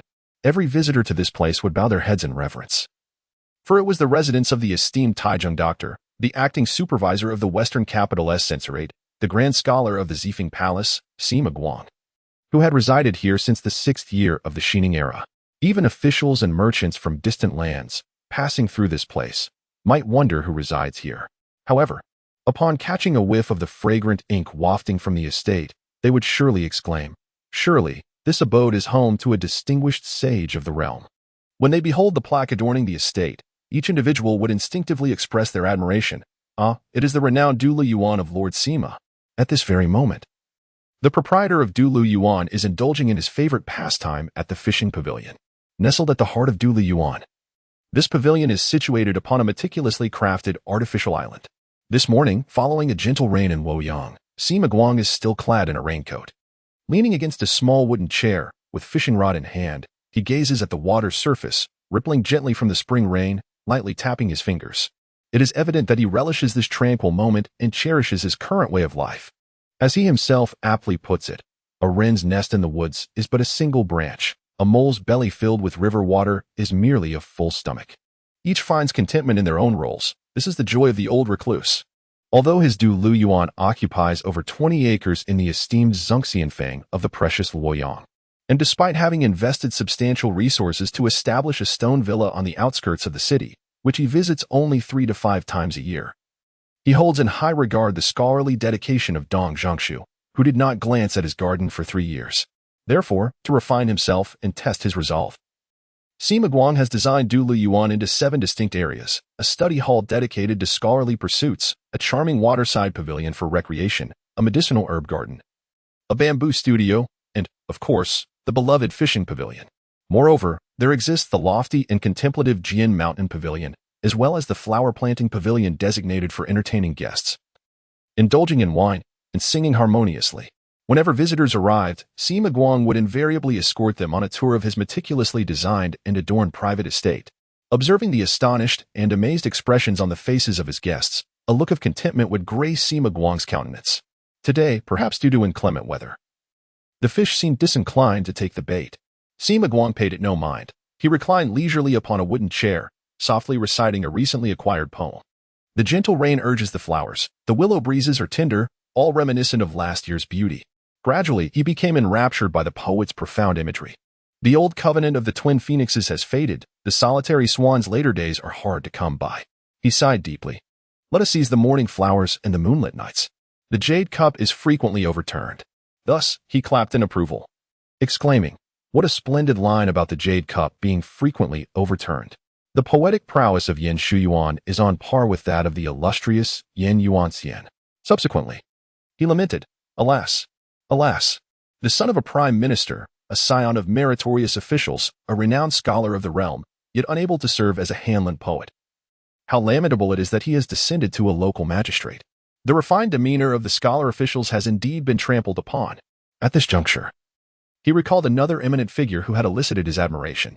Su Zizhan, He should have arrived in Ruzhou by now, he mused. Reminiscing about the verses that had emanated from Su Zizhan during the past few years in Huazhou. Sima Guang pondered, the poet is unfortunate, yet the literary world is fortunate. This is akin to Chu Yuan's exile, which inspired the creation of Li Sa. With these thoughts, he gently caressed the manuscript of the comprehensive mirror for aid and government that lay beside him. A subtle hue of satisfaction graced Sima Guang's aged visage.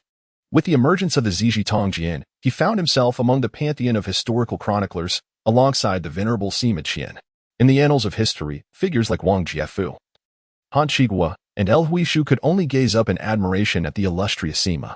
As he pondered this, a flicker of contentment appeared on Sima Guang's weathered cheeks. Sir. Sir. A distant voice seemed to echo from the riverbank. Sima Guang attentively inclined his ear, murmuring softly, "Is that Chuanfu?" Rising to his feet, he turned towards the shore. Indeed, a familiar silhouette beckoned him from the edge of the tranquil lake. "Chuanfu, what brings you here?" Sima Guang called out, extending his hand in greeting. The visitor was none other than his most cherished junior, whom he regarded as a disciple worthy of inheriting not only his aspirations but also his political legacy, Fan Ziyu, known as Fan Chuanfu. Sima Guang's affection for this young man was unreserved, reminiscent of the nurturing bestowed upon him by the esteemed Pang Jian of yore. He devoted all his enthusiasm and care to Fan Ziyu, whose standing eclipsed even that of Sima Guang's own stepson, Sima Kong. In the 5th year of the Yuanfeng era, Sima Guang faced a profound loss with the passing of his beloved wife, Zhang. This bereavement struck him with overwhelming sorrow. Zhang was not merely his spouse. She was his childhood companion, a confidant who understood him deeply, and a partner with whom he had traversed life's journey. In the wake of her departure, Sima Guang composed a memorial. Within its traditional confines, amid the usual critiques of new policies, he emphasized his recommendations and endorsements for Fan Ziyu. His stepson, Sima Kong, occupied but a few brief lines in the will. Upon catching sight of Sima Guang, Fan Ziyu immediately began to shout, My lord! News has arrived from the capital." Sima Guang was momentarily taken aback, then exhaled deeply, lamenting, Your Majesty! Your Majesty!" He wiped away his tears, exclaiming, "Oh, Your Majesty!" A long sigh escaped him as memories swirled in his mind. The figure of the sovereign gradually shifted within his heart, transitioning from initial hope to later disappointment, followed by renewed anticipation, and now, profound sorrow. Sima Guang understood that just days prior, rumors regarding the 6th son of the emperor, the Prince of Yan'an, had reached Luoyang. He knew that when he received news from the capital again, it would likely not be of an heir being named, but rather of the imperial carriage bearing the news of a passing. It was even possible that both events might arrive simultaneously. Regardless of which scenario unfolded, it signified the imminent departure of his sovereign, the ruler to whom he had pledged his loyalty, a once revered monarch who had inspired boundless hope but had also caused him immense disappointment, and for whom he felt overwhelming gratitude. Bowing his head, he found his emotions to be a tumultuous and heavy burden, one that he struggled to articulate in words. Note: Sima Guang and Wang Engshi both adhered to monogamous principles, without concubines. Sima Guang's sons with his wife, Zhang, all passed away in infancy, leading him to adopt the son of his elder brother, Sima Dan, named Sima Kong. Note 2. Sima Guang, Wang Engshi, Han Wei, and El Gongzhu were once known as the 4 friends of Jiao.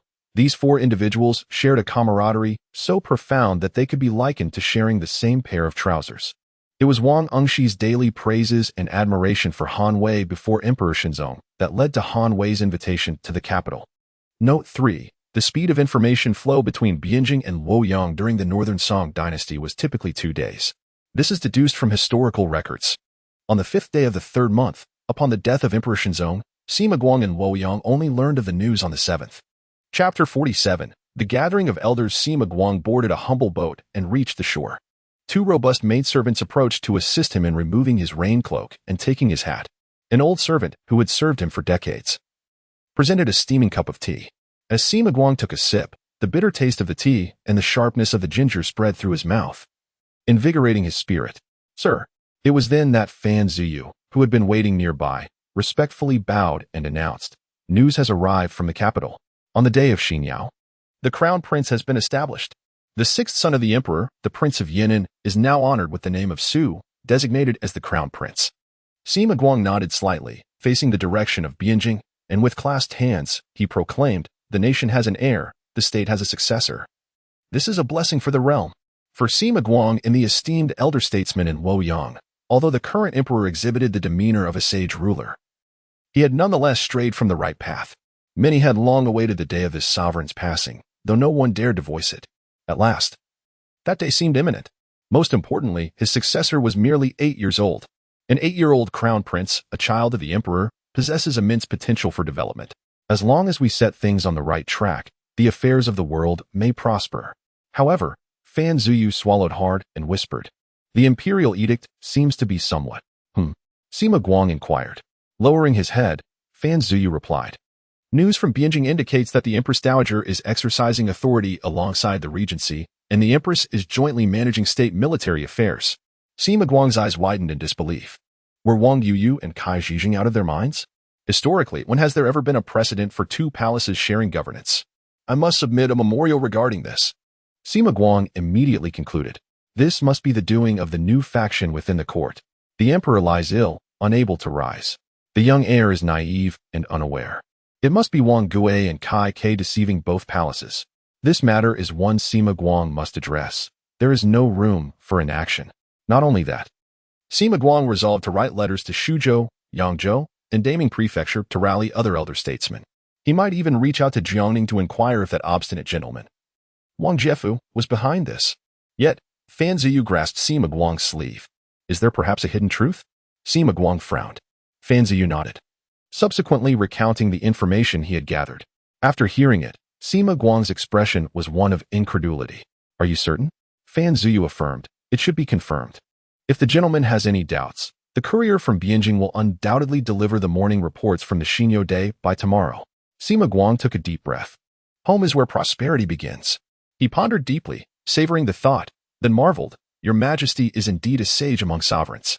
However, if Your Majesty is aware of this truth, why then do you place your trust solely in Wang Engshi and the petty officials he has elevated through his new policies, allowing them to sow discord within the realm and undermine the ancestral institutions? Sima Guang shook his head inwardly. He then turned to Fan Ziyu and inquired, What do you think, Chuanfu? Is the news from Beijing credible? Naturally, Fan Ziyu understood the reference Sima Guang was making, the various tales surrounding the crown prince, Yuan Yang, of the great song. Had this been before today, Fan Ziyu would likely have dismissed the reports. What sort of news was emanating from Beijing? An 8-year-old prince, transcribing 2 volumes of Buddhist scriptures daily, presenting them before the emperor in prayer. Moreover, this young prince demonstrated a remarkable understanding of etiquette, knowing to pray for the longevity of his grandmother and to wish his mother many years of health and happiness. This was indeed a bit excessive.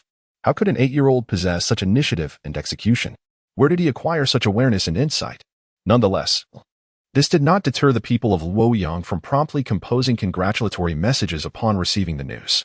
After all, isn't it customary for the imperial family to seek public admiration? If the imperial family desires to bask in glory, the ministers would naturally not dampen the festivities. Yet, the news from Beijing grew increasingly extravagant. The prince, diligent and eager to learn at merely 8 years of age, had already mastered the Analects and the classic of filial piety, reciting the words of the benevolent sage with ease, the teachings of the wise etched in his memory. He had even begun seeking knowledge from his grandmother. The Empress Dowager wished to elevate her grandson's image, desiring to present him as a paragon before the realm. Such aspirations were understandable. It is understandable. Fan Ziyu collaborated with Sima Guang to compile the comprehensive mirror to aid in government, possessing a wealth of historical materials. There are countless similar examples within the annals of history, and even more exaggerated and bizarre occurrences have transpired. Ultimately, these are merely illusions deliberately fabricated by those in power to embellish their own image, leaving aside other matters. The incident concerning the celestial scriptures of the current dynasty is widely known and regarded with shame by the gentry. Even the imperial family prefers to avoid mentioning it if possible. However, the news that has emerged from Beijing today truly provokes deep contemplation. The prince, no. He should now be addressed as His Royal Highness the Crown Prince. This esteemed individual, after moving to the palace, has exhibited astonishing wisdom, particularly when questioned by the chancellor. He was able to articulate his personal opinions with remarkable clarity, all while adhering strictly to the established rights and laws. If the reports from Beijing are indeed accurate, one cannot help but ponder the possibility that, what if these matters were genuinely instigated by the Crown Prince himself? In that case, The esteemed elders and scholars residing in Luoyang must entirely reassess their speculations and assumptions regarding His Royal Highness Yuan Yang of the Song Dynasty. Contemplating these thoughts, Fan Ziyu clasped his hands and remarked, "Sir, I believe that if all that is said from Bianjing holds true, it would indeed be a blessing for the state and a fortune for the nation. The distinguished individuals of Luoyang have retreated for over a decade, awaiting such an opportunity and possibility. The ruler, steadfast in his beliefs, has become utterly enchanted by the wealth within the treasury. Little does he realize that the wealth of the world is finite. It resides either with the government or with the common people. Now, as the court's coffers swell, the coffers of the populace inevitably dwindle. When the people are impoverished, their livelihoods wither and countless enterprises languish.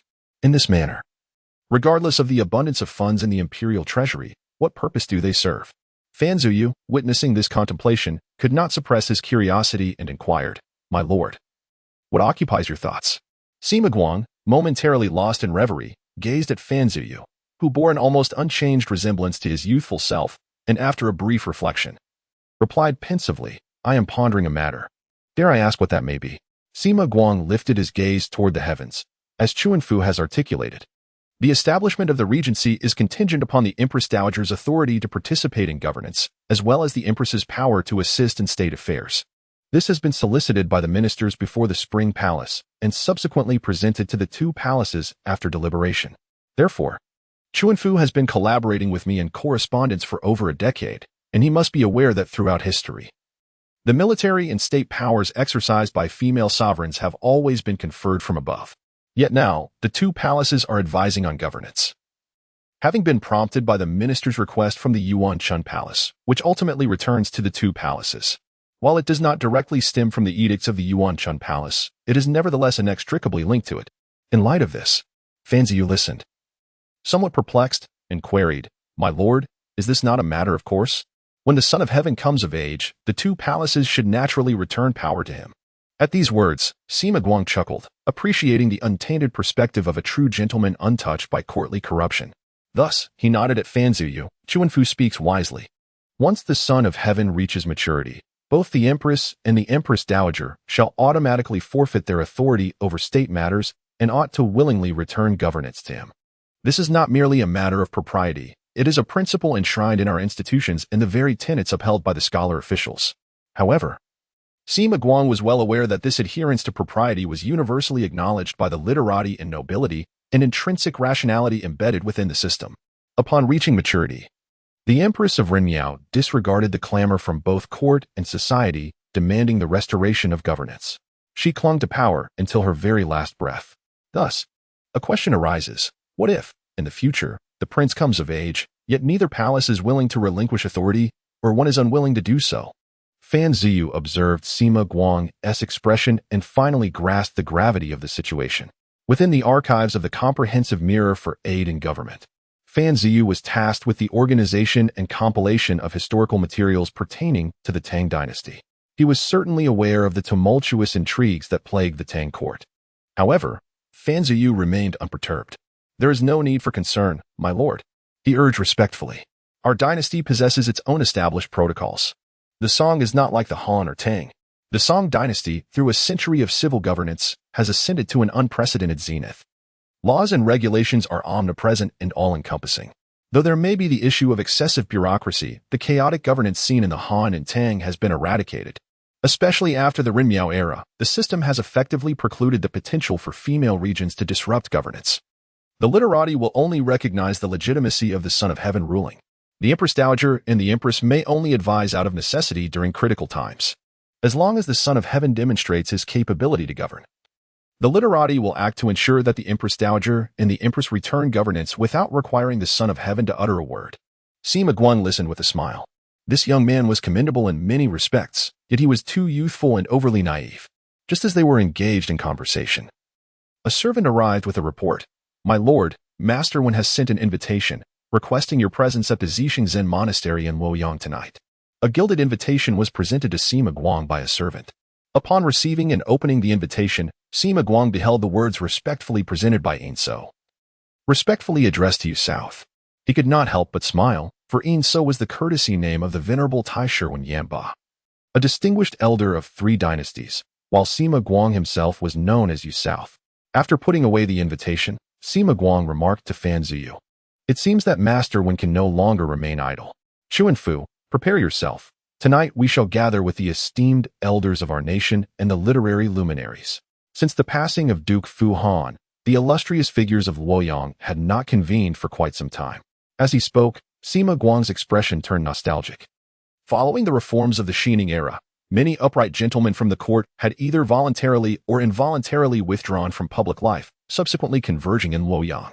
Thus, under the auspices of Duke Wenlu, Wen Yanbao, and Duke Fu Han, Fu Bai, 12 elder ministers hosted a banquet at Duke Fu Han's residence, naming it the Gathering of Elders, which was celebrated by contemporaries as a paragon of virtue. Later, Wang Gongchen, who remained in Beijing's Daming Prefecture, heard of this and sent a letter expressing his desire to join. Consequently, under Duke Wenlu's direction, they invited the renowned painter Zheng Huan to create portraits of the 13 elders, which were displayed in the Hall of Elders at the newly established Xixing Zen Monastery in Luoyang. This marked the inception of the illustrious Luoyang Gathering of Elders. Unfortunately, following the untimely demise of Duke Fu Han, the elders had not congregated for an extended period. Each had pursued their own endeavors. For instance, Sima Guang had formed a society called the Society of Candor, while Wen Yanba established a gathering known as the Society of the Five Elders.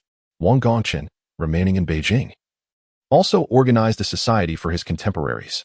In the present day, 2 years later, the esteemed elders of the Qiying Society gather once more at the Qiying Hall of the Xixing Zen Institute, marking yet another grand occasion. Note, the terms Chengong and Qinggong are both euphemisms for the royal palaces of the Tang and Song dynasties, while Yuan Liang refers to the crown prince. Generally, ministers would not directly address the crown prince in private settings, opting instead for respectful titles and references. Chapter 48. Empress Dowager Gao. Did the crown prince truly say such a thing? On the 29th day of the second month in the 8th year of the Yuan Feng era, it was the third day following the ceremony of succession. This day also marked when Zhao Xu was designated as the heir in his previous life. However, he has now been appointed crown prince ahead of schedule, having officially changed the grand name that his father had long chosen for him, Su. Su, which denotes warmth and the gentle sun. The Tang dynasty's Han Wengong, Han Yu, stated, Su signifies benevolence. The literary circles of the Song Dynasty revered Han Wengong. Thus, Zhao Xu's name embodies his father's boundless expectations. At this moment, Zhao Xu, with a spoon in hand, tenderly brought spoonfuls of soup to his father's lips. The female official from the imperial pharmacy assisted him in administering the medicinal broth. Yet, only a meager amount could be ingested. Most of the concoction ultimately trickled from the corners of the emperor's mouth. Observing this scene, Zhao Xu's eyes brimmed with tears. The imperial physician, Chen Yijian, also withdrew his hand from the emperor's wrist. With a heavy sigh, he prostrated himself on the ground and reported, "Your servant humbly acknowledges the longevity of His Majesty. In recent days, the imperial pulse has shown signs of distress. Despite our earnest efforts to provide support, human strength has its limits. Our medical skills have now reached an impasse. We implore the esteemed Empress, the Crown Prince, to spare us from our mortal sins." In the presence of the venerable Empress Dowager and Empress Yang, upon hearing Chen Yijian's words, both were rendered helpless, sinking into their respective seats. Tears streamed from the corners of their eyes, although they had long anticipated this grim reality. The moment they heard Chen Yijian candidly declare that human efforts had reached their limits, it was still difficult to accept. "Do not blame the ministers," the Empress Dowager exclaimed. "You have all toiled day and night for the emperor's ailment over the past months. Both the Empress and I have witnessed your struggles. We are grateful for your dedication. We are ashamed, Your Highness." Chen Yijian bowed in contrition. The esteemed physicians of the Imperial Medical Bureau also expressed their deep remorse. Outside the curtain, the venerable physician's son Qi trembled slightly, prostrating himself in apology. "Assist physician's son to rise." Upon seeing this, the Empress Dowager immediately commanded someone to help him up. "All esteemed physicians, please rise as well." The Empress Dowager then addressed the ministers gathered outside the curtain. "You all have heard Chen Yijian's words. Prepare yourselves accordingly." With that, both inside and outside the curtain, the atmosphere was thick with sobs and choked cries. Zhao Xu, too, succumbed to tears. For the past few days, he had remained in the palace, personally tending to his father's medicinal needs, fulfilling his vow made before the throne. Alas, fate seldom aligns with human intent. His father, much like in a previous lifetime, found himself on the brink of death on this last day of February. What remained was merely a relentless struggle against the inevitable. He was still quite young, merely 38 years of age. Had it not been for the stroke that caused the cerebral hemorrhage, he might have ruled this nation in good health for another decade, or even two. Zhao Xu lowered his head and let out a soft sigh. Cerebrovascular diseases plague the Zhao Song royal family as a hereditary affliction. It seems that, apart from that fellow Zhao Ji, every emperor since Taizong has suffered from this ailment. The true temple, the benevolent temple, the heroic temple, and even Zhao Xu's father. Had Zhao Xu not passed away prematurely, he too might have faced the onslaught of cardiovascular diseases in his 30s or 40s. Empress, please take the crown prince away. Over there. Empress Dowager Gao had already noticed Zhao Xu, who was silently shedding tears, and immediately spoke to the empress, "Do not let the crown prince be too sorrowful. The legacy of our ancestors and the well-being of the realm depend solely on him." The new bride complied with her compassionate command. As she approached Zhao Xu, she embraced the child, comforting him while gently leading him away from the imperial presence. Zhao Xu, now the crown prince, was still quite young, and his health was not particularly robust. The day before his formal designation, he had knelt before the court until evening. When he finally stood, his legs trembled, and he walked unsteadily. This frightened the empress, prompting her to weep, and alarmed the empress dowager as well. From that moment on, it was decreed that Zhao Xu would no longer kneel in attendance. Now, there were further restrictions on the time he spent in the imperial court. Fearing that excessive sorrow might harm his health, Zhao Xu was led by the empress to the cunning palace in the rear garden. For the past several days, he had resided here, under the personal care of the empress. Sixth brother, do not grieve too deeply. The empress placed Zhao Xu on a small bed specially crafted for him. I understand. Zhao Xu lowered his head and simply replied, I just cannot bear to part with father. As he spoke, Zhao Xu embraced the empress, succumbing to another wave of tears. He realized that these few days were the last moments he could weep genuinely. In the future, any tears shed for other matters would likely be feigned. As he cried, fatigue overcame him, and he fell into a deep slumber in the empress's arms. The empress gazed at the slumbering crown prince nestled against her, unable to resist the urge to caress his forehead and delicate cheeks. Reluctantly, she placed him on the bed, tenderly covering him with blankets. Rising, she called for Shidiai, who had been following her into the Kuan-Ning palace, and instructed, Shidiai, while the crown prince rests within the hall, ensure that no one disturbs his tranquility. The old minister bowed and replied, Your Majesty, rest assured, I shall not permit anyone to intrude upon His Highness's peace. Now, she was not only the empress but also held the authority to assist in managing state affairs. Although her position ranked below that of the Dowager Empress, she possessed the right to be informed of governmental matters, receive reports from officials, and voice her opinions. However, the empress exercised her power with great caution. Firstly, the Dowager Empress was ultimately her superior, and she was merely a newcomer to the court. It was essential to respect the Dowager's authority. Secondly, the empress was not well versed in state affairs. The laws and established practices of the dynasty were overwhelmingly complex. Thus, she required time to learn and familiarize herself with the processes. In the past, given her character and disposition, she would likely have preferred to avoid such trivial matters. Yet now, the empress had no choice but to study, acclimate, and manage the affairs of the realm, for the welfare of the nation was tied to her son. If she does not watch over her son, who else will? The Empress Dowager, perhaps? Zhao Xu had slumbered for approximately an hour. When he gradually awakened, the Kuan-Ning Hall was already illuminated by a dozen bright palace lanterns. The incense burner within the hall had also been lit, the scent of sandalwood lingering in the air. His Highness the Crown Prince has awakened, exclaimed a female official who had been attending Zhao Xu, upon seeing him stir. Where is mother? Zhao Xu inquired.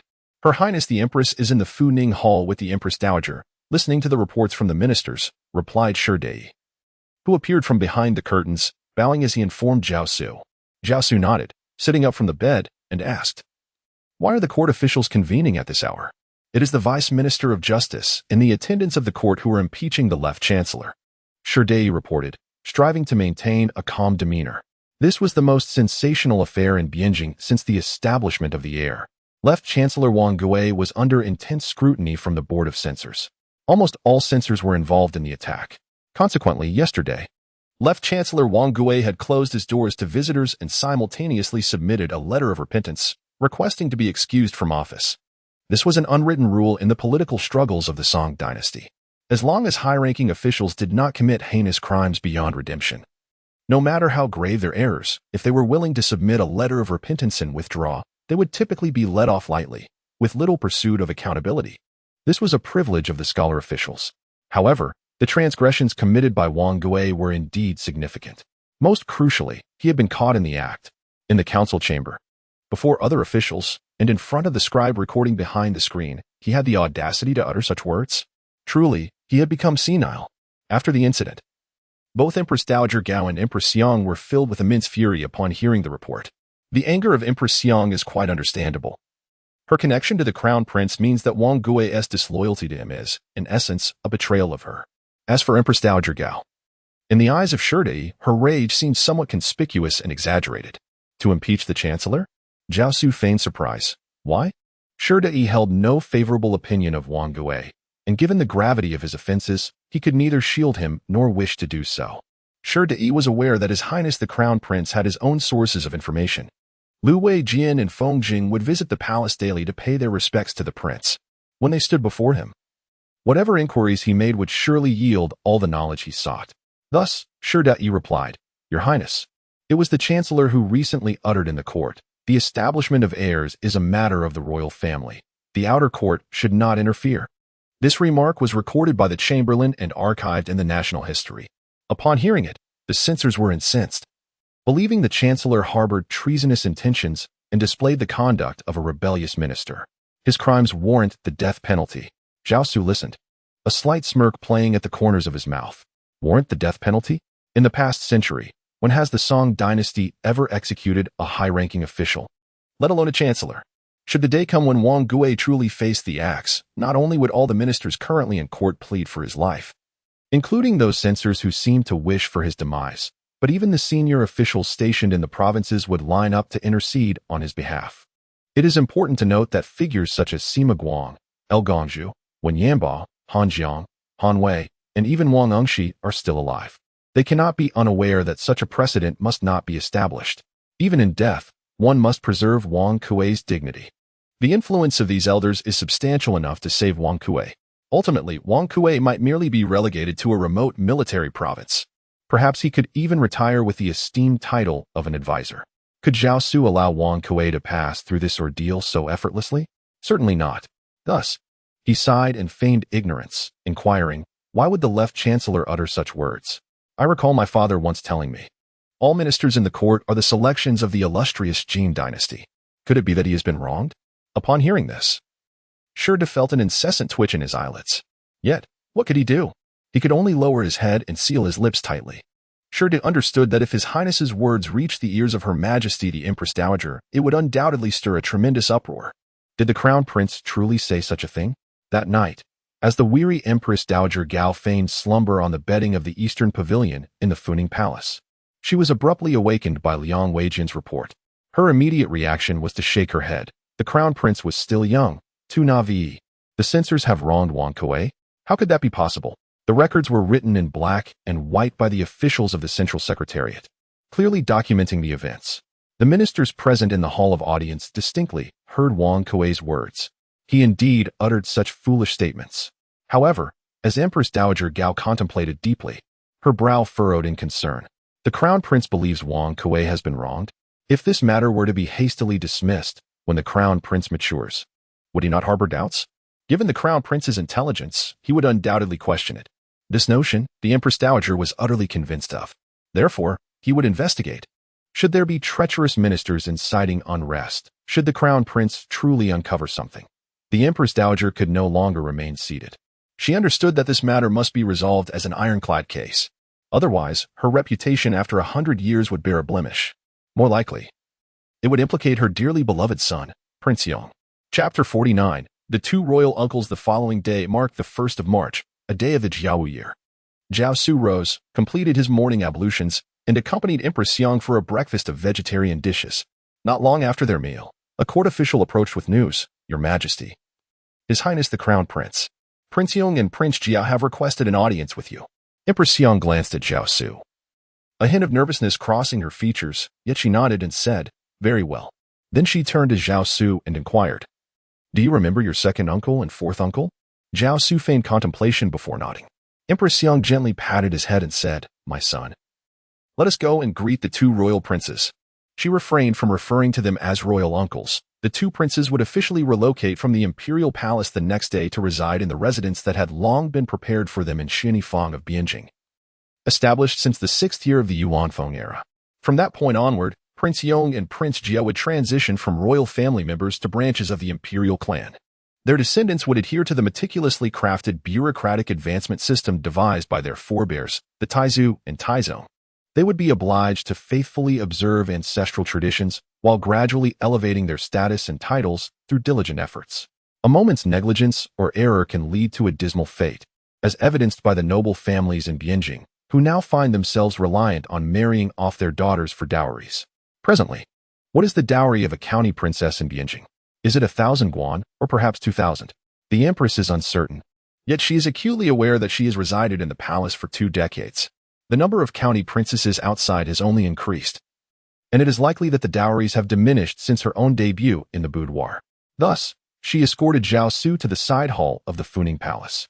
Prince Yong, Zhao Hao, and Prince Jia, Zhao Xu, had been waiting there for quite some time. Upon the appearance of the empress and Zhao Xu in the side hall, they immediately knelt in reverence. "I, Prince Yong Hao, humbly inquire after your majesty's well-being.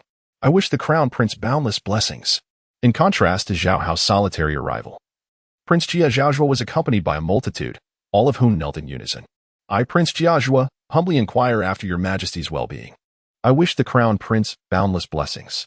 His wife and several children also prostrated themselves on the ground, paying their respects to the empress and Zhao Xu concealed behind the curtain. Through the beaded curtain, Zhao Xu observed his second and fourth uncles kneeling in the hall, their eyes flickering with an inscrutable light. "It seems that my esteemed grandmother, having grasped power, has indeed separated her precious son from the family," Zhao Xu mused to himself. "Consequently, my unfortunate aunt has been sent to the Yaohua Palace for her spiritual cultivation. This cannot stand. For the happiness of my uncle and the harmony of our family, I, Zhao Xu, shall ensure that my unfortunate aunt is brought out in this lifetime." As for whether his aunt would repeat the infidelity of her previous life and betray Uncle Wang, Zhao Xu could not ascertain. However, should such an unfortunate event truly occur, Zhao Xu emphasized the hypothetical nature of this scenario. He would undoubtedly administer justice impartially, ensuring that Uncle Wang would not suffer any unjust slander. He would make it known to the world that the treacherous woman had dared to dishonor a prince. How despicable! Nevertheless, as the benevolent son of heaven, Zhao Xu would only offer a measured critique of his aunt's transgressions, avoiding any affront to her dignity. Shifting his gaze from Zhao Hao, Zhao Xu observed his fourth uncle and his family, prostrated on the ground. A deep sigh escaped his heart. In the previous life, during Zhao Xu's reign, his fourth uncle had met an untimely demise. In the 3rd year of the Yuanyu era, Prince Zhao Zhuan had died unexpectedly at home, his mouth and nose bleeding profusely. This was particularly perplexing, as Zhao Zhuan was renowned among the Song royal family for his medical expertise.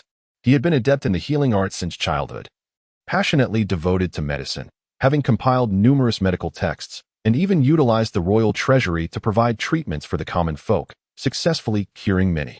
Such a distinguished physician, surrounded by esteemed doctors, had succumbed to a sudden and violent death, bleeding uncontrollably at the palace. The abruptness of his passing was shocking. He had been well in the morning, yet by noon, he was gone.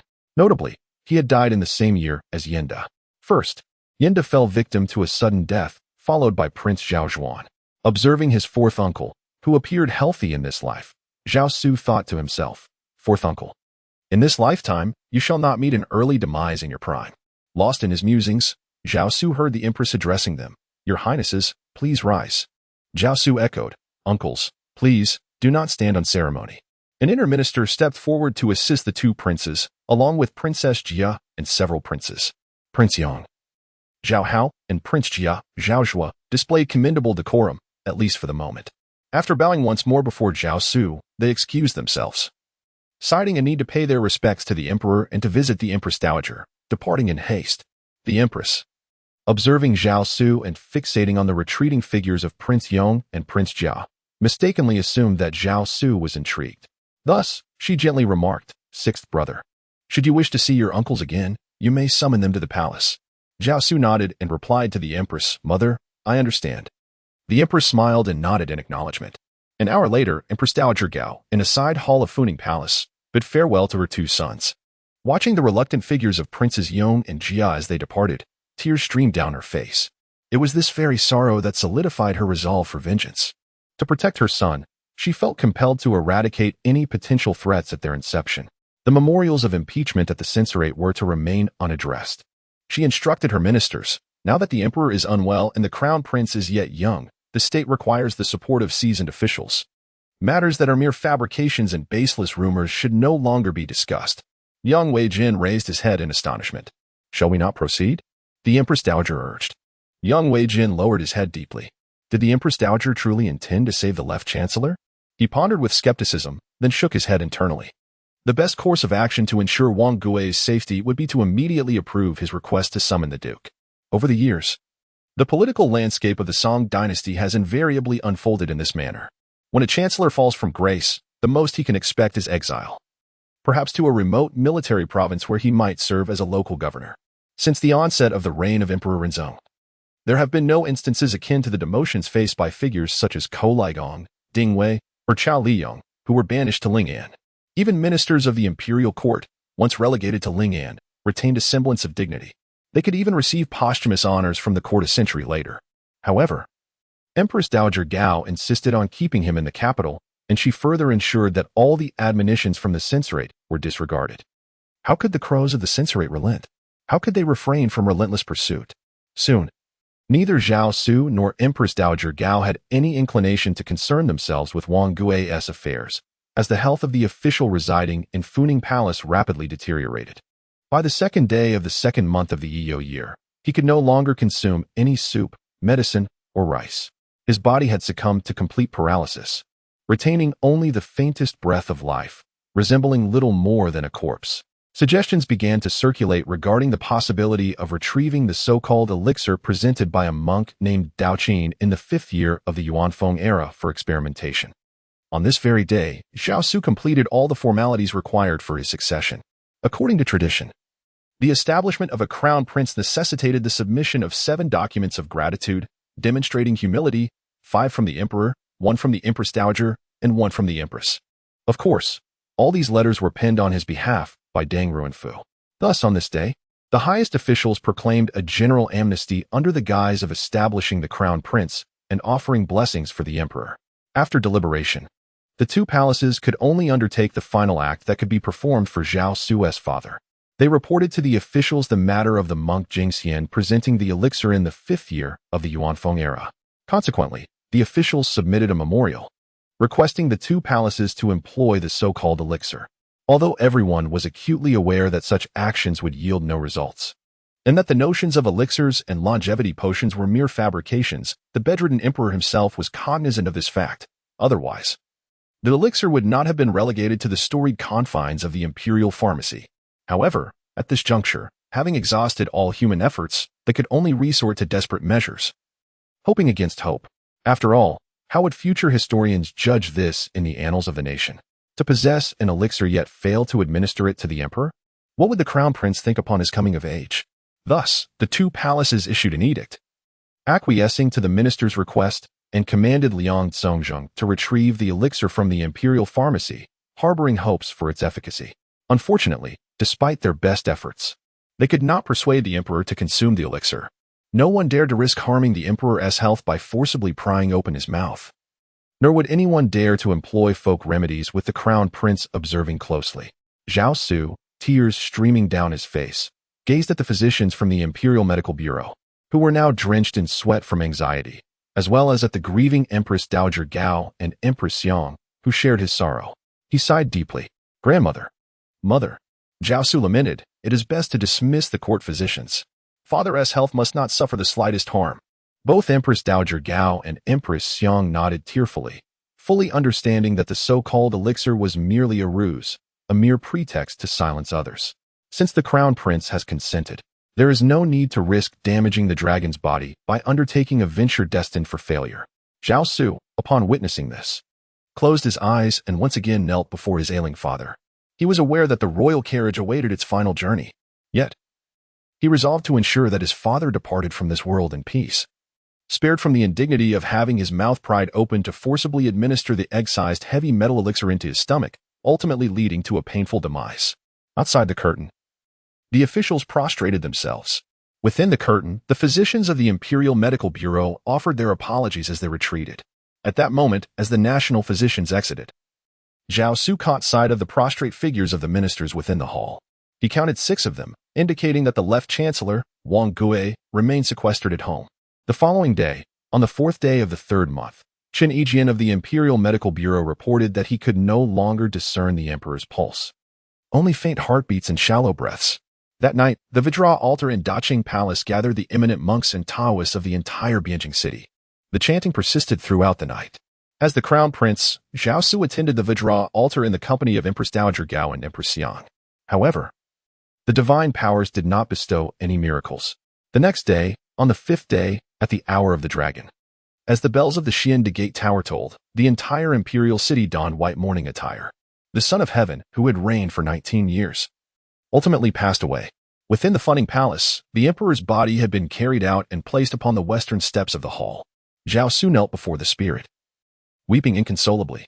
Whether emotionally or objectively, he must weep, and his tears must be those of profound sorrow. Beside him, the queen weeps in unison. Empress Dowager Gao, seated within the palace curtains, also sheds tears. The ministers, entering in a steady stream from outside the hall, proclaim that the stability of the nation still relies on the support of Her Majesty the Empress Dowager, Her Majesty the Queen, and His Royal Highness the Crown Prince.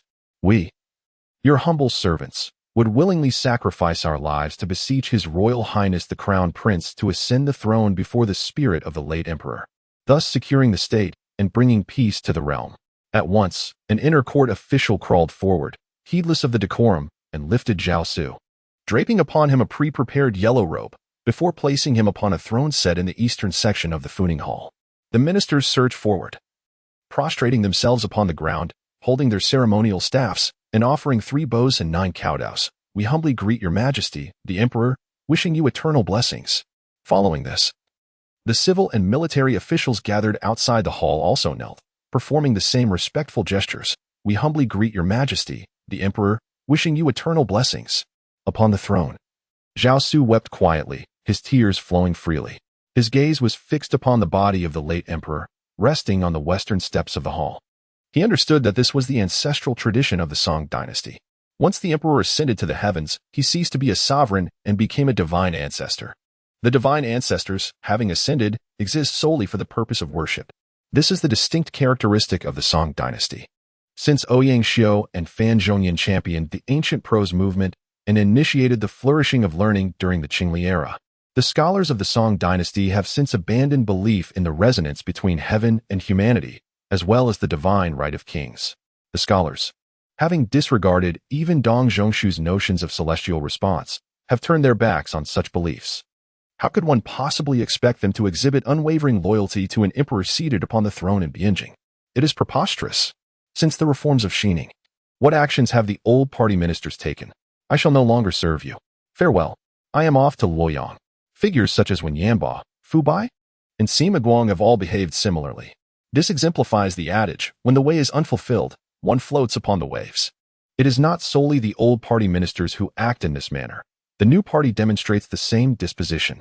They express in Jiangning, do not call upon us.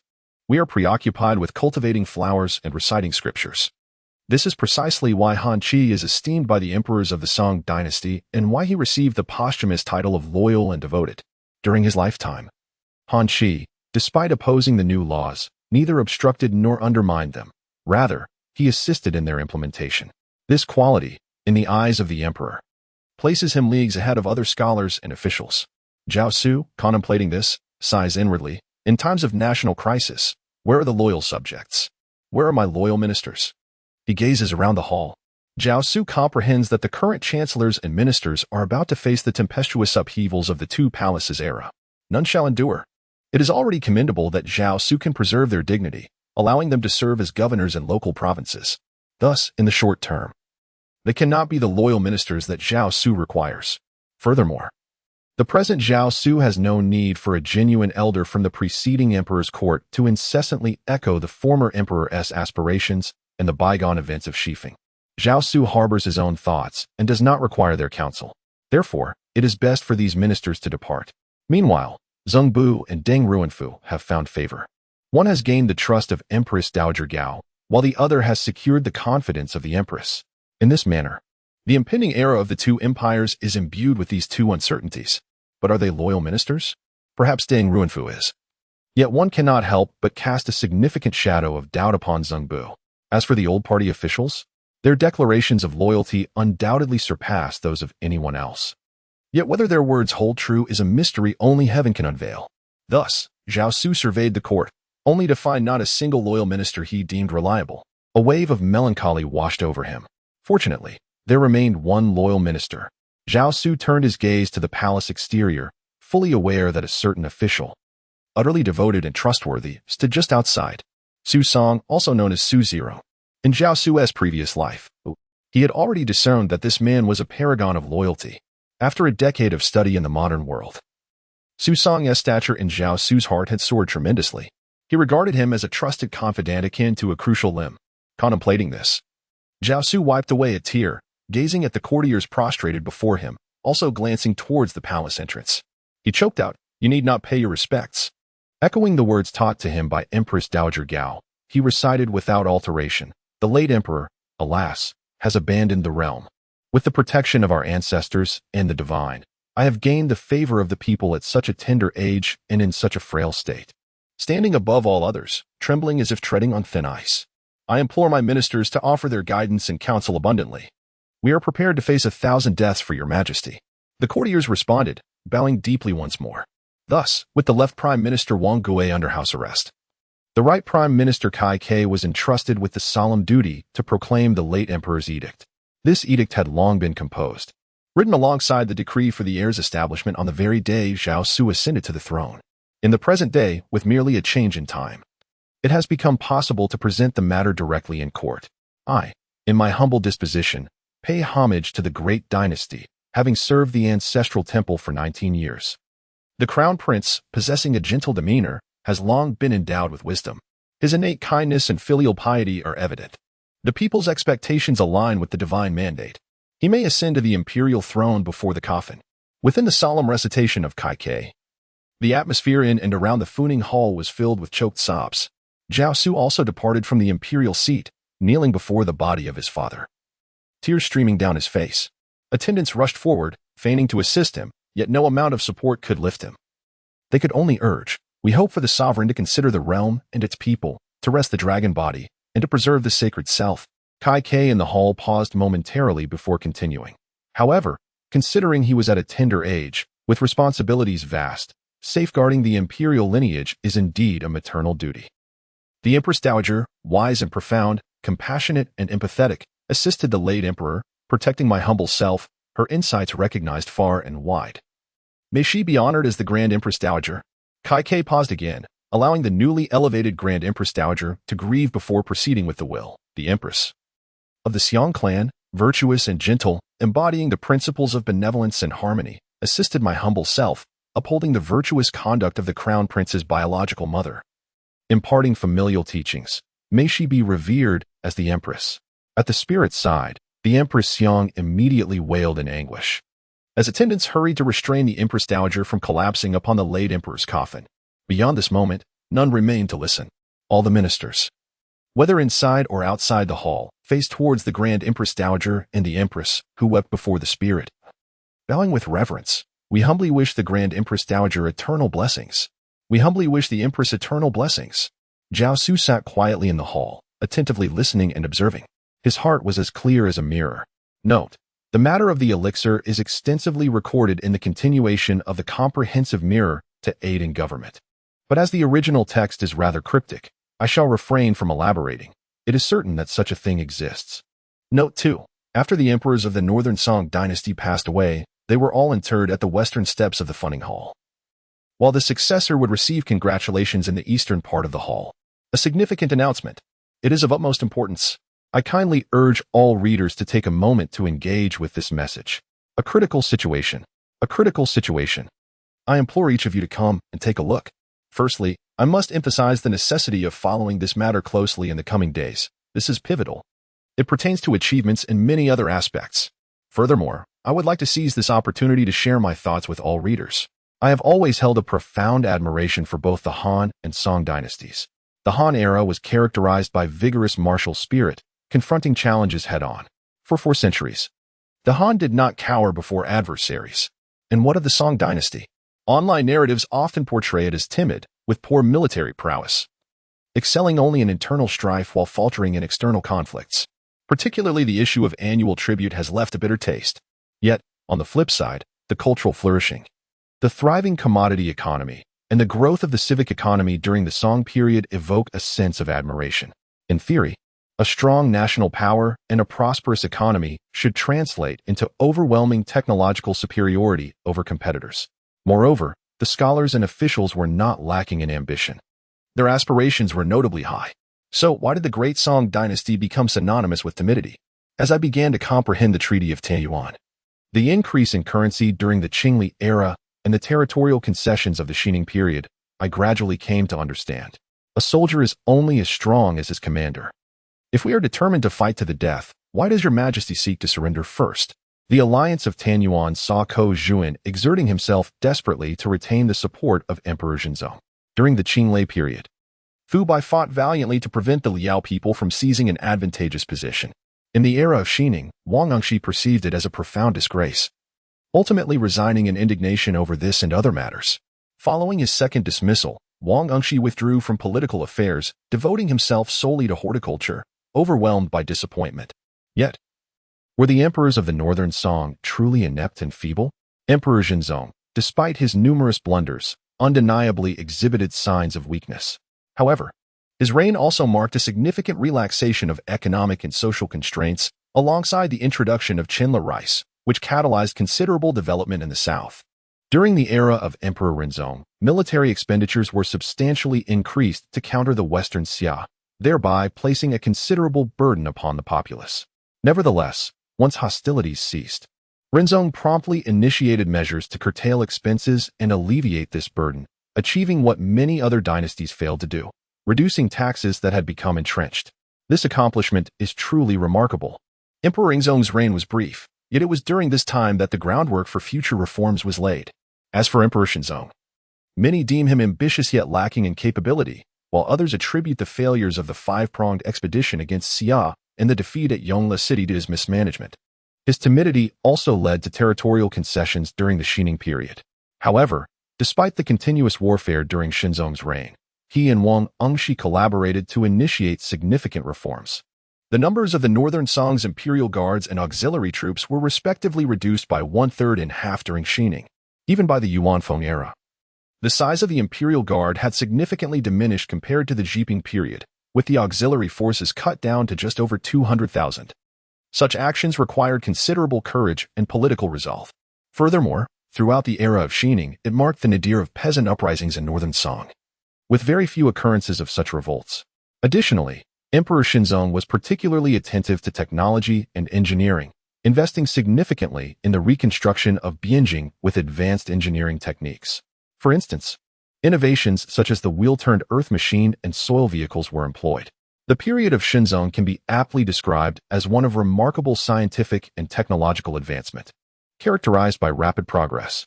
He even took an interest in the development of gunpowder, issuing edicts multiple times to bestow gunpowder weaponry for frontline trials.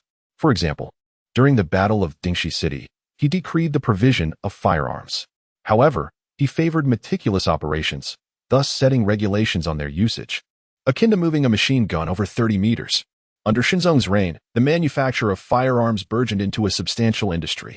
Historical records indicate that the military arsenal in Bianjing produced tens of thousands of rockets annually, alongside several thousand fire lances and other artillery. Moreover, since the time of Taizong, successive emperors of the Northern Song have exhibited a particular concern for the private property of Bianjing's citizens. They would pay close attention to the ramifications of official expansions that necessitated the demolition of civilians' homes. Consequently, in instances of such events, edicts were issued for compensation. This resulted in a peculiar phenomenon recorded in history, where common citizens constructed their homes right at the foot of the imperial city, effectively obstructing the patrolling routes of the imperial guards and even hindering the emperor's movements. Faced with this situation, What was the emperor's response? The answer is that although Emperor Renzong commanded the demolition of residences at the base of the imperial city, he still provided monetary compensation and likely did not resort to forcible eviction. In a similar vein, during the Yuanfeng era, the reconstruction of the imperial city resurfaced, indicating that the citizens of Bianjing were utterly unperturbed by the emperor. Undoubtedly, these were not ordinary folk. Nevertheless, this remains astonishing. Furthermore, historical records reveal that every morning during court sessions, beneath the Xuande Gate, a bustling morning market would emerge. Officials could purchase breakfast from vendors just outside the imperial gates. The variety of breakfast offerings was exceedingly abundant, allowing even individuals from Fujian to savor flavors reminiscent of their homeland. The reality was that until the ascendancy of the astute Emperor Huizong, the main thoroughfares of Bianjing were teeming with numerous private eateries and itinerant vendors. Additionally, each year, the emperor would ascend to the Xuande Gate to revel with the populace, permitting a portion of the commoners to share in the same performance as the emperor. Simultaneously, throughout all cities of the northern Song Dynasty, the curfew system had been abolished. Night markets and entertainment in the alleys flourished until dawn. The horse-drawn streets of Bianjing, abundantly illuminated by oil lamps, were devoid of mosquitoes even in summer. Moreover, personal notes from figures like Su Song documented the emergence of specialized streets in Bianjing, akin to contemporary urban areas where entire thoroughfares were dedicated to a singular trade. The citizens relied on these businesses or handicrafts to sustain their families in comfort and dignity. In response, pounding stone lotus. Su Song was taken aback. Could the pounding of stone lotus truly provide for a living? The lotus flesh produced would be immediately acquired by fruit merchants. In a single year, the residents of the entire alley could earn enough money for half a year's sustenance by merely laboring during the 2 months of the stone lotus season. Thus, the common folk have the means to indulge in entertainment at the taverns and to spend at the night markets.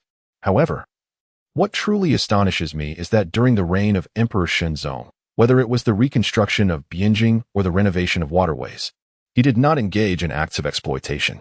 Instead, he compensated with funds, employing a system of hire.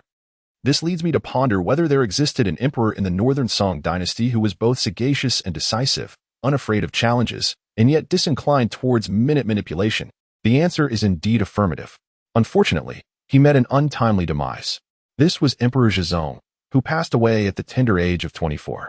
Although he reigned as emperor for 15 years, he truly governed for only 7. Yet, within those 7 years, he enacted sweeping reforms and launched calculated offensives, driving the Western Xia to the brink of annihilation and instilling fear in the Liao people.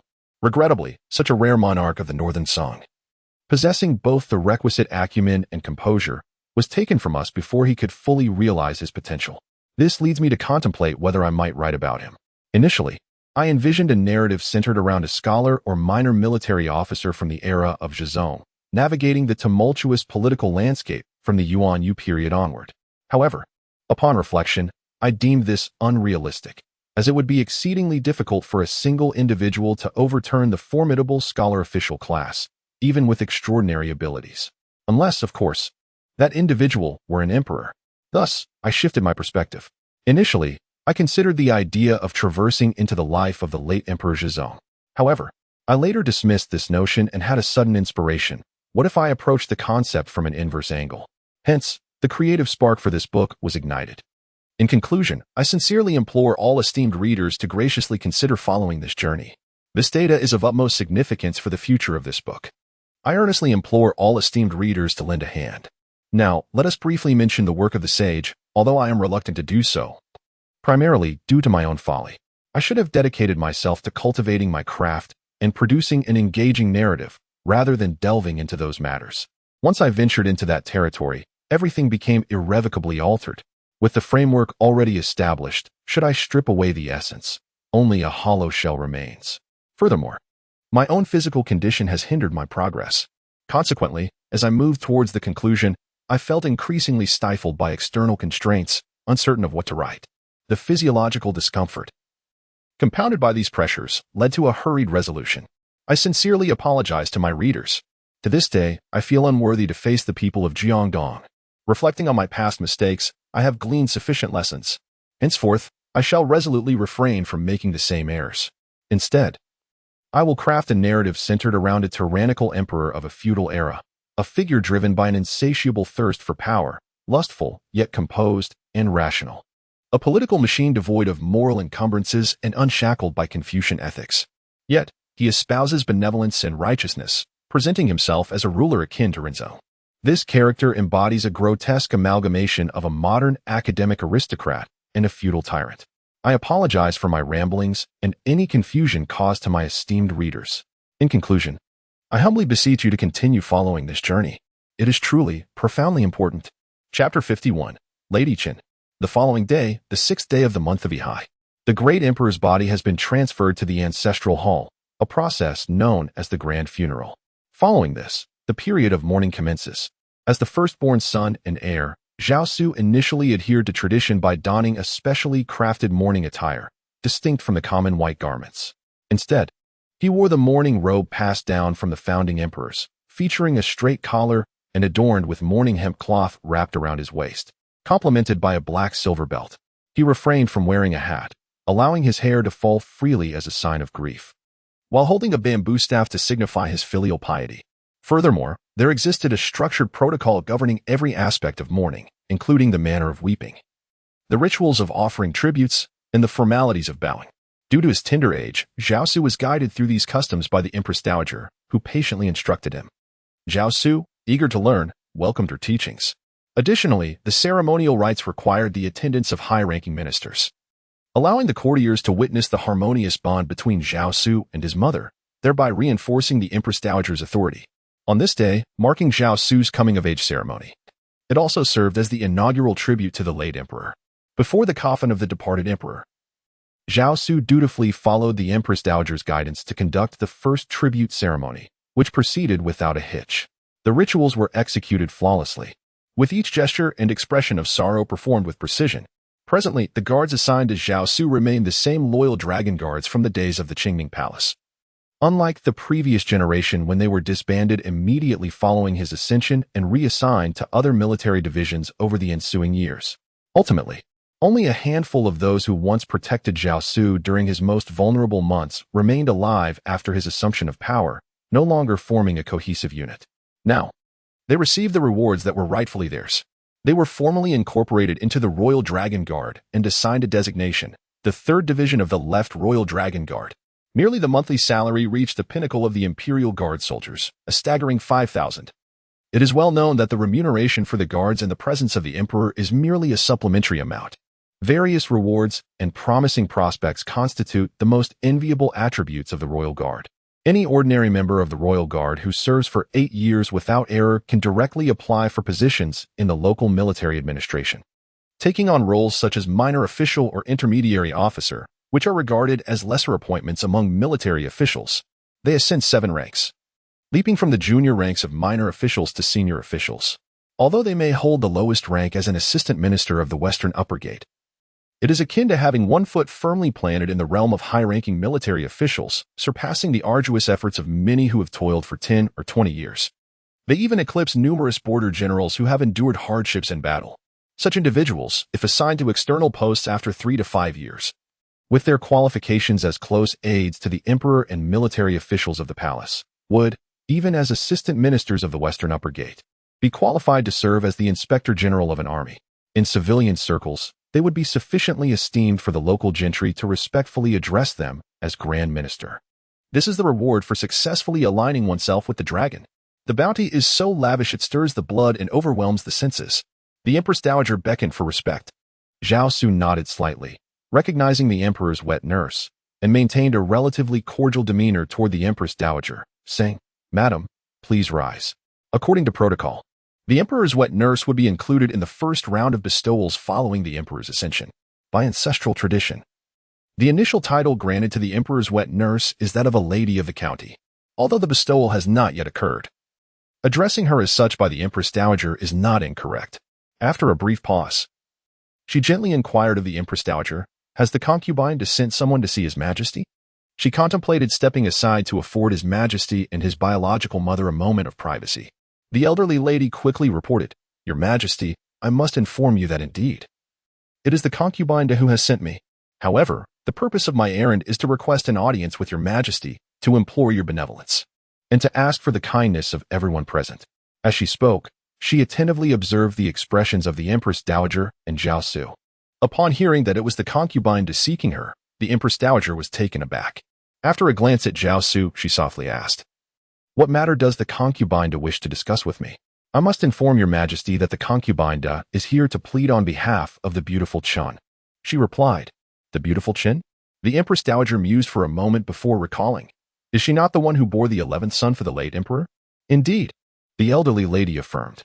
"Since yesterday, upon hearing of the late emperor's passing, the beautiful Chen has remained in her chambers, refusing food and drink, solely reciting Buddhist scriptures, declaring her intention to depart alongside the late emperor." The Empress Dowager regarded the elderly lady with incredulity. Had it been someone from the beautiful Chen's quarters relaying this information, she would have found it utterly implausible. In the palace, where power struggles and deceit abounded, no trickery was beyond reach. For years, the Empress Dowager had chosen to seclude herself within the Kuan-Ning Palace, partly due to her reluctance to engage in the petty intrigues of the concubines. Yet, the report before her came from the concubine's own wet nurse, someone entirely unrelated to the beautiful Chen. Moreover, it was indeed a message dispatched by the concubine to herself. The Empress Dowager suddenly found herself half convinced. She had dealt with the concubine before and understood her character well. The mother of the official, despite exhibiting a slight tendency towards ostentation, possesses commendable qualities otherwise. She harbors no aspirations to rival her nor dares to contest for the guardianship of the official. In her presence, she adopts a submissive demeanor, akin to a concubine in a wealthy household, fearing that the legitimate wife might cast her out. Currently, as the virtuous consort has summoned the official's wet nurse to report, the Empress Dowager, considering the virtuous consort's regard, feels compelled to intervene in the matter. However, prior to making a decision, the Empress Dowager resolves to consult her young official by her side. "Sixth brother, what is your perspective?" Observing the anxious expression of the matron, he inwardly sighed, acknowledging that what must come will inevitably arrive. The beauty, Lady Chen, is none other than the mother of Zhao Ji, that young scion. The consorts of Emperor Zhao Xu are indeed a marvel within the imperial palace. Since the inception of the Song Dynasty, the court has only heard of emperors singularly favoring a particular consort. Never before has a consort demonstrated such profound devotion to her sovereign, even to the point of life and death. Yet, Lady Chun has shattered a century-long precedent in the Song Dynasty. As a mere consort among the emperor's 3,000 beauties, she adored her husband, the man and the monarch, willing to accompany him through life and death. In a previous life of Zhao Xu, following the demise of his father, Lady Chen fasted to death, clutching a poem composed by the late emperor until her final moments. Consequently, the entire court was filled with sympathy and reverence for her. And even Zhao Ji, that fellow, garnered considerable esteem as a result. Initially, the late Chen beauty was entrusted to the care of Zhao Xu's mother, the compassionate consort Zhu, who nurtured her within the palace. Due to their humble origins, both women formed a profound bond, akin to that of inseparable confidants. Subsequently, Zhao Xu took her under his wing, personally instructing and attending to her. The artistry of Zhao Ji in calligraphy and painting was meticulously cultivated under Zhao Xu's guidance. Consequently, Zhao Ji's slender gold script was also mastered by Zhao Xu, who, though not quite as adept, possessed sufficient skill to surpass other enthusiasts effortlessly. In contemporary times, a piece by Zhao Xu fetched a staggering 1 million, closely resembling the esteemed works of Zhao Ji. With a gentle exhale, Zhao Xu turned to Empress Dowager Xiang and remarked, "I respectfully report to your majesty, Sister Chen has always held deep affection for the late emperor." After a moment's contemplation, he added, "I once witnessed the emperor and Sister Chen strolling hand in hand in the imperial garden during my time in the palace. This is the truth." Upon hearing this, Empress Dowager Xiang's eyelids fluttered slightly, prompting her to command those around her, "Convey my decree to advise Consort Chen to take care of herself. The late emperor has unfortunately left the world, and with the young prince in need of nurturing, Consort Chen ought to focus on his upbringing. To suggest she visit is out of the question. As the late emperor's primary consort, propriety forbids her from visiting a mere beauty." Moreover, deep within, Empress Dowager Xiang resisted the notion of meeting such a concubine. "Oh, so you are the one in love, while I am deemed the heartless one." Strolling hand in hand with the late emperor in the imperial garden, indeed. "For 19 years, I have resided within the palace, and for 2 decades, I have been wedded to the late emperor, yet we have never had the privilege of wandering the garden of the rear palace in solitude, let alone hand in hand." Zhao Xu, however, turned to the Empress Dowager and softly instructed, "Empress Dowager, please convey my wishes to Sister Qin. Young 11th is still in swaddling clothes. I ask Sister Qin to take care of herself for the sake of young 11th and to ensure the late Emperor's blessings upon the prince. I also beseech my mother to offer her comforting words." This, he believed, was the extent of his capabilities in this lifetime. Zhao Xu could never harbor sympathy for that scoundrel Zhao Ji. The Empress Dowager bowed deeply in acknowledgement. However, this day was destined not to conclude peacefully. Before the palace gates were locked, a disheartening message arrived. The elder sister of the late emperor, Princess Qin of the Qin state, tragically passed away yesterday. Coinciding with the late emperor's day of ascension, the Duke of the Prince Consort, Wang Shiwei, the inspector of Jianzhou, hesitated to report the news immediately, delaying it until today. Upon hearing the news, Zhao Xu and the Empress Dowager hurried to the Palace of Compassion to express their condolences to the Dowager Empress. The Dowager Empress and the Ying Temple had 8 offspring, 4 sons and 4 daughters. Except for the 3rd son who died young and the 4th daughter who succumbed early. The remaining 3 sons and 3 daughters all reached adulthood. Among the 3 princesses, the eldest, Princess Qin of the Qin state, was particularly cherished and favored by the Dowager Empress. Now, in a single day, she mourned both her eldest son and eldest daughter. Naturally, the Dowager Empress was heartbroken. As Zhao Xu and the Empress Dowager approached the Palace of Compassion, they could hear the Dowager Empress weeping from afar, calling out the childhood name of her beloved daughter. Chapter 52. The Benevolent Emperor. "Oh, my eldest daughter. I am so sorry, my dear. After you fell ill, your mother has not visited you even once.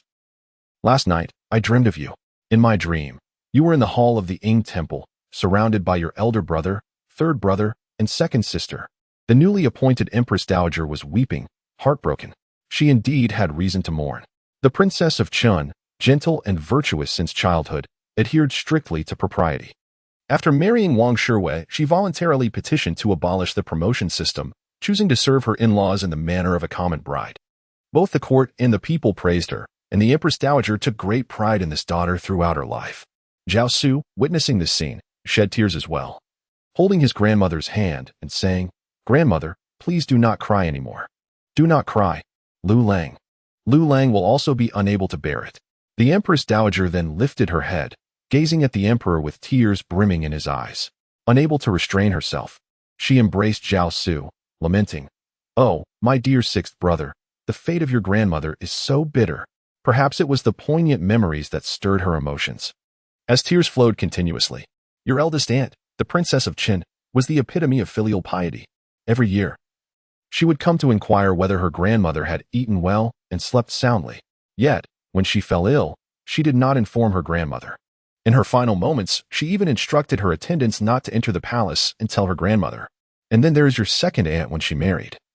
They concealed the character of Wang Xin from your grandmother and married her off regardless, leading to your 2nd aunt's mistreatment at her death. Even her maidservants dared to insult her. Those individuals, however, refrained from disclosing the truth to the Empress Dowager. Ultimately, it was Liang Weijin who clandestinely revealed it to her. Zhao Xu listened intently, tears streaming down his face. Throughout history, royal families have been devoid of affection.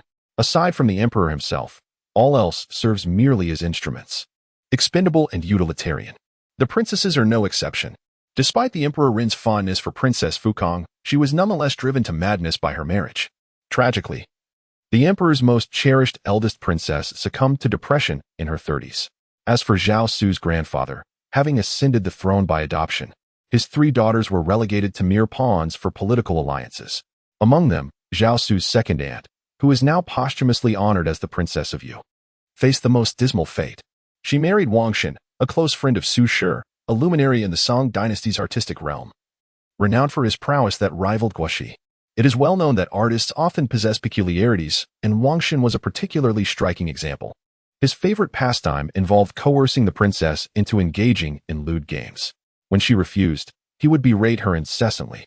Furthermore, during the princess's illness, Wang Shun shamelessly paraded his maidservants before her, subjecting her to their humiliation and scorn. Regrettably, according to the laws of propriety, Wang Shun could only be admonished for such behavior, never punished. Moreover, Wang Shun was well connected, with friends such as Su Shi, Huang Tingjian, and Guoxi. Thus, after the princess's untimely demise, although Zhao Xu's father was acutely aware of Wang Shun's moral failings, He remained powerless to act due to the prevailing sentiments within the court and society. It was only with the eruption of the Wutai poetry incident that the opportunity finally presented itself. In truth, even Zhao Xu remained uncertain whether it was Su Shi's own nonsensical utterances that incited the wrath of Zhao Xu's father, or if it was Wang Shen's clandestine warning to Su Shi that allowed Zhao Xu's father to seize the moment to severely punish Wang Shen, while Su Shi merely played a peripheral role in the affair. In any case, the Wutai poetry incident led to Wang Shen being harshly reprimanded and exiled to Junzhou, and subsequently reassigned to Yingzhou last year, where he remained under strict surveillance by local officials. Yet, the events of the Yuanyu era swirled twice within Zhao Xu's mind.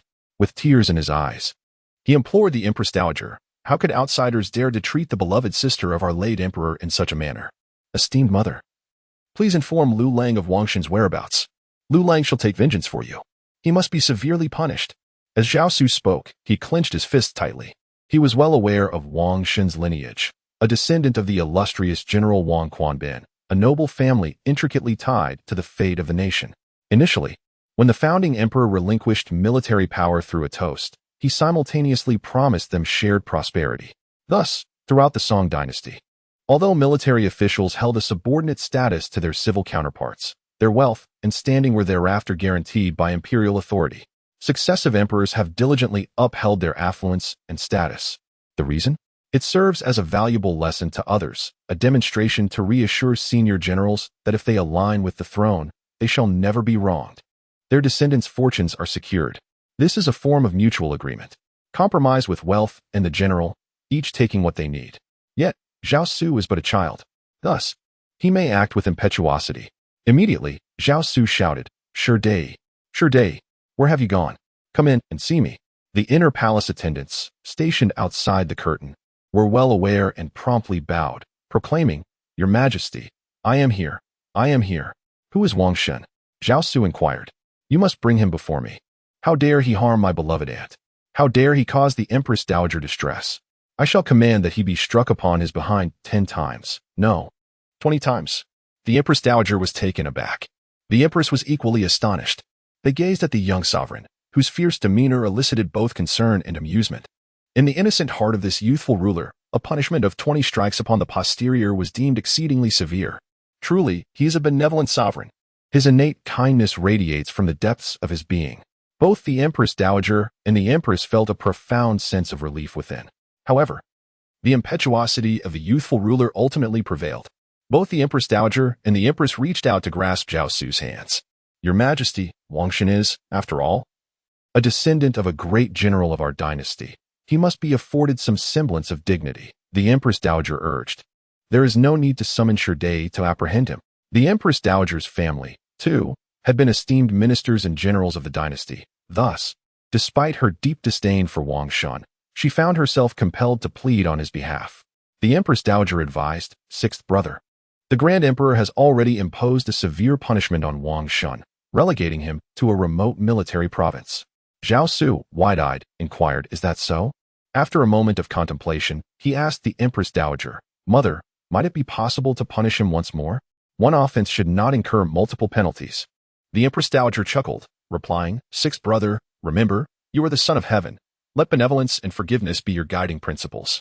Nearby, the Grand Empress Dowager, upon hearing this, transformed her sorrow into laughter, taking solace in the sight of the young emperor deep in thought before them. Both the Empress Dowager and the Grand Empress Dowager shared a unified stance on this matter. The dignity of the noble officials must be preserved. Meanwhile, Zhao Xu silently scoffed. The sorrowful tears the Grand Empress Dowager had shed in his presence now appeared utterly hypocritical to him. Externally, he feigned compliance, nodding as he asked, Is that so? He gazed intently at both the Grand Empress Dowager and the Empress Dowager, questioning. Then may I remember Wang Shen and ensure he receives no promotions or rewards in the future. This way, he will surely be frightened. He will understand the gravity of his misdeeds, will he not? Thus, both the Grand Empress Dowager and the Empress Dowager erupted in laughter. The Emperor speaks wisely. Sixth brother should act accordingly. Note, in the Northern Song Dynasty, the title for the imperial consort was Fun Ho. Note 2. The depths of Wang Shen's depravity are beyond your imagination. The Emperor Shen was filled with deep resentment towards him. which has led me to suspect that the tumult surrounding the Wutai poetry incident was significantly influenced by Wang Xun's involvement. Chapter 53. The Emperor Kai's recommendation of the elders with the ascension of the new sovereign. The security within the imperial palace reached its zenith. At every gate leading inward from the east inner gate, formidable generals in armor stood vigil. Outside the east inner gate, the high-ranking ministers and officials chose to stay within the imperial city for the night. Naturally, this was also a time when information circulated rapidly within the palace. Many matters were conveyed to the ministers before the night had fully passed. Truly, His Majesty is a ruler of kindness and forgiveness. Within the palace, the noble officials and royal relatives who had lodged there displayed expressions of yearning. The last benevolent sovereign was the Ren Temple Emperor. Under his reign, the realm was a paradise for all. The Ren Temple Emperor governed with leniency, prioritizing compassion towards his ministers and treating the noble officials and relatives with generosity. He seldom punished officials harshly or penalized the royal family. Even when his subjects uttered words that displeased him, he would merely sulk in the palace, rarely harboring lasting grudges. He rarely made decisions unilaterally. He would summon his ministers for deliberation, and only after thorough discussion and gaining support from the court would he implement policies and decrees. Most importantly, there were no burdensome market regulation laws or the odious equal distribution laws in place. Those were truly joyous times. If only we could witness the return of a Ren Temple Emperor now. Even Wang Gui, who remained at home in disgrace, sighed in relief upon hearing the tales. Kindness is indeed a virtue. Leaning back in his chair, the tension in his nerves finally eased. Compassion is truly a blessing. He was the second-ranking scholar of the second year of the Qingli era, having served under the benevolent reign for nearly 2 decades. Consequently, he possessed a profound understanding of the political climate during the era of benevolence, characterized by harmony and tranquility across the court and the realm. Regardless of the minister's excesses, the sovereign remained ever smiling. It is said that even the northern marauders were deeply impressed by the benevolence and leniency of his governance. The chieftains of the northern bandits would, to this day, pay homage in the palace on the anniversary of his passing. On the day of his demise, mourning extended as far as the Yin territory, where thousands wept in sorrow. Now, with another benevolent sovereign on the throne, Wang Gui believed that he could gracefully withdraw from his position. At the very least, preserving the dignity of the chancellorship seemed assured. Perhaps he might even safeguard all of his titles. However, unbeknownst to Wang Gui, this very circumstance had invigorated the entire office of imperial censors. With a benevolent emperor reigning, it was presumed that a slight excess from the censorate would go unpunished. Reflecting on the precedents set during the reigns of Huang Yu and Jiao, even if the chancellor and officials were denounced as if Sima Yi had returned or Wang Meng had been resurrected, each felt that their previous remarks had been overly gentle. Such mild expressions would be rendered ineffective if submitted, particularly during this period of national mourning. According to protocol, unless concerning military matters, the Office of Transmission would refrain from communication. Only after the first 7 days, when the ministers would offer comfort to the new sovereign and the Empress Dowager, would the Office of Transmission commence its operations. It is then that the Empress Dowager and the Empress would, alongside the new sovereign, receive the ministers beneath the Yang Gate of the Imperial Palace, beginning the customary refusal of the ministers' petitions to attend to state affairs. After 3 refusals, the formal audience would finally commence. It seemed as though they were eager to unearth even the most trivial of his childhood indiscretions, such as the time he wet the bed. Furthermore, most individuals could hardly be bothered to discern the truth. They simply noted whatever they heard. Is it not the duty of the censors to report on matters of state? Yet, no one ever stipulated that they should distinguish between truth and falsehood. That was the responsibility of the officials and the court. Thus, Wang Gui remained oblivious to the predicament he was facing. He was unaware that his own foolish remarks had provided the censors with ammunition against him, rendering him a mere shield for Li Xian, a chancellor who could be described as holding both ends and disregarding the greater good. Who would pay heed to Li Xian's minor discrepancies in reporting from the previous year? The following day, on the 7th day of the 3rd month in the 8th year of the Yuanfeng era, Zhao Xu awoke to find the inner minister, Yin Shouqin, waiting just outside the curtain of the imperial audience.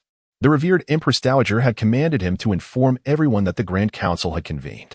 Due to the left chancellor being confined at home due to accusations, it was proposed that the right chancellor, Kai Ke, be appointed as the Grand Minister for the mausoleum.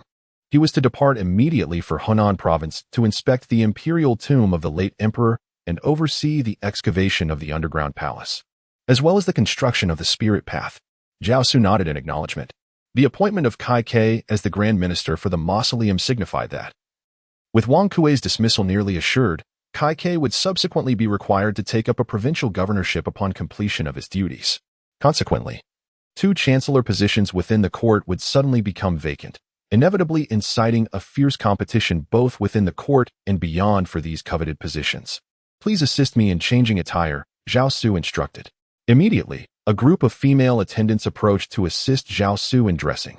Among these attendants, half were from the Qingning Palace, while the other half had been personally selected by the Empress Dowager from the Kuan-Ning Palace. All of them had served the Empress Dowager for over a decade and were deemed trustworthy. As the emperor changed his attire, Yin Shouqin diligently adhered to the Empress Dowager's instructions, briefing the emperor on matters concerning the court. Furthermore, today the 3 provinces convened, appointing the gatekeeper and translator Song Qiu to convey condolences to the northern kingdom. Zhao Xu responded with a sound of acknowledgement. This was a matter of course. Since the Treaty of Chanyuan, peace between the Liao and Song dynasties had been largely maintained for several decades. The interactions between the 2 nations had also established systems and customs. Additionally, both sides would inform each other of significant events, such as the emperor's passing, the ascension of a new emperor, the selection of an empress, and the designation of a crown prince. In terms of ceremonial propriety, the 2 nations had nearly reached perfection. Once clad in mourning attire, Zhao Xu accepted the bamboo staff that was offered to him. With it in hand, he exited the inner chamber and, surrounded by the imperial entourage, made his way out of the Funing Palace. The Empress Dowager's guards were already waiting at the palace entrance. Zhao Xu stepped forward to pay his respects to the Empress Dowager. Subsequently, mother and son boarded the ceremonial carriage and proceeded towards the Yang Gate of the Grand Inner Court. The Yang Gate, situated west of the Xianyu Gate and north of the Rear Garden, lies between the Chongzheng Hall and the Chuigong Hall. Historically, it has served as the venue for newly enthroned emperors to summon ministers before they don their official robes. It is also where the emperor would call upon close officials within the palace. Moreover, this gate is a necessary passage for the concubines of the imperial harem to access the rear garden for leisurely pursuits. By the time Zhao Xu and the Empress Dowager arrived, a canopy had already been raised in the small hall beneath the Yang Gate, and seating arrangements were in place. The Empress Dowager also sat on the western side of the canopy. The Empress Dowager, everyone, to the hall, with the resounding call of an internal minister. Empress Dowager Xiang entered alongside Zhao Xu through the rear door of the small palace. First, Empress Dowager Xiang brought Zhao Xu to pay respects before the Grand Empress Dowager. The mother and son then settled onto 2 mats situated closely on the eastern side of the hall. Although these mats were arranged one in front of the other, their proximity was intentional, a concept or perhaps an innovation conceived by Zhao Xu himself. Lacking precedent, and due to Zhao Xu's ingenuity, Empress Dowager Xiang was filled with delight. Thus, barring unforeseen circumstances, this arrangement of mother and son seated in succession to deliberate state affairs would become customary in the forthcoming era of the 2 palaces. In other words, Zhao Xu would no longer need to gaze at the backsides of the ministers. Once the mother and son were seated, an official from the Tongjin department led Kai Ke, clad in mourning attire, to the Ying'an Gate. Upon his arrival at the small palace, Kai Ke immediately bowed with his head lowered and addressed the interior. I, Kai Ke, Minister of the Right and Deputy Minister of the Zhongshu, humbly inquire about the Emperor's well-being. I extend my respectful wishes for the Grand Empress Dowager's health. I also express my heartfelt wishes for the Empress Dowager's longevity. Sir, no need for formalities.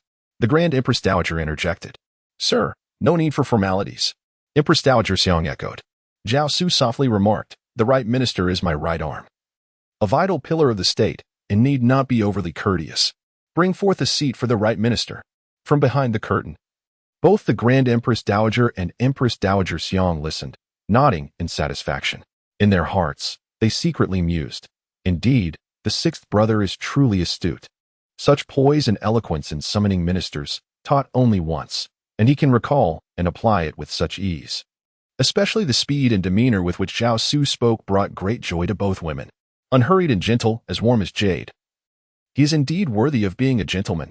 Outside the curtain, Kai Ke bowed deeply and expressed his gratitude, saying, Your Majesty's profound grace and the favor of the Empress Dowager and the Empress have moved me to tears.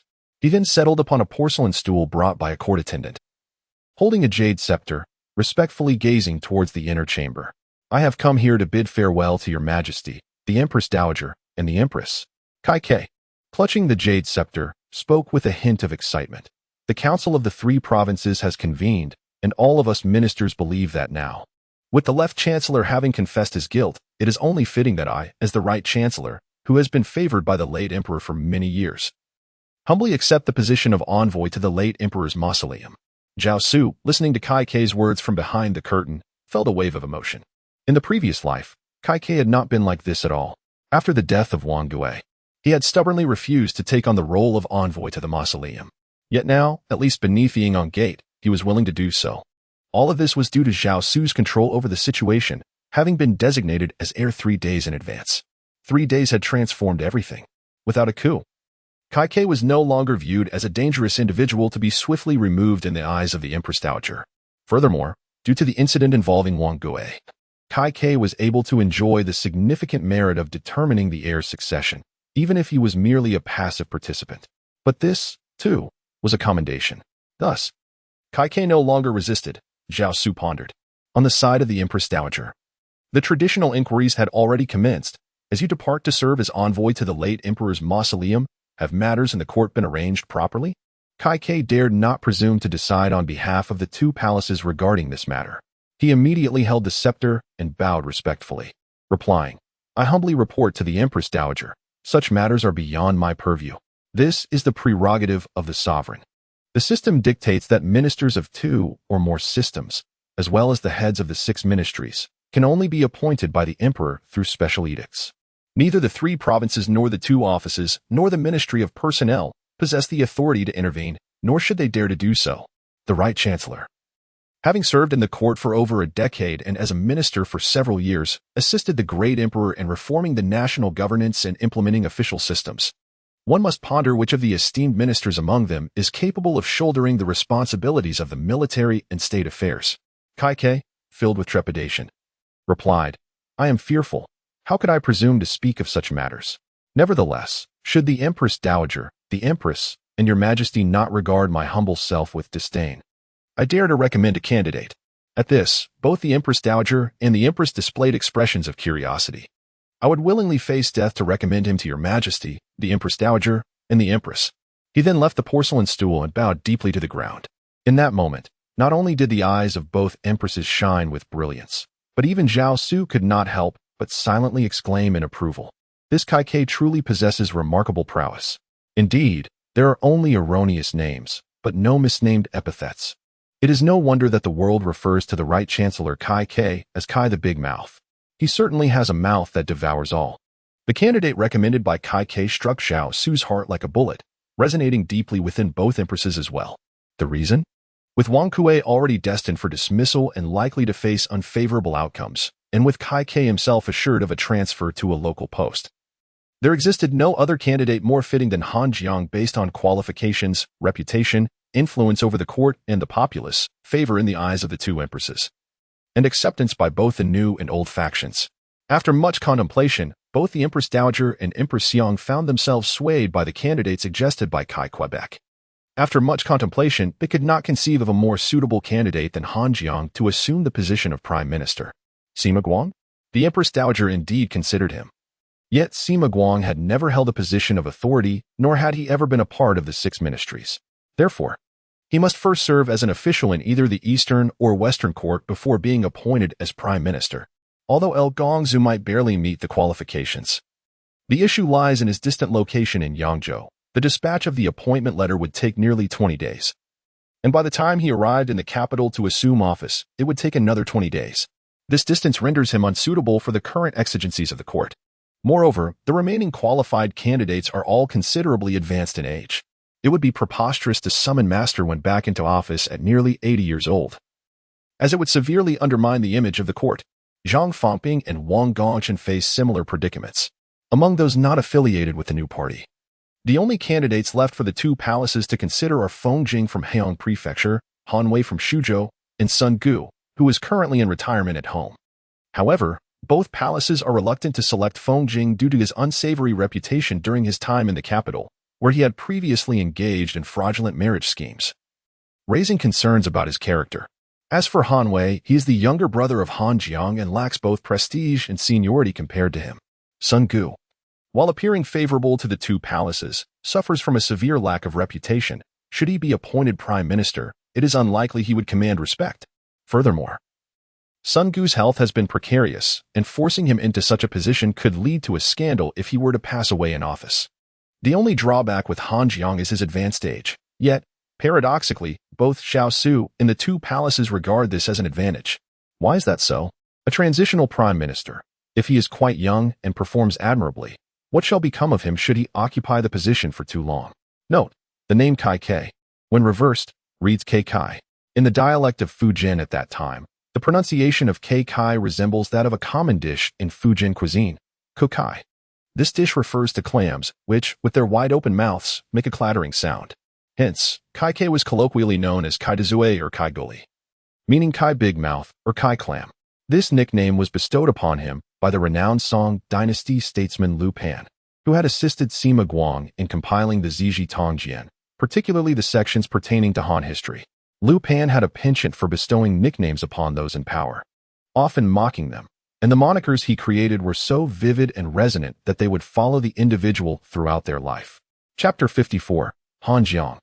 Also on the day of Gengzi, the late emperor, Han Jiang let out a cry and collapsed in the main hall of the official office. Why not wait for the old ministers? My lord, please take care of your health. My lord, I implore you to preserve yourself for the sake of the nation. Han Jiang staggered to his feet, wiped away his tears, and said, the late emperor has unfortunately departed from this world. As subjects, we must begin mourning and observing the rites of filial piety. All officials in offices, temples, and Taoist establishments must, from this day forth, don white and express their grief. In accordance with the late emperor's edict, the common people shall not have their marriages or funerals restricted.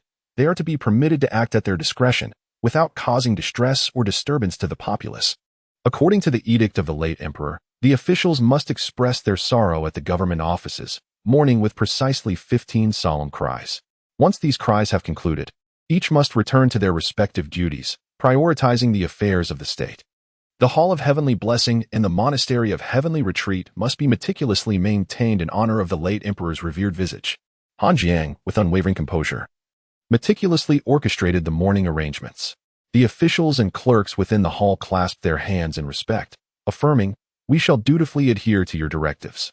With tears glistening in his eyes, Han Jiang, supported by a loyal servant of the Han family, made his way towards the rear courtyard of the government office, embodying the profound sorrow of a bereaved subject. Yet within his heart, countless thoughts stirred restlessly. In fact, the previous night, he had received clandestine intelligence from Bianjing.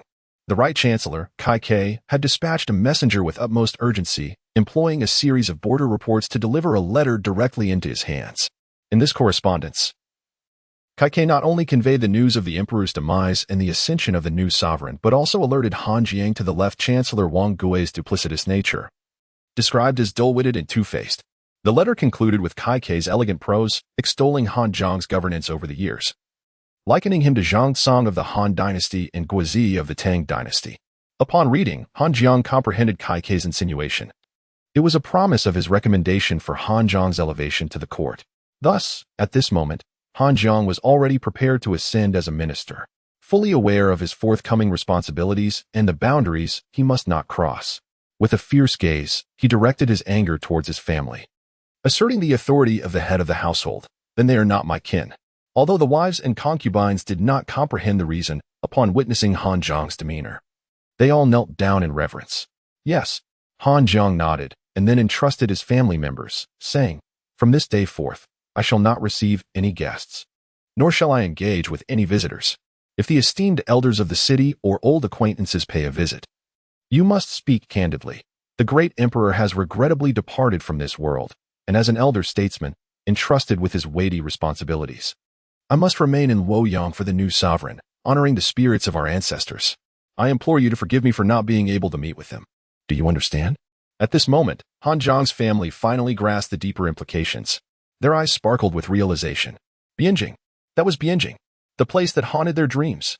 The sons who would remain by Han Jiang's side and accompany him to serve in Luoyang were not merely ordinary individuals. True scions of merit did not languish in their hometowns, laboring over books for the imperial examinations or already holding titles, serving the court in distant lands. These young men were filled with memories of their past life in Beijing, the lively scenes of women playfully wrestling in the courtyard, the myriad food stalls lining the streets, the moonlit vistas beneath the bridge, the ceaseless flow of literati at Jinming Pond, and the talented young women performing in the tea houses beside Daxiangguo Temple. Not to mention the alluring figures glimpsed through half-closed doors in Sweetwater Lane. Indeed, what splendor must the contemporary Li Shih possess? Merely contemplating this ignited a fervor within them, their eyes shining with excitement. Compared to Beijing, the western capital of Luoyang appears to be a dilapidated rural area, a mere collection of shabby alleys inhabited by the inept. As Han Jiang observed the unsightly demeanor of these individuals, he could scarcely fathom their intentions. Yet, it mattered little. In the esteemed lineage of the state, which family is devoid of a few worthless scoundrels? With an austere expression, he issued another stern warning. You must remember, should there be even the slightest oversight in this matter, do not blame me for my lack of paternal compassion. With a slight exhale, Han Jiang's murky old eyes gleamed with a sharp intensity. The thought of a third proclamation weighed heavily upon him. He could not restrain his emotions. Surely, after a century, he would be enshrined. If he were to be honored alongside the great emperor in the temple, then striving for a posthumous title of nobility was not beyond the realm of possibility. As a high official, with ministers parting in his presence, being enshrined alongside the deities would ensure his legacy endures with the state. Han Jiang could not help but feel a surge of excitement. Naturally, he recognized the significant favor he owed to Kai Quebec. He was also acutely aware that his old friends in Luoyang might harbor grievances against him. Yet, what of it? The stark contrasts and irreconcilable interests between the new and old factions, their confrontations within the court, vividly resurfaced in his mind.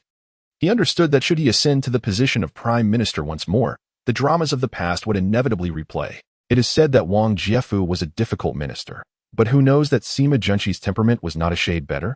For over a decade, Sima Guang had been laboring in Luoyang to compile the Ziji Tongjin. Yet, the great emperor of Beijing had never once forgotten him.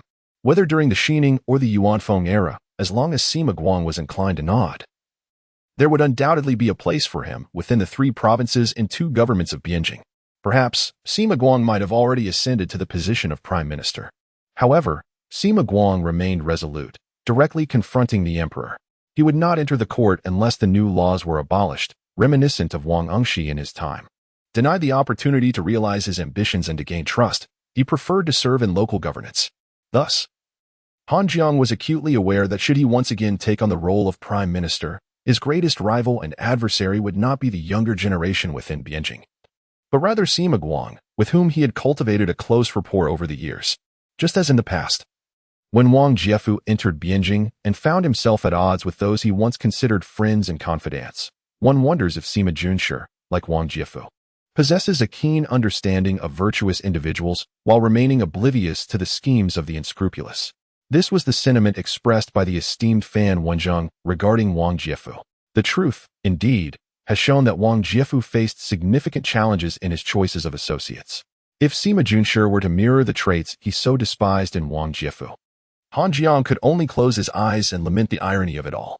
Note, Luoyang, as the western capital of the northern Song Dynasty, held immense significance for the imperial family, second only to Beijing. After the demise of each emperor, their coffin would briefly rest in Luoyang. Furthermore, the Yangtian Huixing Palace and the Yangtian Shan Temple in Luoyang would enshrine the emperor's portrait, regarded as a sacred site of ancestral deities, thus holding a prominent political stature. Chapter 55. Among the elders, Han Jiang was able to receive advance notifications from Beijing. As a venerable elder of 4 dynasties and a former prime minister, the Duke of Lu, Wen Yanba, undoubtedly possesses his own channels of information. He became aware of the emperor's demise and the ascension of the new sovereign long before Han Jiang. However, Wen Yanba chose to keep this knowledge to himself, harboring it deep within his heart. It was only when news from Beijing finally reached the Zixing Zen monastery that he let out a mournful cry, shedding 2 tears and bowing towards the direction of Beijing. After this poignant moment, the Grand Chancellor of the Song Dynasty returned to his usual composure. His esteemed position granted him the privilege to negotiate even in the presence of the emperor, especially now that both Han Qi and Fu Bai had passed away. Wen Yanba, known for his erudition, stood as the sole remaining minister of the Zhao Yu era in the Song Dynasty. His friend, the late scholar Xiao Yong's son, Xiao Bowen, quietly approached Wen Yanba and, lowering his voice, inquired, with the passing of the great emperor and the rise of the new sovereign. Will you not journey to the capital to pay your respects? When Yanba chuckled softly at the question. I am beset by illness, he replied gently. And it would be difficult for me to travel far. Zhao Bowen bowed his head, understanding the implication behind Wen Yanba's words. The Grand Chancellor was elevating his own worth. Unless the Empress Dowager, the Empress, and the Emperor himself sent someone to personally invite him to the capital, he had no intention of moving. After all, if the world were to learn of this, it would not tarnish the reputation of Wen Taisher. His gaze then swept over the younger generations before him, Zhao Bowen, Cheng Hao, Cheng Yi. Among them were esteemed gentlemen such as Li Chong, Shi Rian, Wang Shangong, and Feng Xingji, who, during the Shi Ning and Yuan Feng eras, chose to withdraw to Luoyang rather than serve alongside the fortunate youths in the court. He sighed deeply and remarked, everyone should seize the moment. Those who can enter the capital should do so. If one arrives too late, I fear the Empress Dowager and the Empress will be surrounded by sycophants. The crowd listened attentively, nodding in agreement, and clasped their hands in gratitude, saying, We shall remember your wise counsel, Grand Tutor. Indeed. The words of Grand Tutor would resonate with profound truth. What, then, is the current stance of the Empress Dowager and the Empress towards Wang Engshi and his new policies? It is widely known. As early as the Xining period, the Empress and the Empress Dowager expressed their dissatisfaction with Wang Engshi, repeatedly advising the Emperor to abandon the new laws, a sentiment that has circulated widely among the populace. Now, the principal supporter of these reforms, the Emperor, has passed away, becoming the late Emperor, and will soon be honored as the forebear among the ancestral deities. His likeness enshrined in the imperial temple of Yingtian and the palace of past sages in Bianjing, though it is said that the new sovereign is wise and benevolent. Despite his tender age, he exhibits the manners befitting a ruler. Yet, he remains merely 8 years old. In the coming years, even a decade, the affairs of state in the Song Dynasty will be dictated by the two courts, if they do not seize this opportunity to swiftly journey to Bianjing, to meet with the two courts and present their earnest words regarding the chaos brought by the new policies. They risk being overshadowed by the presence of sycophants. At that point, their chances may vanish. Thus, they must take the initiative, much like Wang Zeng did during the Tianqing era. How could that treacherous minister possibly be overthrown? Yet, when Yanba gazed intently at the assembly within the Qingtang and, filled with curiosity, inquired, Where is Sima 12? Grand Tutor, replied Zhao Bowen, Sima Gong, upon hearing of the emperor's demise, has withdrawn to his small side chamber to mourn alone. When Yanba nodded thoughtfully and sighed, I shall go to see Sima 12. With the support of a servant, he leaned upon his cane and exited the Qingtang, making his way to the rear courtyard of the Zixin Chan Yuan. Before a small chamber, he encountered the young man Fan Ziyu, who had accompanied Sima Guang for over a decade. Fan Ziyu was not only favored by Sima Guang. The late Duke Fu Han held him in high regard as well. During his lifetime, the Duke had even contemplated taking him as a son-in-law, but ultimately abandoned the idea due to the lack of a suitable match. Nevertheless, in his dying testament, the Duke requested that Fan Ziyu present it to the sovereign rather than bestowing this opportunity upon his own descendants. This was nearly a declaration of the passing of a legacy. Wen Yanba also held this young man in high esteem, not only for his intellect, character, and talent, but also for his lineage. Fan Ziyu was a relative of Fanjin, having lost his father at a tender age and raised under the personal care and education of his uncle, Fanjin, Pierfu. When Yanba approached and asked, Is Sima 12 still in sorrow? Grand Tutor, Fan Ziyu stepped forward, clasped his hands in a gesture of respect, and bowed his head. The relationship between the minister and the late emperor exemplifies the ideal of sovereign and subject. The late emperor treated the minister with utmost dedication and meticulous care, regarding him as a national treasure. In this moment, the sudden demise of the esteemed emperor has plunged the minister into profound grief and unavoidable lamentation. When Yanba sighed deeply, he was acutely aware of the exceptionally intricate and profound emotions Sima Guang harbored towards the late sovereign. On one hand, the emperor valued Sima Guang, regarding him as a pivotal minister and a cornerstone of the nation. Furthermore, the emperor fervently supported Sima Guang's ambition to compile the comprehensive mirror to aid in government, not only composing a preface but also bestowing upon it an imperial title. He generously provided Sima Guang with invaluable historical materials from the imperial archives, serving as references for his monumental work. In total, he conferred no fewer than 2,300 volumes of rare and unique texts. Simultaneously, the entire funding for the Compilation Bureau was decreed by the emperor himself, with no sign of reduction over the span of more than a decade, only an increase. It is safe to assert that without the emperor's unwavering support, it would have been inconceivable for Sima Guang to complete such an extensive tome in a mere few years. The emperor's myriad acts of tolerance and benevolence towards Sima Guang could only be described as immense heavenly grace, a quintessential example of honoring a national scholar. According to the values espoused by Confucian scholars, one ought to repay the favor shown by the sovereign with utmost loyalty. Yet, on the other hand, the emperor remained impervious to Sima Guang's counsel. Not only that, but in his pursuit of implementing new policies, the emperor exiled a multitude of dissenting gentlemen from the capital, leaving no space for opposition within the metropolis. This situation was intolerable for Sima Guang. In the presence of the sovereign, it is only fitting to broaden the channels of discourse and heed the voices of the realm. Yet, why does he place his trust solely in one individual? I shall go and offer him counsel. As when Yanba spoke, he bypassed Fan Zuyu and directly pushed open the door to the side chamber. There, within, he heard a deeply suppressed, yet mournful sound of weeping. Following the sound, when Yanba beheld Sima Guang, his face streaked with tears. Approaching him, he gently spoke, "Ah, Junshi. In my youth, I too wept as you do now. That was during the passing of the benevolent emperor. However, upon reflection, I realized that although the great emperor has departed this world, he bequeathed to us the vast realm, entrusting it to the stewardship of we, the scholars and officials. How could I languish in despair? We must rally for the sake of the empire. Junshi, your fate is far more auspicious than that of the noble Han Wei and the affluent Han Gong. Though the emperor has sadly passed away, the young heir is in power, and the new sovereign has ascended the throne. The state has a successor. Is there any greater act of gratitude towards the departed emperor than to assist the young ruler, to organize the affairs of the realm, to restore order, and to win back the hearts of the people?" Sima Guang, listening intently, recognized the truth in Wen Yanba's words. The unfortunate demise of the great emperor has left the realm in mourning. Yet, the young heir, regarded as wise and virtuous, embodies the dignified bearing of his ancestors. At merely 8 years of age, he is already capable of reading the spring and autumn annals, comprehending the principles of propriety and law, and discerning the hierarchy of respect. He shows filial piety towards the Empress Dowager and maintains a close relationship with his mother, cherishing the memory of his father, the emperor, even transcribing Buddhist scriptures by hand. Upon his ascension, he was embraced by the ministers, displaying clarity of thought and purpose. The people of Bianjing speak highly of the young sovereign, noting that he possesses the benevolent aura reminiscent of the late emperor.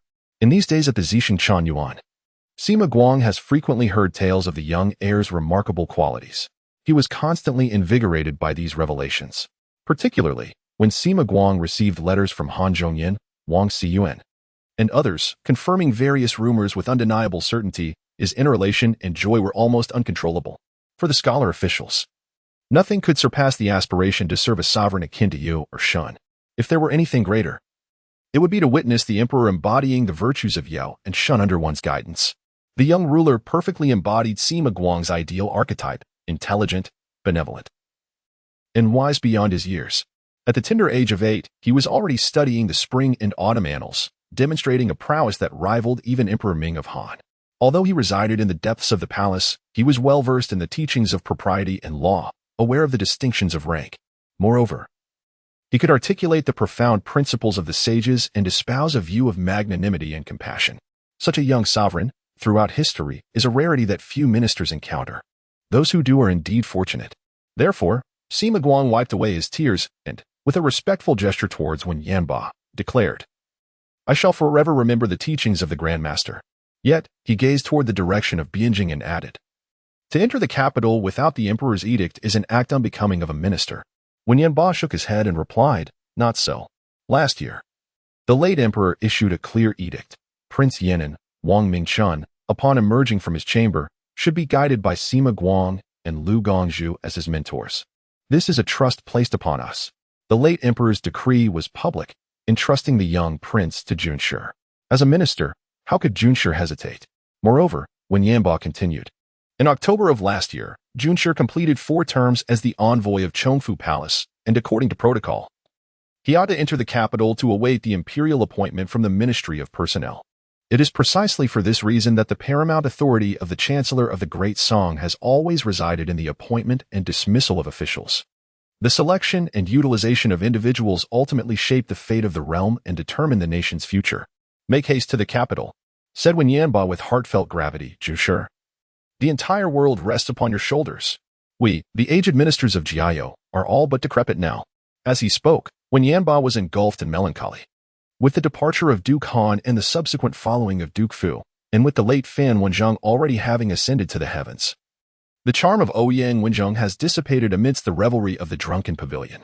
The former stalwarts of Jiao, who once united in purpose to instigate the Qingli reforms and subsequently promote the flourishing of education during that era, are now reduced to mere remnants. He stands alone among them. As for the likes of Zhang Fangping and Wang Gongchen during the Qingli years, they were nothing but opportunists, members of a nefarious faction.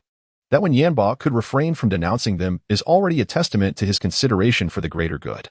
I have become so engrossed in my reading that I have erred.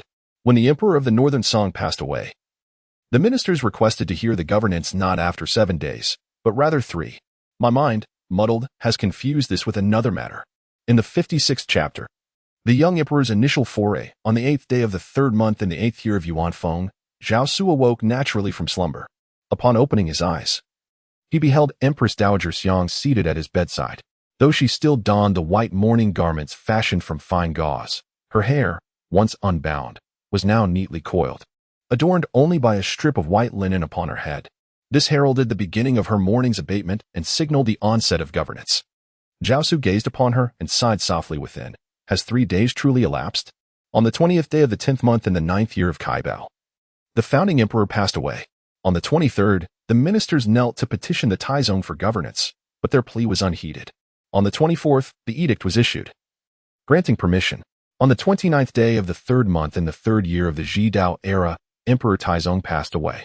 On the 2nd day of the 4th month, the ministers petitioned for the revered temple to convene, to which a refusal was given. However, on the 3rd day of the 4th month, a decree was issued permitting it. Henceforth, this practice became a fixed custom. Consequently, every subsequent emperor ascended the throne following this established protocol. In other words, today marks the day when the ministers petitioned the 2 palaces for governance, which was met with a refusal. This implies that tomorrow heralds the dawn of a new era, as the 2 palaces will officially assume governance. Naturally, this will not occur in the imperial court, but rather at the location where His Majesty Kai Ke delivered his farewell yesterday. It is understood that this will not be a daily occurrence. According to tradition, governance will be conducted on auspicious days beneath the Yang Gate. Furthermore, every 5 days, the chancellors and the officials of the censorate will convene within the confines of the Yang Gate to deliberate on matters of state. This arrangement will continue until the 25th day of this month, specifically the day of Wusu. At that time, it will be precisely the 20th day since the passing of the late emperor, and on the following day, the ministers will once again gather to offer their condolences. They will submit a new petition requesting to convene in the imperial court, which will again be met with refusal, yet will be followed as before. After this, normal governance will resume, along with the ceremonial activities of the officials, including the rituals of attendance during the new moon and full moon. Additionally, the appointments of new officials and their introductions will also recommence. Prior to that, the catafalque of the late emperor will embark on its journey, escorted by the ceremonial envoy, the ritualist, and the bridge messenger appointed by the court, to be interred at the Zhaosong imperial tomb in Hunan. From this day forth, except on great auspicious days, minor auspicious days, and when the ministers enter the palace to offer their condolences, you may wear plain attire. I whispered to the Empress Dowager. Zhao Xu nodded. Today, the court officials have already submitted a petition for the 6th brother to govern. I added to the Empress Dowager, Mother has already declined on your behalf. They will once again convene the 3 courts, and starting tomorrow, they shall listen to governance beneath the Yingyang Gate. Zhao Xu nodded once more. Does the 6th brother have anyone in mind? Inquired Empress Dowager Xiang. As the biological mother of the emperor, it is only natural for Empress Dowager Xiang to wish for Zhao Xu to suggest his preferred officials. However, she was also acutely aware that the 6th brother was still quite young and did not know a single courtier. The only people he could rely on were those around him, essentially just providing favors to the internal officials and female attendants within his own residence. Zhao Xu gazed at Empress Dowager Xiang, nodded, and said, Please inform Mother that I have recently inquired about Sherdei and Lu Weijin, asking if there have been precedents for a ruler ascending to the throne at such a tender age as mine. Sherdei and Lu Weijin both answered affirmatively, citing the case of the benevolent emperor. I further asked, During the same age of the benevolent emperor, were there any wise ministers to assist him? Empress Dowager Xiang listened quietly, her expression gradually becoming more animated. Zhao Xu then inquired, "Who is Yin Shu?" Shi Dai and the others replied.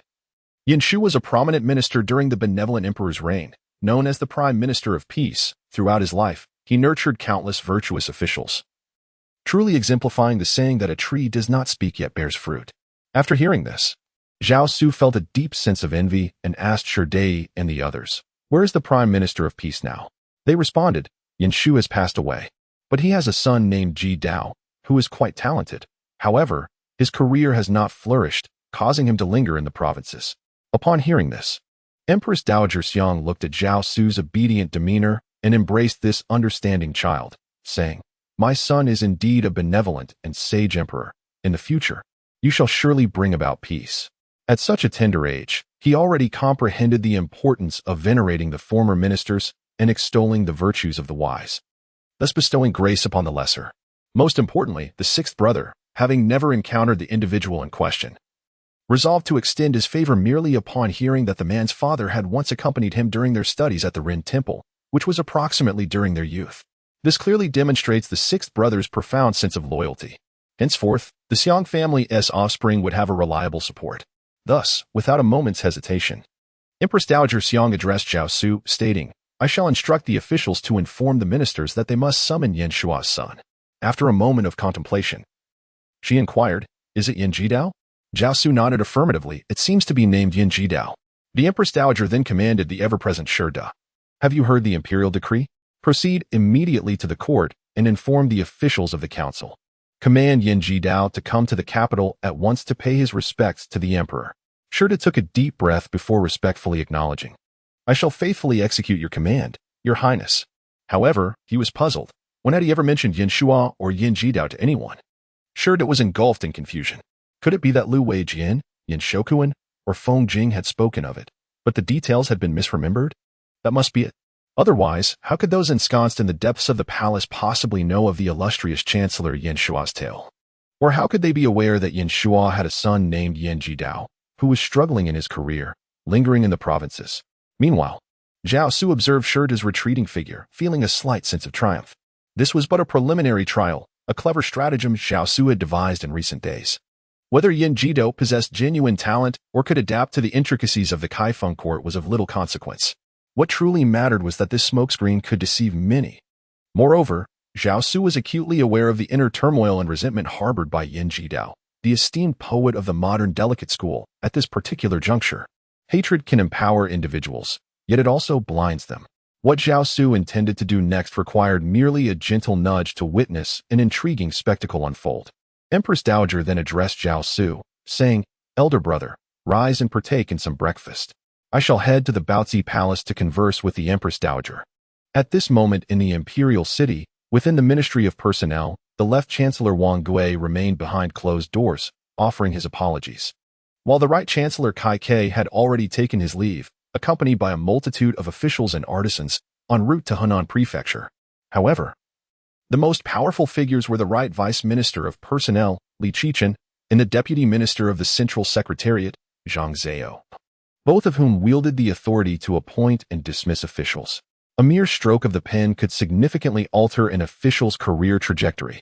Thus, the extent of their power was beyond imagination, which is precisely why the high officials of the Song Dynasty maintained a reverential distance, and decorum was strictly upheld among the ministers.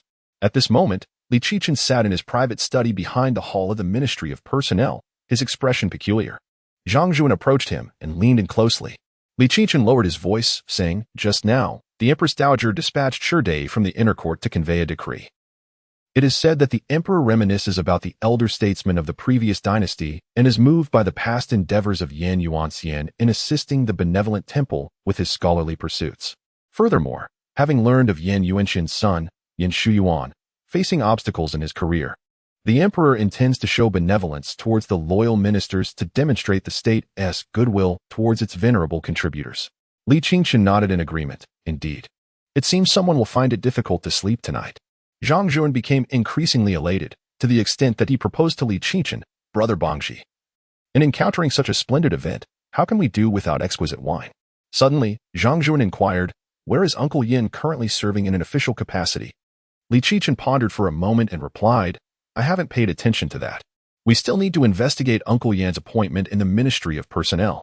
However, I recall that in the 5th year of the Yuanfeng era, His Majesty summoned Uncle Yin to the palace to compose poetry, delighting the imperial countenance.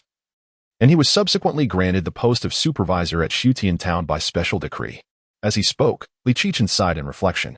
A dignified son of a prime minister could only hold a humble position in a remote locality, and this was still a grace bestowed by the emperor.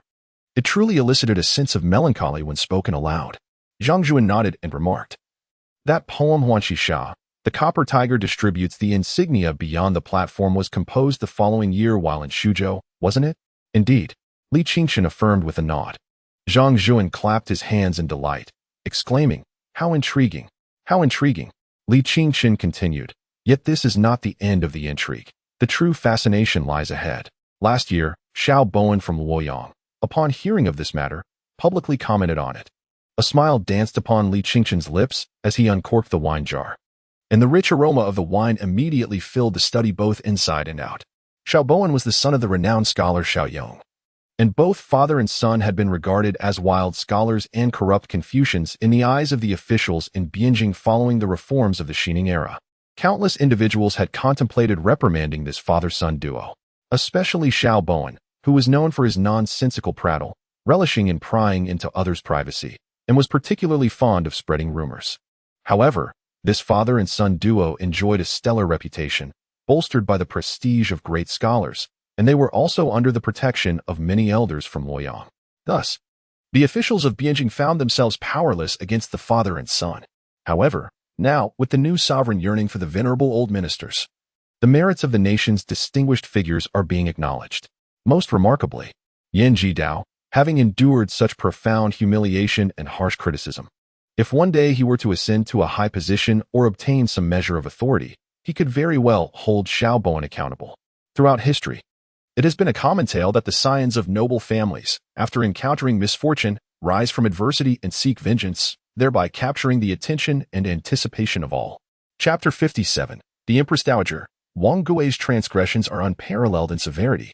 The following day, on the 9th of March, Renin, the ministers unanimously urged for the resumption of governance, and the two palaces finally responded, "Indeed." Thus, on that day, beneath the Ying'an Gate, the two palaces escorted Zhao Xu, as he formally began to govern from behind the curtains of the small hall. The ministers then submitted a memorial, beseeching rewards for military achievements in Shihe Road during the 2nd month, and presented the reports from the border inspections delivered from Shihe. Indeed, it was a resounding victory.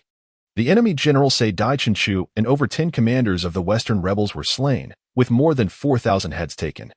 And the spoils included no fewer than 80,000 cattle, sheep, horses, and armor. The officials reported, and all was verified without error. Consequently, in accordance with the regulations, the two palaces deliberated on the rewards for merit. The commander of the Wuxin army was retained, the envoy to Jingfu Palace was appointed, and Li Xian, the pacification and administrative commander of the Shihe-Lanhui Road, was promoted 1 rank. He was still to lead the Wuxin army, elevated to the envoy of the Yinfu Palace, remaining as the deputy chief of the Inner Palace, and was ordered to promptly enter the capital to report on his duties, pay homage to the new sovereign, and present his respects. The meritorious generals under Li Xian were likewise granted rewards. The envoy from the 4 directions, Wang Wenyu, has been promoted to the position of envoy of introduction, while the acting official remains the envoy from Rongzhou.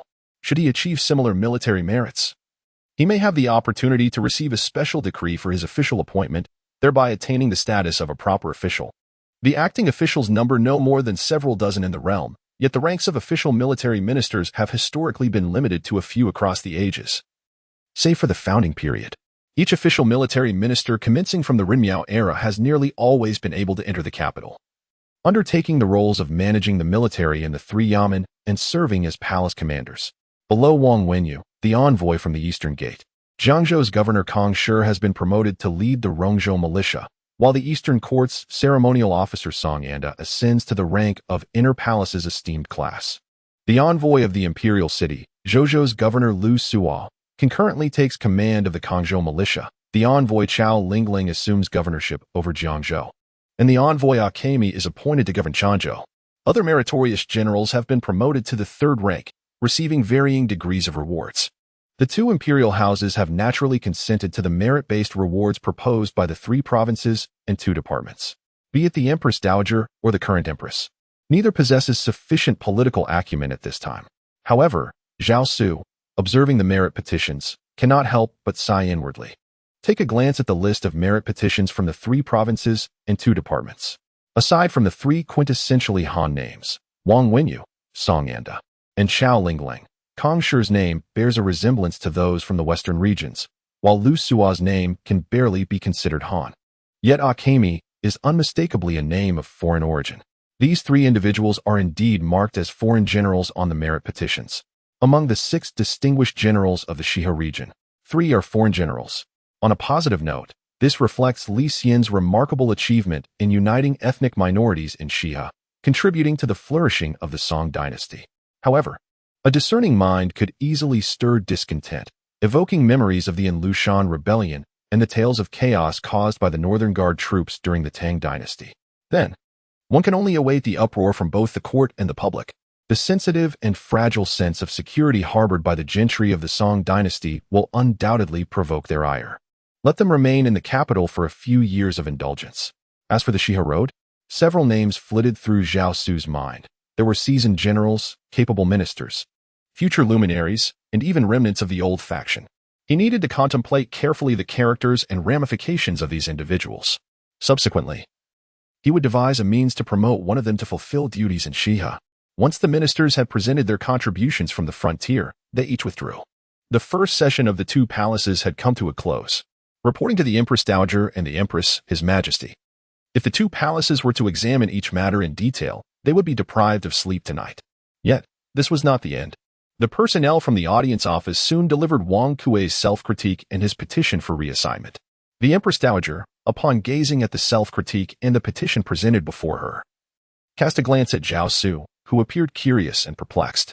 The Empress Dowager's expression shifted dramatically. Thus, she chose to disregard Wang Kuei's self-critique and petition, fearing it might taint her vision or that she might be swayed by sentiment. In saying this, she turned her gaze towards the Empress. The Empress promptly rose and bowed to the Empress Dowager, stating, "Your Highness may decide on this matter." The Empress sensed an unusual undercurrent as well. However, Wang Kuei had audaciously uttered such words in the court. This had severely tarnished the Empress's impression of him. Therefore, regardless of how the Empress Dowager wished to deal with Wang Kuei, the Empress harbored no objections, even wishing for his utter downfall. The Empress Dowager insisted on addressing the matter alongside the Dowager Empress. For it was only through this collaboration that the future emperor would remain unperturbed and refrain from further inquiries as he matured. Thus, she remarked, "Let us deliberate on the disposition together." The Dowager Empress, left with no choice, responded dutifully, "As your Highness commands, I shall comply." Soon after, the Empress Dowager summoned Liang Wei-jin, instructing him to accompany Zhao Xu in the palace as he pursued his studies. During this period, both empresses maintained a vigilant oversight of Zhao Xu's education. Aside from the 2 days following the emperor's recent passing, they consistently urged him to engage with his studies. It seemed they had reached an unspoken understanding. One would instruct while the other would provide assistance, each fulfilling their respective roles. Zhao Xu's performance greatly pleased them. He exhibited remarkable intelligence, maturity, and exceptional comprehension skills. Often, he could draw inferences from one lesson to another, and at times, he even employed the teachings of the Analects or the classic of filial piety to elucidate the principles of the spring and autumn annals. This astounded not only the 2 empresses but also the 2 Hanlon scholars who served them. Zhao Xu remained oblivious to these sentiments and had no desire to be aware of them. His focus lay solely on his studies. He adhered to his routine with diligence. Much like a chameleon lying still, camouflaging itself as a branch, stone, or moss, poised to strike at its prey. Thus, regardless of whether he had companions, he earnestly engaged with his books and meticulously penned his reflections. This dedication garnered admiration and astonishment from those around him, be they female officials or court attendants. Within the imperial palace, it had become widely known that the young emperor was not only studious but also possessed a profound love for learning. These individuals are aware. And naturally, the people of Bianjing are also informed. Zhao Xu is immersed in his studies within the Funing Hall. For instance, a censor has reported that Wang Kuei, last year, had directed the clerks of the capital to clandestinely erase the substitution charge recorded against his son, Wang Zhongxiu, in the official archives. He even dispatched individuals to alter Wang Zhongxiu's official documentation at the Ministry of Personnel, discreetly concealing the record of reprimands issued by the late emperor. Thus, should anyone seek to examine the records at the ministry, they would find no trace of Wang Zhongxiu's transgressions during his tenure at the Huainan Transport Office. This was merely the most trivial of the numerous charges against Wang Kuei leveled by the censors. The remaining allegations were increasingly exaggerated, with increasingly vehement language employed. She gazed at the Empress Dowager and inquired, "Might I ask, Your Highness, has a decision been reached?" The Empress Dowager sighed softly and replied, "The misfortunes of the state are profound. It is lamentable that such disloyal, unfilial, inhumane, and unjust traitors have emerged from the ranks of the capital. It is insufficient to merely strip away the veneer to quell the grievances of the realm." Upon hearing this, Xiang Taihou took a deep breath. Even though her sentiments towards Wang Kuei leaned towards a desire for his execution, she was nonetheless astounded by the resoluteness and ruthlessness of her aunt. As a former chancellor, Xiang Taihou understood the implications of stripping away the veneer. It was the nightmare of all civil officials and the haunting specter for all ministers. Stripping away the veneer stands in stark contrast to the elevation of officials. This arises from ancestral laws, which prohibit the execution of ministers. In the Great Song, governance is shared with the gentry, necessitating the preservation of the dignity of the ministers. Hence, the practice of stripping away the veneer exists, as it serves to publicly denounce and diminish the reputations of the nation's heroes and the ministers of state. Then, once again, the punishment was harshly administered, stripping away the official titles and all the honors of the ministers. Gradually, the degradation escalated until there was no further to fall, reducing them to the 7th rank of minor officials. This was the fate that befell the likes of Lord Kou Lai, Ding Wei, and Chao Li. At this point, the noble titles and achievements of the chief ministers were utterly obliterated. Were it not for the emperor's intervention to overturn their sentences, they would be condemned to eternal oblivion. Empress Yang took a deep breath, reflecting that for 6 or 7 decades, since the time of their ancestors, no minister had been subjected to such a disgrace, let alone a prime minister. However, the Empress Dowager closed her eyes and declared, "Yet the crime of Wang Kuei is indeed most grievous." Naturally, Empress Yang was loath to witness another instance of such humiliation. If Wang Kuei could be stripped of his dignity today, tomorrow another prime minister could easily meet the same fate, even jeopardizing the honors of her own family, the Xiong clan. This was absolutely unacceptable. Thus, she stepped forward to pay her respects, pleading, "I beseech you, Your Majesty, to reconsider in light of Lord Kou Lai's past sufferings in Yenzhou and Laizhou." The families of Gao, Xiong, and Chao had long-standing ties with Lord Kou Lai and had tirelessly advocated for him during his previous disgrace. Yet, the Empress Dowager remained silent. Her eyes closed. The image of the young official lingered in her mind, prompting a flicker of doubt. Could he have been wronged? The innocent voice of a child echoed in her thoughts like an incantation. If the official suspected a miscarriage of justice, then it must be turned into an ironclad case. It would be best to strip Wang Kuei of everything, reducing him to the lowest rank. Thus, the charges against him would multiply exponentially. As the young official matured, he would be unable to discern each accusation, nor distinguish truth from falsehood, and would likely refrain from probing further. Note, the rewards conferred today are recorded under the entry for Martrinine in the extended comprehensive mirror for aid in government. Only the bounty for Li Xian has been altered. At this time, historical records indicate that Li Xian had already been dismissed from his position in the Internal Affairs Ministry due to his impeachment and had been demoted to the inspector of Xianzhou. The rewards conferred today reinstated Li Xian as the rear general of the Wuxin army in this remote jurisdiction, yet he was soon dismissed again.